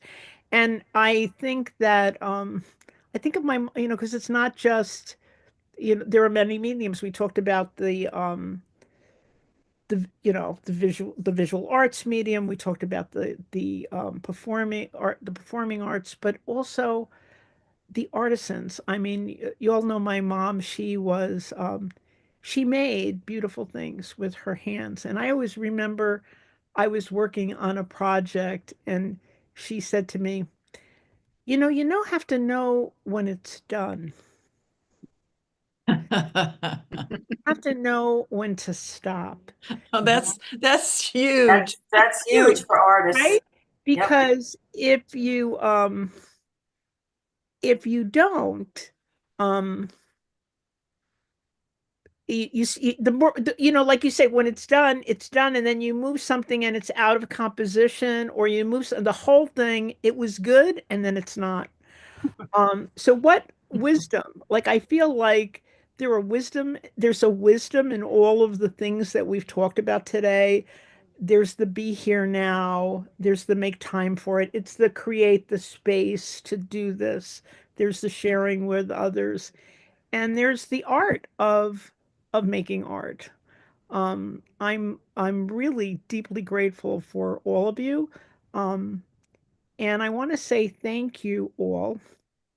Thank you, Jody. Thank you, Lisa. Thank you, Diane. Thank you, Janet. For bringing beauty Janet. to the world. A world that really, boy, we really need beauty. Needs beauty. We really need beauty. Thank you for nurturing hope. Thank you, Interweave. Yes. Yep. And maybe you can do a series on that artist thing, because I need to. I think we made an online commitment to. I think we There you might have go. to think about that, Janet. Made an I'm online in. commitment, and we have 3 I'm in. that are Yep. interested. So we're pretty excited about this. Yeah, that was amazing. We need to keep beauty alive. We need to keep uncovering the sacred space, and getting people, like Diane said, to stop. I love that. To stop and see that beauty is here, Yeah. and waiting for us to appreciate it, to see it. Thank you. Thank you, artists, Thank you. for showing us the artist's way. And we're almost at the turn of the hour.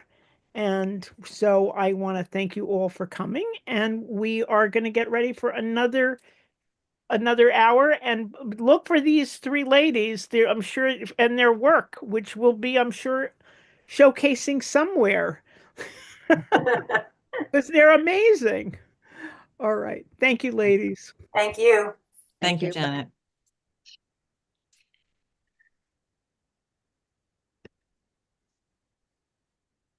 It was the more tired I get, Chris, because I don't have anybody to talk to but you now. I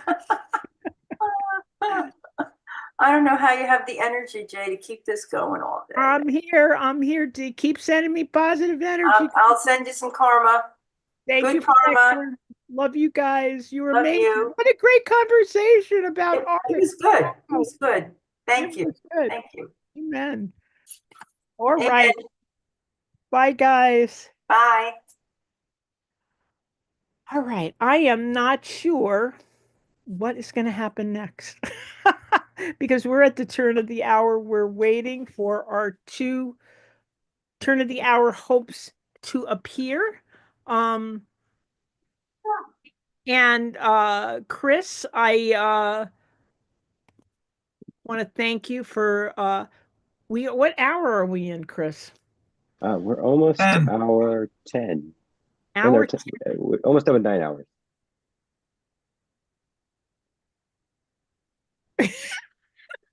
Could you see that? Like, I can't count. We're at 10. Okay. We're finishing the 9th. We're heading into finishing the the 10th. 9th hour. Okay. Carl, are you able to maybe you could come in and just if you need to talk to someone, talk to me for a little while, and then while Denise can do it. Denise is coming. Okay. All right. Well, she said that she was available. Is she coming?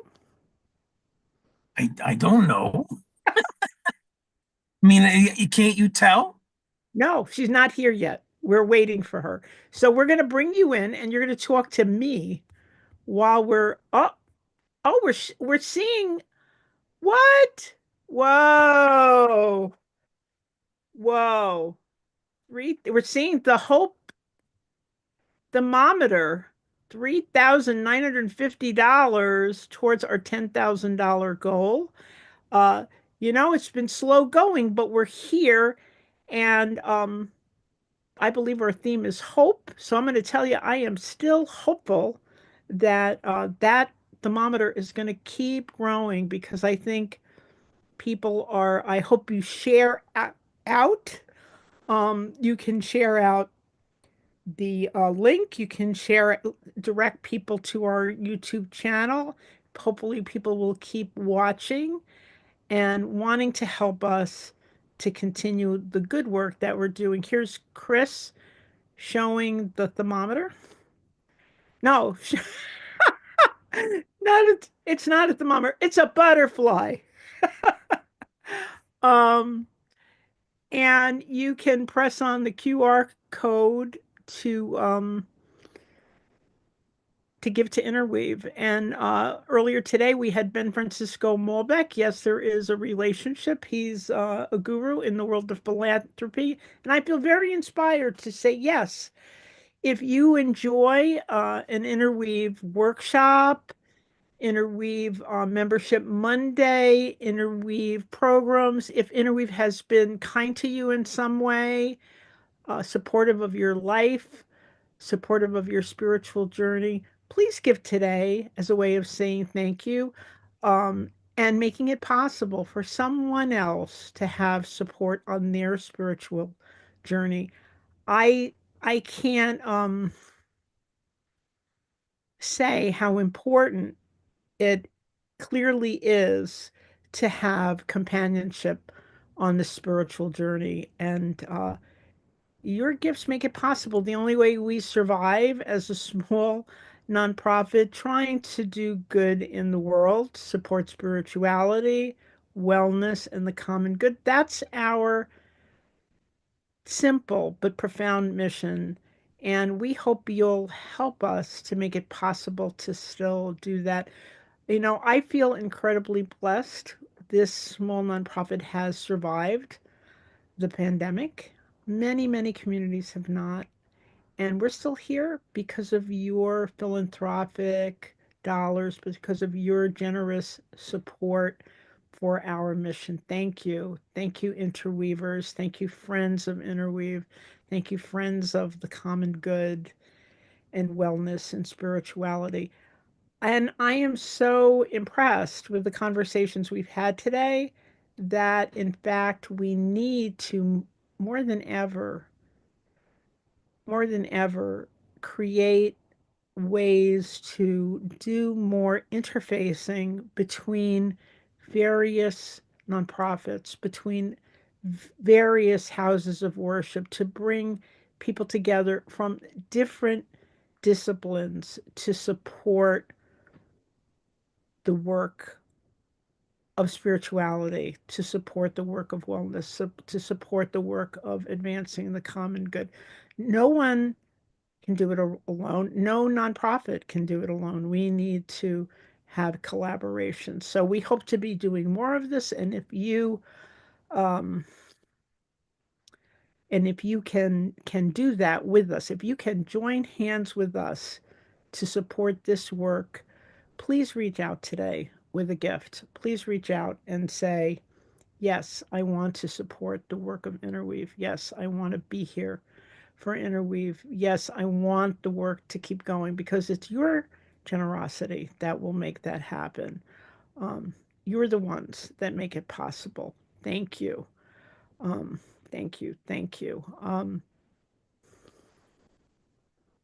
And Chris is putting up the QR code.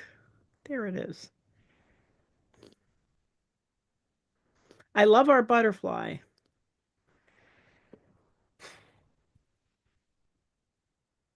Just the gift of technology. Just go in there, grab that little QR code. You can also go to our website, interweave.org. We have a beautiful, talk about artistically done, beautifully, beautifully done website, our web designer. I want to give a shout out to somebody who is friend, family, fellow artist, Mary Beth DeRoe, who gave so lovingly of her time to make our new website possible.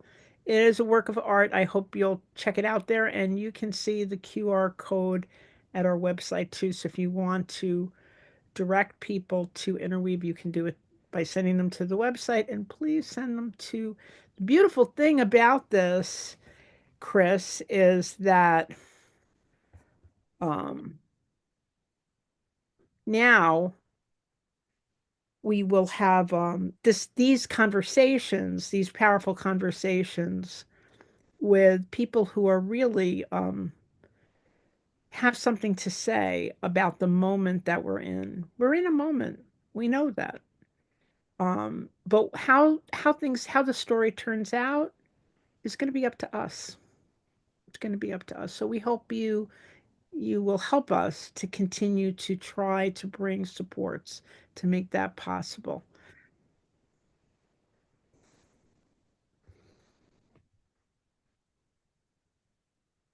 There you go. All right. Thanks, Chris. And I am going to bring in for our next hour, we're going to have Moya Keating, who is arriving, but I am going to take a 2-minute break and let Carl and Moya talk for a minute, and then we'll really turn the hour for Moya's hour. But I'm going to let Carl and Moya have a conversation, and I'm just going to take that 3-minute break.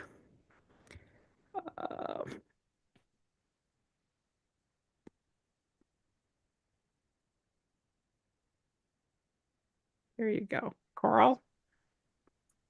Yeah, it just shows my name. Oh, I see. Okay. Can you come in? There you go. I'm in. All right, there you are. Oh my God, Moya. I used the butterfly. Oh my God, Moya. So I'm going to say hello. Welcome to Moya Keating, who, by the way, is the president of the Interweave Board of Trustees. Thank you for being here, Moya. And you're going to be our next guest. I'll introduce you correctly in a moment. And Carl Mulbeck, who is a dear friend of Interweave and a dear friend of mine, possible relation. We'll see you both in a few moments. Thanks for helping us with a commercial word, if you will, about what we've been doing, why we've been doing it, and how people can support the moment.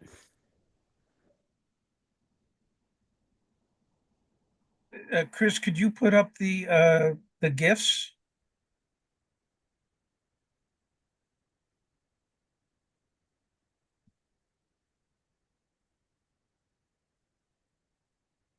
So there's a whole set of things that you can receive when you make a donation, and I probably should have the levels identified, but I don't.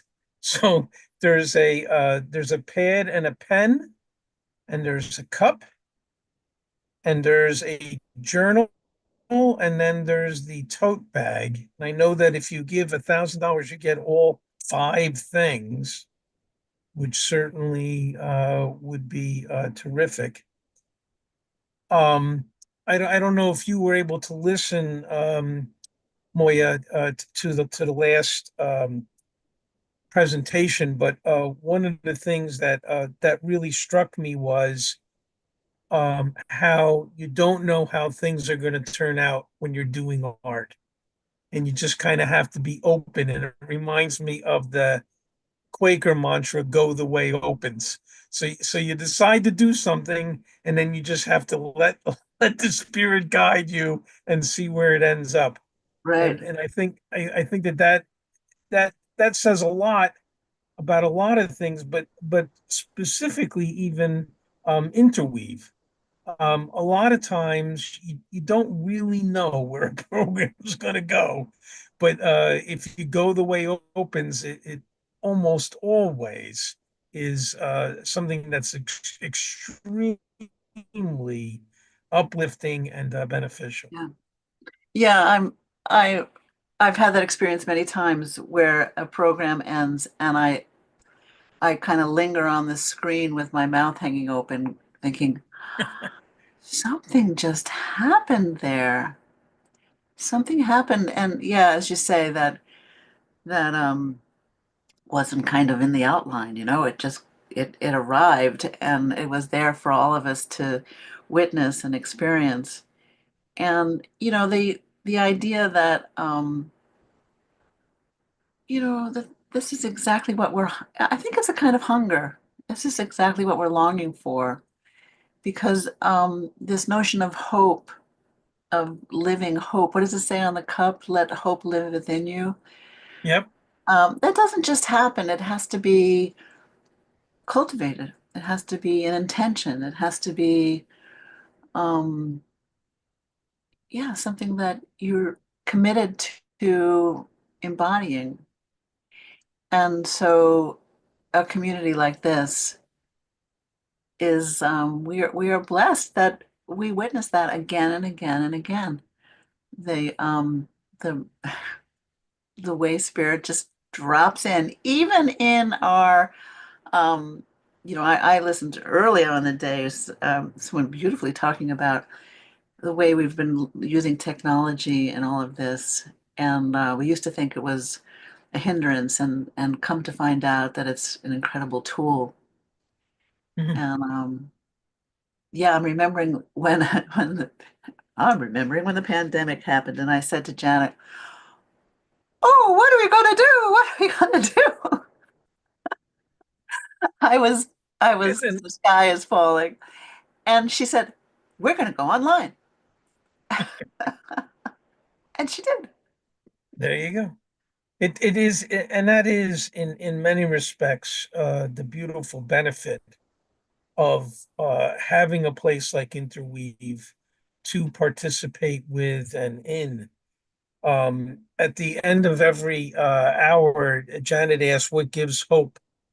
And I think that more more than anything else, Interweave gives hope because it provides us with a way to share. It gives us a chance to have our legacy cemented, and it provides both learning and sharing at the same time, Right. which I think is really a great thing to have available to us, and Right. And, certainly something that I truly appreciate on the wisdom Interweave. shows up in unexpected ways. Right. So the teacher is always just just the catalyst for the conversation, right? And then the wisdom arises because the people that are participating in these groups bring so much to the table. And so I am constantly being nourished and fed, not by what I have to say, but what the people I'm with in these rooms have to say. And I think we've seen that today over and over again. Mhm. Uh, Yeah, listening is the key. yeah. Listening And is the again, key. that's something you have to practice and cultivate. Yeah. Hmm. One of the earlier sessions uh, talked about practice, uh, and basically the takeaway for me was that as was just suggested, um, practice expands capacity, meaning that when you do something for the first time, you can kind of get it done. But then after you practice and practice and practice, you can actually get more and more. And certainly that's what Interweave provides, is many opportunities to practice, and therefore your capacity can be greatly expanded. Right. And the affirmation that it may be that the thing you're the very thing I'm longing for is in fact right available to me. Mm. Like you're saying, going what is that expression? The open way, go the Oh, open. go the way opens. Go the way opens. Yeah. So the thing that I'm longing for that I think is out there that I have to grasp at is in fact waiting for me, available to me right here. Mm-hmm. And yeah, and that doesn't happen when you're sitting by yourself with your favorite prayer book or your favorite meditation, or it Good happens point. in conversation, where you're like, oh, oh. And then there it is, the thing you're longing for, right available to you, right in your own heart space, in your own practice, whatever that looks like. Right. There she is. Yes. There you go. Thank you for letting me have a bio break. It's deeply appreciated. We have these things. We're so happy that we discovered this language during the pandemic, followed by the Zoom period of our lives, that we used to have an intermission. But now we just say, oh, we need to take a bio break. Thank you, Carl, for stepping in Sure. and being one of our turn of the hour hosts. I'm assuming that Denise How do you will like my metamorphosis? I think your metamorphosis is quite astounding. Thank you.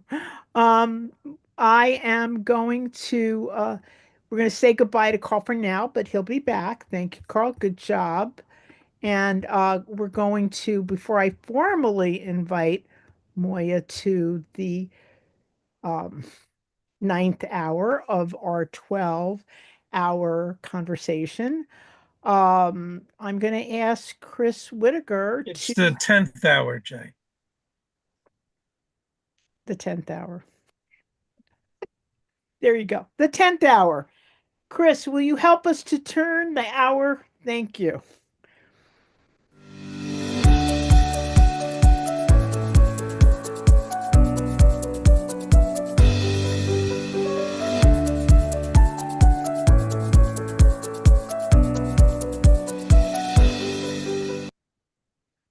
Now, Moya, because I am a little tired, I know you deeply well, but I'm going to give you a formal introduction to make sure I don't give short shrift. Is that the way you say it to your quite impressive resume? We welcome Moya Keating, who is our Board of Trustee President, to the circle. She's a spiritual director, a grief counselor, a hospice chaplain. Moya embraces her role as spiritual elder, something you're going to hear her talk about in this hour. She really enjoys, takes pleasure, I think, in her craft and her ministry of spiritual direction, grief counseling, and supporting a soulful community, of which, by the way, Interweave is very grateful to be a part of.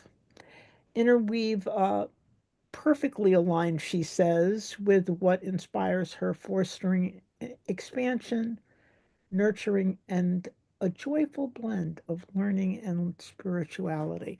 Welcome, Moya Keating. Um, Here we are. And by the way, you're the only person I'm going to have done this with, Moya. Look, you're going to see my Ooh, I was just thinking about that tree and how it's been our kind of symbol forever.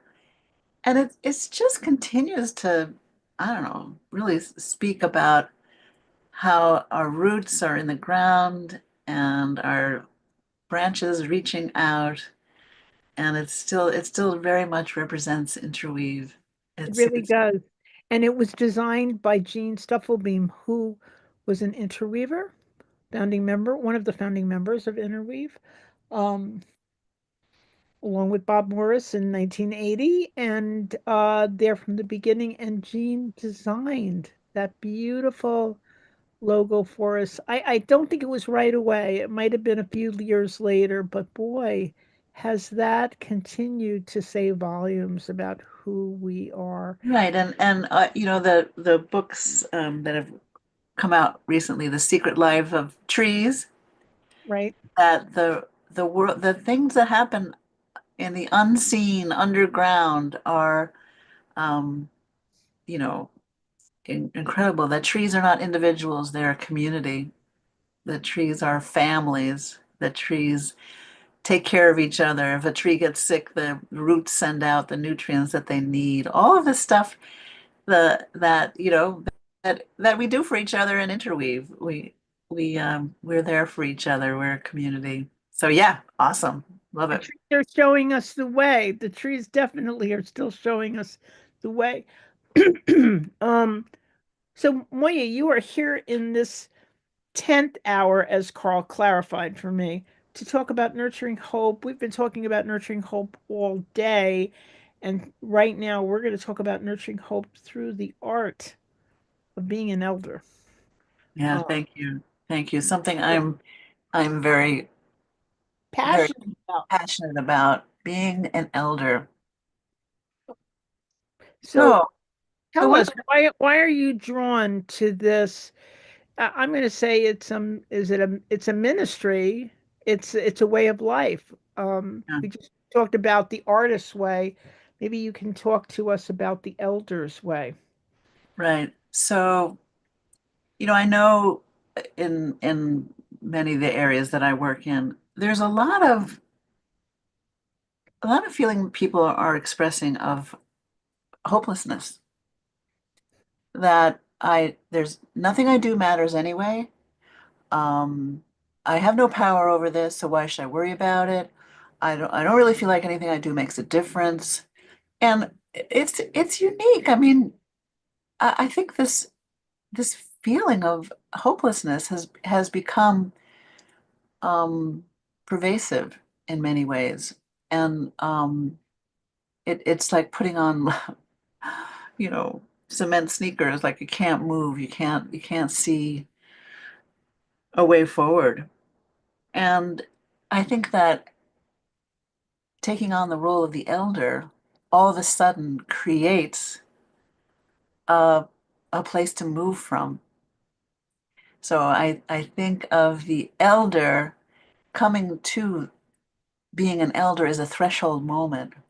It's kind of a standing on the mountaintop moment where you're able to look back and see, you know, where you've been and how you've gotten here, and stand on the ground and with the possibility of stepping forward, a threshold moment.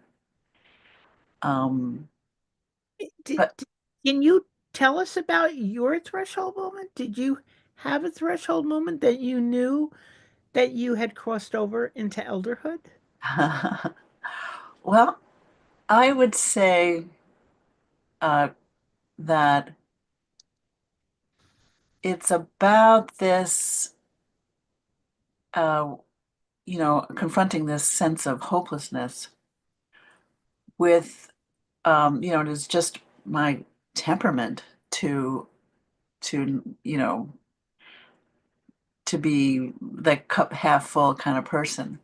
But elderhood is much more than that. It's a choice to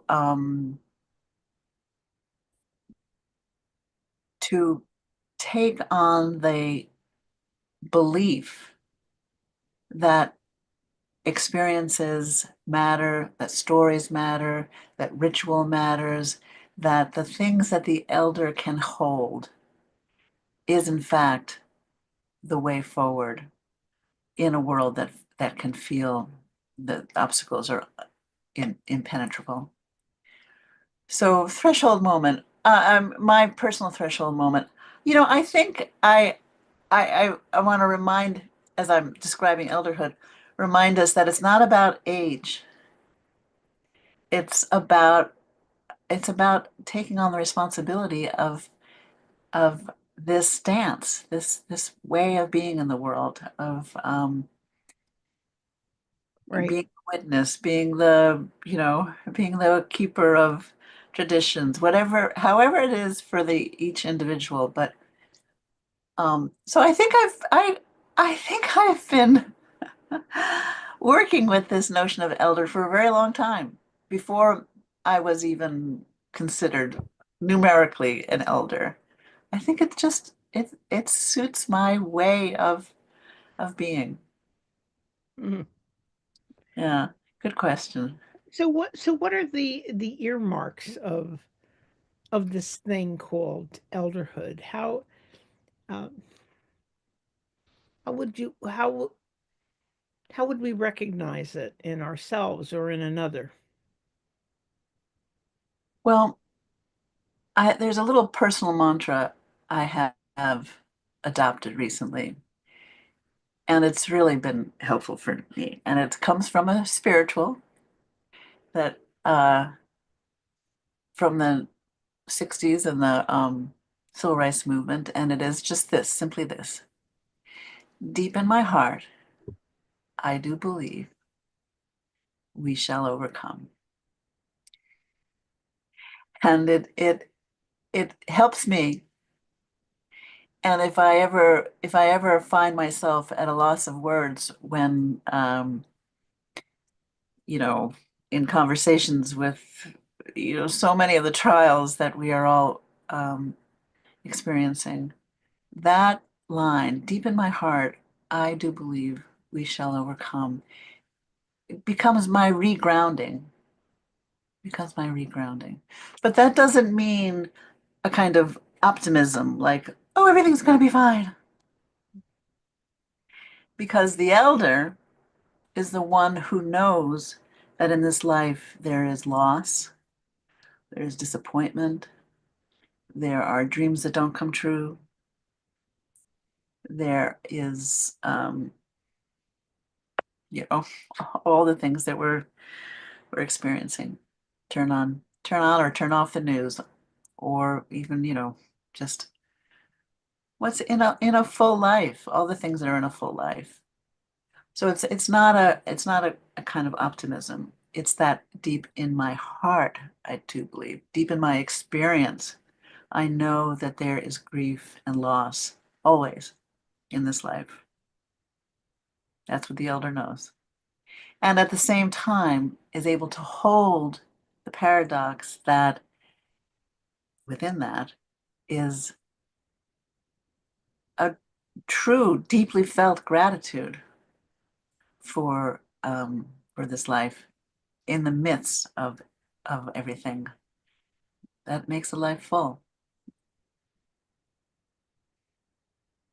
So holding both grief and loss and gratitude and hope, along with gratitude is hope. Yeah. The two seemingly diametrically opposed realities Right. at the same time. Right.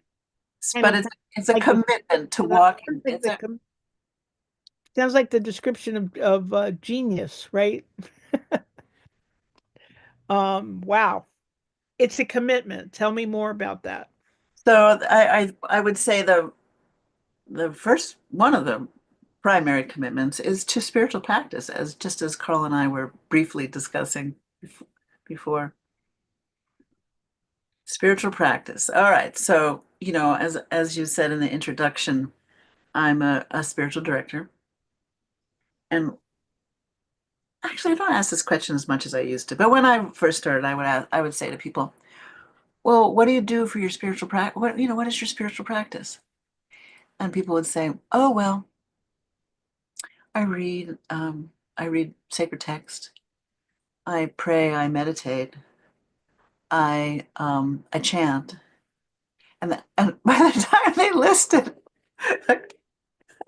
the things that they're doing for their spiritual practice, I'm thinking, and when do you like have breakfast and like, and I realized that just that question, what do you do for spiritual practice, ignited a kind of like, oh, I got to make this sound good. It's got to be big enough, important enough.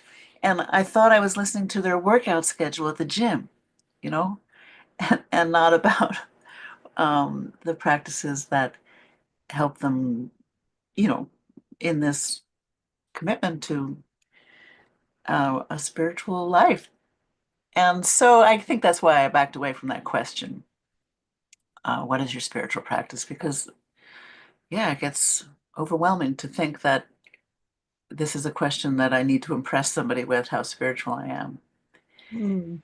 So, so yeah, that It's interesting because, so many of our conversations in the course of this day have been about awakening and the movement toward, and kind of freeing up our authentic selves. That wasn't always said exactly that. I'm paraphrasing various people, but so, how do we hold our spiritual practice as elders in the light of that? Because it's not, um, it needs to be a thing that's us somehow. exactly. Yeah. So the thing that's us, the thing that's us. I often hear people say, "Oh, I can't meditate. I've tried. There's no way I can meditate." And then come to find that they walk every day. And they walk, they never miss, walk every day. And to begin to ask, well, could that be that you're walking every day is your spiritual practice? And yeah, or journaling um or reading or prayer or whatever it is. But what are you already doing? I grew up in a house of where the cup of tea was the answer for everything. If you're not feeling well, oh, let's have a cup of tea. If you're having a great day, oh, that's great. Let's have a cup of tea. If you're, bored, well, let's just have a cup of tea. And it was the answer for everything. And then I began to realize that that cup of tea was my spiritual practice.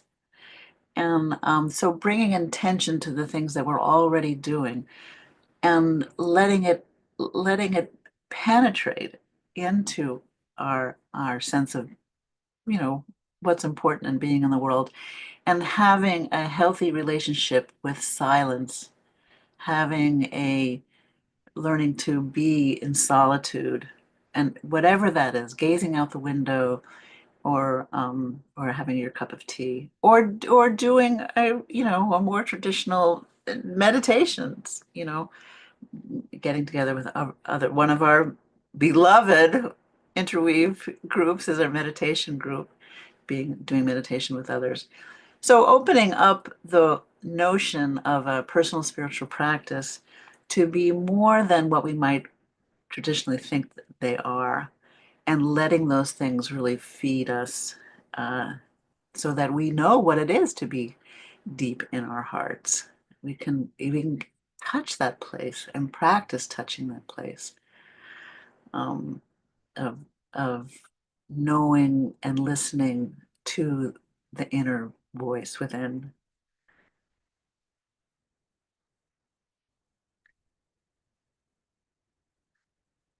What wisdom would you impart regarding that? How do we listen for that voice that uncovers that for us? Well, I think one of the things that's required, or the invitation, let's say, is to examine some of the ideas and the notions of what we're talking about that you may have been taught as a child. So here we are. I'm suggesting in elderhood, this is the opportunity, the invitation to question, well, what do I believe? What is that small? Do I have a small voice within? And what was I taught as a child? And does that still make any sense to me? And so it's asking that question. That yes, the people who taught me the things that I believe is my tradition, my faith tradition, my ballast, my the things that I return to again and again, are they still working for me? And does it still feel, to use the word you just said, authentic?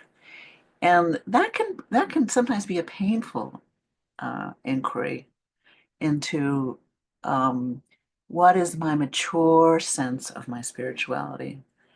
And was I given things by well-meaning teachers, in my youth that just don't feel true anymore? And that how do I re reevaluate or re-embody what all of this really means?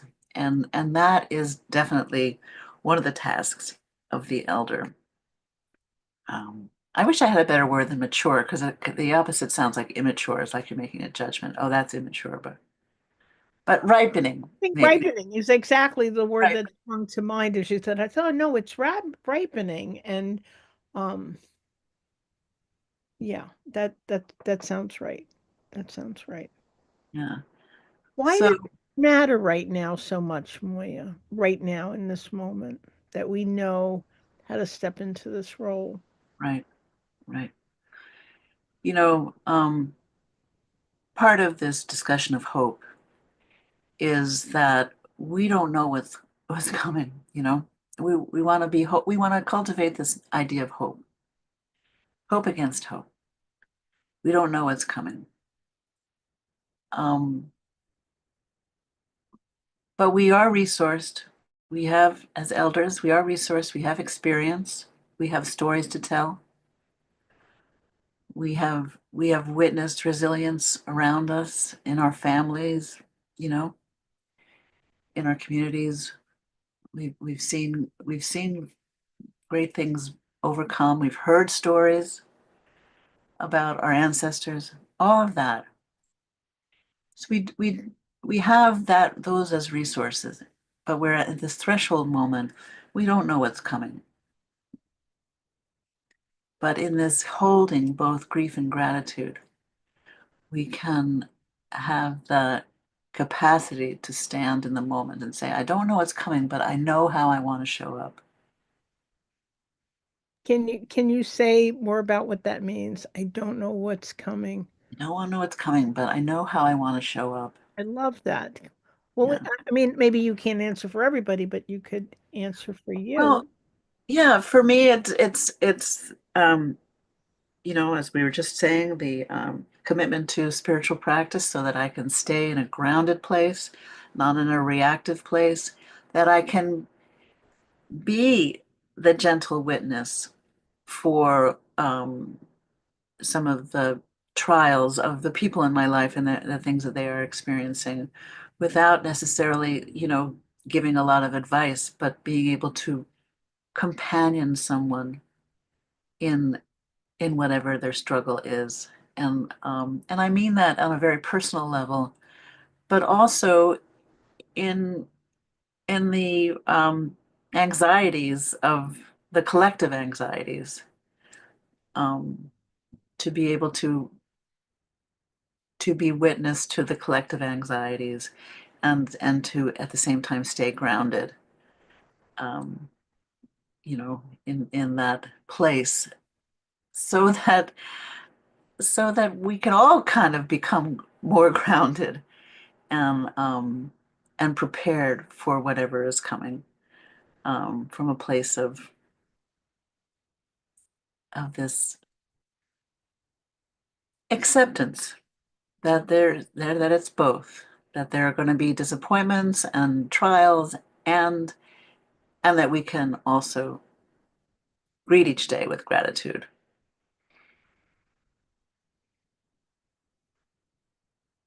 So the elder is able to hold both the joy and the sadness. The elder remembers our ancestry, holds that sense of ancestry.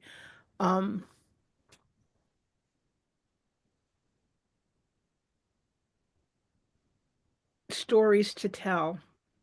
The elder is a storyteller. What else is in the role of the elder? I'd just stay there for a second, unpack that a little bit as the storyteller. What's the difference between the storyteller and the advice giver? Very good.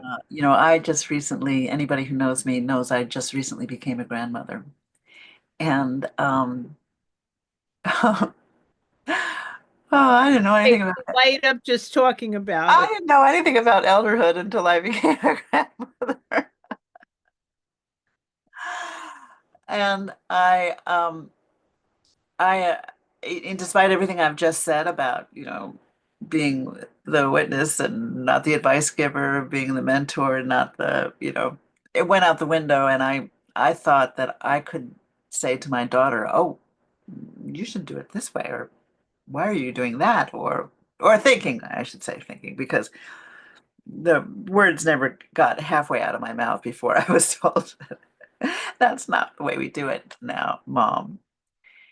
But what a lesson I learned. What a lesson I learned about hope and trust in this world that that there are there are children coming, the young ones are here and they are coming up and they're being loved, and that as the role of the elder, I can hold that without an opinion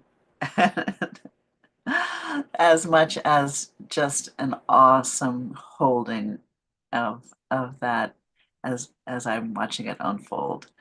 And it has been incredibly nourishing for me and hopeful for me to see that simultaneously there's a world where traditions are being dismantled, and yet the young ones are here, and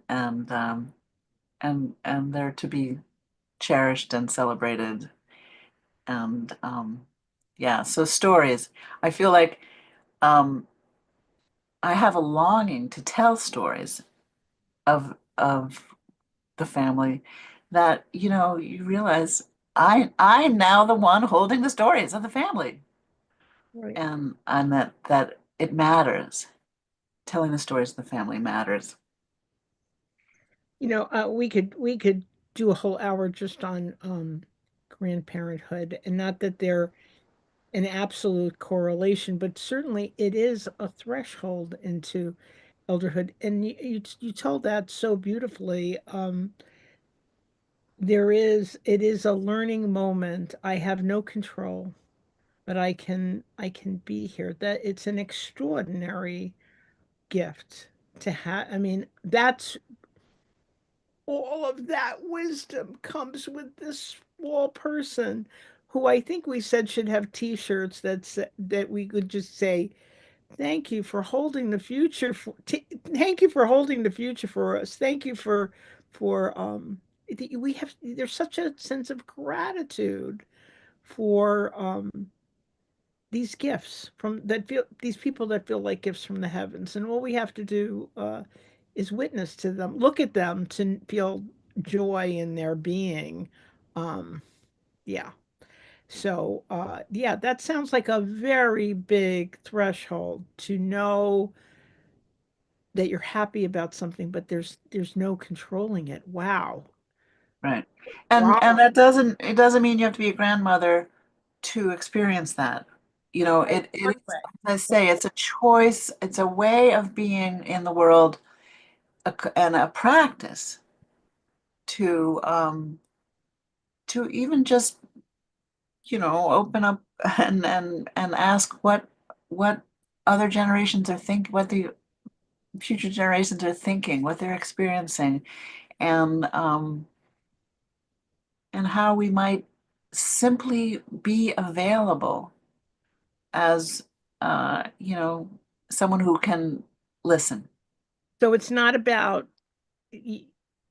your proper way of doing diapers or your or if it's an adult person and a mentoree, somebody you're mentoring in your career. It's not about this is the way I um run this program. It's about something else.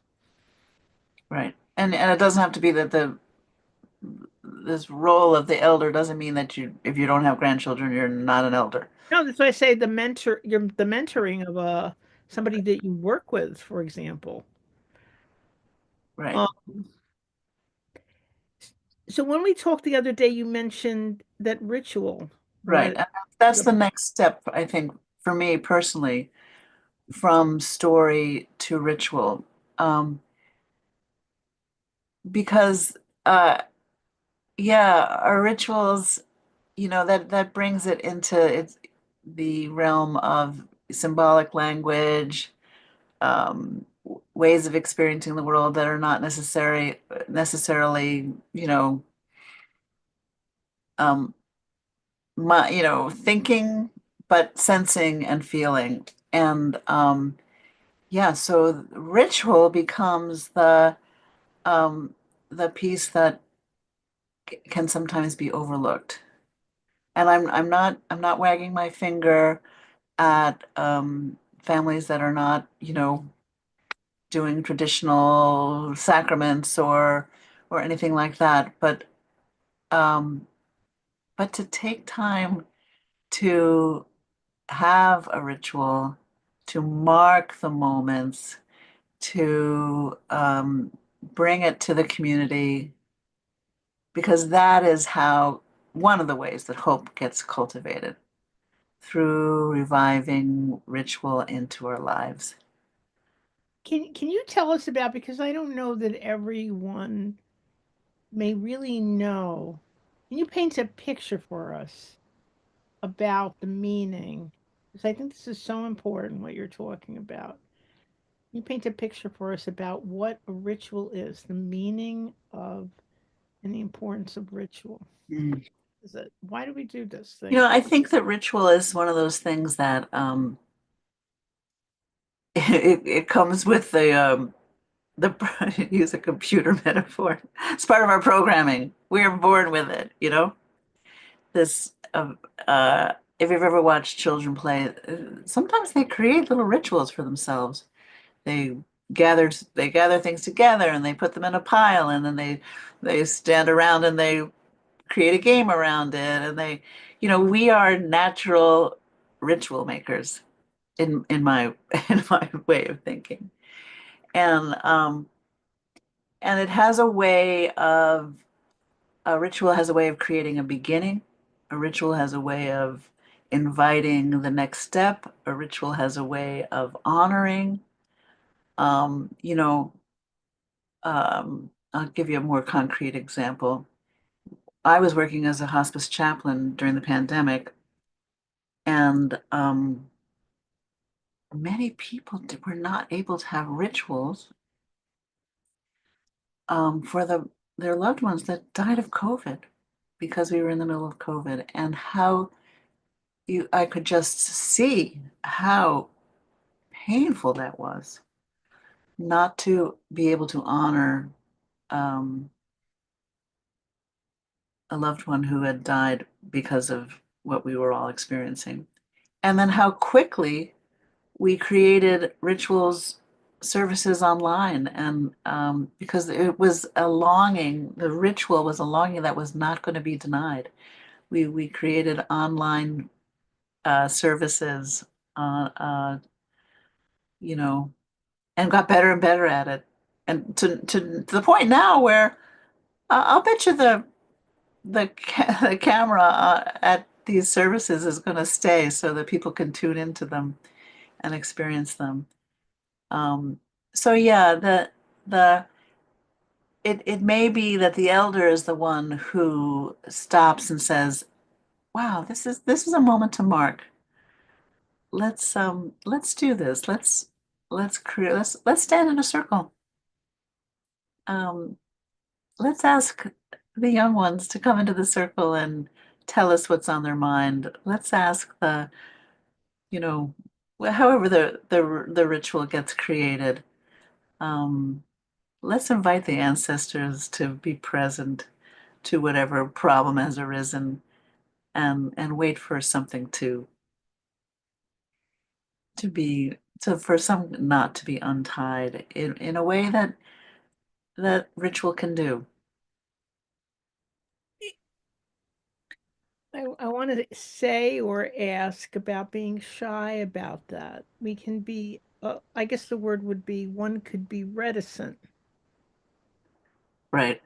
to Well, I it's think this goes back to the conversation about what we were raised to think ritual meant, and how it was it can be, it needs a certain place, it needs a certain person, it needs certain words, it needs you know and that perhaps someone's experience of ritual didn't feel alive, it felt like a relic.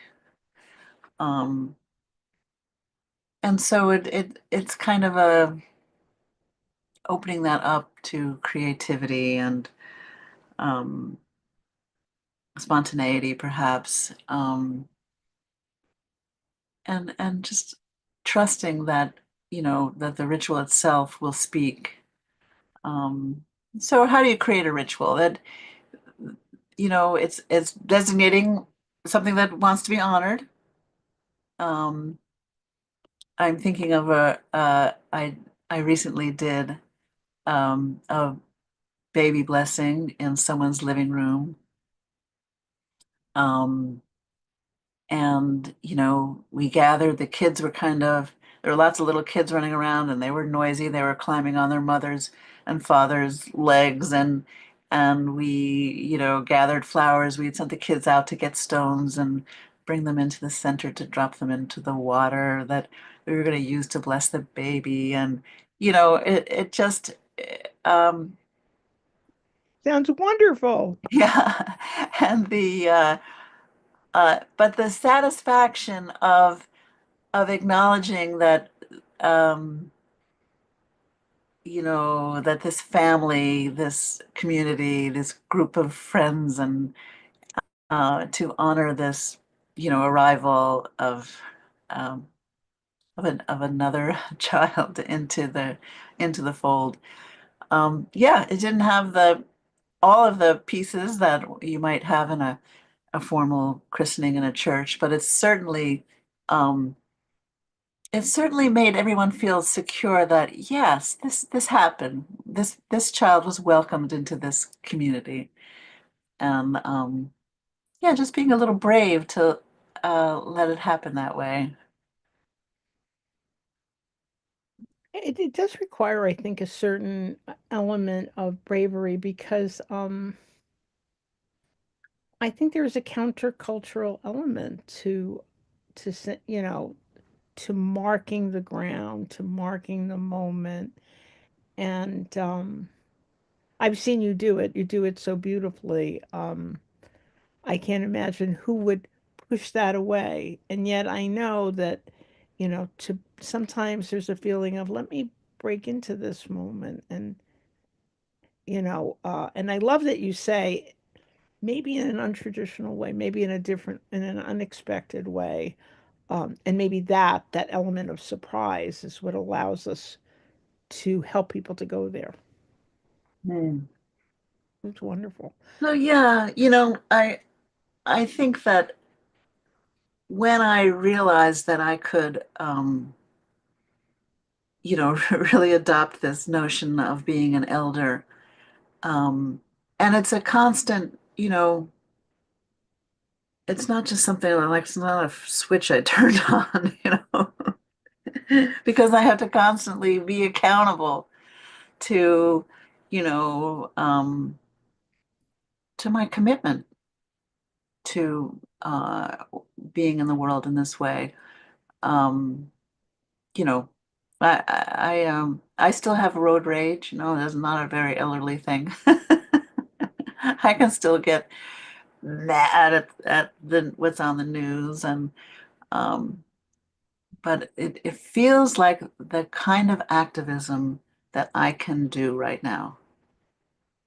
Right. So, at another stage of my life, activism might have looked different. I might have gone to a protest. I might have, um, you know, but at this stage in my life, activism feels, my call to being active in the world feels different. And I know there's some that use the term subtle activism, that that we can make a difference by truly being who we are, authentic, grounded, listening, mentoring, being that elder is a kind of activism. So you've unpacked so much for us today. I'm going to ask you one more question, as I asked every panelist before they go, every guest. Where do you see hope, Moya, in your life? Where are you experiencing this or nurturing it? Where, in a word or a sentence, how is hope making an appearance for you?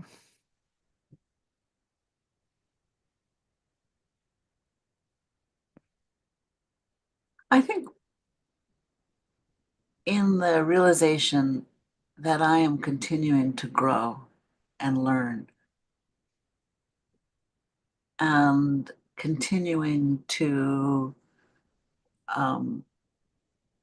be with the two tensions of grief and loss and gratitude and hope. But the more I can do that, the more I can feel that there is more to come for me in my personal life and in how I can be in the world. So that feels like new energy, new hope, new, even in this season of Advent or the coming winter longest night, that even as the nights are so long and we're craving the daylight, this commitment to a subtle activism brings me great hope. Well, it was beautiful, and I took some notes because I think you really are identifying something that needs to be shared and shared widely and deeply. Um, I want to tell you how grateful I am for your voice, the voice of an elder, and I know it can sometimes feel like a voice in the wilderness, but what a voice, what a special voice, a unique voice, a melodious voice, that helps us even, to listen to you is something that seems to be a theme that has run through the day, something that stops you, draws you in, brings you to a different place. That sounds like it might be the work of an elder. I one of I have a friend who she had an accident as a young woman and had a spinal cord injury. And she came through that experience with such, you and I, Janet, have spoken of this, of the pearl of great price. She came through that experience with all of the things that I'm talking about now, through that experience, and is one of the elders that I look up to, and she's practically old enough to be my daughter. So this sometimes we talk about old souls that we meet, and maybe it is that, that sometimes we are blessed to have the experience of being an elder at any time in our lives. So yeah. Well, thank you for being a blessing. My goodness, what a day we're having. I know actually we're gonna can you stay a little while? Yes, I'd love to. We'd love to have you stay. I'm sure Carl would love to have you stay and talk to him for a little while. Thank you for being such an amazing guest. Wow, that was incredible. Um, and we thank you for helping us to nurture hope through the art of being an elder. And elders are very versatile. So now Moya is going to transform from a one of our conversants, our conversation sharers, our guests, into the host of a turn with Carl, along with Carl, of the turn of the hour, as they explain to you how important this day has been, what we've been doing, why we're doing it, and how you can help us to continue having beautiful, beautiful conversations like we've had today. Thank you, Moya. Hello, Carl. Can you Speaking. there you are. I was really struck as you were speaking that elder is not necessarily an age reference. Right. Um, Yeah, and and not so, all people of a certain age are elders. well, that was going to be left unsaid, but Right, right. so this is another opportunity to give to Interweave. I don't know where we're currently at. Chris, can you show us? Yeah, let me pull that up really quick. Okay.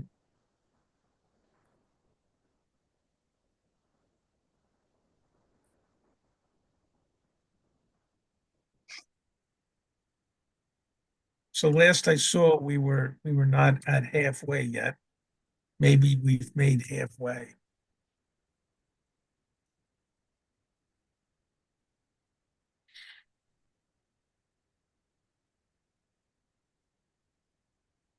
You know, the thing about making commitment to this way of being in the world is to support the, you know, the community that fosters this kind of subtle activism. You know, we are activists in our way by keeping this conversation going. Right, and Interweave epitomizes that because it's not thousands and thousands of people. It's each person responding and sharing at least with one other person. Oh, there we are. 4,200. So we're close. Come on, people. Yeah. We can do better than this. Let's be activists. Let's support this. Let's keep it going. And yeah, I love the image of the butterfly uh, because the butterfly recreates itself, thinks Oh, it's good. Right. thinks it's a lowly caterpillar, and then something miraculous happens. And we can do that through our support of these programs of these, and the people that are attracted to this work are just phenomenal. You know, Right. if We briefly saw the QR code, and if you go to the chat, there's several places in the chat where there's a way to go to be able to. Oh, there's the QR code again. Yeah. So our goal is 10,000. We're at 4,200. So let's get to halfway this hour. How's that sound? All right, all right. Yeah. I'm gonna get my cheerleader pom-poms out and sing a song. There you go. Go team. Chris, can you put up the gifts again?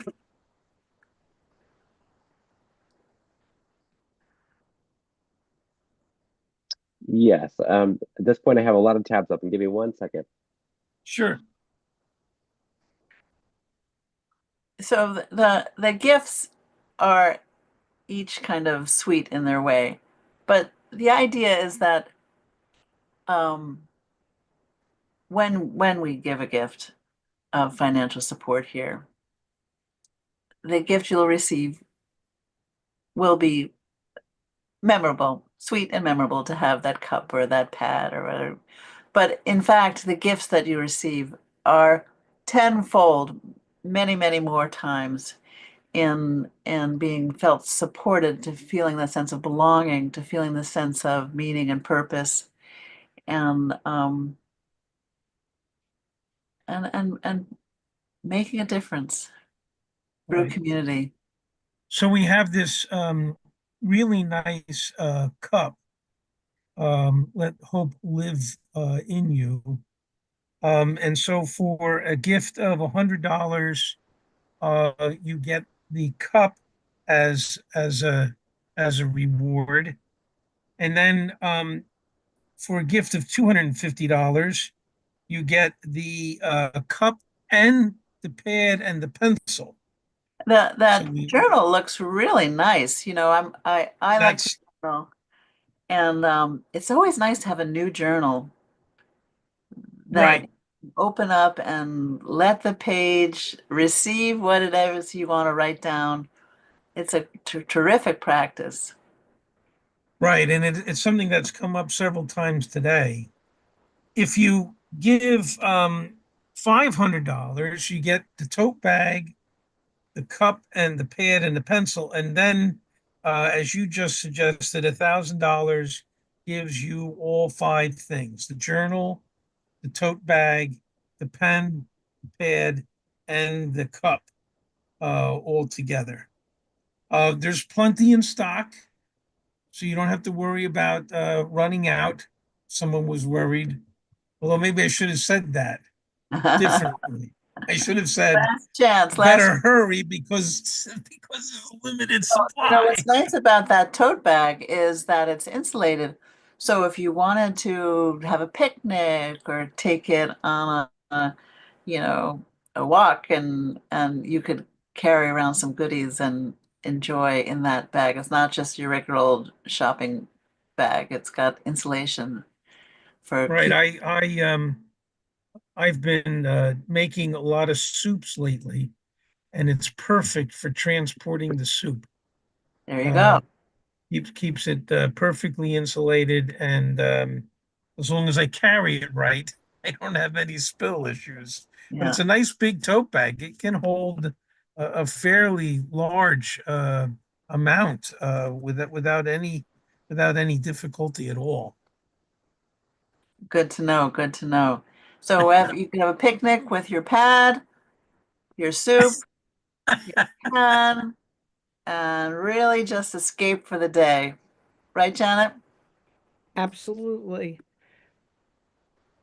Although we transported like a 20-pound turkey over Thanksgiving. It wasn't big enough for that. We may have to get an extra large tote bag for upcoming Yeah, telethons. because you gotta have to have that ritual of the turkey. I was trying to do that, maintain, it was a changing ritual, but we held the ritual.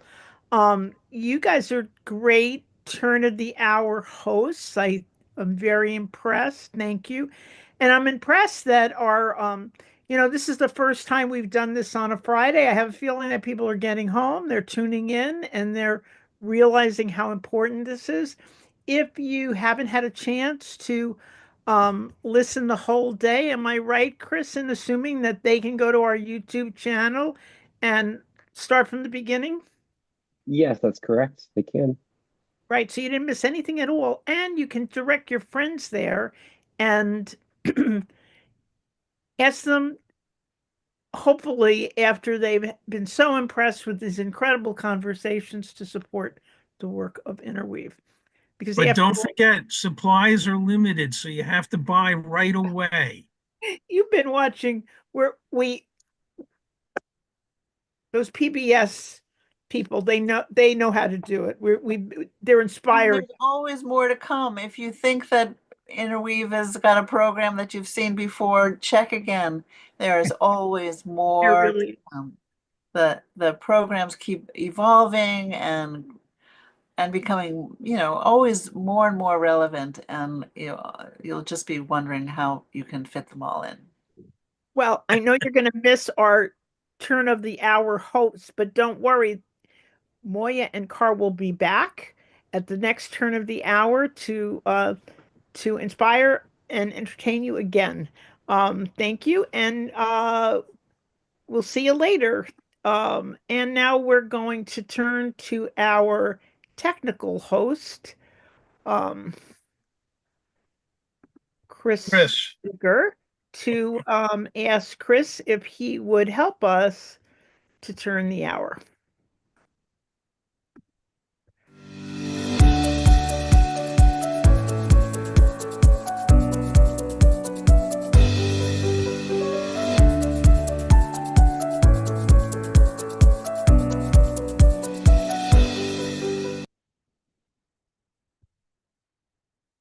And welcome to the 11th hour of our 4th virtual annual Interweave hour.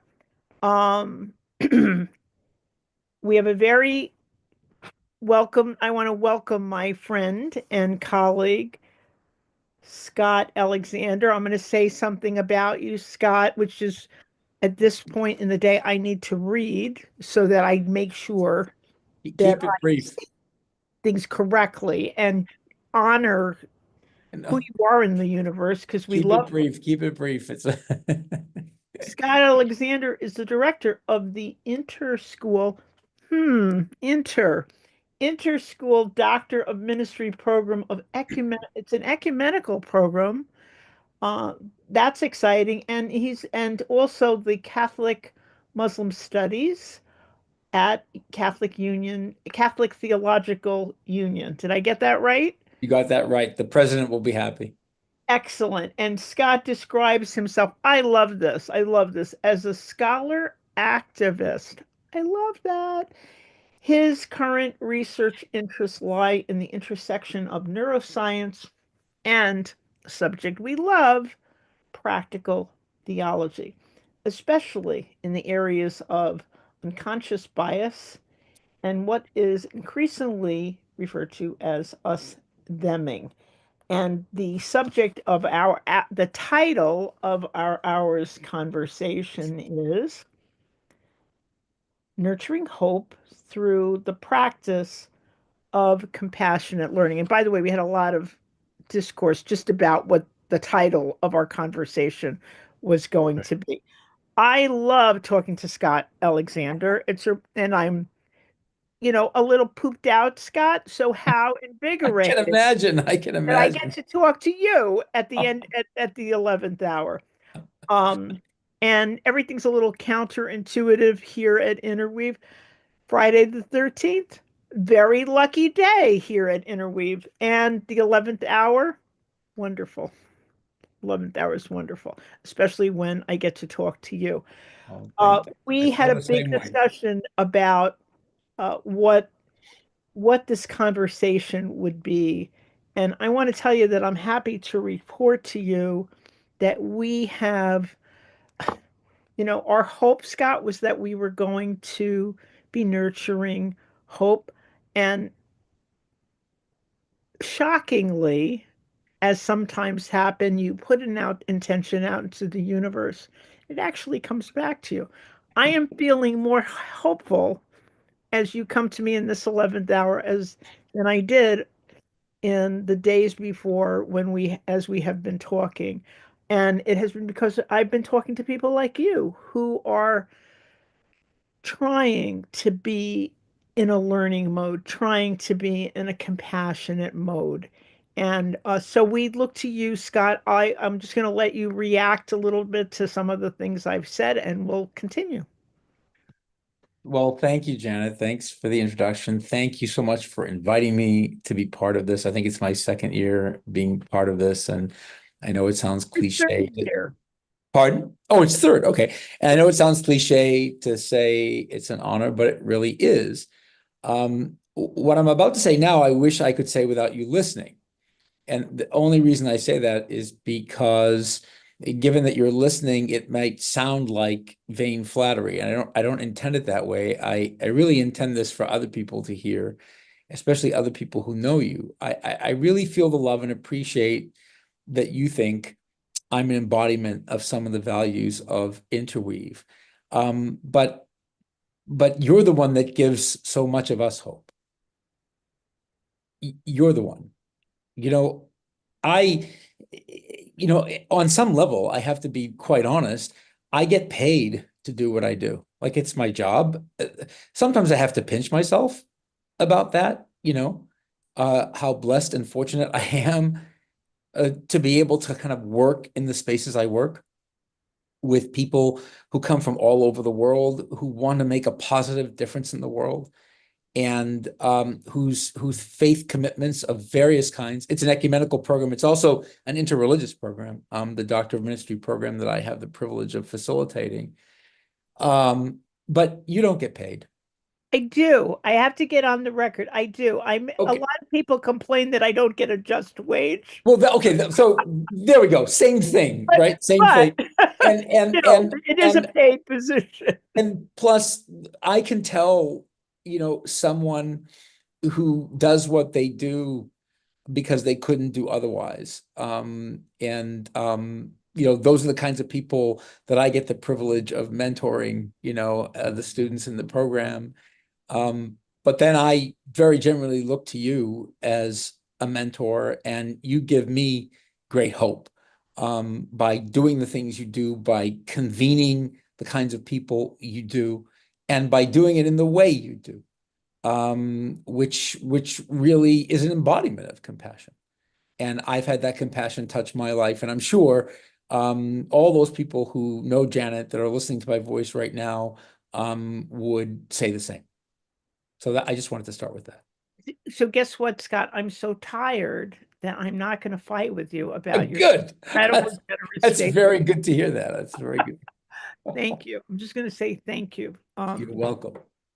So I just want to give people a little bit of a backdrop that you and I have been, that we converse, we text sometimes. Scott, one of the things that has been impressing me about this day, we talked about affordable housing, we talked about immigration, we talked about climate change, that with each, and we talked about taking care of ourselves in the middle of all of this. We talked about art. We talked about just now about the gift of elderhood, that somehow what is impressing upon me in this time that you and I have talked about has felt at times daunting and dark and difficult, that when people come together of goodwill, it is a kind of a medicine. I am feeling more hopeful with each story I hear. A story about people coming together in a world that doesn't want to have affordable housing to make that happen in a creative way with people with learning disability with serious disabilities in their life. I'm the one with the learning disability, by the way. ADHD. Right back at you. No wonder we have such long conversations, Scott. There you go. That explains everything. And we talked to Fletcher Harper earlier in the day from Green Faith, and that was not an easy conversation, but he has such an interesting disposition. He was just all about like, it's the work. Let's get into the work, Janet. And I was, and also, and he wasn't ho hum, and did have those feelings of, my God, he's done work that is at risk to be tremendous work. Thinking of Paris, tremendous work that could be at risk. And he's like, what can we do? Yes, I'm angry, but how can we protect? How can we go forward? How can we preserve? Really powerful conversation. So I'm sort of impressed with, it's been impressed upon me by this day that we still have levels of power, as another wonderful, wise guest shared, that we can use and that we can support each other in using those levers. And so I just want to let you comment about what we're experiencing and how that's landing for you. Well, thanks. First, I'll say something that's maybe someday you and I can have a conversation about community organizing and building power. The thing about power, I taught for many years a course with an African-American Muslim colleague of mine on community organizing for racial justice. And because we do it from an interfaith perspective, and our students are mostly people of faith, one of the nuts we have to crack is that power is not a dirty word. That power is neutral, and that it's like electricity that can be used, or nuclear power can be used to power an MRI, if that's actually accurate, I don't know, or light up a city, so that people can find their way in the darkness, or can be used for weapons of mass destruction that can wreak all kinds of horror on the lives of hundreds of thousands, if not millions of people. So power is neutral. And we as people of faith need to understand that also power abhors a vacuum. And so if we're not building our power and exercising our power, to be sure, someone else will wield their power in the spaces in which we find ourselves and in which we feel called to work. So that's not, I wasn't prepared to talk about that, but just wanted to kind of drop that at the very beginning, and then say something about what I was kind of prepared, because you had said to me, if you can come up with a few ideas to unpack this notion of compassionate learning. And so I did my homework. I always do it. Janet You tells me, always by do the your way, homework. everybody. It's very impressive. I always do what Janet tells me. I'm not sure about other people. So impressed. Different. And I thought that, as I listened to you describe what's been going on today, I'm really gratified because it kind of resonates with how I thought I could package my reflections. And that is in terms of a term that's very common sort of in Catholic theological education, particularly graduate theological education, particularly at institutions that train people for ordination and for other kinds of ministry. And it's probably used, in a variety of other contexts, may have slightly different meanings, and that is formation. And I find that moments like this, like that you provide for us, or to come together in conversation, are formational moments. How we get formed for the vocations we're called to live into. To use a Christian term, how we get formed for ministry. And most of the discourse about formation talks about 4 dimensions of formation. There's human formation. There's spiritual formation, there's intellectual formation, and pastoral formation. And they're all, kind of, interwoven with each other. This is a holistic reality. And they're not, separate things that are disjointed. But human formation a lot centers around the question of who am I, and self-awareness. Understanding who you really are. Where do I come from? How do I think? How do I feel? Why do I feel the things I feel? What brings me great joy? What brings me great sadness? Getting to know yourself. That's the human formation part. The spiritual formation is all about connecting with one's higher power, right? To use the language of Alcoholics Anonymous, God, whatever is the word for that folk are most comfortable with. That relationship with that element we find deep within ourselves and deep within others, that also impresses us as radically transcendent at the same time. And that's the spiritual formation piece. And intellectual formation is sort of learning, right? Kind of coming to know the things we need to know in order to be effective agents of good and transformation for good in the world. And then pastoral formation kind of like nuts and bolts things about, like, what are some of the challenges we face when we do our work? and how do we learn techniques and best practices for meeting those challenges. So I had a few observations. I don't want to just make it a monologue. I had a few observations that connected. No, I love they're not divided like this so No, neatly. but it turns out we've been doing this all day. I had no idea. Right. Right, exactly. So that's what I mean. That's what I kind of delighted as I was sitting here listening to you describe what's going on. And I know what goes on at these things from having participated before, that these are formational opportunities, blessed formational opportunities. So I don't have them all kind of lined up with the four different things. I think maybe the first one is more human formation. And you refer to the fact that, we're in a moment where many of us can feel discouraged, defeated, angry, frustrated, a range of emotions, many of which are negative, and many of which are understandable. I was tempted to say legitimate. I mean, there's no such thing as an illegitimate emotion or illegitimate feeling. Feelings are feelings, emotions are emotions, but certainly understandable given what's going on in the world, kind of what's always going on in the world. And two things in this regard that I thought at least are important to remind myself. I don't always do a good job reminding myself of these things, is that, cognitively,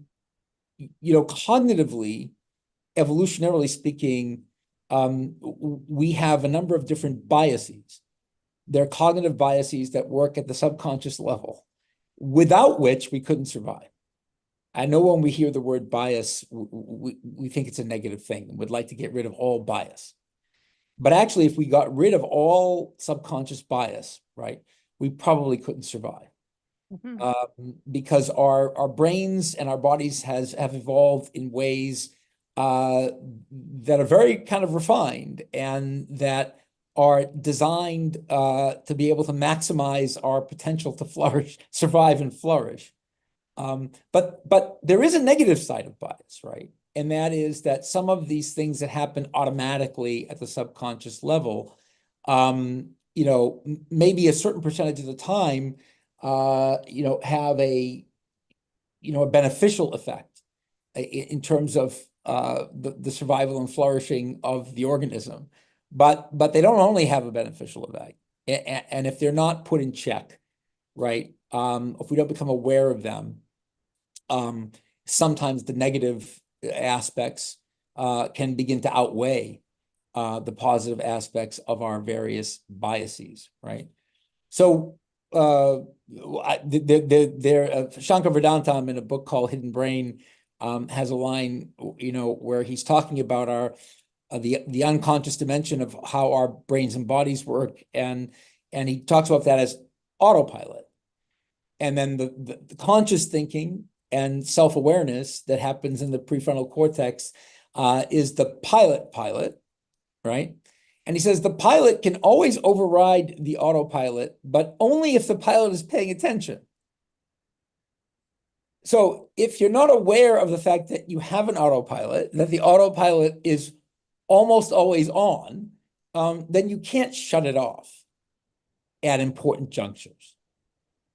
So what I wanted to just share briefly is about something called negativity bias.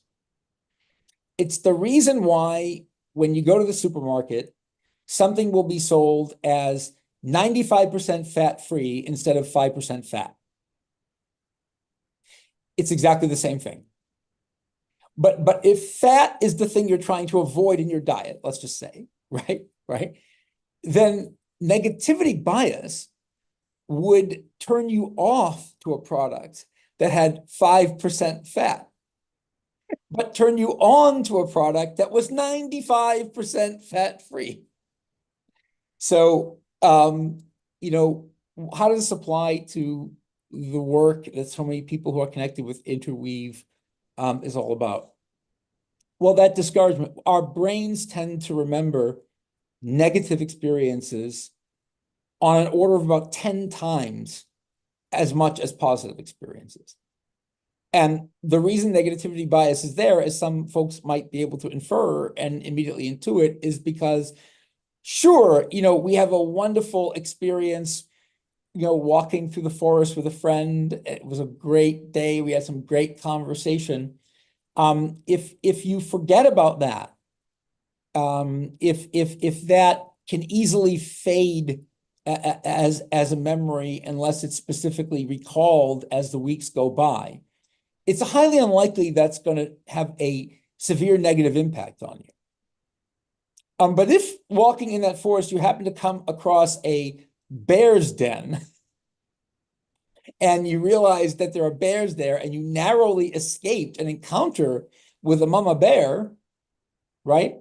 And you don't remember that every time you go back to that forest on that pathway, right? You could die. So it's normal for us, right? To notice everything that's bad. And it's important for us to notice everything that's bad. For the same reason, it's important to remember where Mama Bear and her cubs are, along that hiking path that you like to take. But if we become obsessed with Mama Bear on that hiking path and where Mama Bear is, we miss everything else about those walks. And we miss the reason why we're on those walks in the first place. So that's maybe the human formation piece. So yeah. Now that you've done that piece, let me just comment a moment. Sure. So in good learning, I want people to imprint what you so generously offered the wisdom you offered. Because one thing I'm hearing in that I love the autopilot thing. And the reason I'm loving that and how I'm seeing that with this day, we're at a moment where we can't, autopilot could be dangerous. Our pilot needs to be aware. And like you say, if you're, I'll freely confess that I don't have any plans of getting a car that will drive itself. But if I did, I think I would need to stay aware, even if I was let me rest a little bit so I could continue, so that I would, I don't give over fully my power. But we're living in a time where we need to stay awake, and live in an awake way. And so that was a big takeaway. As long as we don't beat ourselves up for sleeping, because sleep is also important. We have to sleep. Extend your metaphor. Because the autopilot's there for a reason. We cannot think our way consciously through all the various challenges we face in our daily lives. That's why we have an autopilot. Right. We need to rest. And some things, like a baseball hurtling at your head, watching a game that's a foul ball, right? If you had to rely on your conscious thinking to avoid getting hit, you'd get hit. And that's where, let's go away from that analogy and just say, if we're well practiced, we just move away, and that it's embedded. Well, it's not about practice. It's about your brain, your subconscious brain picking up on the signals before you're consciously aware of what's happening, right. And giving commands and apportioning different things to different parts of your body so that you can react in a way that maximizes your well-being, your potential, your well-being, stay safe, right? To stay safe. But the point you make about, when it comes to things like us, theming, for instance, we're wired to go into a kind of flight or fight response when we meet someone from an out group that we perceive as hostile to our own in group, right? Now, in some classic sense, I don't know, you're in some primeval forest, and the people from a different social group have been longtime adversaries of the people from your group, and you perceive someone from that group and you run out of there because you know that if those three people from that group encounter you as one, they might take you prisoner, etc. So that's great, right? But but so oftentimes in our lives, when we encounter people from an out group, especially an out group that we think is hostile to our own in group, right? And who present some kind of danger for us, our bodies are going to naturally go into the flight or fight response. You know, it can be very subtle at first, but it's happening before you're even consciously aware of it. When the thing we actually need to be doing is stay as much as possible in the rest and digest response so that we can interact with those people, so that we can learn from that person we're encountering. Because our survival probably depends more on our ability to do that than it does on our ability to escape. Or to fight. Right. Because in some ways, the running away and the fighting in so many of our complex social contexts that we find ourselves in, you know, is actually counterproductive. And it actually harms us more, right? So that's where our biology, you know, we can't just rely on the autopilot. Right. You know, we want that autopilot on when the baseball's hurtling at our heads, or, you know, when the tiger walks into the room. You know, we want to be able to get ready to run before we're even consciously aware that the tiger has walked into the room. But we don't want that to be in control when, you know, I, as a self-identified kind of progressive, you know, U.S. American, meet someone from the MAGA movement, for instance. It's counterproductive for me, to get my back up. It's going to happen a little bit, but to allow the autopilot to take over is not to my benefit, and it's probably not to the benefit of the other person either. That's what we're going to need, that compassionate learning. Right. I want you to, because I could keep talking about just this one, and you know, we only have, you know, it's the problem. This is why we have to have another telethon, or I can tick through some of the others. I'll try to go a little more quickly. So that because you have so much that we want to respond to. Go ahead. On the intellectual formation level, I was struck. I don't know how many people have seen the movie Conclave. I love it. I read the book when it first came out. I think what I'm about to share is not a spoiler, technically. I'm going to share something that happens in the movie, but it's not really something that spoils any surprises. The big ending. You're not ruining the big ending. No, it has nothing to do with the end. Nothing to do with the ending, right? The main character, played by Ray Fiennes, in the book, his name is Cardinal Lomeli. He's Italian, but in the movie, he's Cardinal Lawrence. I think he's British, I think, right? And he's the dean of the College of Cardinals, and so he's in charge of the conclave to elect a new pope. And as the dean of the College of Cardinals, when the cardinals are finally sequestered in the Sistine Chapel and are about to, you know, go through all the various processes for the first ballot, second ballot, third ballot to try to elect a new pope, he is charged. They have a mass. And he gives the homily. He celebrates the mass. He's the presider, the principal celebrant, and gives a homily. And here's what he says. And this is almost in the movie. It's almost directly from the text of the book from which I'm going to read. My brothers and sisters, in the course of a long life in the service of our mother, the church, let me tell you that the one sin I have come to fear more than any other is certainty. Certainty is the great enemy of unity. Certainty is the deadly enemy of tolerance. Even Christ was not certain at the end. Eli, Eli, lama sabachthani, he cried out in his agony at the ninth hour on the cross. My God, why have you forsaken me? Mm-hmm. Our faith is a living thing precisely because it walks hand in hand with doubt. If there was only certainty, and if there was no doubt, there would be no mystery, and therefore no need for faith. Let us pray that the Lord will grant us a pope who doubts, and by his doubts continues to make the Catholic faith a living thing that may inspire the whole world. Mm-hmm. So one would be tempted, you know, when I first saw that, when I read it, but it was a while ago, when I saw the movie, and Ralph Fiennes is a great actor, Ray Fiennes, and he's delivering it in this wonderful way. It's a great scene. I I'm thinking of other people's obsession with certainty, but not my own. Right? So certainty becomes the idol for other people, but not for me. And I think an important part of intellectual formation for this work is understanding that our problem is not other people's commitment to various kinds of certainty. It's our own.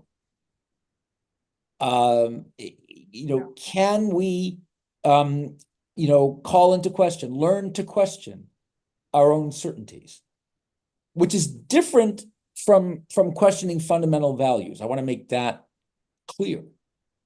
When our values are make us who we are, they give our lives meaning and purpose. So if we value compassion, right? If we value justice, by all means, don't compromise your commitment to those values. But certainty has to do with what we learn about the world, how we see the world, right? Who we think other people are, for instance, what we think other people's motives are. Are we certain? Are we certain about those things?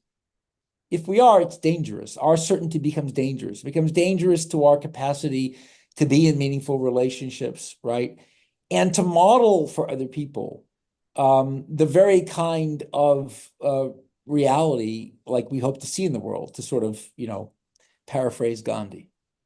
So that maybe is the intellectual formation piece. I'll go to the pastoral formation piece, maybe. I mean, just beware in our openness, in our questioning of our own certainty, that we don't become complacent and accept what Dr. Martin Luther King Jr. once referred to as obnoxious peace. The kind of peace that stinks in the nostrils of God. These are words that he actually used in a sermon that he gave. This sermon was actually about, he was talking about, he gave it in March of 1956 at Dexter Avenue Baptist Church in Montgomery. He talked about when peace becomes obnoxious. And he was talking about the incident of Autherine Lucy, who was the first African-American admitted to the University of Alabama in its 136-year history. And how, when she arrived on campus, a group of students came and crosses were burned and eggs and bricks were thrown. Just a horrifically ugly scene. And the next day, so then the university administration got together and they asked Autherine to leave for her own safety. So she leaves, right? So she's no longer the presence that disturbs. She's no longer a problem. And the headline in the Tuscaloosa paper the next day reads, "Today, Tuscaloosa is peaceful." There is peace on the campus of the University of Alabama. Wow. And Dr. King says this is a peace that has been purchased at the price of capitulating to the forces of darkness.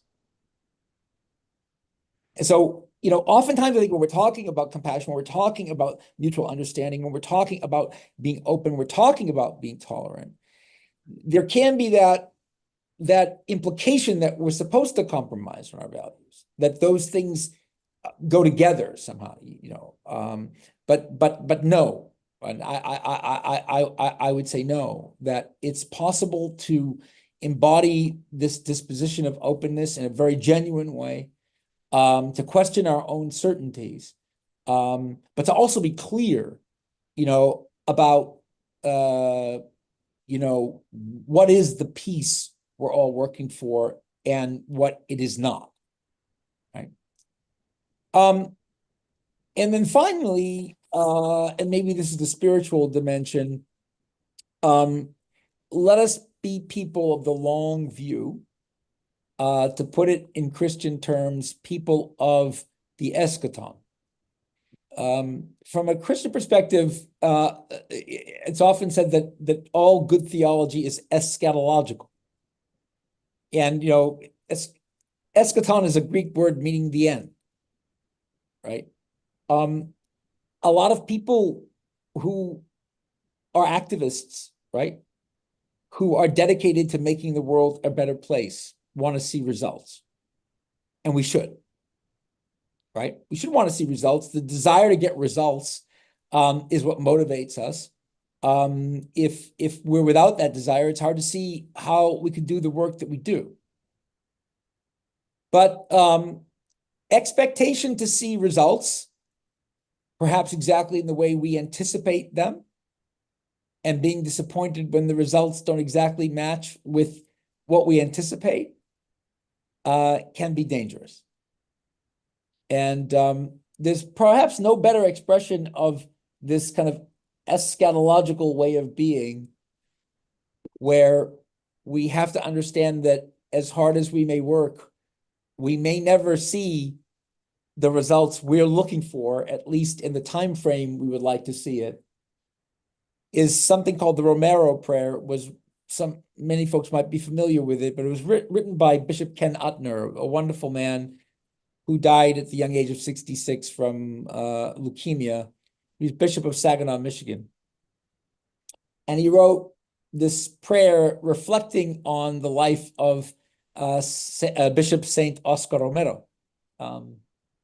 It helps now and then to step back and take the long view. The reign of God is not only beyond our efforts, it's beyond our vision.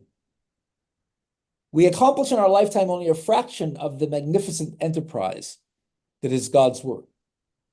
Nothing we do is complete, which is another way of saying that the reign always lies beyond us.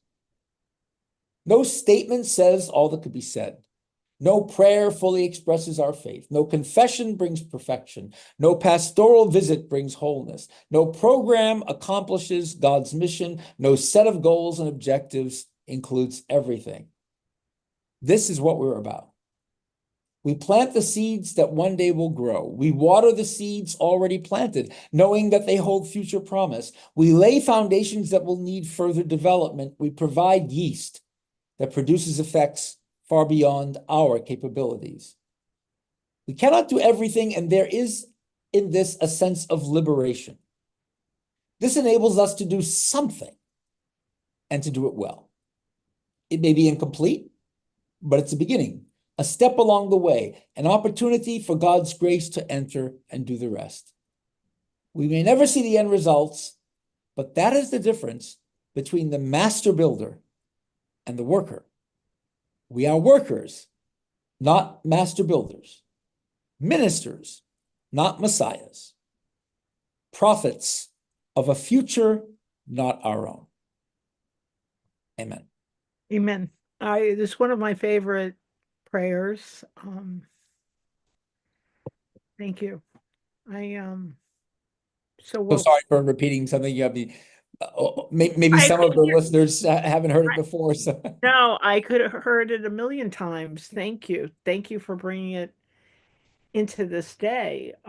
It blesses this day. It blesses the work we've been doing today. It is work. But I love the long view. I love the prophetic view, which understands that we may or may not see. I say we may or may not see, because sometimes we see a little bit, little glimpse of the. Well, we get it right here, Jenna. We've got it right here, right? The kingdom of God. This is the glimpse right there. You got the lights even in the I've got background. all my DMin students together from different countries around the world, from different faith traditions, from different ethnicities. We're all in the same classroom trying to understand how God wants us to work in the world. It's like you see the miracle. Right. And then and when that happens, I'm gonna go back to the bear. Yep. There's no bear. We're here. We're safe. We're here. We're in the promise. That's so important that we because that's how we're going to not let hope be stolen, joy be stolen, peace be stolen. And yet we got to know when the bear is there and when the bear is not there. And because It that's also speaks to the difference between, once a wise spiritual director of mine taught me, not early enough in my life, but better late than never, the difference between optimism and hope. Say it again. The difference between optimism and hope, they're not the same thing. Right. Hope is a virtue, and hope is, I would offer for people of faith, obligatory. It's non-negotiable. If we believe about the world what we believe, the essential goodness of human beings, that there's a loving and compassionate God, etc., well, we must hope. It doesn't make any sense not to, and we must commit ourselves to that. Optimism is an entirely different thing. If you're tied to the train tracks by double knots and the train is barreling down toward you, it's going to get to you in about 30 seconds, and you're planning, next month's vacation, instead of maybe getting ready to quote unquote meet your maker, I think your optimism is a little misplaced. There's no real reason to be optimistic. There may be, there's always reasons to hope for what will come next, what might lie beyond. But optimism, I think, is not the order of the day. And if you are optimistic, I think people would rightly conclude, to put it colloquially, you ought to have your head examined. So, as I look at the few coming years, ahead of us in this country, and some of the challenges that are before us, and some of the challenges that a new group of leadership will present, I don't tend to be optimistic. I don't have to apologize for that. But I would have to apologize to you and to other people here if I were to lose hope. Right. Or allow myself to lose hope. Because the very fact that I'm invited here to have this conversation with you is just one reason why I should never lose hope. And we're so hopeful that you came. I want to just, you said, no, don't confuse hope with optimism. But here's the thing, and that was so interesting what you said about certainty and learning, and that you had no problem with uncertainty. A lot of people have a problem with uncertainty. Sometimes, I think there's like it's deeper than a nostalgic longing for certainty. It's deeper than it's yeah, but the one pushback I'd give you is, it's not a lot of people. It's all of us have a problem with uncertainty. There you go. That's why I wanted to focus on my uncertainty and not your uncertainty, or that person's uncertainty, or that person's uncertainty, right? Mark Lila has a book called The Bliss of Ignorance. I think it's called The Bliss of Ignorance. It's an interesting book because it's all about our will not to know. I mean, Nietzsche pioneered this idea of the will to ignorance. And he has a line in the book where he says, it's something like, knowing is an emotional experience. When I read that line in Lila's book, I just had to stop and read it a couple of more times. Right. Because when we think of learning and knowing things, right, we often don't realize how deeply implicated our feelings are in that. Right. And we're essentially feeling beings. We're not essentially thinking beings, right? We do some thinking. Usually our thinking follows our feelings. But knowing is an emotional experience. And so sometimes as human beings, we don't want to know certain things, because to learn those things, right, is very frightening. Well, we started out earlier in the day. Well, we didn't start out. At midday, we talked about Socrates. Right. We talked about the cave. We talked about Socrates' key to wisdom was the not knowing. I don't know. Well, except Socrates lionized the examined life. And for those of you that have recently maybe seen the movie Wicked, or that know the Broadway musical, Fiero's song is all about living the unexamined life. And And let's face it, that appeals to people, not just those people over there Right. who aren't being reflective, who aren't being thoughtful, or who aren't, learning enough and reading enough books. It's all of us. It's normal not to want to know everything about the way everything really is. Right. And so I think that can become the basis of compassion. I know it sounds odd. No, People who are willing to believe lies. Right. Willing to believe lies because the There's lies a little are in piece of some way me in more that. comforting. They're not some outside of me. I'm in some way, that's a part of me. There's some part of me that doesn't want to know what I Right. don't know. Which is why we often, in our relationships, we often don't ask the question, do you love me? I mean, to make another musical reference in Fiddler on the Roof, that's a whole song. But I think we're afraid of what the answer might be, especially if we feel like we have to ask the question. Especially of a person with whom we have an intimate relationship or a long-standing relationship. So coming to terms with the idea that as human beings, we have a hunger for truth. We do want to know things, and we want to know how things are. And knowing how things are is important for a variety of reasons, even important for our survival. But two things can be true. At the same time, we don't want to know. Exactly, because what I'm trying to ask you is that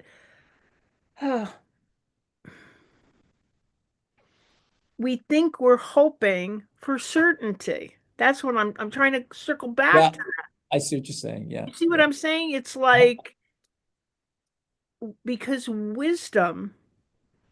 true wisdom and formation and all of the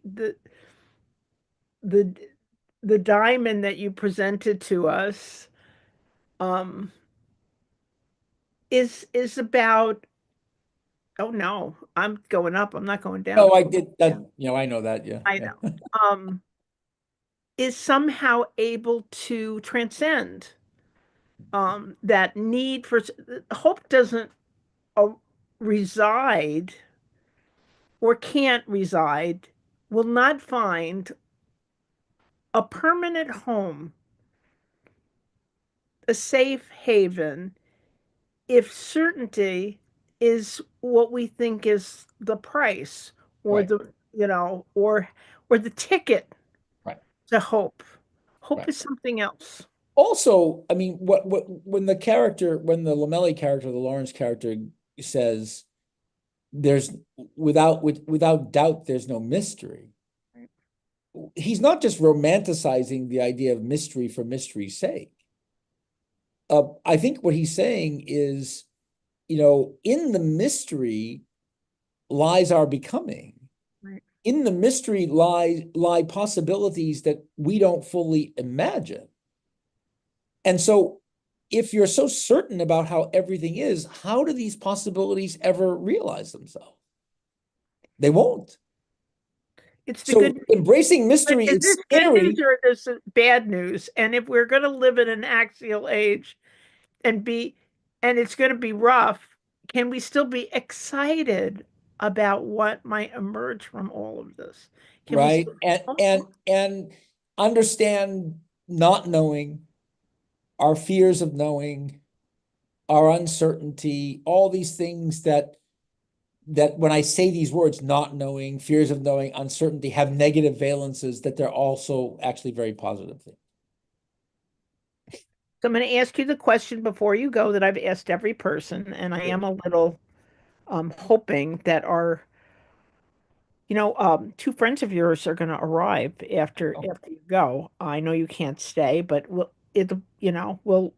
report back and share back that conversation. Osmond and John Paul are coming to talk about the life of Mr. Gulan and why that matters, and why is the title so. Can I say something about this? Say something. So for me, Fethullah Gulen, the reason why his legacy, for those who may not know, we recently lost him. He's gone home to God in late October. and it's a loss for all of us who know him.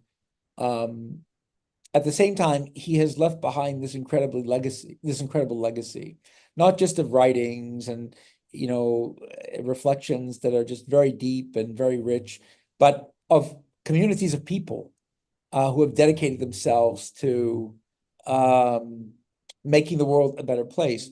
But the reason I think this legacy is so lasting is because it's all rooted in love. Right. And you might ask, well, what's the connection between love and uncertainty, right? Love actually works in uncertainty because Mr. Gulen was the kind of person that was willing to put his faith in people without having any evidence or any proof that they were worthy of that faith. And I think that was one of the great sort of virtues that he embodied and that he taught other people. That to love, you have to sort of be self-emptying. You have to be vulnerable.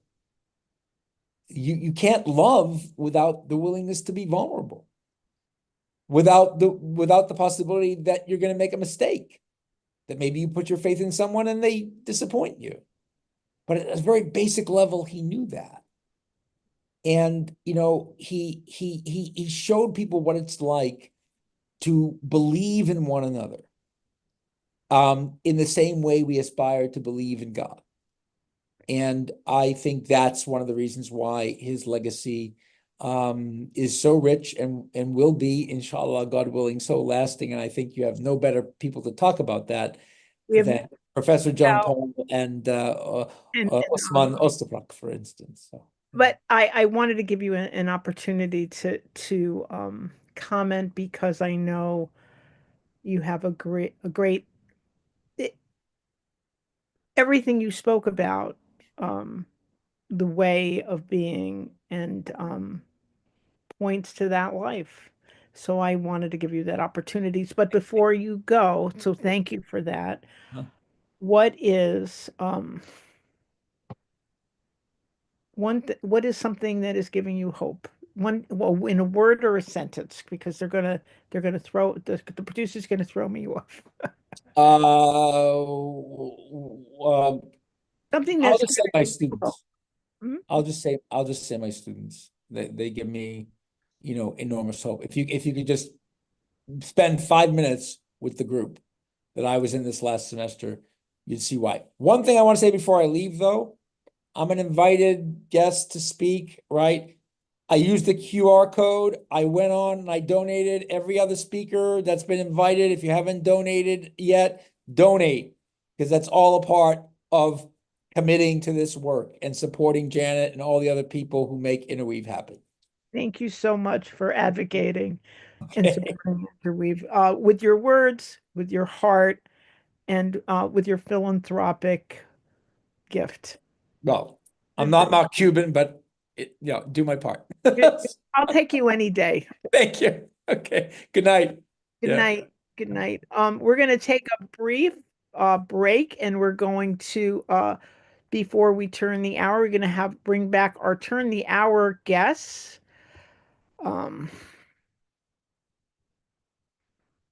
Which are Moya and Carl. Thank you.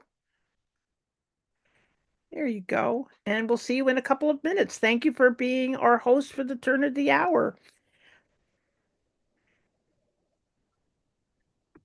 So I'm feeling like there's a drum roll coming up for our next guest. You know, as you and I both experienced going to the memorial service for help me pronounce his name. I don't have it in front of me. I'm sorry. Mr. Gulen? I think so, yes. Yeah. A group truly interfaith, interspiritual, multi multi-talented, inspired group of people. It was an amazing experience. And yeah, it just is an inspiration that these are the kinds of associations that we have with Interweave. Indeed. And we shouldn't neglect, as he ended his talk, the importance of keeping Interweave going with with your contributions, people. Right, absolutely. There we go. There's the QR code. I looked just before we came back, and we were not halfway yet. So we really need some people to step up here and really help out. Interweave is well worth the investment. One of the things that I think Interweave does, which became clear to me as I listened to the last speaker, is this sense of awareness is very, very important. And I was struck by his difference between hope and optimism. And what really struck me was the big difference between the two is optimism has no awareness whatsoever sometimes. Right. Whereas hope always is aware, and many times we end up with hope against hope.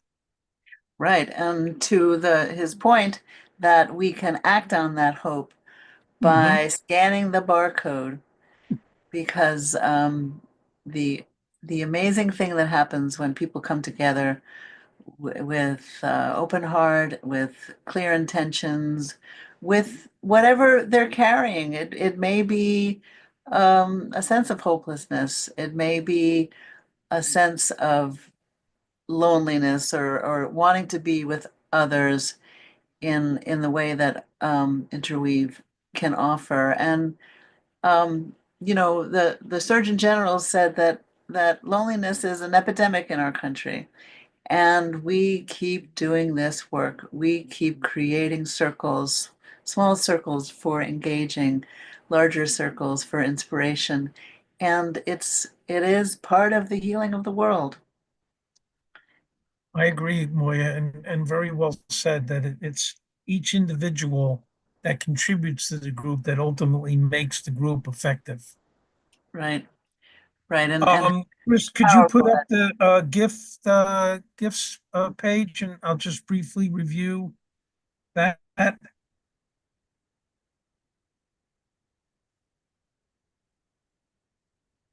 There we go. So for a gift of $250, the cup is yours. Let hope live in you. Certainly something to ponder as one sips one's cup of Morning Joe. For $500 or more, you get the pad and the pencil and the cup. So you can, as you're pondering, you can write down what's going on. And then for $500, you get the pad, the pencil, the cup, and the tote bag. And then for the big gift, you get the journaling piece, and the cup, and the pad, and the pencil, and the tote bag.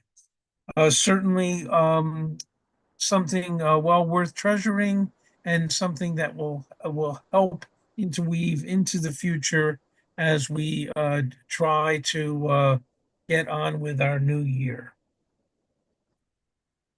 And if we're wondering how we can be activists in the world, this is not a small way. This is a powerful and meaningful way to be an activist, to contribute. It's money is powerful. Represents life energy. And we can give of our life energy when we contribute to Interweave and know that it's going to impact others in positive ways. I'm amazed that we now have members of Interweave that are beyond, our borders of New Jersey, and people around the country are tuning in. Tuning in. Thank you, Moya. Thank you, Carl. You've been our guest. You're gonna for the turn of the hour, and you've done a wonderful job supporting and witnessing to our work and encouraging others to support us. We'll see you back here though again at 8 o'clock as we close the program and celebrate a day really of amazing reflections. Moya said, a drum roll, please. I love that Carl has his dove up because certainly we're going to be talking about a life of great significance, a life that worked for the cause of peace. Um, Chris, my good technical advisor, can you help us to turn the hour? Thank you again.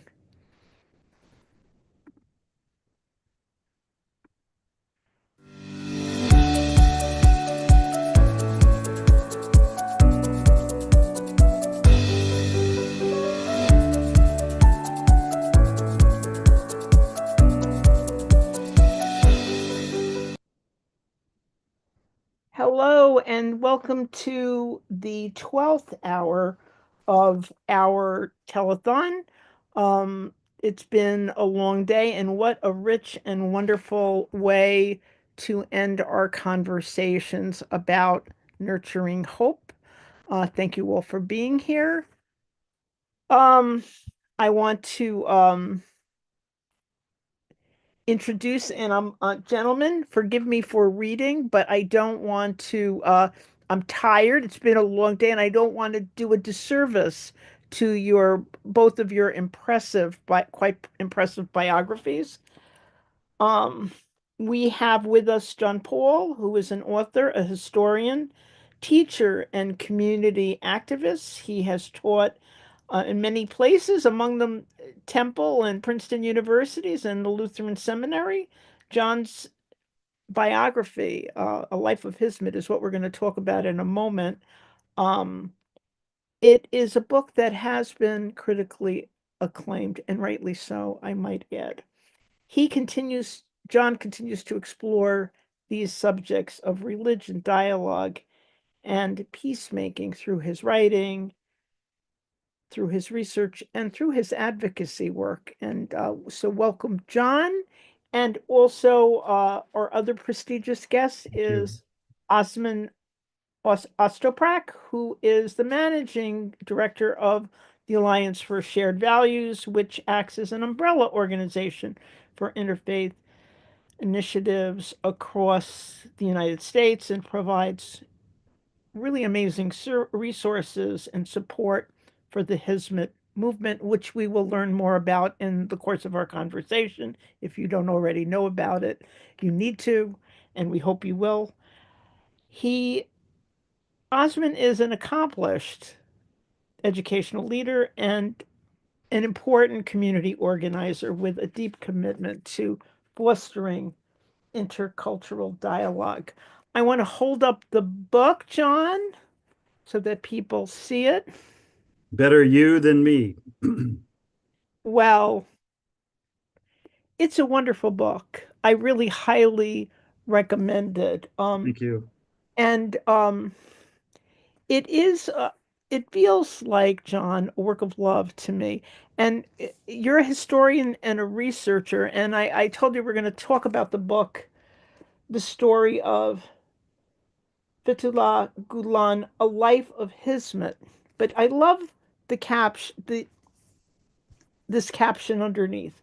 Why a Muslim scholar in Pennsylvania matters to the world. And that's kind of the subject of the conversation we're going to have tonight.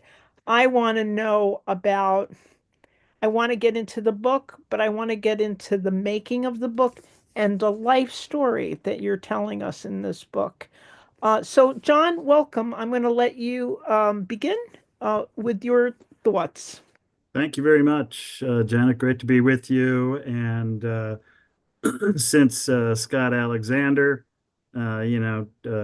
challenged us all, I have to say that I have already scanned the QR code and made a contribution to Interweave this evening. Like Scott said, I'm not Elon Musk, so you can't count on a contribution in that caliber. But I'm happy to support the work and delighted by the opportunity to be here to talk about the project that was the most significant scholarly project of my life, and just a truly great joy to be able to put together. So Fethullah Gulen is a peacemaker in the tradition of Gandhi, as I see him.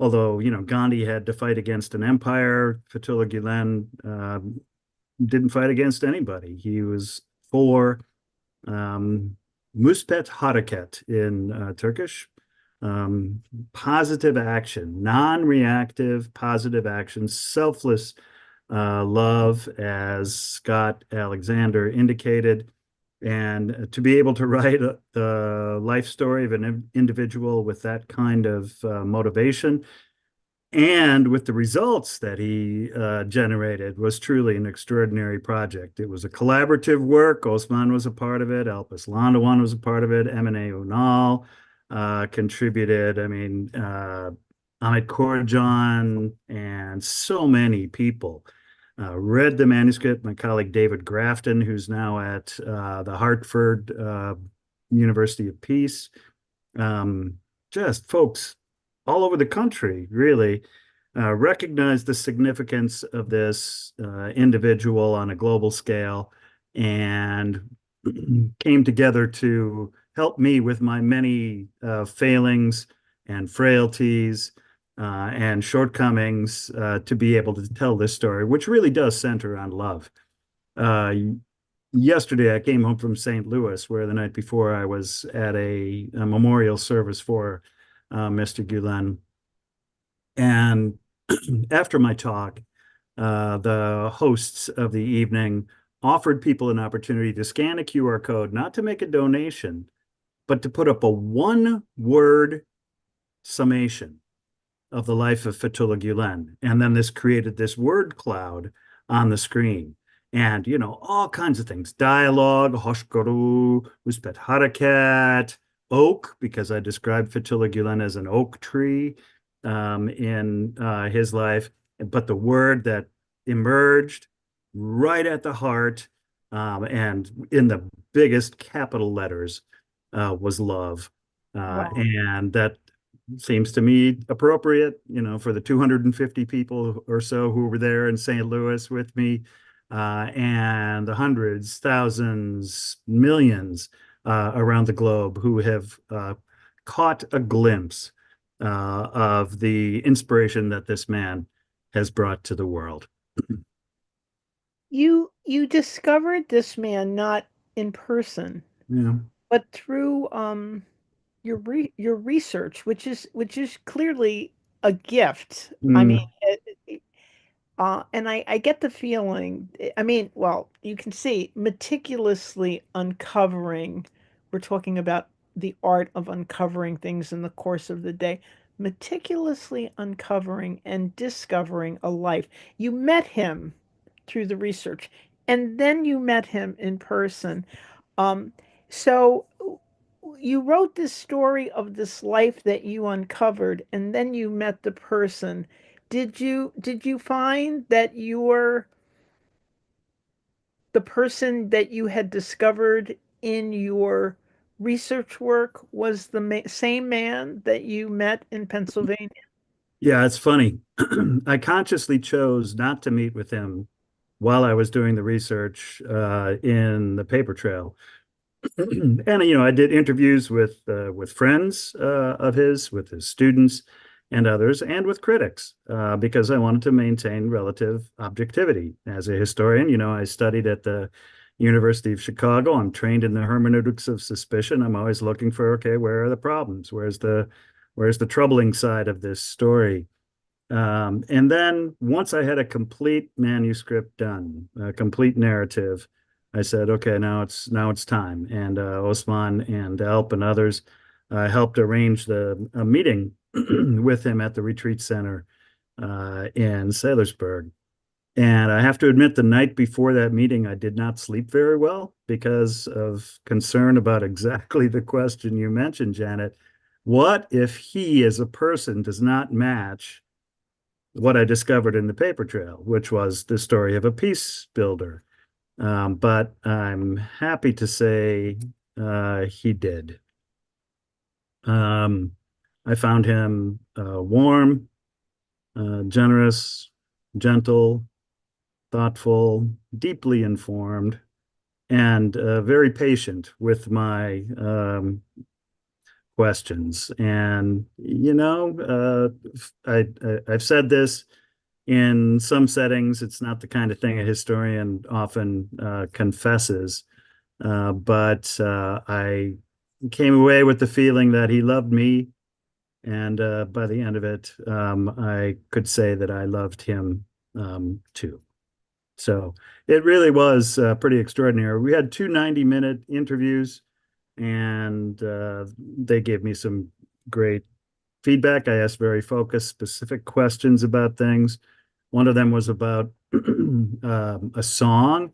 When I interviewed his sister Nuriyat outside of Izmir, Nuriyat said, yeah, Fatullah and I used to sing this song of the foods together.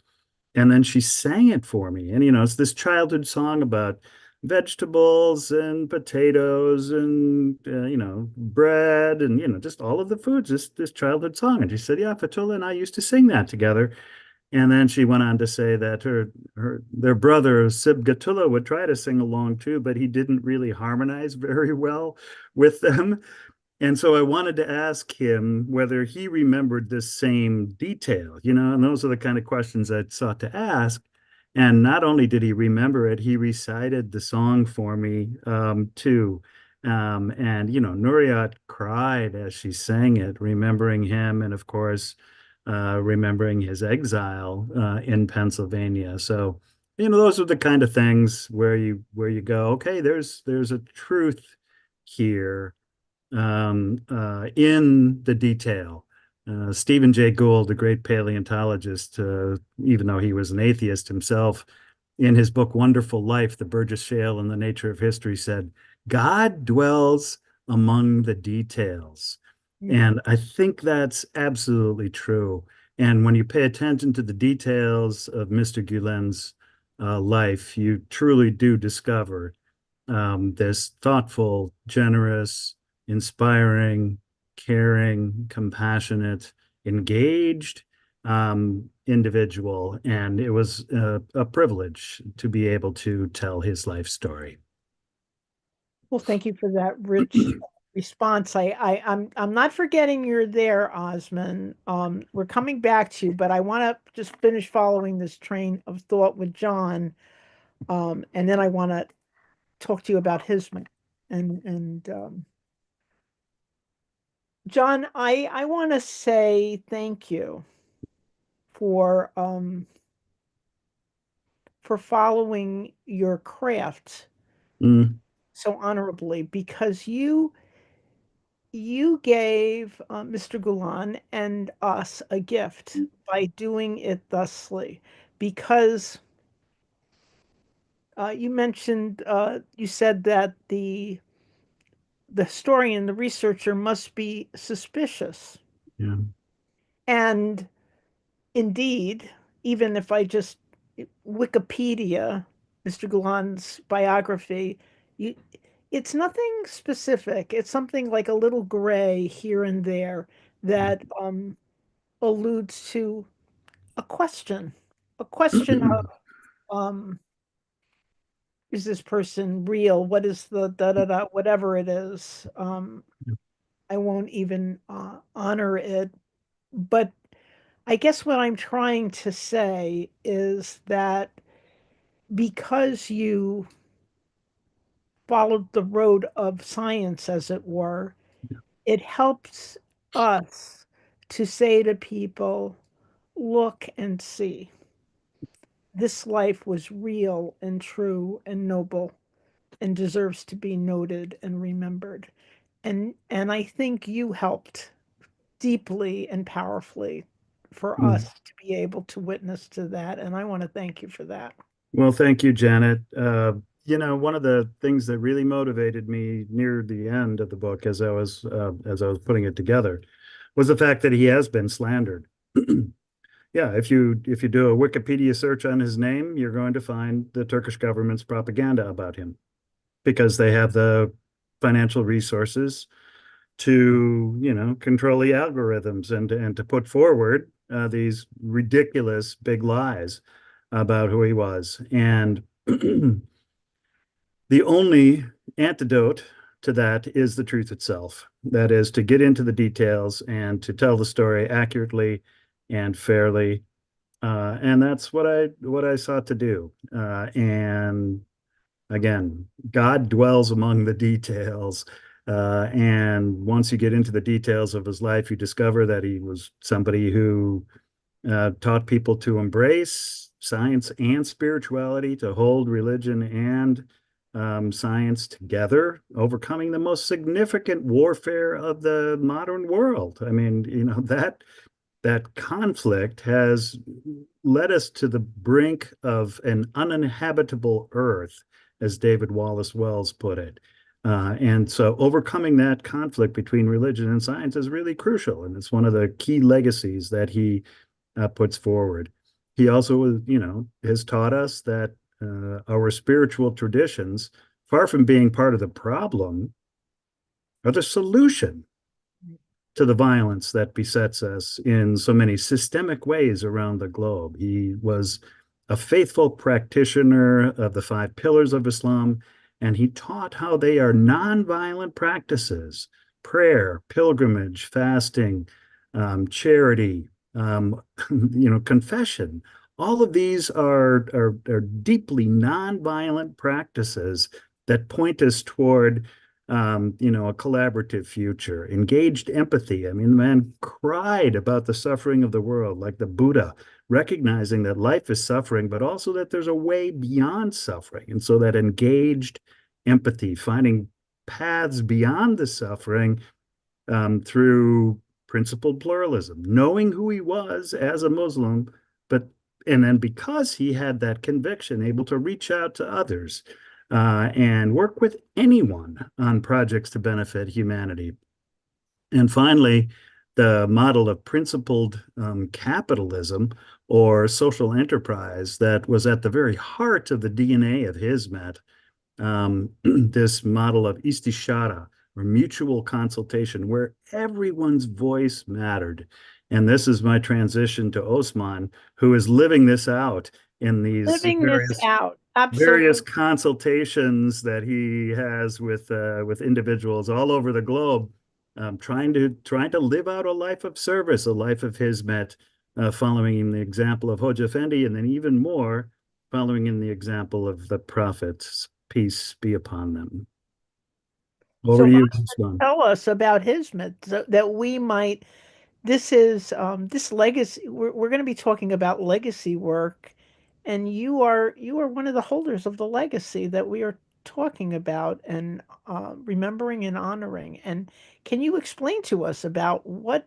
Not everyone knows or imagine that someone's listening who has no idea what Hizmet is. What is this thing, Hizmet? First, hi John, how are you? It's good to see you again. And Janet, thank you for inviting me. As we say, for some of the, I can take them as a prayer that I can live up to what you said about Hizmet and what we are supposed to do. And for some part, we say Astaghfirullah in Islamic tradition, meaning that I seek refuge from God for attributing myself to these high lofty ideals because I am such a humble human being. So, but with the God's help, that I may be able to attain those qualities. So yeah, Hizmet is like Say this, Osman. Yeah. You are truly a humble human being. When you say that, and John will back me up on this because I know that many times you have actually been in the background and you're at the heart of a story that's this drama that's unfolding, and you're right there. And not a word is said. You are just there being the servant of God and of the work and of the community. So let it be said. Thank you. Thank you. So as like a, I should tell like a, to talk about hizmet is the meaning like a service means service in Turkish. So the basic idea is to serve fellow human beings. And as Mr. Gülen, we call him Hoca Efendi, as a respected teacher, the movement that he inspired aimed at serving fellow human beings in three main avenues. One is engaging in interfaith dialogue, and the second is humanitarian aid, and the third is through education by uplifting individuals in remote parts of the world with those underprivileged students, helping them, bringing them the education so they can just live up to their potentials. So that's basically what hizmet means. And since early years of Mr. Gülen, people around him support these initiatives in different ways. If there is a businessman who has means to support these initiatives, he put his money into these projects. And if there are individuals like young, aspiring individuals who wants to contribute, like the lives of fellow human beings, so they can become teachers in those schools around the world. And those like people who carry these relief aids to these like different parts of the world. So this is like a hizmet in short sentence. But I got to know hizmet before I knew Hoca Efendi, Mr. Gülen. And this is true for many people, and that it tells a lot about the movement. It's not about the person, it is about his message, his mission, his work. So when I was in high school, I met with the college students. I was in high school, they were in college students. In a time when Turkish high schools were very politicized. If you can think of the 1980s during the Cold War, and I grew up in Turkey, I was born and raised in Turkey. So it was like the Iron Wall, the communist Russia, Soviets, and the Western Bloc, and just the Islamic world. A lot of things are just simply boiling the Turkish society, and you can see all these like the political ideologies extending into the high schools and kind of dividing students into different ideological camps. And I had friends from all the different camps, and I kind of like spent time with each one of them. I was very disappointed of seeing everybody kind of like against somebody. A group is against all other groups, this group against. And I was saying, isn't there a group of people, a group that do not need to be against anybody, just be and do good things. Until I met these young college students, I was literally like disappointed and lost my hope, because there was always fights on the streets, high school kids getting into fights, and college students as well. So when I met with these guys, I said like there's something strange about them. I did not hear a negative word towards anybody else.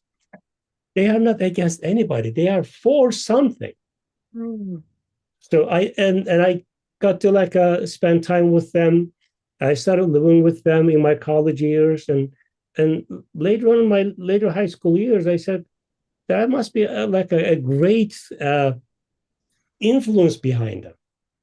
So then I learned about Mr. Gülen. His sermons, his sermons on the mosques, and his conferences, and his messages, and his books, always calling for like a peace. So that's what inspired me to continue my life in hizmet and be part of this good work. So similarly, I knew hizmet. I got to know hizmet before I knew Mr. Gülen, and that is true for a lot of maybe businessmen as well. Like they did not know Mr. Gülen, his message, his book, but they would be supporting a school project in Africa. And they say like, who inspires these young people to teach in Africa in this remote, like a village. And then he will later on finds out that the guy behind all these things is Gulen, because it was never about him. If I was in St. Louis during the memorial program, John, and if I was to enter a word for Mr. Gulen, I would put, of course, love, but humility as well. Like he did not see himself in any above anybody else. Like he saw himself as the one of the mere members of the Hizmet, just simply following everybody from behind, trying to follow. He would use these words, try to be with the people of good work. So he would use his words to describe his role in this Hizmet that he inspired. So that's wow. That when you were talking, I couldn't help but thinking we hope those of us who are of a Christian persuasion to think that people would say they will know they are Christian by their love, and it sounds like that kind of just up the power of witness in a testament, not of who and how the community behaves. It is what spreads this message that is so powerful, which is maybe the answer to why this Muslim scholar needs to be remembered and matters. John, it sounds to me when I read and not just read your work, but experience the community as I, on occasion, have the privilege of doing. It feels like there's kind of a design, a beautiful design to the world he's working to help us or calling us to create. And I wondered if you saw that in your research and then in your conversations with him.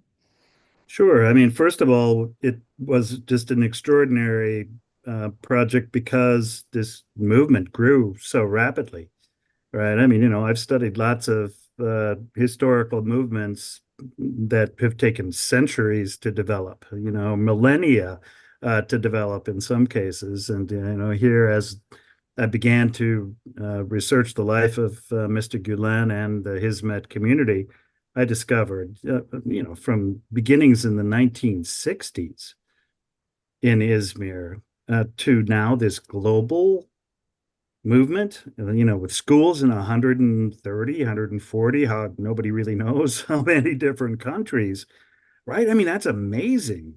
How And many 100, I mean, the number I heard, Osman, was about 135 different countries. Wow. And, I haven't been to all of them, but I've been to a lot. I mean, I got asked last night, okay, what's going to happen to Hizmet, now that Mr. Gulen is gone?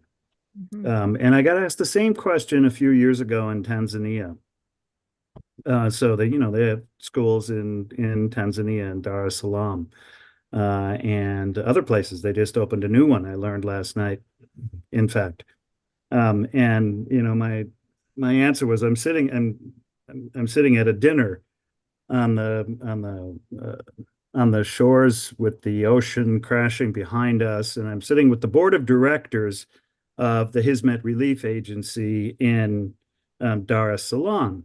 And there were 26 of us, and there were 4 Turks and 22 Tanzanians, engineers, bankers, doctors, taxi drivers.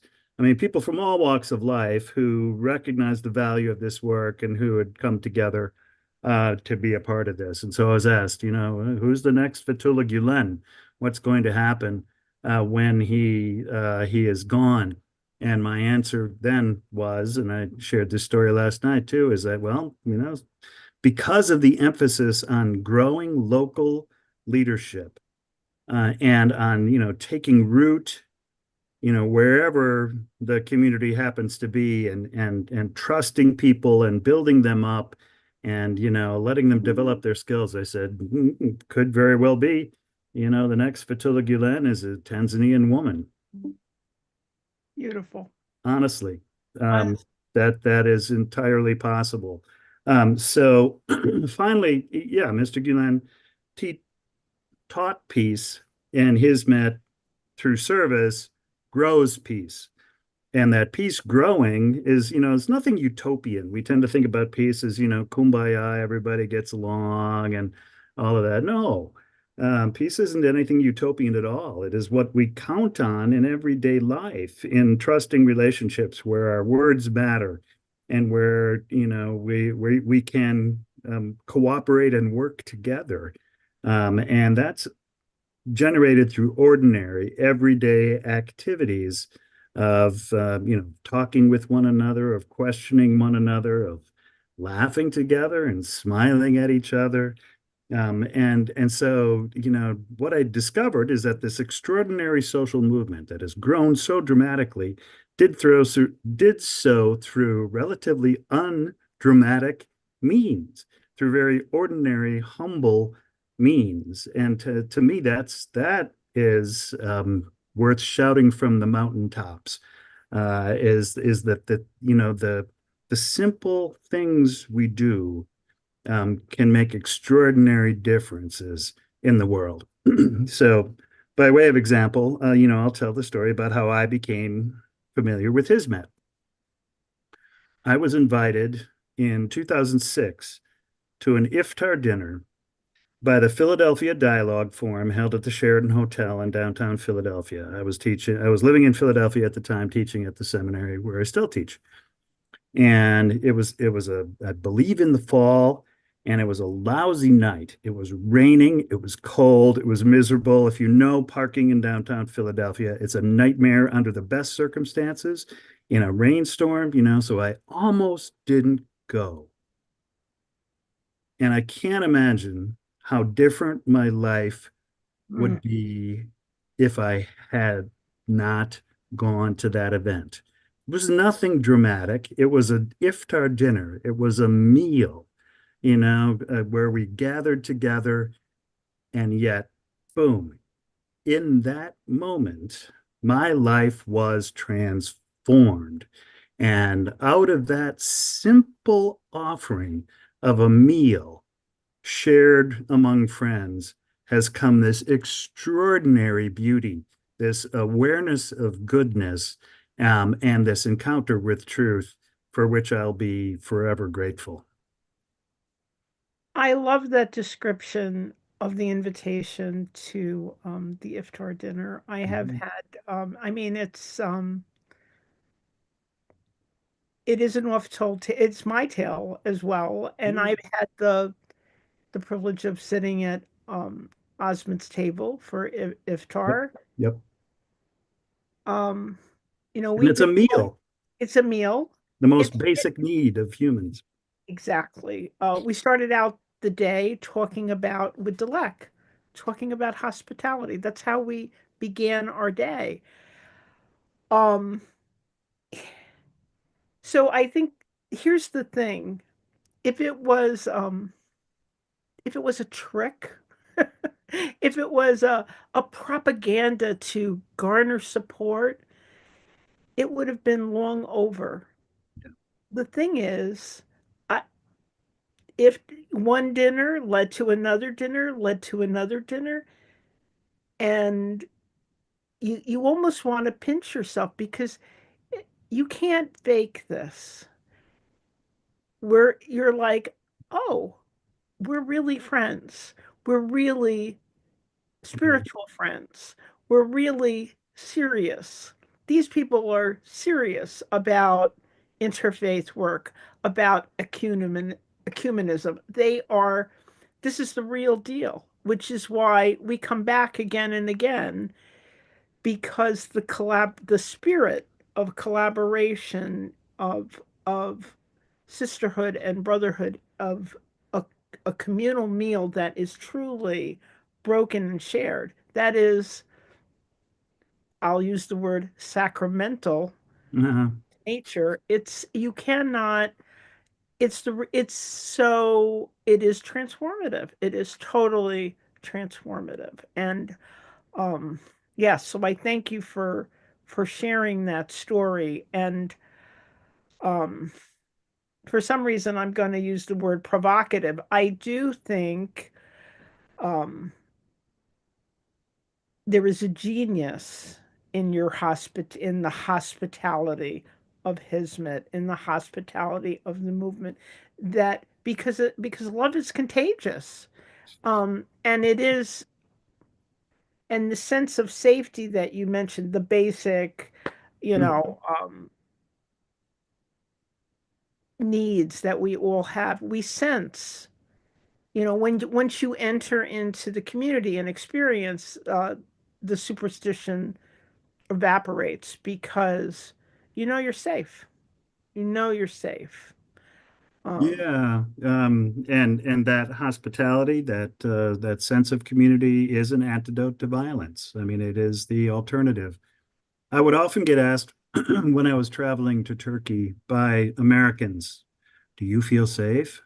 Do you feel safe in Turkey?" And I would say to them, statistically speaking, in Turkey, I'm a whole lot safer than I would be in the United States, you know? And so there's a tendency to project onto others the violence that we live with. Now, Turkey has unfortunately become an unsafe place for people of Hizmet in recent years, and that's truly a human tragedy that more people ought to be speaking up about. But within the community, there is the antidote to violence. I mean, there is this counter, this alternative that generates what Mr. Guillen called peace islands. Right. And so, you know, find those islands, those places, and then hope to build them together to connect them. So, you know, Interweave, Religions for Peace, the Fellowship of Reconciliation, Pax Christi, you know, on and on and on and on and on. It's the most significant story in the history of religions in the 20th century and early 21st century that nobody knows about. That is, the emergence of interreligious peace growing is truly incredible. The problem is, of course, we have all of these separate silos, you know, denominational or traditional or however they happen to be defined. And so we have to find ways to find each other. That is to build a community across difference. And that's again where Mr. Guillen's example and the example of Hizmet are so helpful to us, because they really do seek to reach out and include and invite and engage.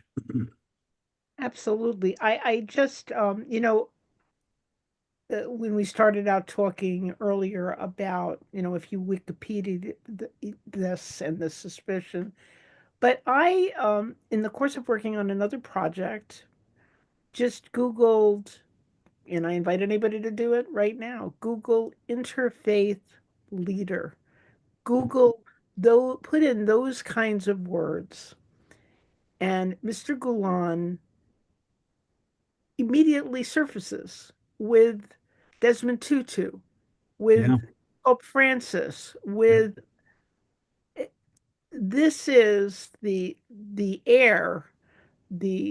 arena in which he was, is, and is entitled to be named. I want to go back to you, Osmond, for one moment, because um, humble Osmond, it's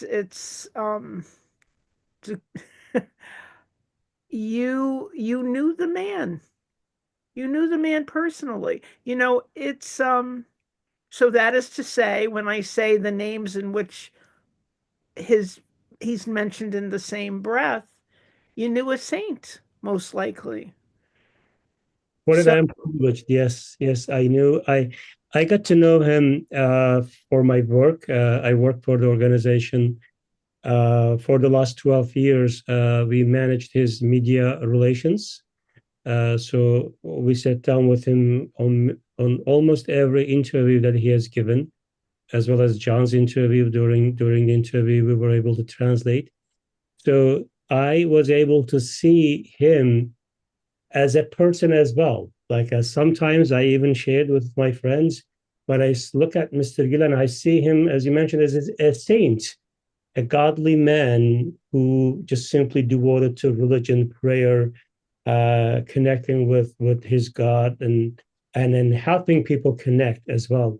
But at the same time, I saw a person, a human being, and his late ages. I saw him like a kind of like a soft-hearted old man with his actions. Like if he didn't get married, so if he would be a very sweet granddad. So that's, I saw him in his actions like a very sweet, soft-speaking person.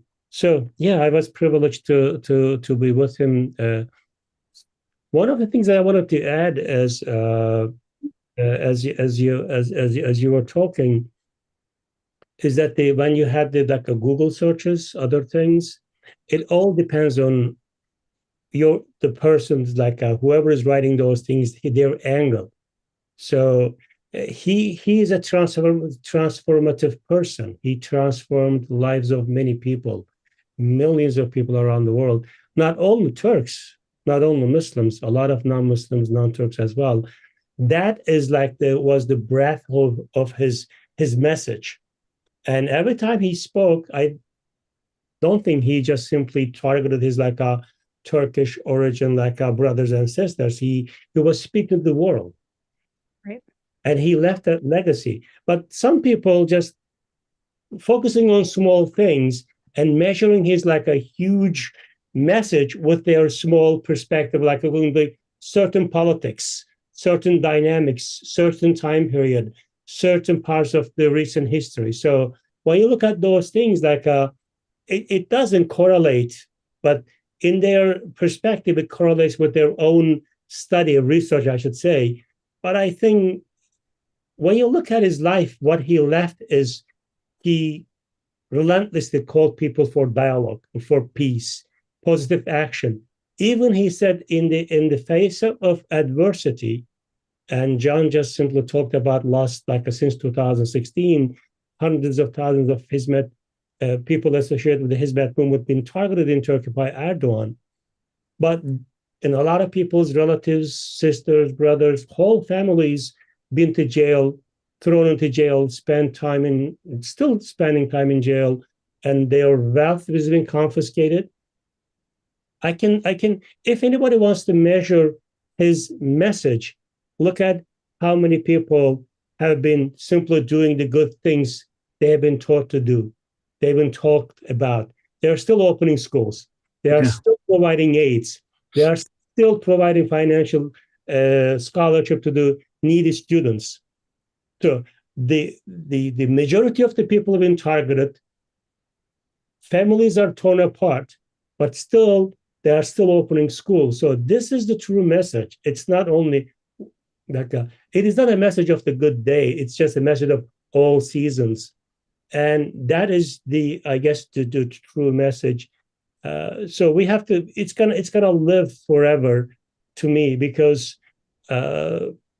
yeah, like when I look at the what's happening around the world, all the schools, all the new people, it gives me hope. Like the concept of it gives me hope that the message of love, tolerance, understanding, respect is going to continue. And every time at an interview, he was asked, "What are you expecting of what do you see as the outcome, the ultimate outcome of this dialogue? What are you doing? Like there are a lot of wars, there are a lot of conflict." He said,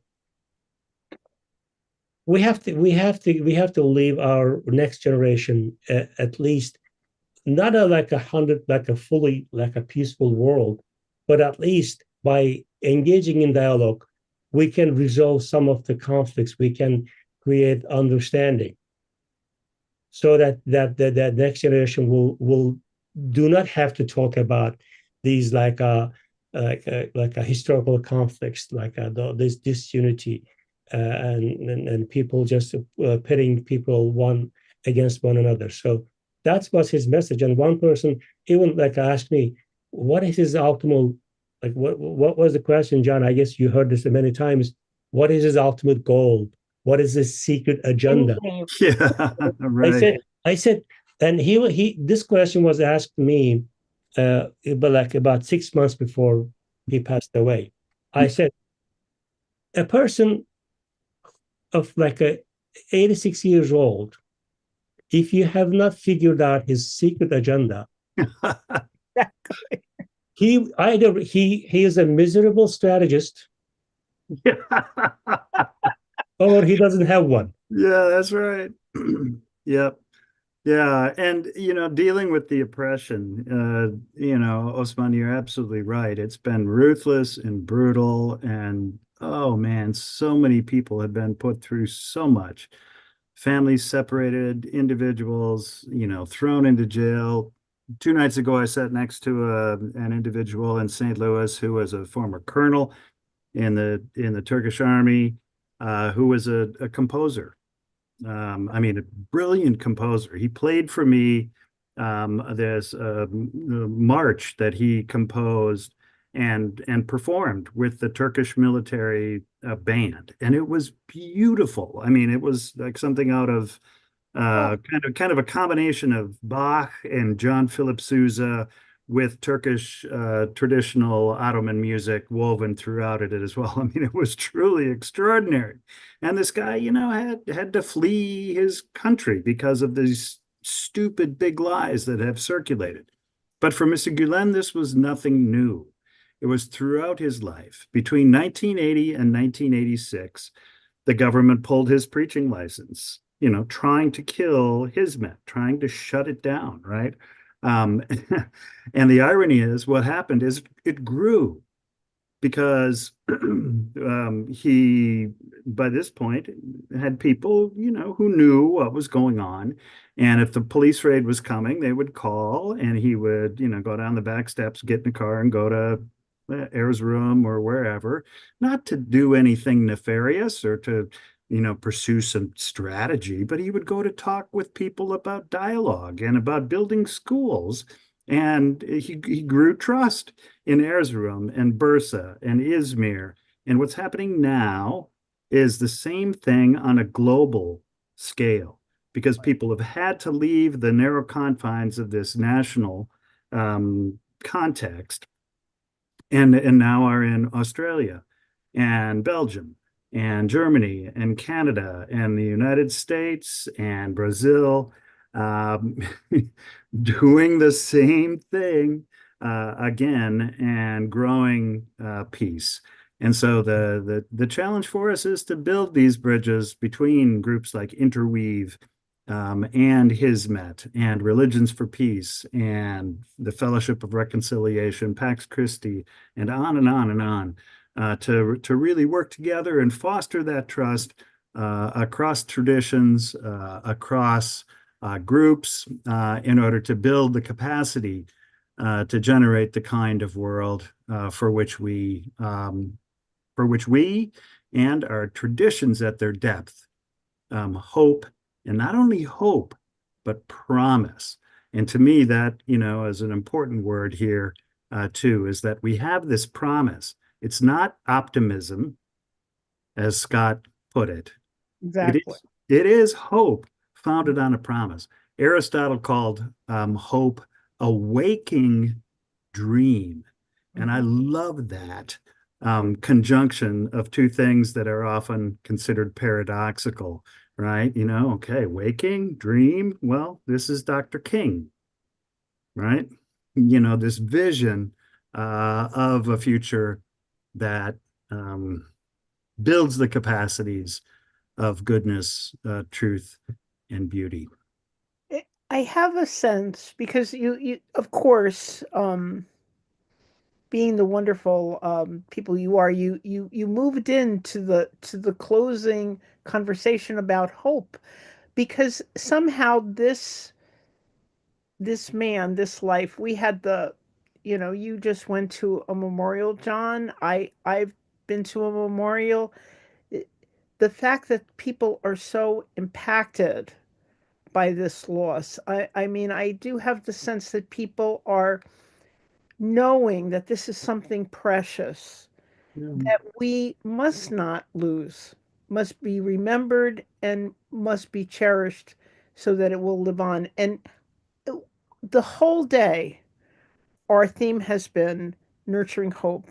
How can we nurture hope as at a time where this country and the world feel at risk? And this life, this life of Hizmet, this life of Mr. Gulan, and of the community feels like a model for how to, how do you do it? How do you move on with hope forward? And you know, you might be asking somebody to go to dinner tonight. You might be inviting somebody into dialogue. It's it's a beautiful design for love, for community, for service. And Osman and John, I want to thank you for holding the legacy for us, for sharing it with us. I have the impression, correct me if I'm wrong, he would never look at another faith or another person and say, I want you to be me. No, he rejoices in the other, sees it's a subject, beloved, beloved. He sees that and he encourages us to see each other with that eye of the beloved. Well said.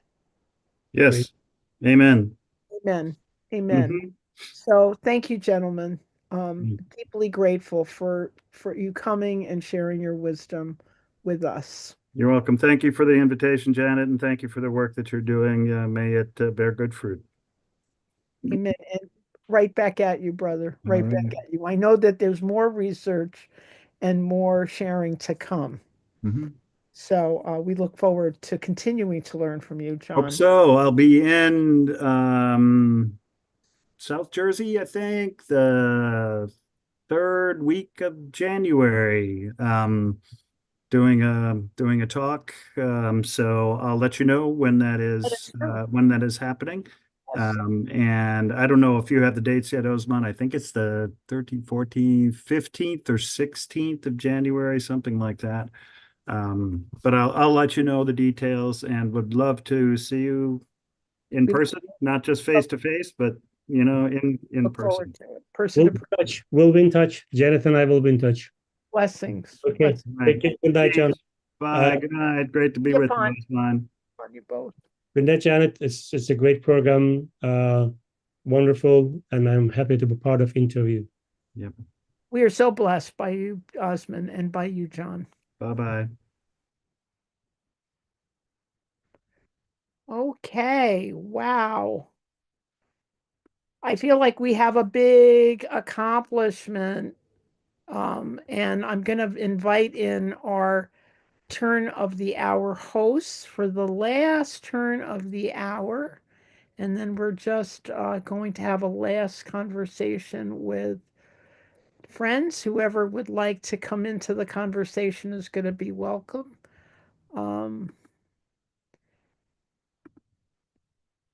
And so here are our hosts. Moya, come on in. There you go.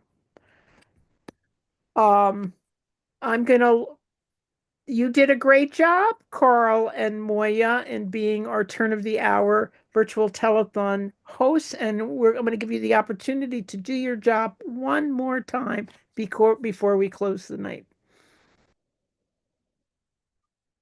Well, it feels like